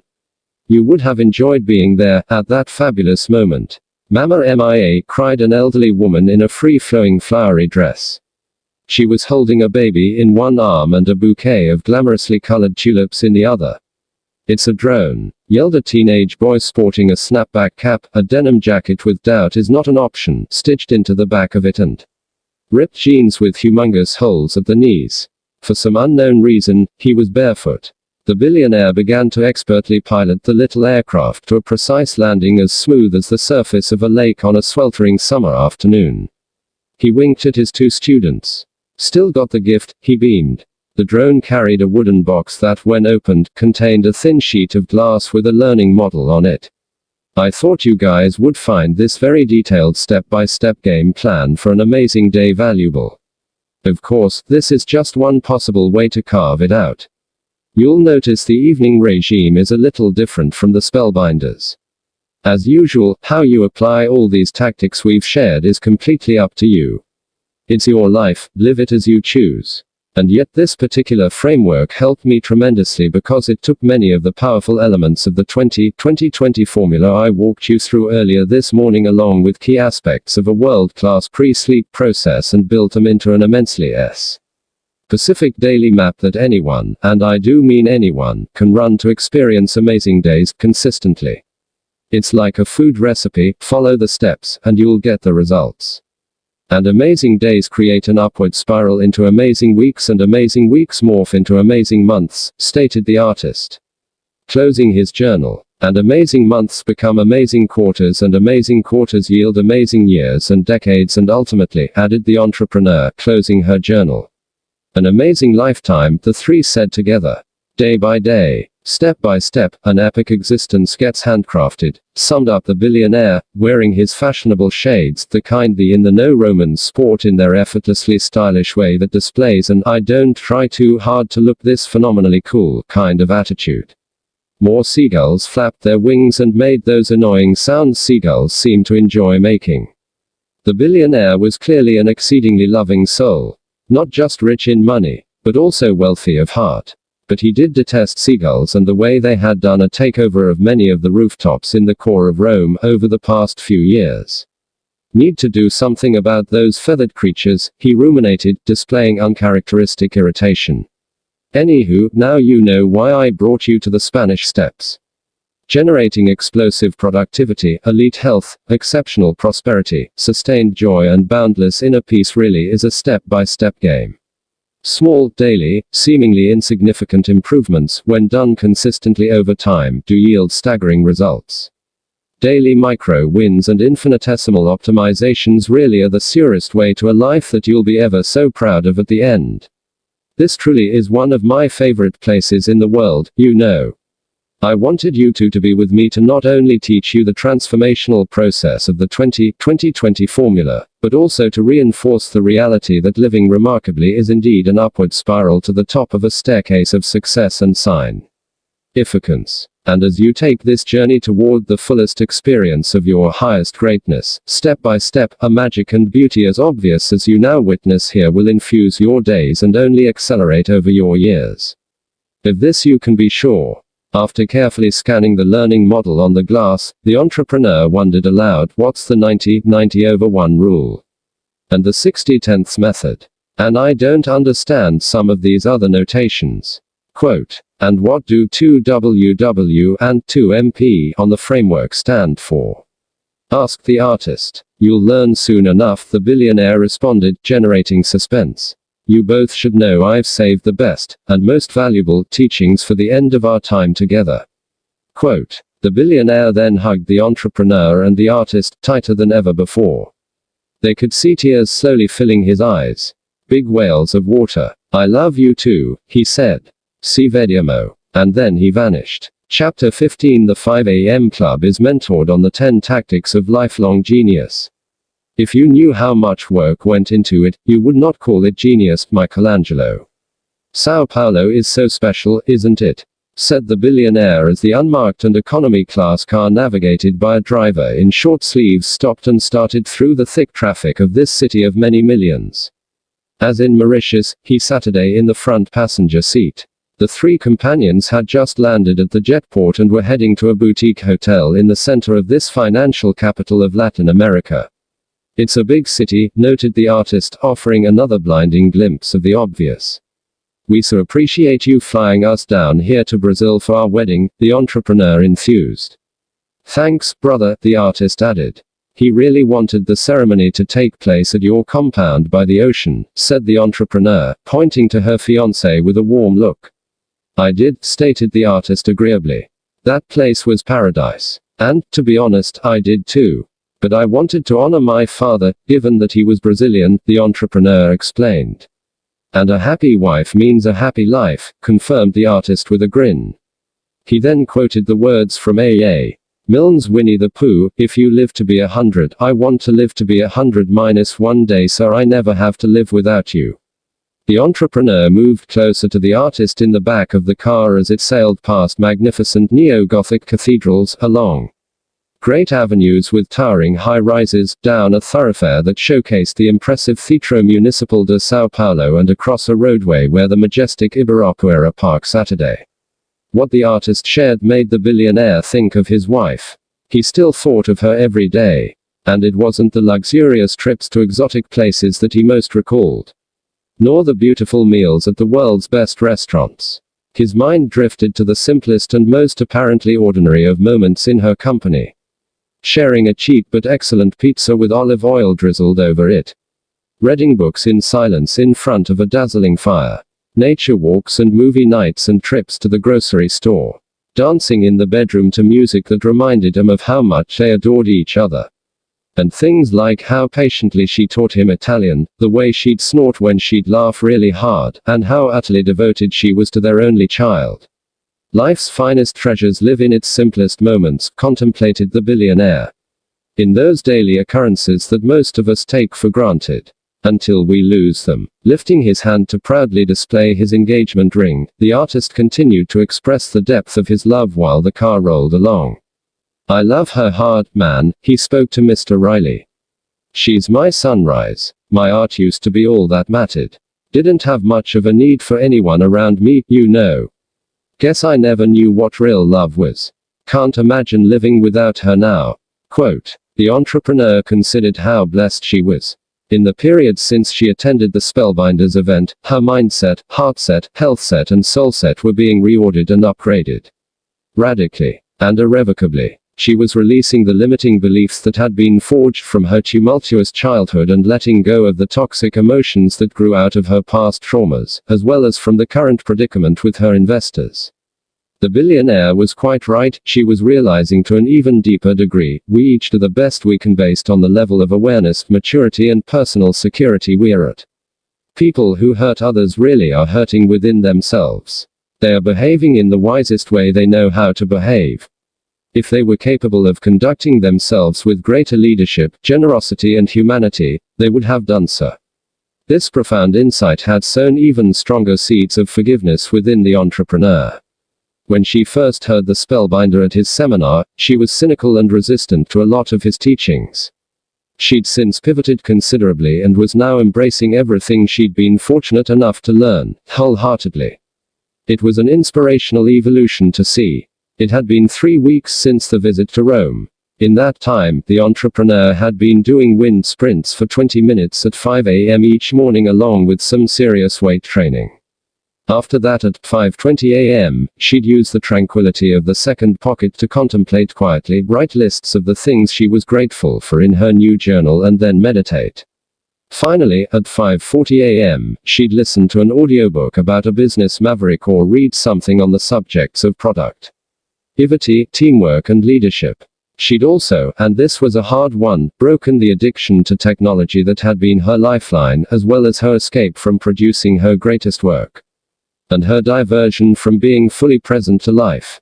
During these fantastic days away from her office, she'd been creating the brightest output of her career, leveraging the phenomenon of transient hypofrontality the billionaire had taught her to orchestrate results at a level of genius she'd never experienced before. And reclaiming the sense of inner well-being she'd lost. Everything she was applying was delivering enormous rewards. Everything in her life seemed to be clicking again. She was fitter than she'd been in years, happier and more serene than she'd ever known, and more productive during the periods shush.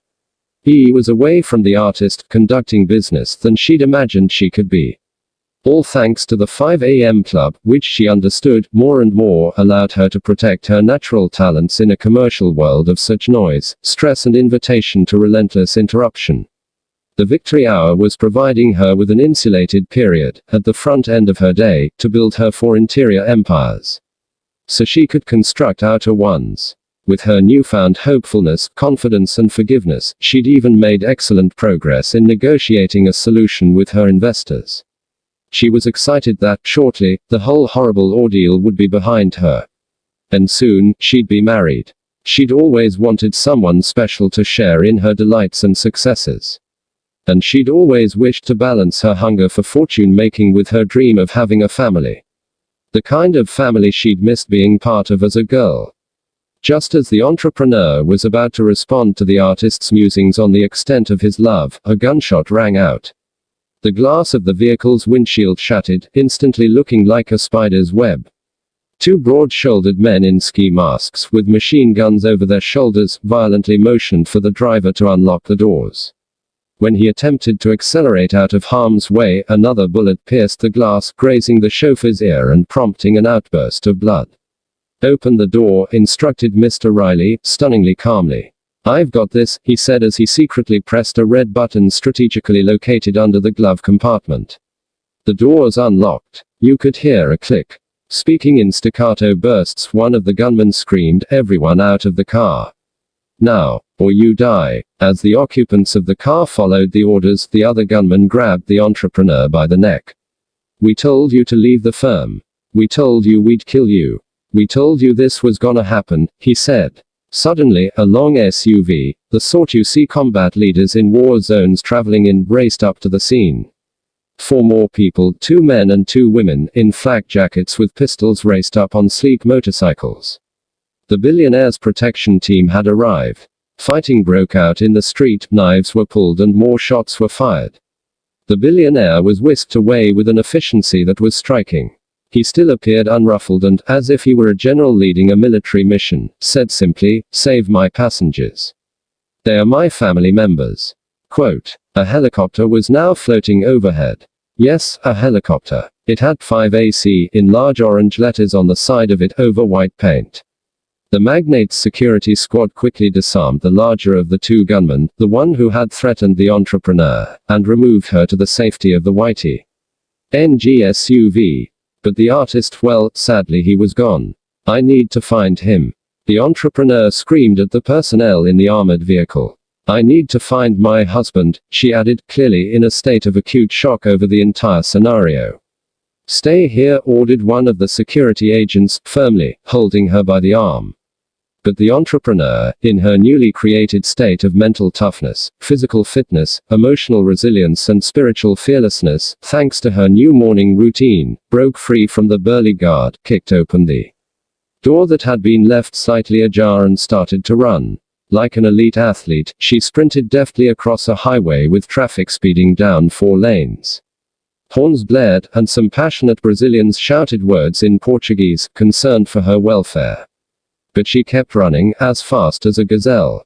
She ducked into a cafe. No sign of her man.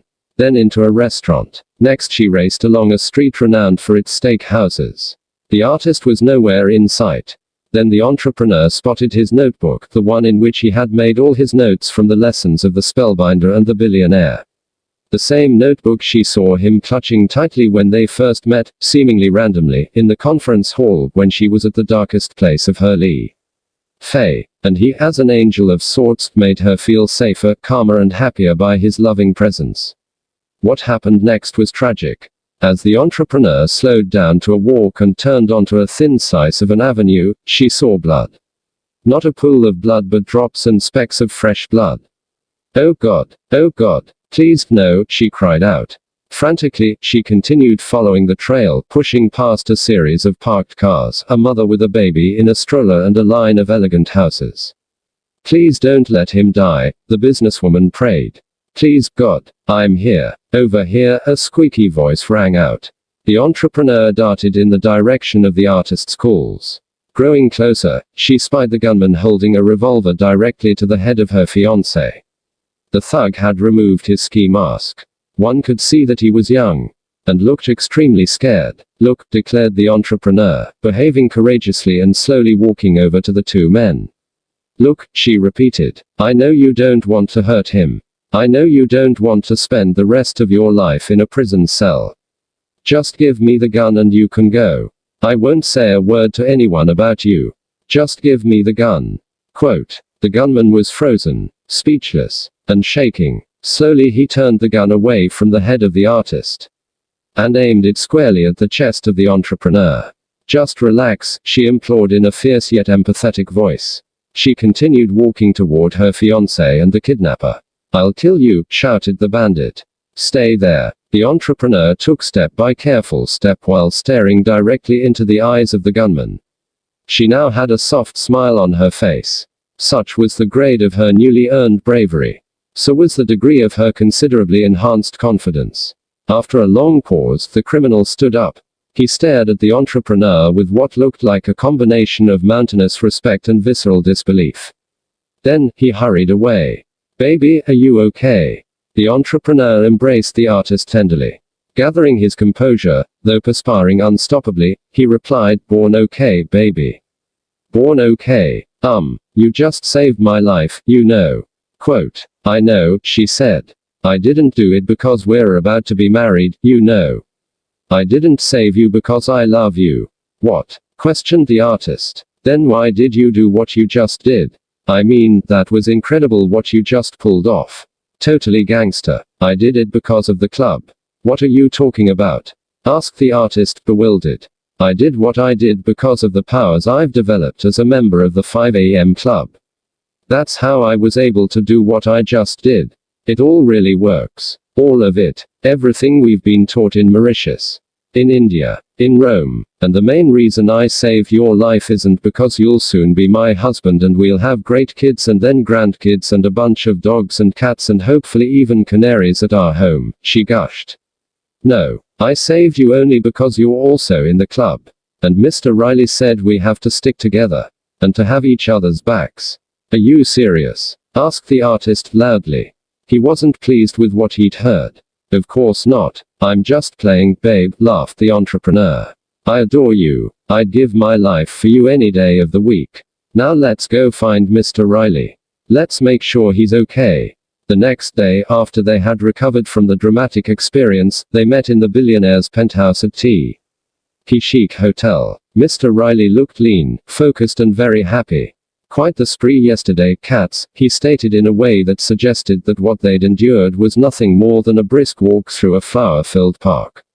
That was brutal, the artist replied. You talk about trauma, that was traumatic. You, my friend, were quite the hero yesterday, declared the billionaire proudly while focusing on the entrepreneur. You, young lady, are a miracle on two legs. Quote. Thanks, she said, shifting her feet a bit and making sure the artist was okay.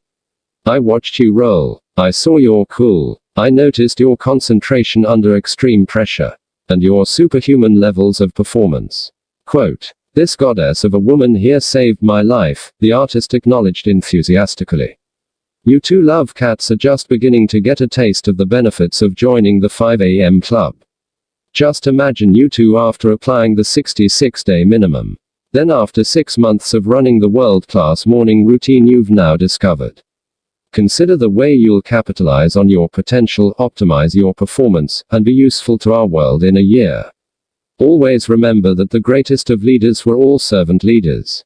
The less you make it all about you, and the more your obsession focuses on the upliftment of others, the more you'll increase your identity as a genuine empire builder. And grow into a history maker. Got you, confirmed the entrepreneur as she sipped from a water bottle, making sure she was well hydrated to stay at her energetic best. I want to reward you for the heroism you showed yesterday, the billionaire offered. I have some news that I think will make you love your life even more. Tell me, please, the entrepreneur said. Though I really don't need anything, you know. I did what I did out of love. Simple as that. Quote. Well, are you ready? The tycoon asked. Yes. Ready. Well, this morning I had my people buy up all of the equity those nasty investors owned. Let's just say I made them an offer they couldn't refuse. And my legal team had them sign an agreement promising they will never go near your company again and are not permitted to come anywhere near you or the man who will be your husband in a few short hours. Gnarly, right? The billionaire spoke as he tap danced his way across the floor of the penthouse. Yes, he actually tap danced across the entire room. Next, he began flailing his arms manically and grooving intensely to his imagined music. Finally, get this, he started twerking. Yes, the illustrious industrialist who was worth over $1 billion was twerking in that hotel suite. He's the weirdest human being I've ever met by a factor of 1,000,000, thought the entrepreneur.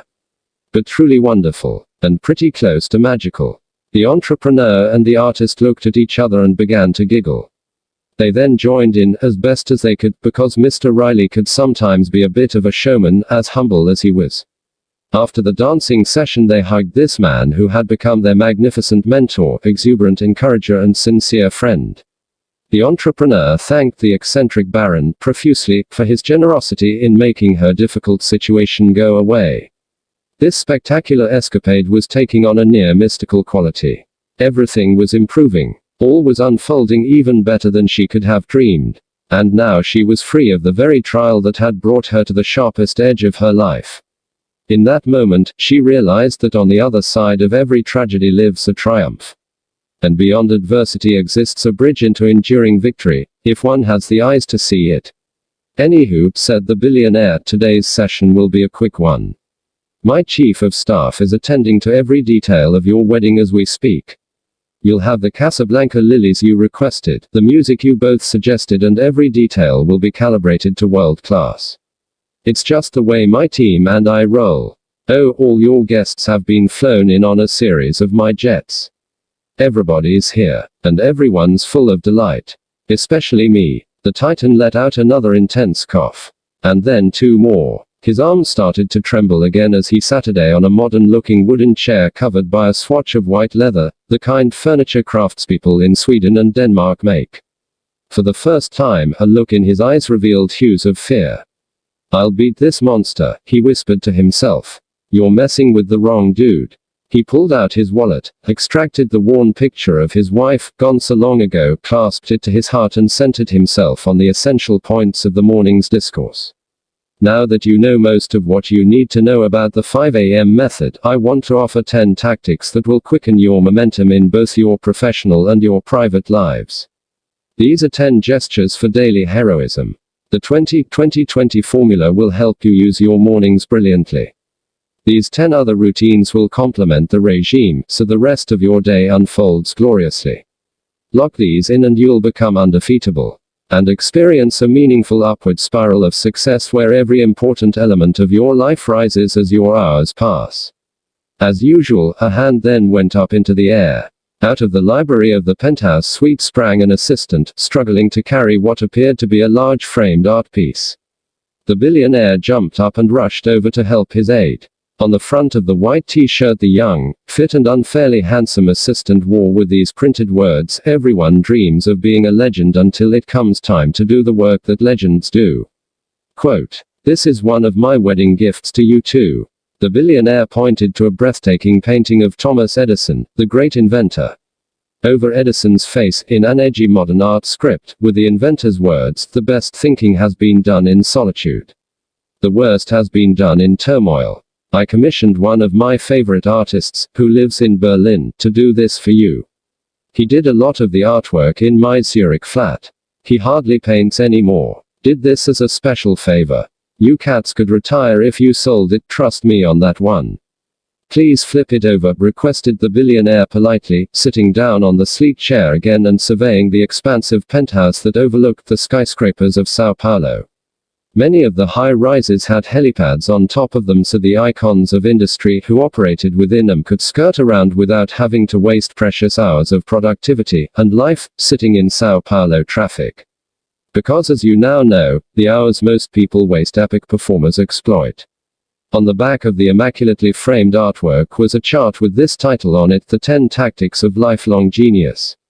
The billionaire continued talking. Thomas Edison exemplifies prodigious creative achievement like few others in history, having recorded 1,093 patents over his lifetime and giving us everything from the light bulb to the motion picture camera and, in 1901, a battery that was later used for electric cars. He wasn't only an inventor. He was also a stratospheric company builder. Yup, the billionaire continued. His life is absolutely worth studying and then deconstructing in your journal so your intimacy and fluency with how he did it grows. Edison once said, being busy does not always mean real work. The object of all work is production or accomplishment. And as you granulate the inventor's achievement formula, please go deep on studying his ability to focus. Edison also observed, you do something all day long, don't you? Everyone does. If you get up at 7 o'clock and go to bed at 11, you have put in 16 good hours, and it is certain with most men, that they have been doing something all the time. The only trouble is that they do it about a great many things and I do it about one. If they took the time in question and applied it in one direction, to one object, they would succeed. That's on point, observed the artist, who was dressed in black gear this morning and wearing his standard Sue combat boots. He'd shaved off his trademark goatee. It goes to the point you made in Mauritius about us waking up with a limited amount of cognitive bandwidth and every distraction that steals our attention lowers our chance to do masterful work. Because we leave attention residue on every diversion that we allow into our workplace and life space. And if we're not really careful, we'll end up with the digital dementia referred to on the last diagram you shared with us in Rome.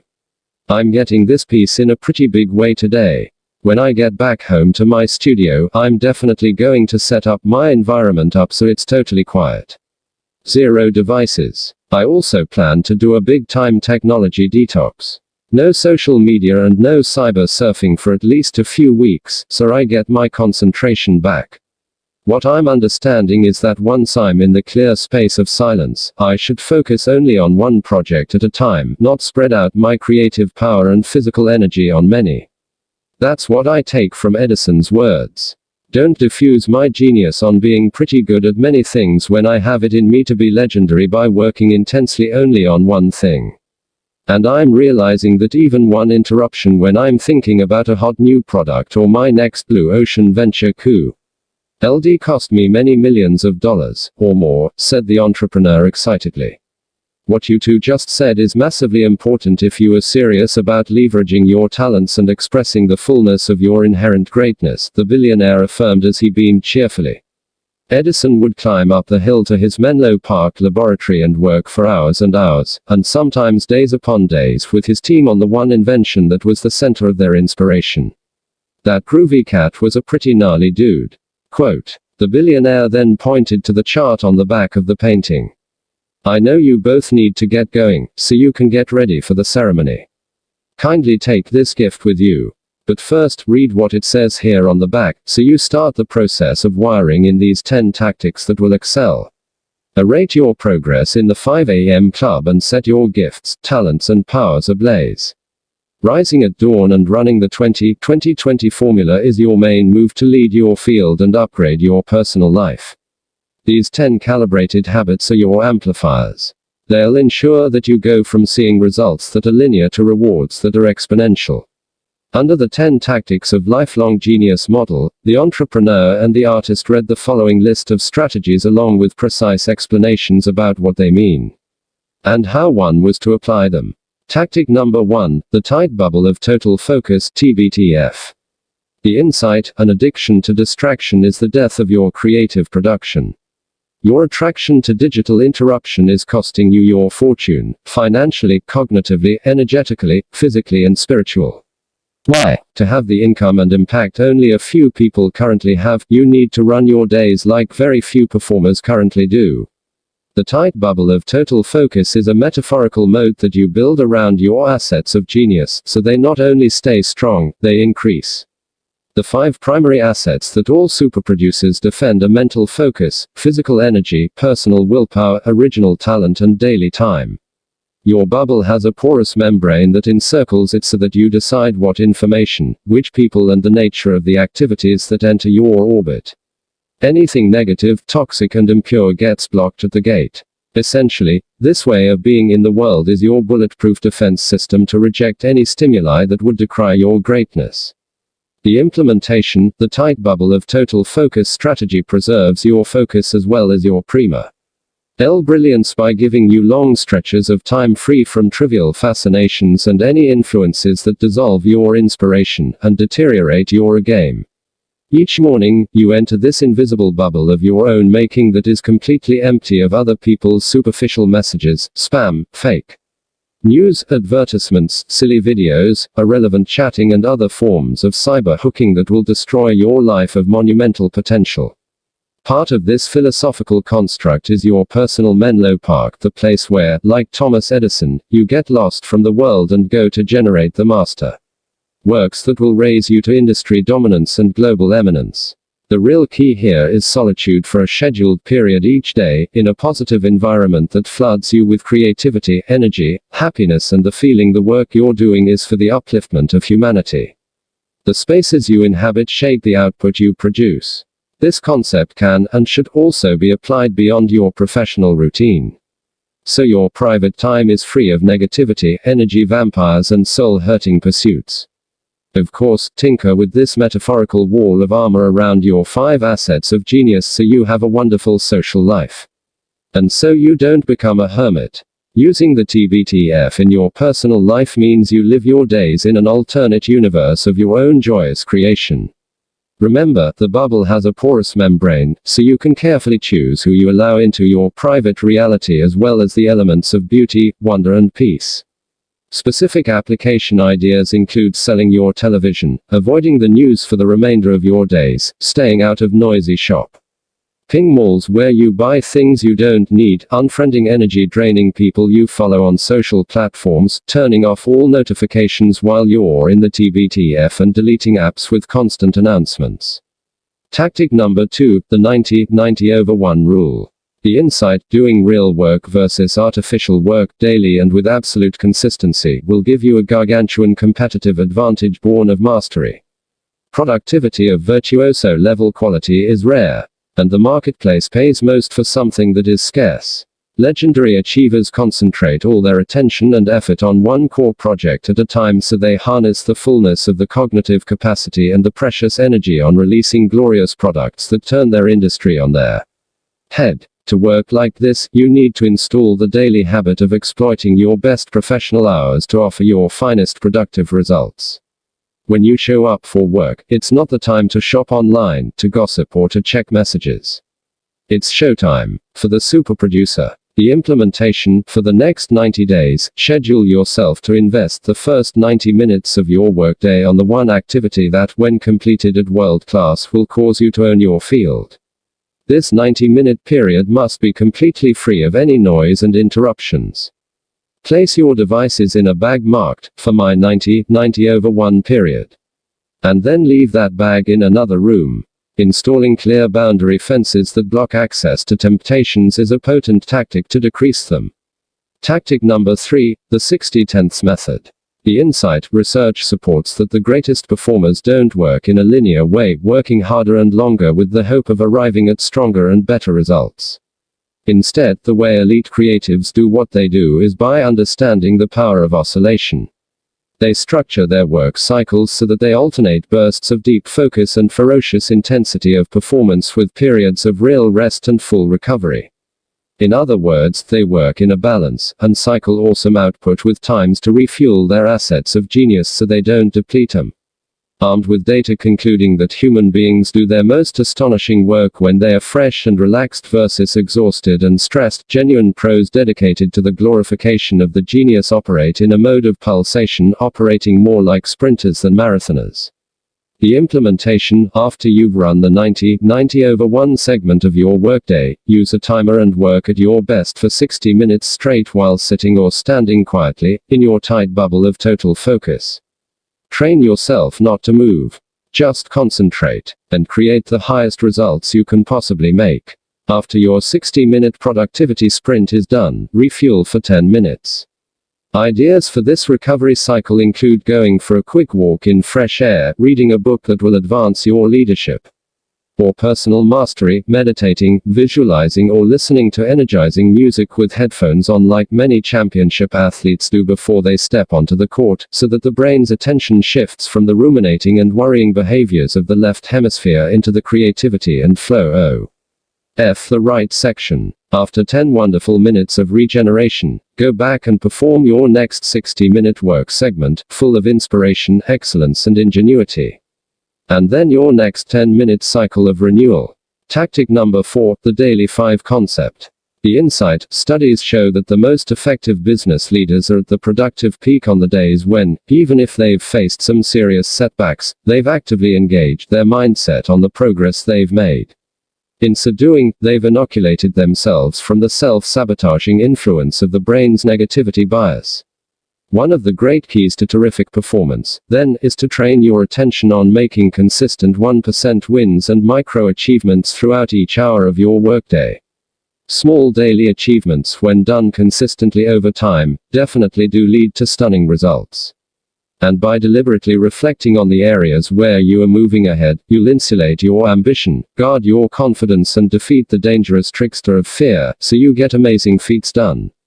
The implementation: during the second pocket of your victory hour, list the 5 tiny targets you wish to accomplish over the day ahead for you to feel it was one well spent. This, like so much of what you've learned, is also a practice. The more you do it, the easier this habit gets, and the stronger your execution ability around it grows. So, stay with the process. After just 30 days, you'll have accomplished 150 valuable victories. And after a year, this strategy alone will be responsible for you achieving 1,825 high-value targets, guaranteeing that the next 12 months are the single most productive 12 months you've had yet. Tactic number 5, the second wind workout 2WW. The insight: you've now discovered the beautiful neuroscience behind daily exercise. Moving the body regularly lifts your concentration, speeds up the processing potency of your brain as well as accelerating its learning capacity, raises your energy, elevates your optimism, helps you sleep better via the production of more melatonin, and promotes longevity through the release of human growth hormone HGH, along with the lengthening of your telomeres. Telomeres keep the ends of our chromosomes from fraying. They're like plastic caps at the tips of shoelaces. Aging shortens our telomeres, which is why they are sometimes compared to a bomb fuse. The powerful point here is that it's well documented that exercise slows this shortening, helping you stay healthy longer. You should also note that meditation, a diet rich in whole foods, proper sleep quality, and intermittent fasting, which the spellbinder calls the 16/8 dividend because you don't eat during a 16-hour fasting window and then break the fast over an 8-hour period, have all to protect our telomeres from degenerating. Given the empirically based facts substantiating the absolutely transformative power of exercise, why would you do only one workout a day? Why not use this regimen to increase your vitality massively so you not only outlive your industry peers but aging as you enjoy an astoundingly happy and productive life? The implementation: to execute the 2WW practice, schedule a second workout at the end of your workday to give you a second wind for a great evening. You'll beat the exhaustion most people feel after work, re-energize your willpower batteries so you improve your evening choices, and even find your cravings for sugar in the nighttime are significantly lower. One of the finest activities you could possibly do at this time is a 1-hour nature walk. You'll gain another block of time free from digital interruption, letting you do more deep thinking and downloading of valuable ideas. You'll also be rewarded with the benefits that walking within natural surroundings with sunlight and fresh air bring to your mindset, heartset, healthset and soulset. Naturalist John Muir expressed it well when he said, "In every walk with nature one receives far more than he seeks." Other ideas for your 2WW include going for a 60-minute mountain bike ride, having a long swim or attending a yoga class. In running this routine, you'll also burn even more calories and speed up your metabolic rate, reducing body fat. The 2WW is a game changer. Tactic number 6, the 2 massage protocol 2MP. The insight, studies have demonstrated that massage therapy is a modality that generates significant improvements in brain performance, mood, your ability to fight stress, and in terms of your general wellness. The benefits of a massage include a 31% reduction of cortisol, the fear hormone, levels, a 31% increase in dopamine, the neurotransmitter of motivation, a 28% elevation of serotonin, the neurochemical responsible for regulating anxiety and raising happiness. Reduced muscle tension, improved pain relief via the sending of anti-inflammation messaging to muscle cells, and elevations in the signaling of those cells to make more mitochondria. The key here is to have a deep tissue massage versus simple relaxation bodywork. It needs to hurt a little for it to work well. This awesome practice also reduces the stress that causes telomeres to degrade, optimizing your good health and maximizing your lifespan. The implementation: to apply the 2MP, lock 2 90-minute massages onto your weekly schedule. Because the things that get scheduled are the things that get done. And because vague plans yield vague performance. And because the smallest of applications really is better than the grandest of intentions. Virtuosos bring traction to their vision through the dedication to implementation. You might say you're a busy performer and can't afford the time to get 2 long massages every single week. In fact, given the proven and marvelous benefits of this protocol for your mental state, cognition, joyfulness, health and longevity, the truth is you can't afford not to install this habit. Yes, 2 90-minute massages a week will cost a lot of money. Death will cost you more. Tactic number 7, Traffic University. The insight: people who commute a total of 60 minutes to and from work each day spend approximately 1,200 days of their lives doing so, if they live an average human lifetime. That's over 3 years spent in traffic or on a bus or in a train. And with the rise of the mega commute, that time period is only growing. Most people sitting bumper to bumper are infecting themselves with toxic news, superficial banter on the radio and other negative stimulation that erodes production and dissolves inner peace. People on commuter trains or buses often sleep, daydream or play with the technology, in a chronic state of apathy. Be different. The implementation: participating in Traffic University is all about leveraging your traveling time, whether to and from work or grocery shopping and errand running, to learn, expanding your professional prowess and personal knowledge. Specific ideas to help you do so include listening to audiobooks and consuming valuable podcasts. The fact is, even one new idea you learn in a book or online course could make you millions or even billions of dollars. Or multiply your creativity, productivity, vitality and spirituality exponentially. There is simply no other investment vehicle available today that will yield a higher return than investing in your education and growth. Tactic number 8, the Dream Team Technique. The insight: professional athletes structure a full team to support their rise to best in world BIW. In this way, they are freed up to marshal the 5 assets of genius around the development of the expertise and powers that will cause them to become dominant. At the sport, Michael Jordan wasn't his own sports doctor and Muhammad Ali wasn't his own boxing trainer. Superproducers outsource and then automate all activities except those within the realm of their mastery, allowing for purity of focus and freeing up huge amounts of time. The implementation: delegate tasks that not only are a poor use of your hours but also diminish your happiness. Ideally, restructure your entire life so you're doing only the things you're great at and love to do. With such a setup, you'll not only escalate in your performance because you're prioritized around just a few things, but you'll enjoy significantly more personal freedom and serenity as well, because you have people on your dream team who are leaders at what they do. Your rise to legendary will be swifter since you have great people in your corner. Specific members of your dream team could include a fitness trainer who you work with regularly, a nutritionist, a massage therapist, a financial coach to fortify your fortune, a relationship advisor to help you maintain rich bonds with the importer. NT people in your life, and a spiritual counselor to assist you in staying grounded on the eternal laws of a life well lived. Tactic number 9, the Weekly Design System, WDS. The insight: you now know that things that get scheduled are the things that get done. Designing a week without a granulated game plan for the 7 days ahead of you is like attempting to summit Mont Blanc without a climb strategy or hiking into the deep woods without a compass. Yes, spontaneity and room for unexpected miracles are exceptionally important.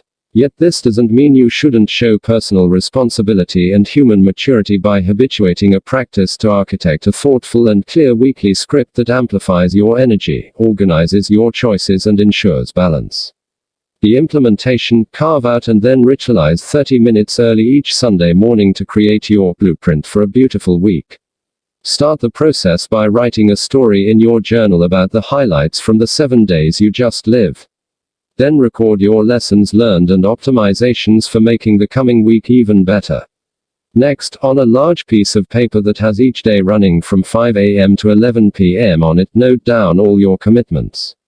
The key here is to list more than your business meetings and work projects.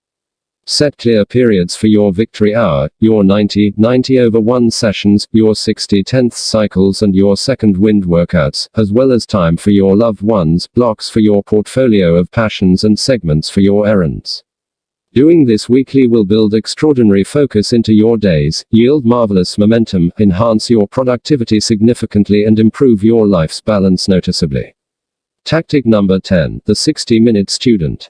The insight: the more you know, the better you will do. Legendary leaders all have boundless curiosity and a limitless appetite to grow into the greatest selves. And education truly is inoculation against disruption. Peak producers are lifetime learners. Be one of the formidable few who reclaim their heroism, cultivate the craft, and materialize the genius by getting back to being a world-class student. The implementation: for at least 60 minutes a day, study. Do whatever it takes to fireproof your commitment to relentless growth. Learning daily will raise your acumen, deepen your wisdom, and incite a blazing fire that stokes your grandeur. You'll become a weighty thinker and an outright superstar. Specific tactics for your 60 minutes include reading every good book you can get your hands on, reviewing your journal notes, working through an online program, talking with a mentor, and watching skill-building videos.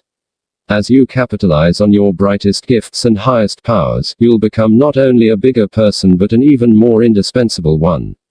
You'll be so exquisite at what you do that your organization and marketplace will not be able to operate without you. You'll evolve into an exceptionally valuable leader in your field. And you'll be able to deliver remarkable streams of value to the teammates, customers, and communities you are blessed to serve. The results will be generous rewards returned to you in the form of income, eminence, and the psychic joy that comes with being a noble person, doing world-class work, and fulfilling a mighty purpose. I have another present to honor you two as we go off to your wedding, exclaimed the billionaire. It's a verse I memorized for my Vanessa. He was clutching her picture as he said this. Every Valentine's Day, it was our tradition for me to present her with 108 red roses, some terrific chocolates, and one other thing over dinner at our favorite restaurant. After that, I'd get down on a knee and recite the poem. What was the other thing? Asked the artist. The billionaire looked a little embarrassed. His gaze fell to the floor of the penthouse. Lingerie was his one-word answer, spoken with a wink. He then stood up on the sprawling oak dining table that Saturday in one section of the gigantic hotel suite. Like a child playing hide-and-go-seek, he covered each of his eyes with a hand. Next, he recited an old poem by Spencer Michael Free with thunderous passion. "'Tis the human touch in this world that counts. The touch of your hand and mine. Which means far more to the fainting heart than shelter and bread and wine. For shelter is gone when the night is o'er, and bread lasts only a day. But the touch of the hand and the sound of the voice sing on in the soul always." "That's so beautiful," said the artist, visibly moved. It was growing clearer to Mr. Riley that though this bohemian painter had rough edges, he had a soft heart. And though it might appear to an uninformed onlooker that the artist was the more passive half of the romantic couple, this was, in fact, untrue. The reality was that the depth of his great love for the entrepreneur overrode the immature needs of his ego. All his kindness wasn't to be confused with weakness. The artist was a powerful man. "I've written a poem myself," the artist added. "It's for you, my beloved. Read it to me, please," said the entrepreneur gracefully as she fixed his collar. "Okay," said the artist with a gulp. "It's called May We Never Say Goodbye. And it goes like this. May we never say goodbye. A chance encounter and at very first glance. Your beauty moved me, and your strength calmed me. Life's unexpected windows of opportunity. Sent by a knowing intelligence. Asking us to do our part. By taking a risk. Only those who dare will win. Only those willing to face rejection will find the salvation. Only those who reclaim their power will experience a resurrection. I've never known true love. I've never believed in double rainbows. Romantic walks and holding hands at sunrise. I never imagined that first kiss would lead to this. When you fall, I will support you.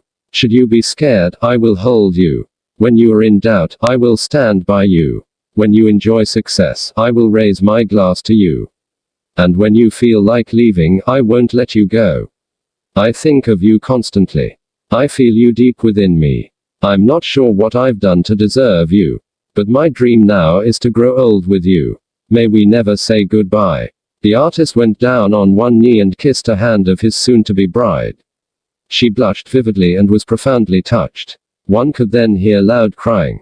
The two students handed their mentor a tissue, so he could dry his eyes. Chapter 16 The 5 a.m. Club embraces the twin cycles of elite performance. With freedom, books, flowers, and the moon, who could not be happy? Oscar Wilde. The billionaire was seated alone on the spacious terrace of the private cottage he had rented on a wine estate in Franschhoek, South Africa. As he wrote his daily diaries, Mr. Riley reflected on the marvelous happiness, uncommon exuberance and striking beauty that was present at the wedding of the entrepreneur and the artist in Sao Paulo. They were clearly meant for each other. The universe works in interesting and absolutely intelligent ways, he thought. And if there was a union that would go the distance, it would be this one. As the magnate made notes in his journal, birds sang the carefree songs and gardeners in blue work uniforms dug into the soil of the vineyard. Rode with shiny shovels while speaking energetically in thick South African accents. The tangled yet lovingly arranged vines on wooden stakes spoke of an enchantment that nature alone affords, while a mystical wisp of fog slowly migrated from Franschhoek Valley up toward the surrounding mountains. A little earlier, at 5 a.m., the billionaire had taken the entrepreneur and the artist on a mountain bike ride that began on the wine farm, then meandered down Daniel Hugo Street and into the village, past well-used horse stables, lazy dogs that moved as slow as snails on Prozac, and rose bushes that twisted along the white picket fences that had been erected along both sides of the rough dirt road. It really was a near-perfect little place the billionaire had selected as the setting for his second-to-last mentoring session. The lesson that the billionaire had presented as the three of them rode together centered on the vital importance of balancing elite personal performance with deep self-renewal for sustained masterful achievement. The Titan explained the value of alternating time in the world pursuing success at the highest level with time in the wilderness recovering, a symmetry needed to ensure a strong harmony between winning at work and richness in life. And to guarantee that his students played the long game around their assets of genius, the billionaire also explained that massive productivity in society without an abundant heart, an authentic sense of joyfulness and enduring inner peace was no different from the game a hamster plays on a running wheel. It thinks it's moving, yet it remains in a cage. As the early morning rays melted into the lush greenery, the mogul pedaled his shiny red bicycle, talked excitedly and laughed festive, optimistic, truthful laughs. The kind of laughs we all long to experience more of in our lives. He also continued to cough a lot. One time he even spat up some blood. Yet because the billionaire seemed vibrant and unusually healthy, the entrepreneur and the artist remained only somewhat concerned for the generous mentor's well-being. Perhaps this was their mistake. But the newlyweds were so in the moment that they didn't spend much time trying to figure out what was going on. In retrospect, they would wish they had. When the three companions took a break from riding, Stone Riley presented the husband and wife with Anno Tier learning model, which he pulled out of a blue backpack. The billionaire taught that exceedingly excellent creative production without calibrated human asset protection leads to a noticeable performance reduction. What he meant by that was this. Becoming legendary in your industry is all about sustainability. And making sure you show up at world class not just for a month or even for an entire year. The real sport of the captains of commerce, the great masters of the arts, the visionaries of the sciences, the heroes of the humanities and the giants of athletics is preserving your game over a lifetime. Longevity really is a key to legendary, he reinforced. This, he told his two appreciative students, is one of the main keys to your rise to iconic. You really must learn how to balance working intensely and brilliantly with deep rest and recovery so you can remain fresh and strong over a long career. As you do this, you won't blow out your gifts by hyperextending them in the same way that some pro athletes blow out the knees, preventing them from ever playing again. The geniuses all know and apply this remarkably important principle. As the billionaire sipped sweet, dark coffee, he explained that what makes the great men and women of the world exceptional, in part, is their implementation of a phenomenon known as supercompensation. Just as a muscle tears when you stress it to the edge of its capacity and then actually grows during the pause of recovery, your 5 assets of genius surge when you actively push them past the usual limits and then allow for a period of regeneration. Mr. Riley pointed to the framework on the paper and said, "See, cats, the little known key to terrific success over the long term lies in a simple word, oscillation. I mentioned it in Sao Paulo, but you're both ready to go deeper." Quote, "We definitely are," declared the entrepreneur. Get this, the billionaire said. When scientists studied the great Russian weightlifters, they discovered that the secret behind their undefeatability was their work-rest ratios. Quote, "What does that mean?" asked the artist as the companions walked their mountain bikes along a trail at the edge of a fabulous vineyard. "Your growth happens when you're resting," replied the billionaire in a straightforward way. "Makes no logical sense, right?"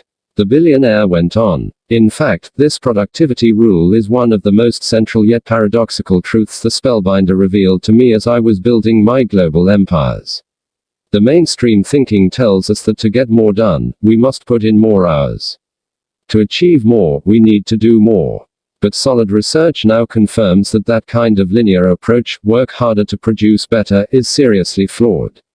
It isn't sustainable. It just leads to burnout, exhaustion, loss of inspiration and the reduction of your private fire to lead the field, and enhance our world.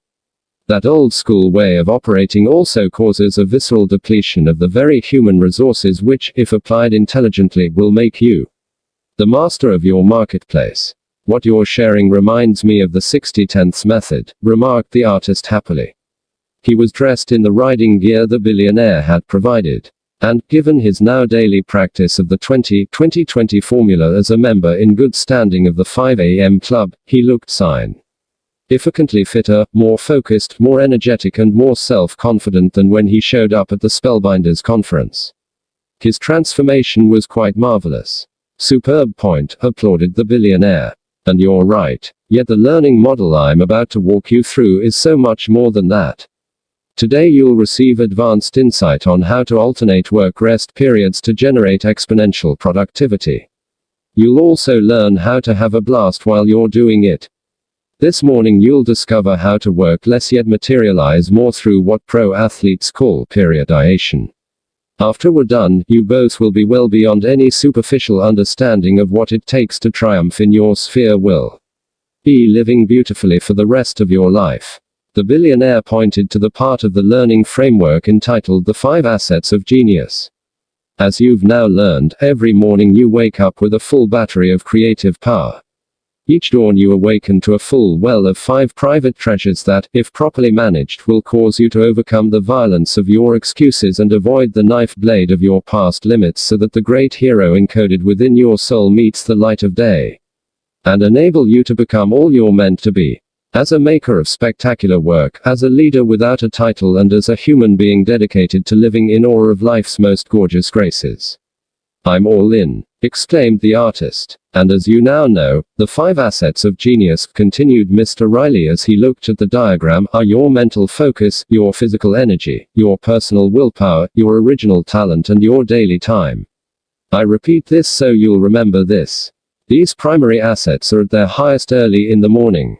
That's why you want to start your day well and perform your most important pursuits during your most valuable hours instead of wasting this precious opportunity fooling around with your technology. Watching the news or oversleeping. Got you, confirmed the entrepreneur, ferociously taking notes in the leather journal she received in Rome. A colorful scarf with elegant patterns on it gave her ponytail a dramatic look this particular morning. And the essential point of today's lesson is this, the billionaire spoke as he pointed to the center of the model. Top performance truly isn't a linear game. Elite accomplishment is much more like a heartbeat, more like a rhythm, more like a pulse. If you want to show up as a great master, over decades so you literally dominate your domain for an entire career and lead a life you love well into old age, you absolutely need to alternate high excellence cycles, those periods of intense and fantastic output, with times of meaningful recovery, deep refueling cycles. Please study this, the billionaire requested, tapping an index finger on the printed framework. Just so I'm clear, said the artist, as he inhaled the fresh air, HEC is our high excellence cycle and DRC is our deep refueling cycle. Quote. Yes, replied the billionaire.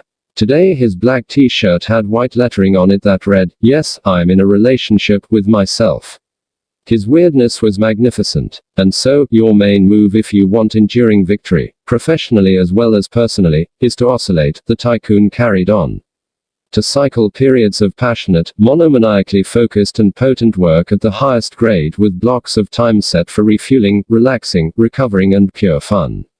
It really is like your heartbeat, pulsing. Quote. I so love this concept you're so kindly teaching us, noted the entrepreneur. This will be another needle mover for my business life and for my private world. Yes, it will be, agreed the billionaire succinctly. Growth does happen in the resting phase. That's counterintuitive, right? We've been programmed to think that if we're not creating and producing, we're wasting our time. We feel guilty if we're not doing. But look at this. The Baron unzipped a nylon carrying case that had been fastened around his waist.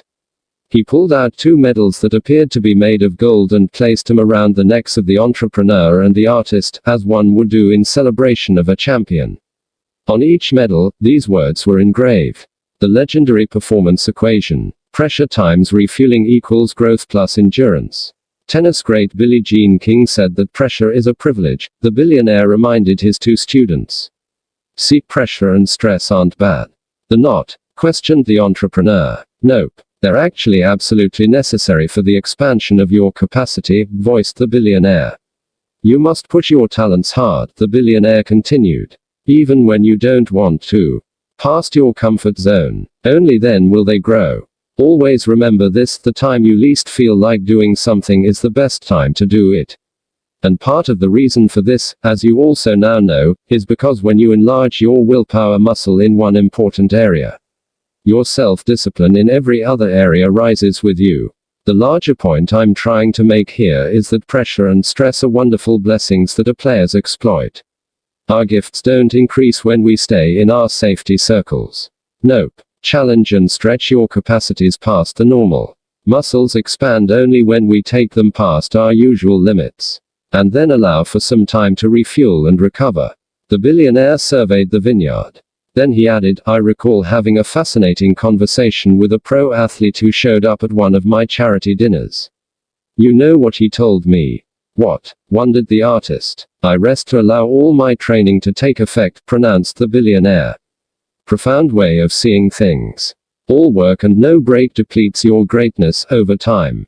Murmured the entrepreneur, rolling her mountain bike over to a stake and leaning the seat against it. If you want to build stronger abdominal muscles, you stress them past the current boundaries, said the billionaire. If you usually do 100 sit-ups, you do 200. If 200 is your daily quota, go up to 300. This actually causes the muscle to rip apart. The exercise physiologists call the phenomenon micro-tearing. Yet, if you want the muscle to grow, you can't keep exercising it relentlessly or you'll experience injury. You need to rest the muscles for a day or two. And it's in that recovery cycle when the actual growth happens, interjected the artist, locking in on the principle he was learning. Absolutely correct, infused the billionaire. Growth happens in the resting phase, not in the performing stage. Recall early on in our work together on my beach in Mauritius, I told you cats I grew up on a farm, long before I moved to Malibu. Quote, think so, spoke the entrepreneur. Mauritius feels like another lifetime ago. Well, there's a metaphor that I learned at our farm that will help you fully understand the twin cycles of elite performance. Talk to any farmer and she'll tell you about the fallow season. Before it, there's an intense period when the soil gets tilled, crops get planted, and serious work gets done.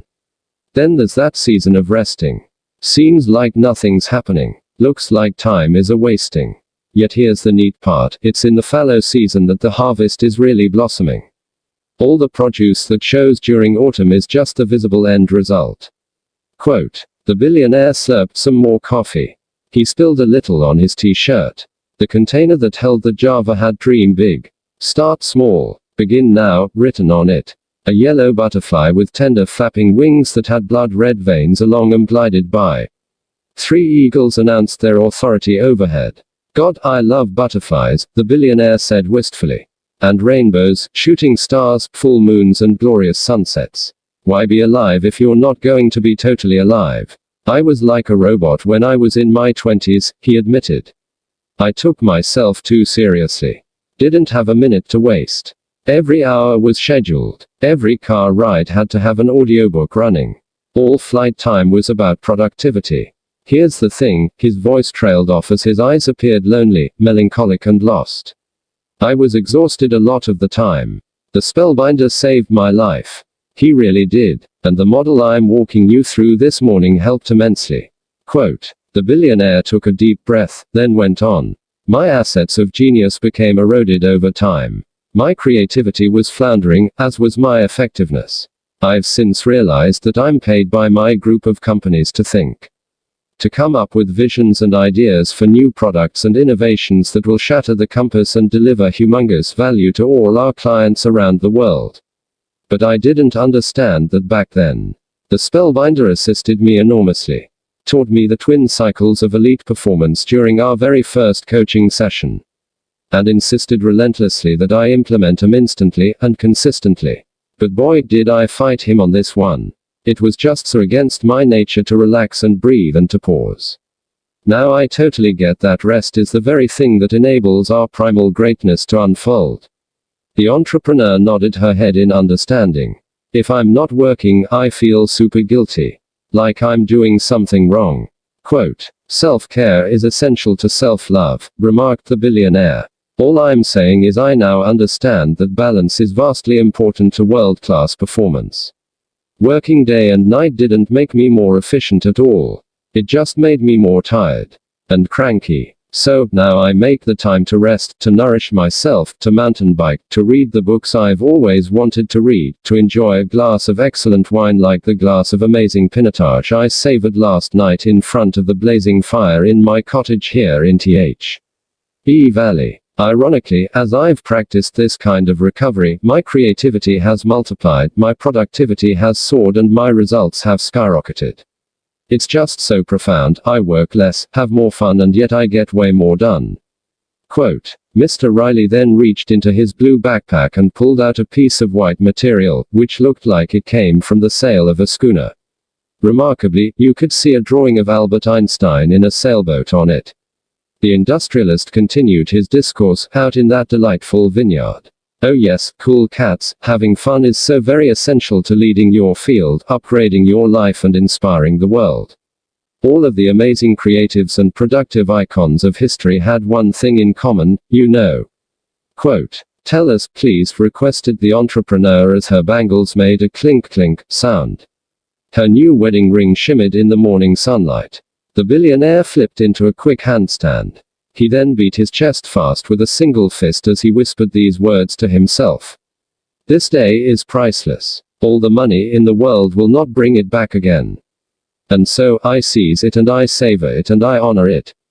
This day I fill my mind with big dreams so there is no space for petty doubts. I replace the psychology of can't with the mentality of can. And I remember that my greatest growth lies at the jagged edges of my highest limits. This day I'll recall that until my mission becomes my obsession, my gifts will never become my glory.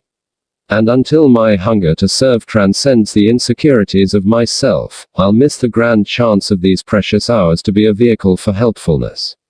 This day I reload my devotion to avoid a counterfeit nobility, staying sincere, humble, with both feet on this sacred ground. Should naysayers and bad actors throw rocks at me, I reply with kindness and love in the face of the bad behavior, even if they don't deserve it. Should critics make fun of me, as they always have since I was a kid, I'll take the rocks they throw at me and make them into monuments of mastery. And should anyone call me strange, as they often do, I'll smile with the blatant wisdom stuck deep in my heart that it's only misfits, oddballs and eccentrics that change our world. Being different is really cool. And eccentricity is very hip. It was quite a sensational scene. Stone Riley, upside down, beating his chest as if to activate his heart and reciting his poetry. Words are creative, you know, he articulated as he stood up and inhaled a big gulp of fresh Franschhoek air. Speak the words of unchained heroism. Talk the preach of a passionate possibilitarian. Use the languaging of hope, the sentencing of power and the phrasing of leadership and unbridled love. I manage my words meticulously. Every morning, the billionaire looked at the vines. Anywho, he added, all great geniuses really love to play. They understood that having fun is a potent form of recovery. They all had leisure activities that recharged their empty batteries. Einstein loved to sail. Aristotle and Charles Dickens adored daily walks.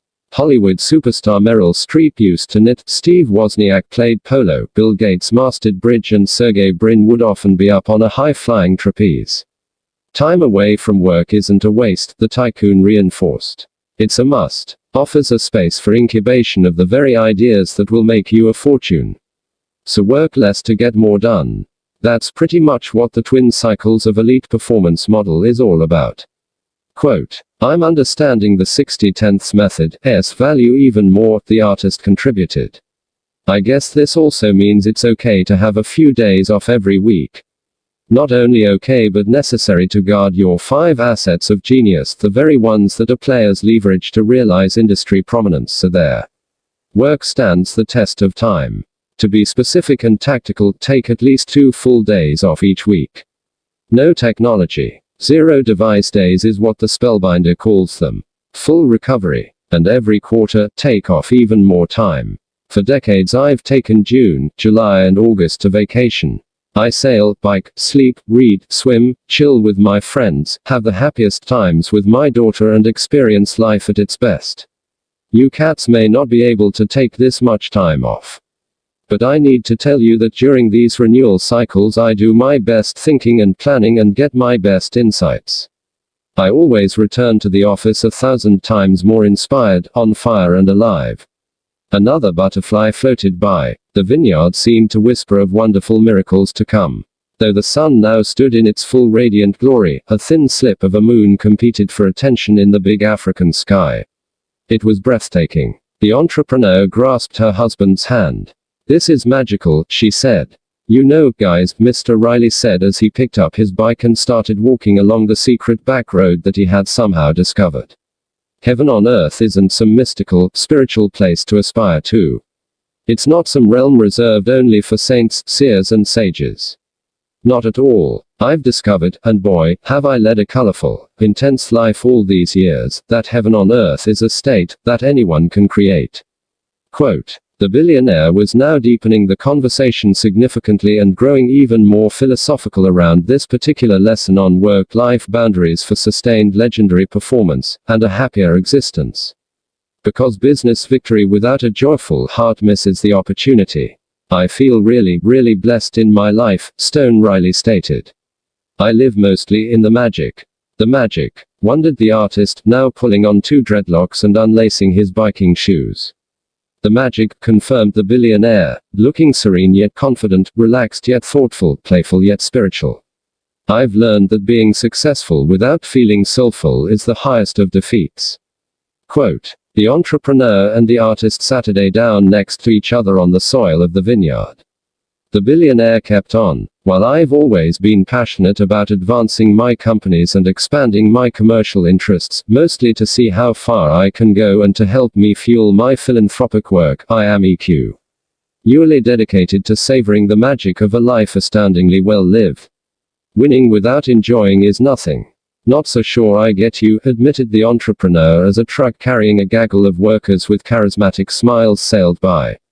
It's a great morning, one shouted. I love my work so much. And I do get a lot of pleasure from the homes, the goods and the toys I own. But I need none of it. I have my things and my public reputation as a global businessperson. Yet I don't identify with it. I'm not attached to any of this. As I grow older, I still love the pleasures of this world very much, but I don't require them for my happiness and peacefulness. I've come to see it all as a big game, a sport of sorts. I own my things, but they don't own me, the Baron continued.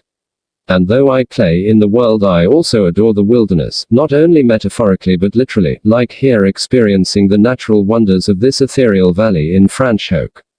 This, too, is how I live the twin cycles model. I make time to enjoy life completely.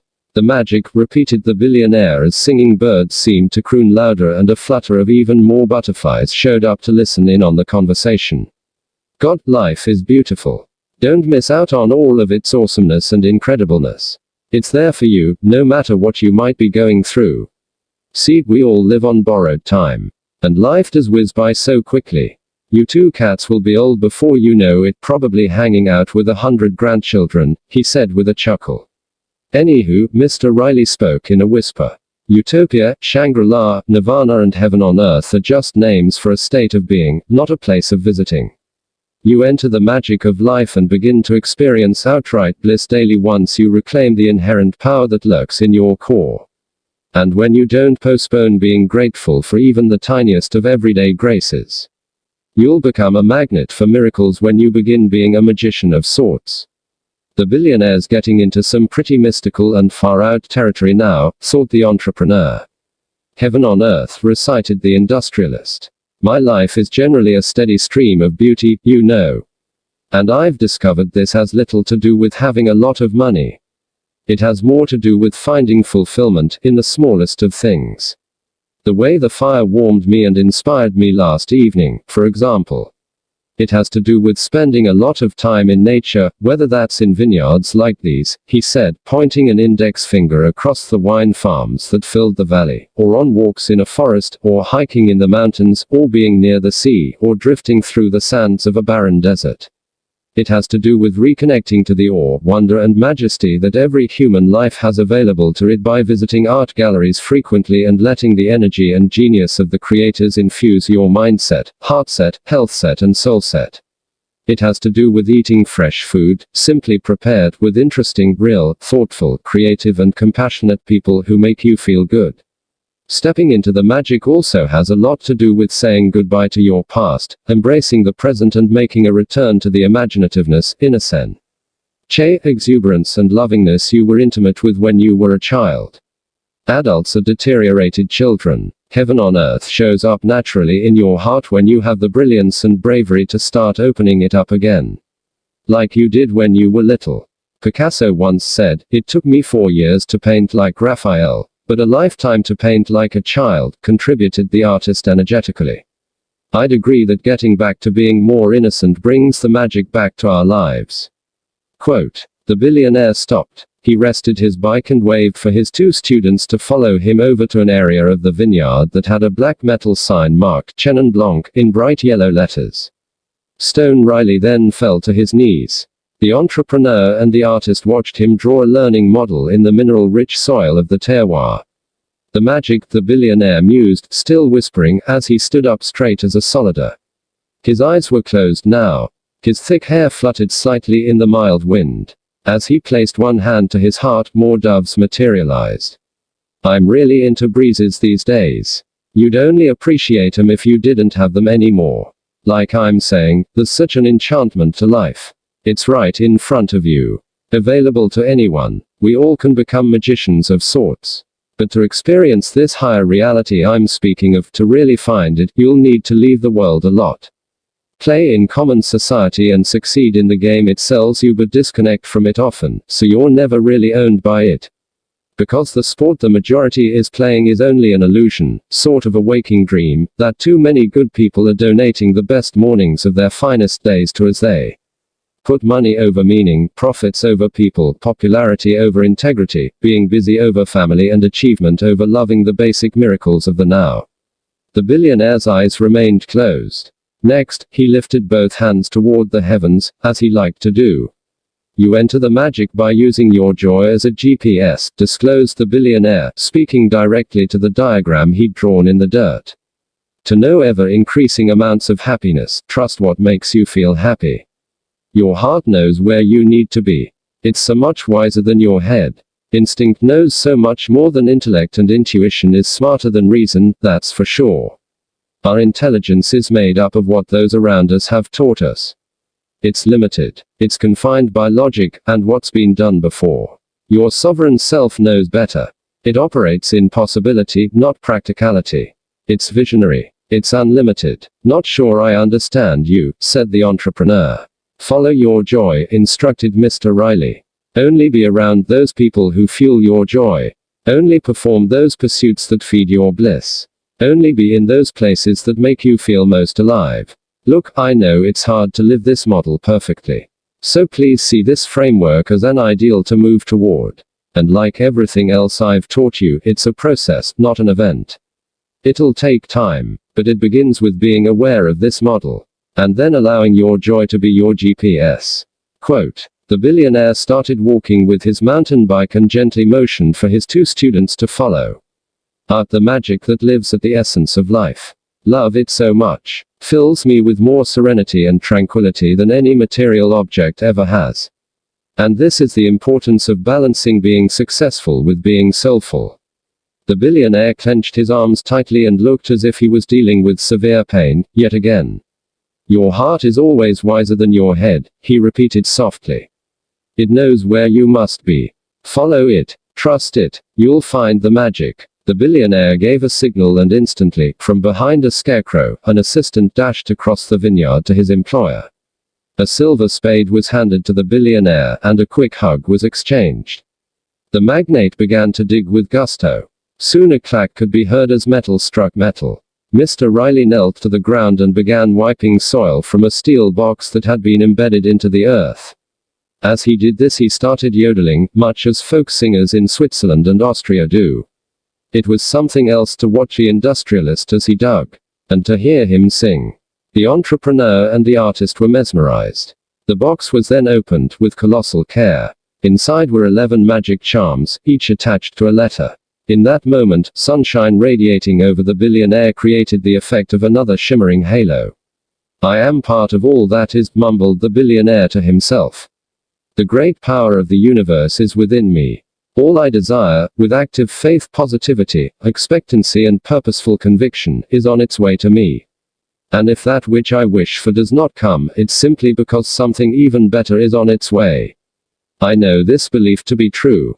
All wizards know it to be true. The entrepreneur and the artist stared at each other, eyes wide open. What are you doing? Quizzed the artist. I'm using one of my incantations, responded the billionaire. He added more yodeling to the end of his sentence, then said, you can't produce magic in your life until you learn the luminous arts of a real magician.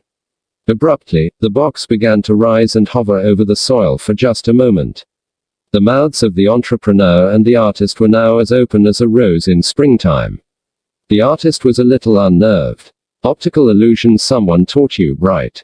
Maybe yes. Maybe no. Mr. Riley's reply only heightened the mystery. Each of these magic charms will help you remember one of the 11 maxims I've been applying over these past decades for increasing my financial fortune and for experiencing an exquisite life. Like I said, my days provide a steady stream of beauty, grand awe and relentless wonder. Heaven on earth, the billionaire reiterated. And I want you both to live like this, too. The cool thing is that anyone can create this kind of an existence. But very few people alive today know how to manifest one. And each associated letter will bring together some of the key themes I've shared with you on this sensational adventure, sort of to summarize things as we approach the end, the mogul added. The first charm was a small mirror. Here's what the letter attached to it said. The billionaire's maxim number 1. To create magic in the world, own the magic within yourself. Look in the mirror. Your relationship with you predicts your relationship with the world. Remember that you have a primitive longing for silence and solitude, and that it is in quietude that self-awareness rises. French mathematician Blaise Pascal wrote, all of humanity's problems stem from man's inability to sit quietly in a room alone. Release your need for complexity and immerse yourself in the stillness only the early morning can provide, so you get to know yourself again. Because a flight from solitude really is an escape from freedom. To become an everyday magician, so your life is rich with passion, plenty and peace, grow more comfortable being still. So you start to hear the whispers of the great genius who slumbers within you. In restfulness, you'll remember all you truly are. You'll re-access that supreme self, abundant with creativity, potency, invincibility and a love that has no conditions. In this sanctuary of silence, you will also be afforded something so rare in this age, time for yourself to be. And the more you do so, the more you'll discover how life really works. You'll also begin to differentiate between your beliefs that are merely cultural constraints and those that are actual truths. And between the trustworthy voice of your intuition and the persuasive pronouncements of your fears. In solitude, you'll also receive the disruptive insights that will transform your field. I know it sounds strange, but amid serenity, you'll actually visit the alternate reality in which visionaries like Nikola Tesla, Albert Einstein, Grace Hopper, Thomas Edison, John D. Rockefeller, Marie Curie, Andrew Carnegie, Katharine Graham, Sam Walton, Rosalind Franklin, and Steve Jobs, among other luminaries, spent much time. Why do you think the legendary scientists, inventors, industrialists and artists all made so much effort to be alone? I've shared with you that long stretches spent in noiseless contemplation is one of the secrets of the advanced mind. Ultimately, you're the only person you'll be with your entire life. Why not strengthen your relationship with your greatest self, fully know your genius and start a lifetime love affair with your most noble nature? The second magic charm was in the form of a flower. The billionaire relished its fragrance. He then smiled and passed the letter associated with it to his students for their review. It read, the billionaire's maxim number 2. Collect miraculous experiences over material things. The world has burdened and hardened you. As a child, your instinct showed you how to spot the miraculousness of a snowflake, find fortune in a spider's web and adore the splendor of falling leaves on a colorful autumn morning. The pursuit wasn't about acquiring things. It was about exploring life. To switch the lens through which you see life from one that views what's ordinary to one that perceives the extraordinary is to multiply your ability to create miracles. And to re-engage with the lost purity you knew in your youth before a broken society trained you to value objects and cash over joys and delights. Laugh more often, dance more regularly and play more frequently. Please. The future holds promises of mysterious good. Anything can happen overnight, said the mystic Florence Scovel Shinn. Be more alive to the wonders that inhabit your days, gentle breezes, squirrels chasing each other in a park and music that is so wonderful it makes you cry. And you will begin to live as royalty along with heightening your primal powers to produce even more magic in your mornings. Never sacrifice your well-being and quality of life for greater annual income or larger net worth. The determinants of a magnificent life have remained the same for centuries, a sense that you're growing and capitalizing on your human potential, effortful work that draws out your finest productivity and is profitable for humanity. Weighty connections with positive people who escalate your jubilation, and time doing that which nurtures your spirit as you advance through your days with a grateful heart. Yes, in Rome I licked my journal. It's one of the rituals I run to actively heighten my aliveness by raising my appreciation of all the good blessings that have been given to me. The more vividly I value everything in my life, the more everything in my life climbs in value. So become a collector of awesome experiences instead of a consumer of material things. Simplify your life and make a return to the essential enjoyments that are sitting right under your noses. As you do, you will overcome the forces that have suppressed your fire and tear down the charade of superficiality that so many fine souls among us are stuck in. And as you continue, you will come to know how gorgeous and terrific your life really is. And please do remember that your past is a servant that has made you all you now are, not a companion to spend much time with in your present or a friend to carry into your spotless future. It's impossible to enter the magic that each fresh morning brings if parts of you are holding on to old disappointments, resentments, and hurts. You know that well now. Lightheartedness of being and ancient pain can't stand the sight of each other. So train yourself through steady and ceaseless practice to immerse yourself fully in this moment. Yes, it takes work and patience. Yet savoring this very instant is an essential move for a dazzling life. This time is all you really have. And it's an empire worth more than any amount of money in the world. One day, you'll see. The third magic charm was a symbol of a door. Every ending marks a new beginning. All we experience happens for a helpful reason. And when one door closes, another will always open for you, noted the billionaire. Trust always that life has your back, even if what's unfolding makes no sense. Quote. The attached letter read, the billionaire's maxim number 3. Failure inflates fearlessness. It is impossible to live without failing at something, unless you live so cautiously that you might as well not have lived at all, in which case, you fail by default, said J.K. Rowling. The mighty Goliaths of ambition and the massive behemoth of imagination within you must never be abducted by the tiny cowards of what would people think. What if I get rejected? And I'll probably look silly if I try this. Quote. You can allow yourself to become paralyzed by a fear of rejection, or you can go out there and astonish the world. But you just don't get to do both. Life's reality is that you have a transcendent destiny that begs for your attention in this era of crushing complexity. Stop abusing your greatness, deforming your magnificence, and denying your radiance by labeling something that didn't turn out as you wanted a failure. We all know that within every seeming setback lies a distinguished opportunity for even greater success. And start saying yes more often in your life. Courage is an exquisite weapon to defeat the armies of regret that tear away at lives meekly lived. A wooden paintbrush about the size of a finger was the next magic charm that Mr. Riley carefully lifted from the metal box. This will reinforce the notion that you are a powerful creator of your life. And a mighty artist around your ambitions. That productive, prosperous, fit and optimistic people got the great fortune by luck is a lie. I've invested a lot of time making sure you understand this point. That such folks made their empires of money, vitality and influence on society because the stars aligned in the right order to breed the success is pure myth. Here, look at this, please, instructed the mentor kindly as he handed over the next letter. The billionaire's maxim number 4. Proper use of your primal power creates your personal utopia. Many human beings spend their finest hours in a facade of satisfaction. By this I mean they think and say they are happy, but in reality they are miserable. They rationalize the fact they have betrayed the dreams, neglected their human treasures, and minimized the impact they could have on the planet by telling themselves to be satisfied with what they have, instead of evolving into more. Yes, be wildly thankful for all you have. Yet also consider that such individuals have dead-ended themselves through absolute neglect and outright abandonment of their inherent power.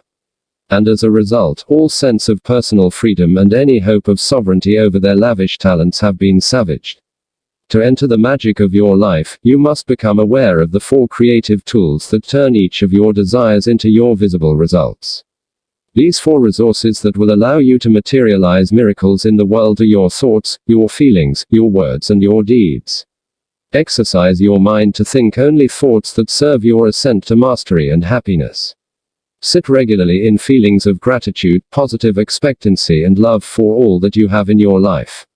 Speak only the words of upliftment, abundance, and encouragement as you saw me doing when I was upside down. And do only those acts that are in forceful alignment with the resident hero that sits at your most wise foundation.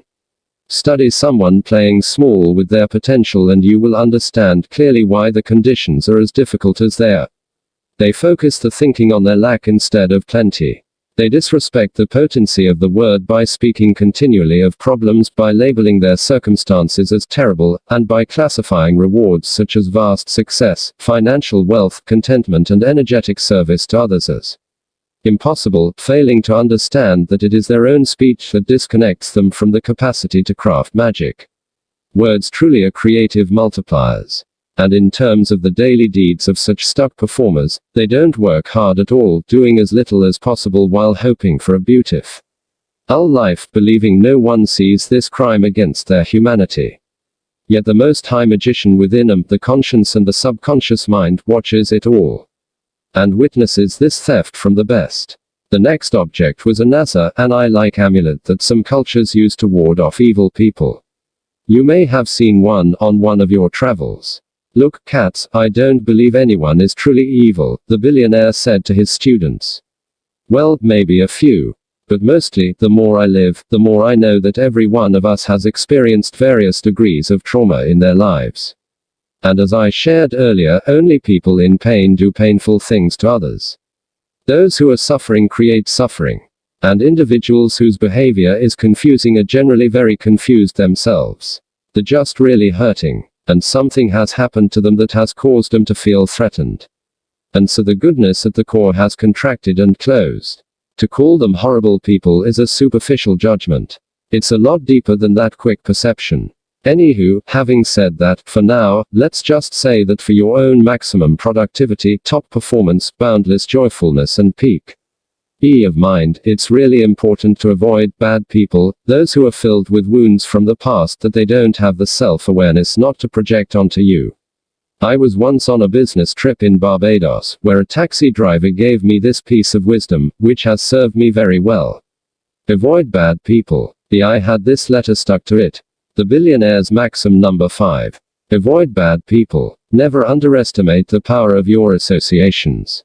By the phenomenon known as emotional contagion, as well as through the activation of the mirror neurons in our brains, we model the behavior of the people we spend our days with. Fill your life with exceptionally excellent, enterprising, healthy, positive, ethical and sincerely loving people.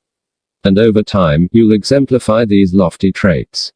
Allow dream stealers, energy thieves and enthusiasm bandits into your tight bubble of total focus, and please know you're sure to become like them. The real key is to avoid trouble creators. People who have grown up in an environment riddled with drama and non-stop problems will consciously and consciously recreate drama and non-stop problems because, as amazing as it seems, such conditions feel familiar, safe and like home to them. Stay away from all drama queens and negativity kings. If you don't, sooner or later, they'll dissolve your bigness and destroy your life. It's just what they do. Relate peacefully, as much as possible, with everyone. Even one enemy is an enemy too many. Pass through life gracefully, taking the high road when conflict shows up. Should someone do you wrong, let karma do the dirty work. And let a world-class life be your revenge. Clipped to the 6th letter in the metal safe box was paper money of a large denomination. It had been folded into a triangle, for some cryptic reason unknown to the entrepreneur and the artist. This letter was longer than the others. It said, the billionaire's maxim number 6. Money is the fruit of generosity, not scarcity. Be not misled by the dominant philosophy of the world.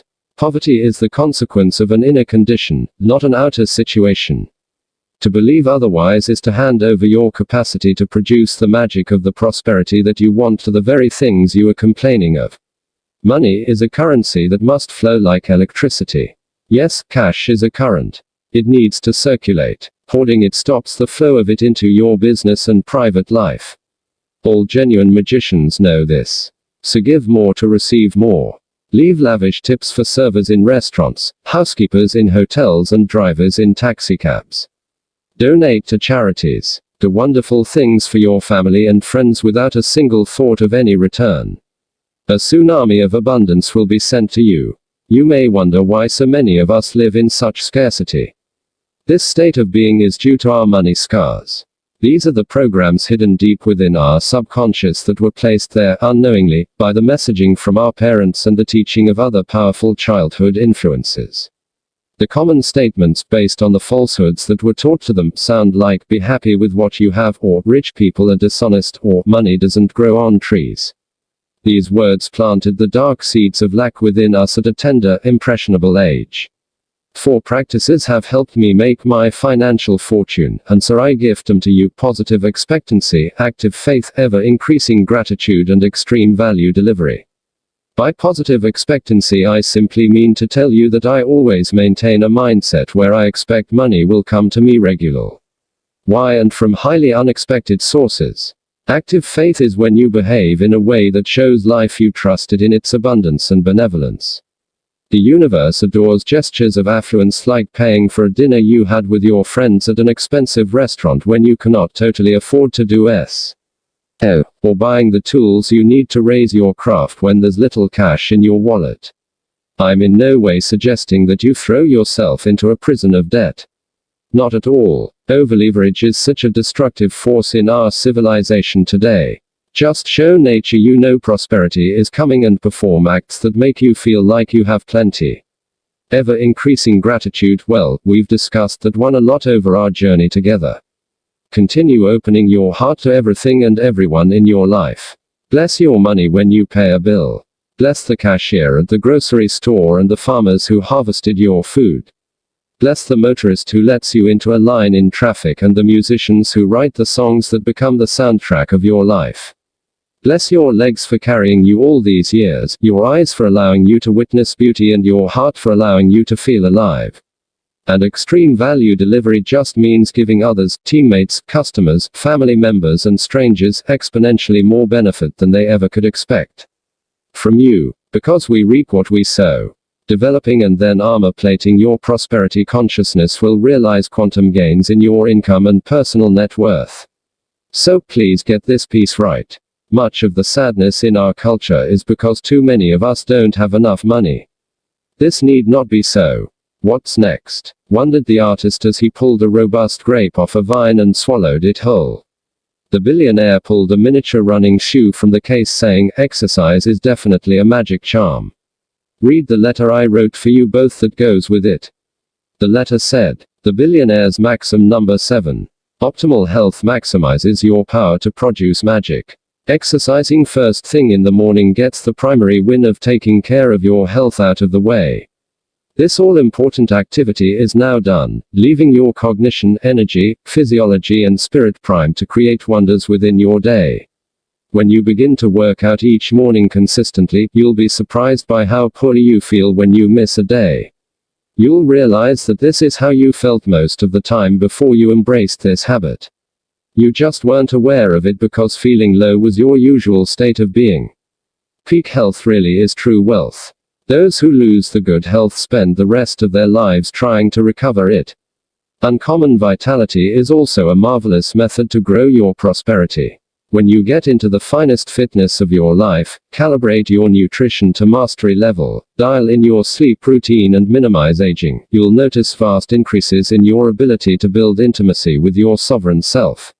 So, you bring on more of your genius, glory, and compassion into our world. This, in turn, will bring you great financial fortune. Much more importantly, you will be placed in a position of being able to make a bigger contribution. And nothing is as glamorous as helpfulness. Every magician knows this truth well. The 8th symbol was of a tiny mountain climber. NSI, never stop improving the quality of your mornings along with the excellence of your life, the billionaire explained. He then let out one last loud yodel. The vineyard workers looked over and laughed uproariously. Mr. Riley waved and giggled with them. He then carried on with his discourse. The whole game of the A player is to always be rising. When you summit a high peak, you'll see the next range of peaks waiting to be scaled. Key metaphor there for you, cats. He blew some dirt off the letter that corresponded with this magic charm and held it up for his students to see. Here's how it read. The billionaire's maxim number 8. Continue raising your life standards toward absolute world class. Hedonic adaptation describes the psychological circumstance where human beings adapt to environmental and life changes. You receive the pay raise you've wanted for years, and you're overjoyed for a day.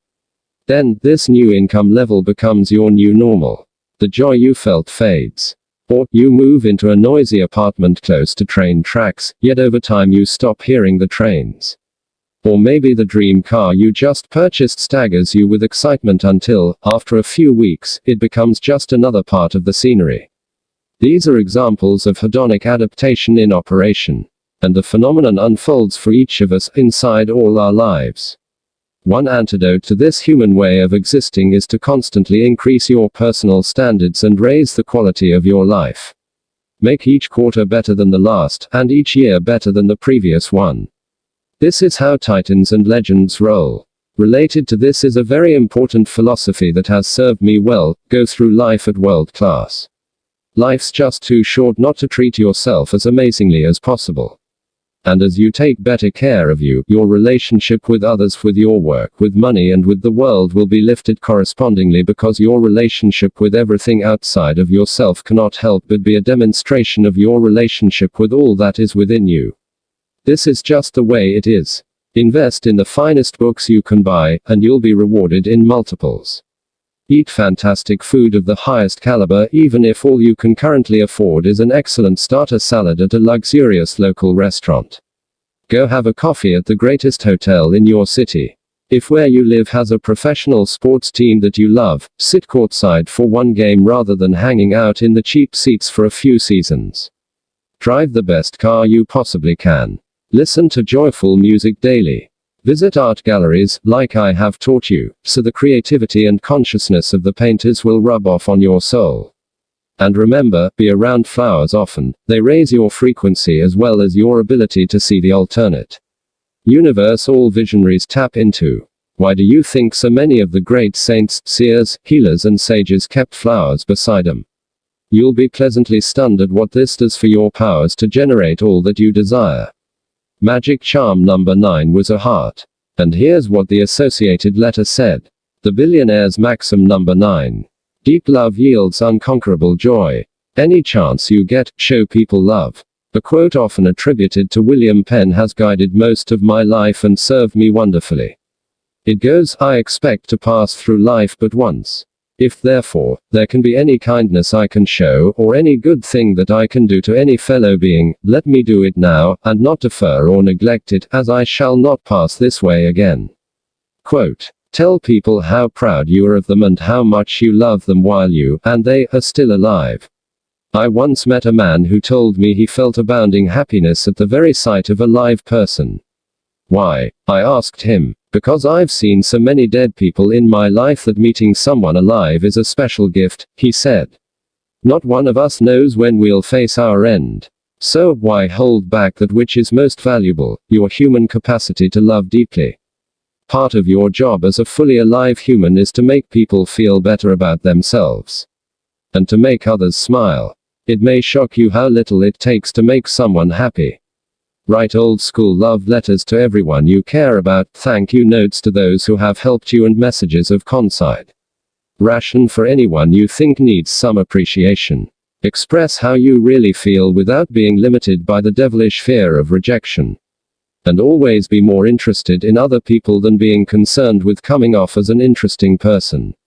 Every human being you meet has a lesson to teach, a story to tell, and some dream in their heart that longs for your support.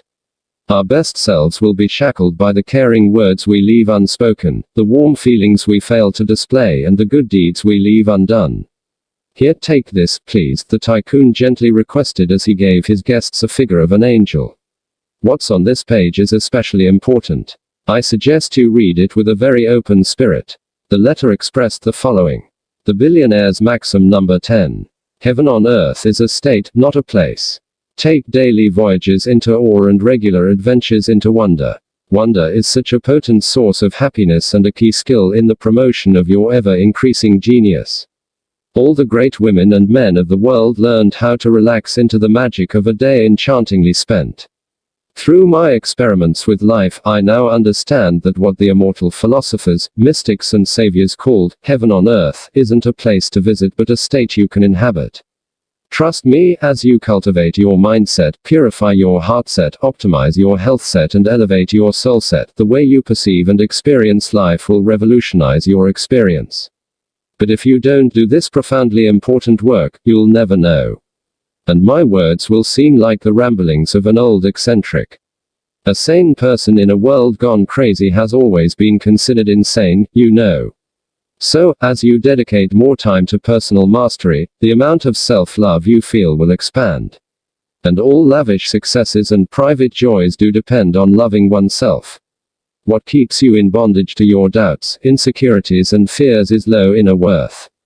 Because of what people told you about yourself in your early childhood, your subconscious mind discounts your braveness, smothers your highness, and chains your greatness. As you let go of the false beliefs that you were taught are truths, and as you release the emotional wounds that closed you to love, and I'm speaking of something so much more than romance here, you will develop the ability to sense this all new reality I've been hinting at.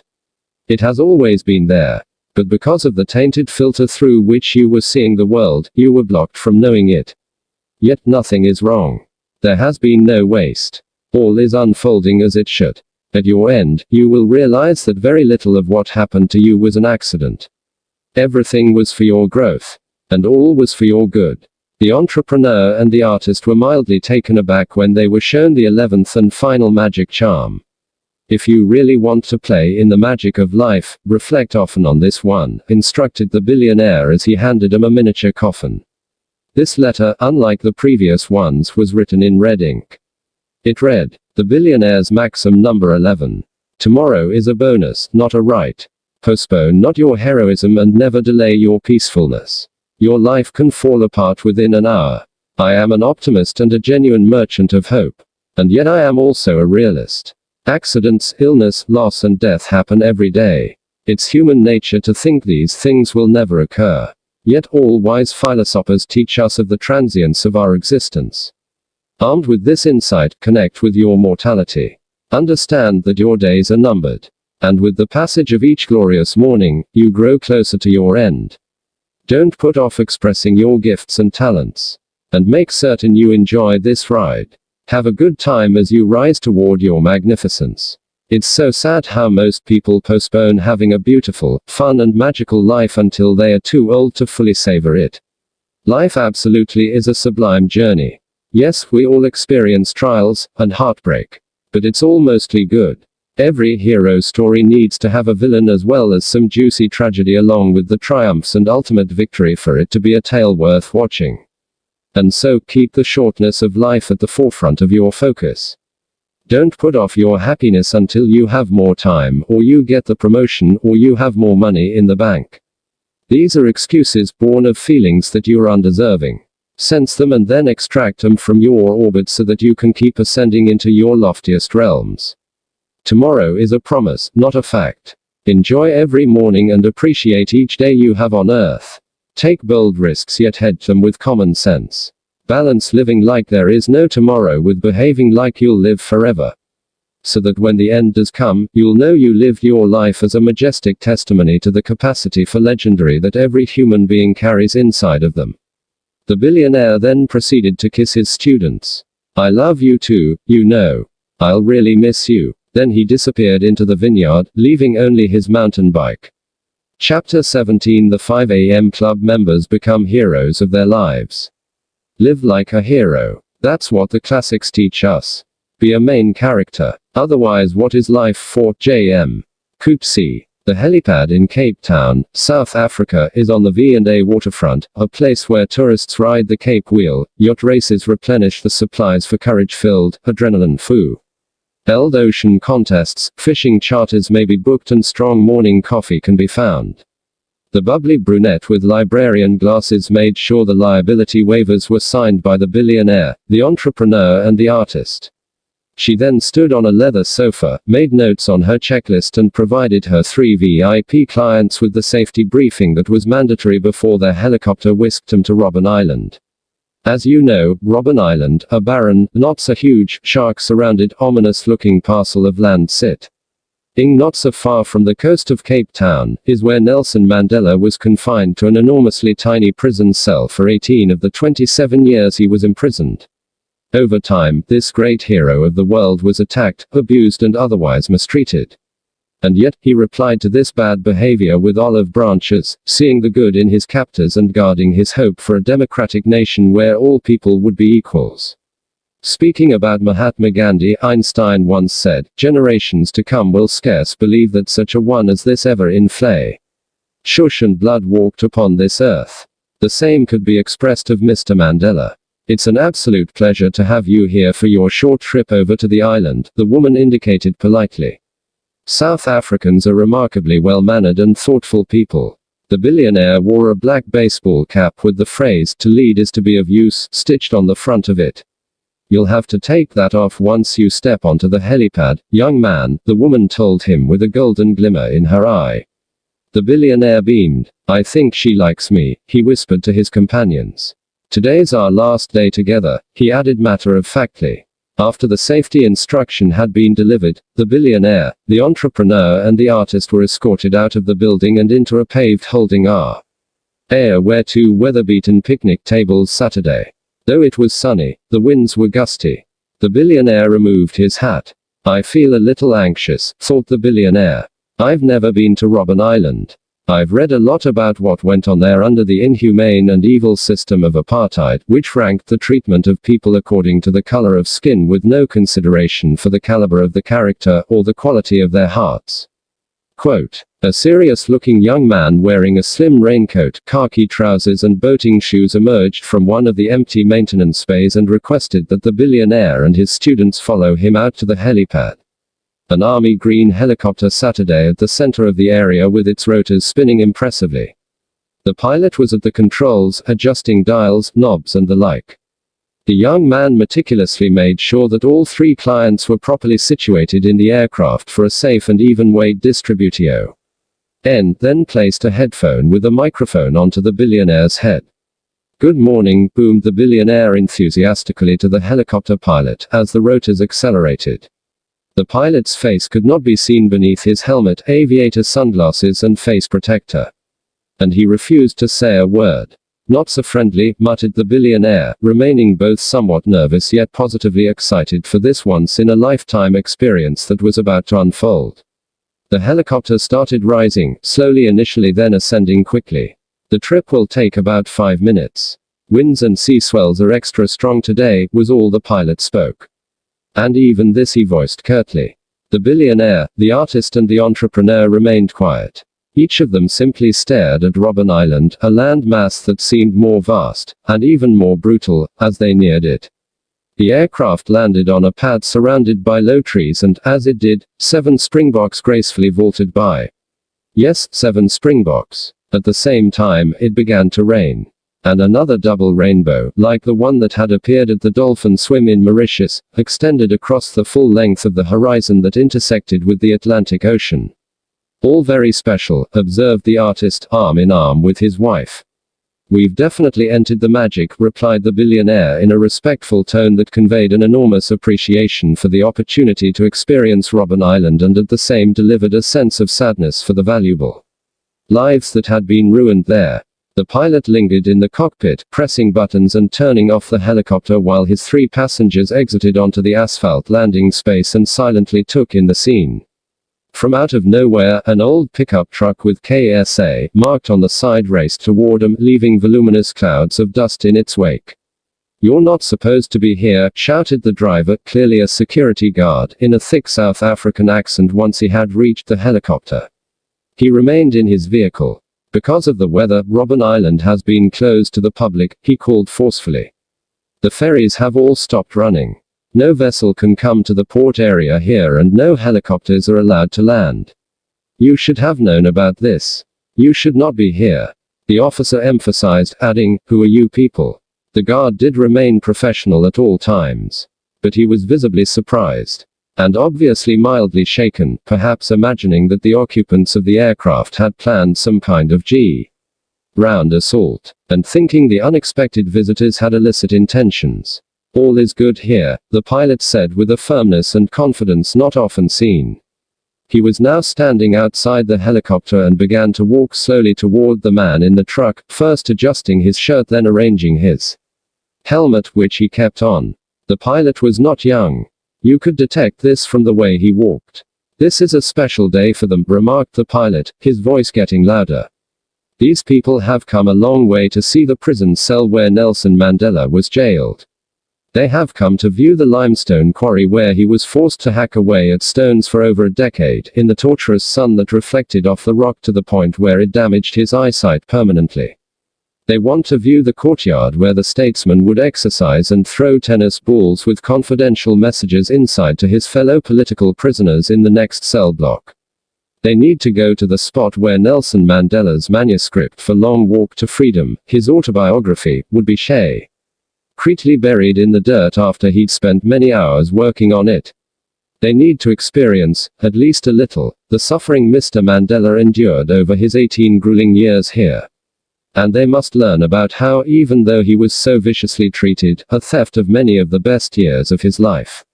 Once he was released, he chose to forgive all those who had been so cruel to him." The pilot stopped in front of the pickup truck. "These people want to be genuine heroes themselves, I hear. In their professional and in their private lives. They wish to be leaders of the productivity icons in full-on expression of their mastery and perhaps even path blazes in the fulfillment of a better humanity. Our world has never been so in need of pure heroes as it is today. And, as I always teach when I present from the platform, why wait for them when you have it in you to become one of them? Wouldn't you agree, Stone?" asked the pilot, turning to speak to the billionaire, whose mouth instantly fell completely open. The pilot then, ever so gingerly, almost in slow motion, took off his face guard. Next, he shed his sunglasses. And, finally, he removed his helmet. The billionaire, the entrepreneur and the artist were astonished by what they saw. It was the Spellbinder. Sterile and calculating fluorescent lighting kept the prison on Robben Island hauntingly eerie even during the daytime. And feeling frugal, brutal and unsparing. A set of invisible hands seemed to be guiding the members of the 5 a.m. club on that fantastic South African morn. Caused by some precious symphony of synchronicity, the billionaire would call it the magic. The security guard who had raced up in the dusty pickup truck was a huge follower of the Spellbinders. An "I'm your number one fan" kind of fan. He loved the Spellbinders' work that much. And so, you won't believe this but it really did happen, the head of housekeeping, after receiving a green light from the guard, started the tour bus that was out of commission that day because of the bad weather and drove it to where the visitors stood. She also asked one of the few guides still on the island to raise the flag and open the prison for a totally private tour. Just for the billionaire, the entrepreneur, the artist and the spellbinder. In every life, especially the hardest ones, doorways of possibility and gateways into the miraculous swing open, revealing the reality that everything that each one of us experiences is part of some intelligent, and yes, often a logical, plan meant to draw us nearer to our greatest powers, most wonderful circumstances and highest good. Everything we go through as we travel through a life is, in truth, a fantastic orchestration designed to introduce us to our truest talents, connect us with our most sovereign selves and deepen our intimacy with the glorious hero that lives inside each of us. Yes, within every single one of us. And that does mean you. The tour guide, who also happened to be a former political prisoner, was a large man with a gruff voice. As he led his guests toward the cell where Nelson Mandela was forced to live for so many long and harsh years, he answered each of the questions they asked. "Did you know Nelson Mandela?" queried the spellbinder thoughtfully. "Yes, I served with him for 8 years here on Robben Island." "What was he like as a person?" asked the artist, appearing overwhelmed by the emotions that he was feeling as they walked down the main corridor of the jail that had been home to so many atrocities during the apartheid era. "Oh," said the guide gently with a gracious and even wise smile across his face, "that man was a humble servant." "And what was Nelson Mandela like as a leader?" pressed the entrepreneur. "Tremendous. Dignified. Inspirational by the way he handled himself and all he went through. Every time he met one of his fellow leaders, often it was here in this courtyard," commented the guide as he stepped into the area where the political prisoners would walk, talk, plan and stand, he would ask, "Are you learning?" He'd also often say, each one, teach one, in this way mentoring his associates on the importance of sharing their daily learning to increase the leadership capability of all those around them. Mr. Mandela understood that education is the ultimate highway into freedom. That man was treated so poorly. All those hours of back-breaking work in the limestone quarry. All the degradation and humiliation. A few years after he came here, he was ordered to dig a grave in the prison yard, and then to lie in it, the tour guide added. He must have thought that was the end, reflected the billionaire, softly. Probably, replied the guide. Instead, the guards unzipped the pants. And urinated over him. The spellbinder, the billionaire, the entrepreneur and the artist all looked down. We all have our own Robben Islands that can keep us imprisoned, I guess, the billionaire mused. As we go through life we endure our own trials and injustices. Nothing as severe as what went on here, of course. I read that Nelson Mandela said his greatest regret was not being allowed out of this prison to attend the funeral of his eldest son after he was killed in a car accident, expressed Th. E. billionaire. He looked up to the sky. I guess we all have our regrets. And no one gets out without their own ordeals and tragedies. The tour guide pointed to the fourth window, to the right of the entrance into the courtyard. There, he stated. That's Nelson Mandela's cell. Let's go in. The cell was incredibly small. No bed. A small wooden table that the prisoner would kneel at to write in his journal, as there was no chair, a concrete floor and a brown woolen blanket, with green and red flecks in it. For the first year of his imprisonment, Nelson Mandela wasn't even permitted to wear long pants, though it was freezing over the South African winter. He was given only a thin shirt and flimsy shorts. When he showered, the guards stood and watched this elderly man standing naked, an attempt to humiliate and break him. When it was time to eat, he was given food unfit for an animal.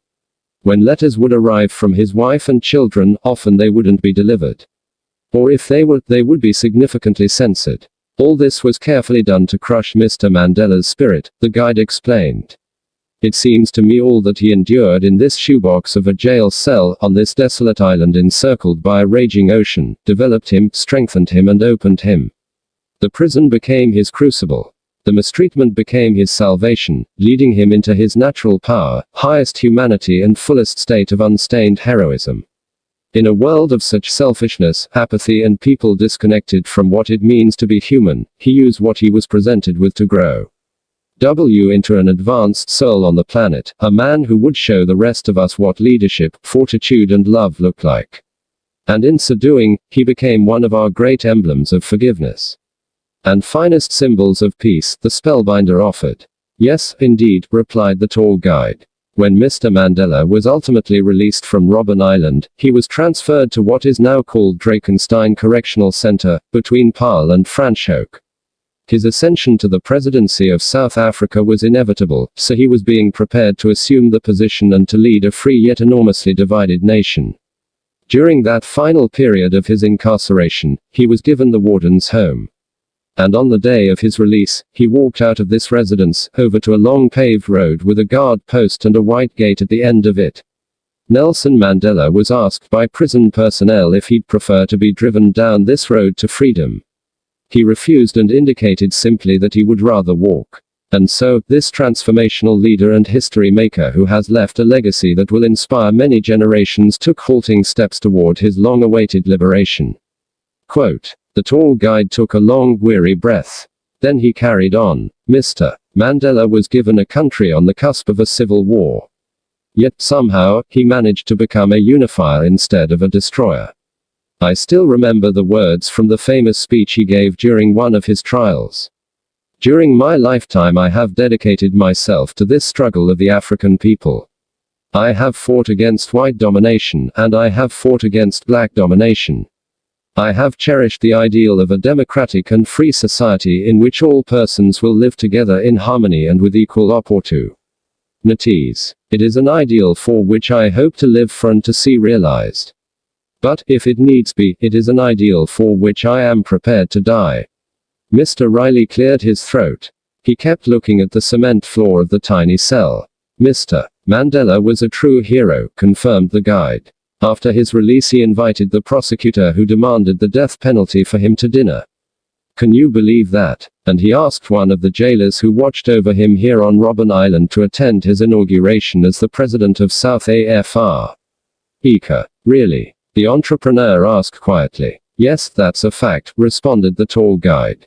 He was a real leader, a man of genuine forgiveness. The spellbinder raised a finger to signal he wished to share another point. Nelson Mandela wrote, as I walked out the door toward the gate that would lead to my freedom, I knew if I didn't leave my bitterness and hatred behind, I'd still be in prison. He also said that to be free is not merely to cast off one's chains, but to live in a way that respects and enhances the freedom of others, the guide added. And that no one is born hating another person because of the color of his skin or his background or his religion. People must learn to hate, and if they can learn to hate, they can be taught to love, for love comes more naturally to the human heart than its opposite. I read he'd often get up around 5 a.m. and run on the spot for 45 minutes, then perform 200 sit-ups and then do 100 fingertip push-ups. That's the reason I'm always doing my push-ups, the billionaire contributed, somewhat awkwardly. Said the tour guide before continuing, Mr. Mandela came into this cell as a hot-headed, angry, hostile and militant young man. It was who he grew into here in this prison that made him the icon we all now revere. As Archbishop Desmond Tutu taught us, suffering can either embitter us or ennoble us. Thankfully, Madiba, which was his clan name, chose the latter. All the best men and women of the world have one thing in common, said the spellbinder, extreme suffering. And each of them evolved into the greatness because they chose to leverage the circumstances to heal, purify and uplift themselves. The spellbinder then pulled out a learning model from his jacket, the final one that the two students would see. It was called the heroic human circle. These are the virtues each of us must aspire to become world changers and heroes for the benefit of a better society, said the spellbinder, his voice filled this morning with hints of both melancholy and immense strength. Leadership is for everyone. Each of us, no matter where we live, what we do, what's happened to us in the past and what we're experiencing right now, must release the shackles of blame, chains of hate, leg irons of apathy and prison bars of ordinary that keep us in slavery to the dark forces of our lowest nature. Every one of us must rise each morning, yes, at 5 a.m., and do everything we can possibly do to unfold our genius, develop our talents, deepen our character and escalate our spirits. Each of us must do this, across our world. Quote. The spellbinder began to cry as he went on. We all must break free from our private jails that incarcerate our glory and keep our nobility in bondage. Please remember that gifts and talents neglected become curses and sorrows. Quote. The spellbinder paused. It's your time, he stated, looking directly into the eyes of the entrepreneur and the artist. The heroic human circle framework had been placed on the small table in the chamber that Saturday under the window with bars. The spellbinder dragged it to the center of the space, so it became the focus in the prison cell on that very special day. The spellbinder then asked the billionaire, the entrepreneur, the artist and the tour guide to crowd around the diagram. They held one another's hands. Yes, no matter what struggles we face and what adversities we will endure. No matter what attacks, humiliation and violence are visited on us. We must persist. We must continue. We must stay strong. We must live our luminous nature. And magnify our sovereign selves. Even if it feels the whole world is against us. This is truly what makes us human beings. Even if it seems the light will never transcend the darkness, keep making your walk to freedom. Model what's highest for the rest of us. Exemplify grace, for the majority of us. Demonstrate actual love, for all of us. Now is your moment, said the spellbinder, raising a hand and placing it on the arm of the artist. He gently rested the other one on the shoulder of the entrepreneur. A quiet smile stretched across his face. He looked poised and serene. Time for what? Wondered the artist. To start your pilgrimage, was the simple reply. To where? Asked the entrepreneur, looking a little confused. To a territory called Legacy, indicated the spellbinder. A lot of people are tourists at this place. For fleeting minutes of the precious mornings, they think about the body of work they've built and what it is that they'll leave behind once they die. For brief intervals, before they get distracted, They reflect on the quality of the productivity, the degree of the decency and the depth of their impact. For mere short stints, before the bustle of being busy consumes them again, they pause to contemplate how beautifully have lived and how helpful they were. They are mere visitors to this realm. Mr. Riley lifted his arms high as he listened to his mentor's words. I love my life. I will become an even better leader. I will make an even greater contribution. And I'll upgrade into a much more inspirational human being, he whispered, mostly to himself. The distinguished heroes of humankind, resumed the spellbinder, were citizens and lifetime inhabitants of this territory of legacy. It was their homeland, and this is what ultimately made them legendary. The mighty mission they constructed their lives around was to exist for a cause that was larger than themselves. So, when they died, they left our world brighter than they found it. Quote, we all come with an expiration date, added the billionaire. None of us knows how long we get to live. True, agreed the entrepreneur. Today, the spellbinder declared, and this very moment, deserves and demands your commitment to become sublimely creative, pristinely productive, decadent. Lie decent and of service to many. Please stop postponing your mastery. No longer resist your primal power. Refrain from allowing the shadow forces of fear, rejection, doubt and disappointment to dim the light of your most luminous self. This is your time, and now is your day, to make your leap, in your original way, into the rare air of the finest leaders who have ever lived. And to enter the universe of the true masters, eminent virtuosos and authentic heroes who have been responsible for all progress of civilization. Quote, all five were still huddled in the circle. Mr. Riley began to yodel, a little, before the spellbinder's strong stare helped him to tone it down. They smiled at one another. A clear gesture of mutual respect. To lead is to inspire others by the way that you live. To lead is to walk through the fires of your hardest times, to step up into forgiveness. To lead is to remove any form of mediocrity from infiltrating the quarters of your life in a dazzling celebration of the majesty that is your birthright. To lead is to turn your terrors into triumphs and translate each of your heartbreaks into heroism. And more than all else, to lead is to be a force for good on this tiny planet of ours. Today, you get to accept this grand call to raise the standard by which you live out the remainder of your life. Quote, or at least starting tomorrow, the billionaire suggested with a mischievous grin. Starting at 5 a.m., they all said together. Own your morning. Elevate your life. Epilogue, 5 years later. A few months after his time on Robben Island, Stone Riley passed away. He died peacefully in his sleep in a small apartment in the historic center of Rome. His loving daughter was at his side. As was the spellbinder. On the day of the Titan's death, more doves and butterflies took flight over the eternal city than ever before. There was even a double rainbow that extended all the way from the Spanish Steps to the Colosseum. You would have been impressed, if you had been there to see it. The billionaire had been suffering from a rare and incurable disease which he had told no one about, except for the spellbinder. Because he was his best friend. You'll be happy to know that, during his last days, the eccentric tycoon completely liquidated the various ventures of his vast business empire. And gave the entire amount to charity. Mr. Riley did decide to leave his oceanside compound in Mauritius to the entrepreneur and the artist, as he knew how much they love being there. Allow me to share what has happened to the entrepreneur and the artist since the time of that most surreal adventure they had with the billionaire. I know you're probably wondering. The entrepreneur has become a fabulously wealthy woman, having grown the company she founded into an iconic enterprise. She has let go of the demons of her past that haunted her for so long and absolutely loves the life she shares with her husband, the artist.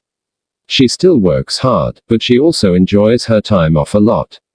She just completed her 4th marathon, has taken a great liking to gardening and volunteers at a shelter for homeless people every Tuesday night. She no longer cares much about fame, fortune and worldly power, even though she now has all these things. The artist, you'll be fascinated to learn, has become one of the most celebrated painters in his field. He completely beat his procrastination issues, is widely considered a master of his craft and is an extraordinary husband. He ran 2 marathons with his wife and has now become a vegan.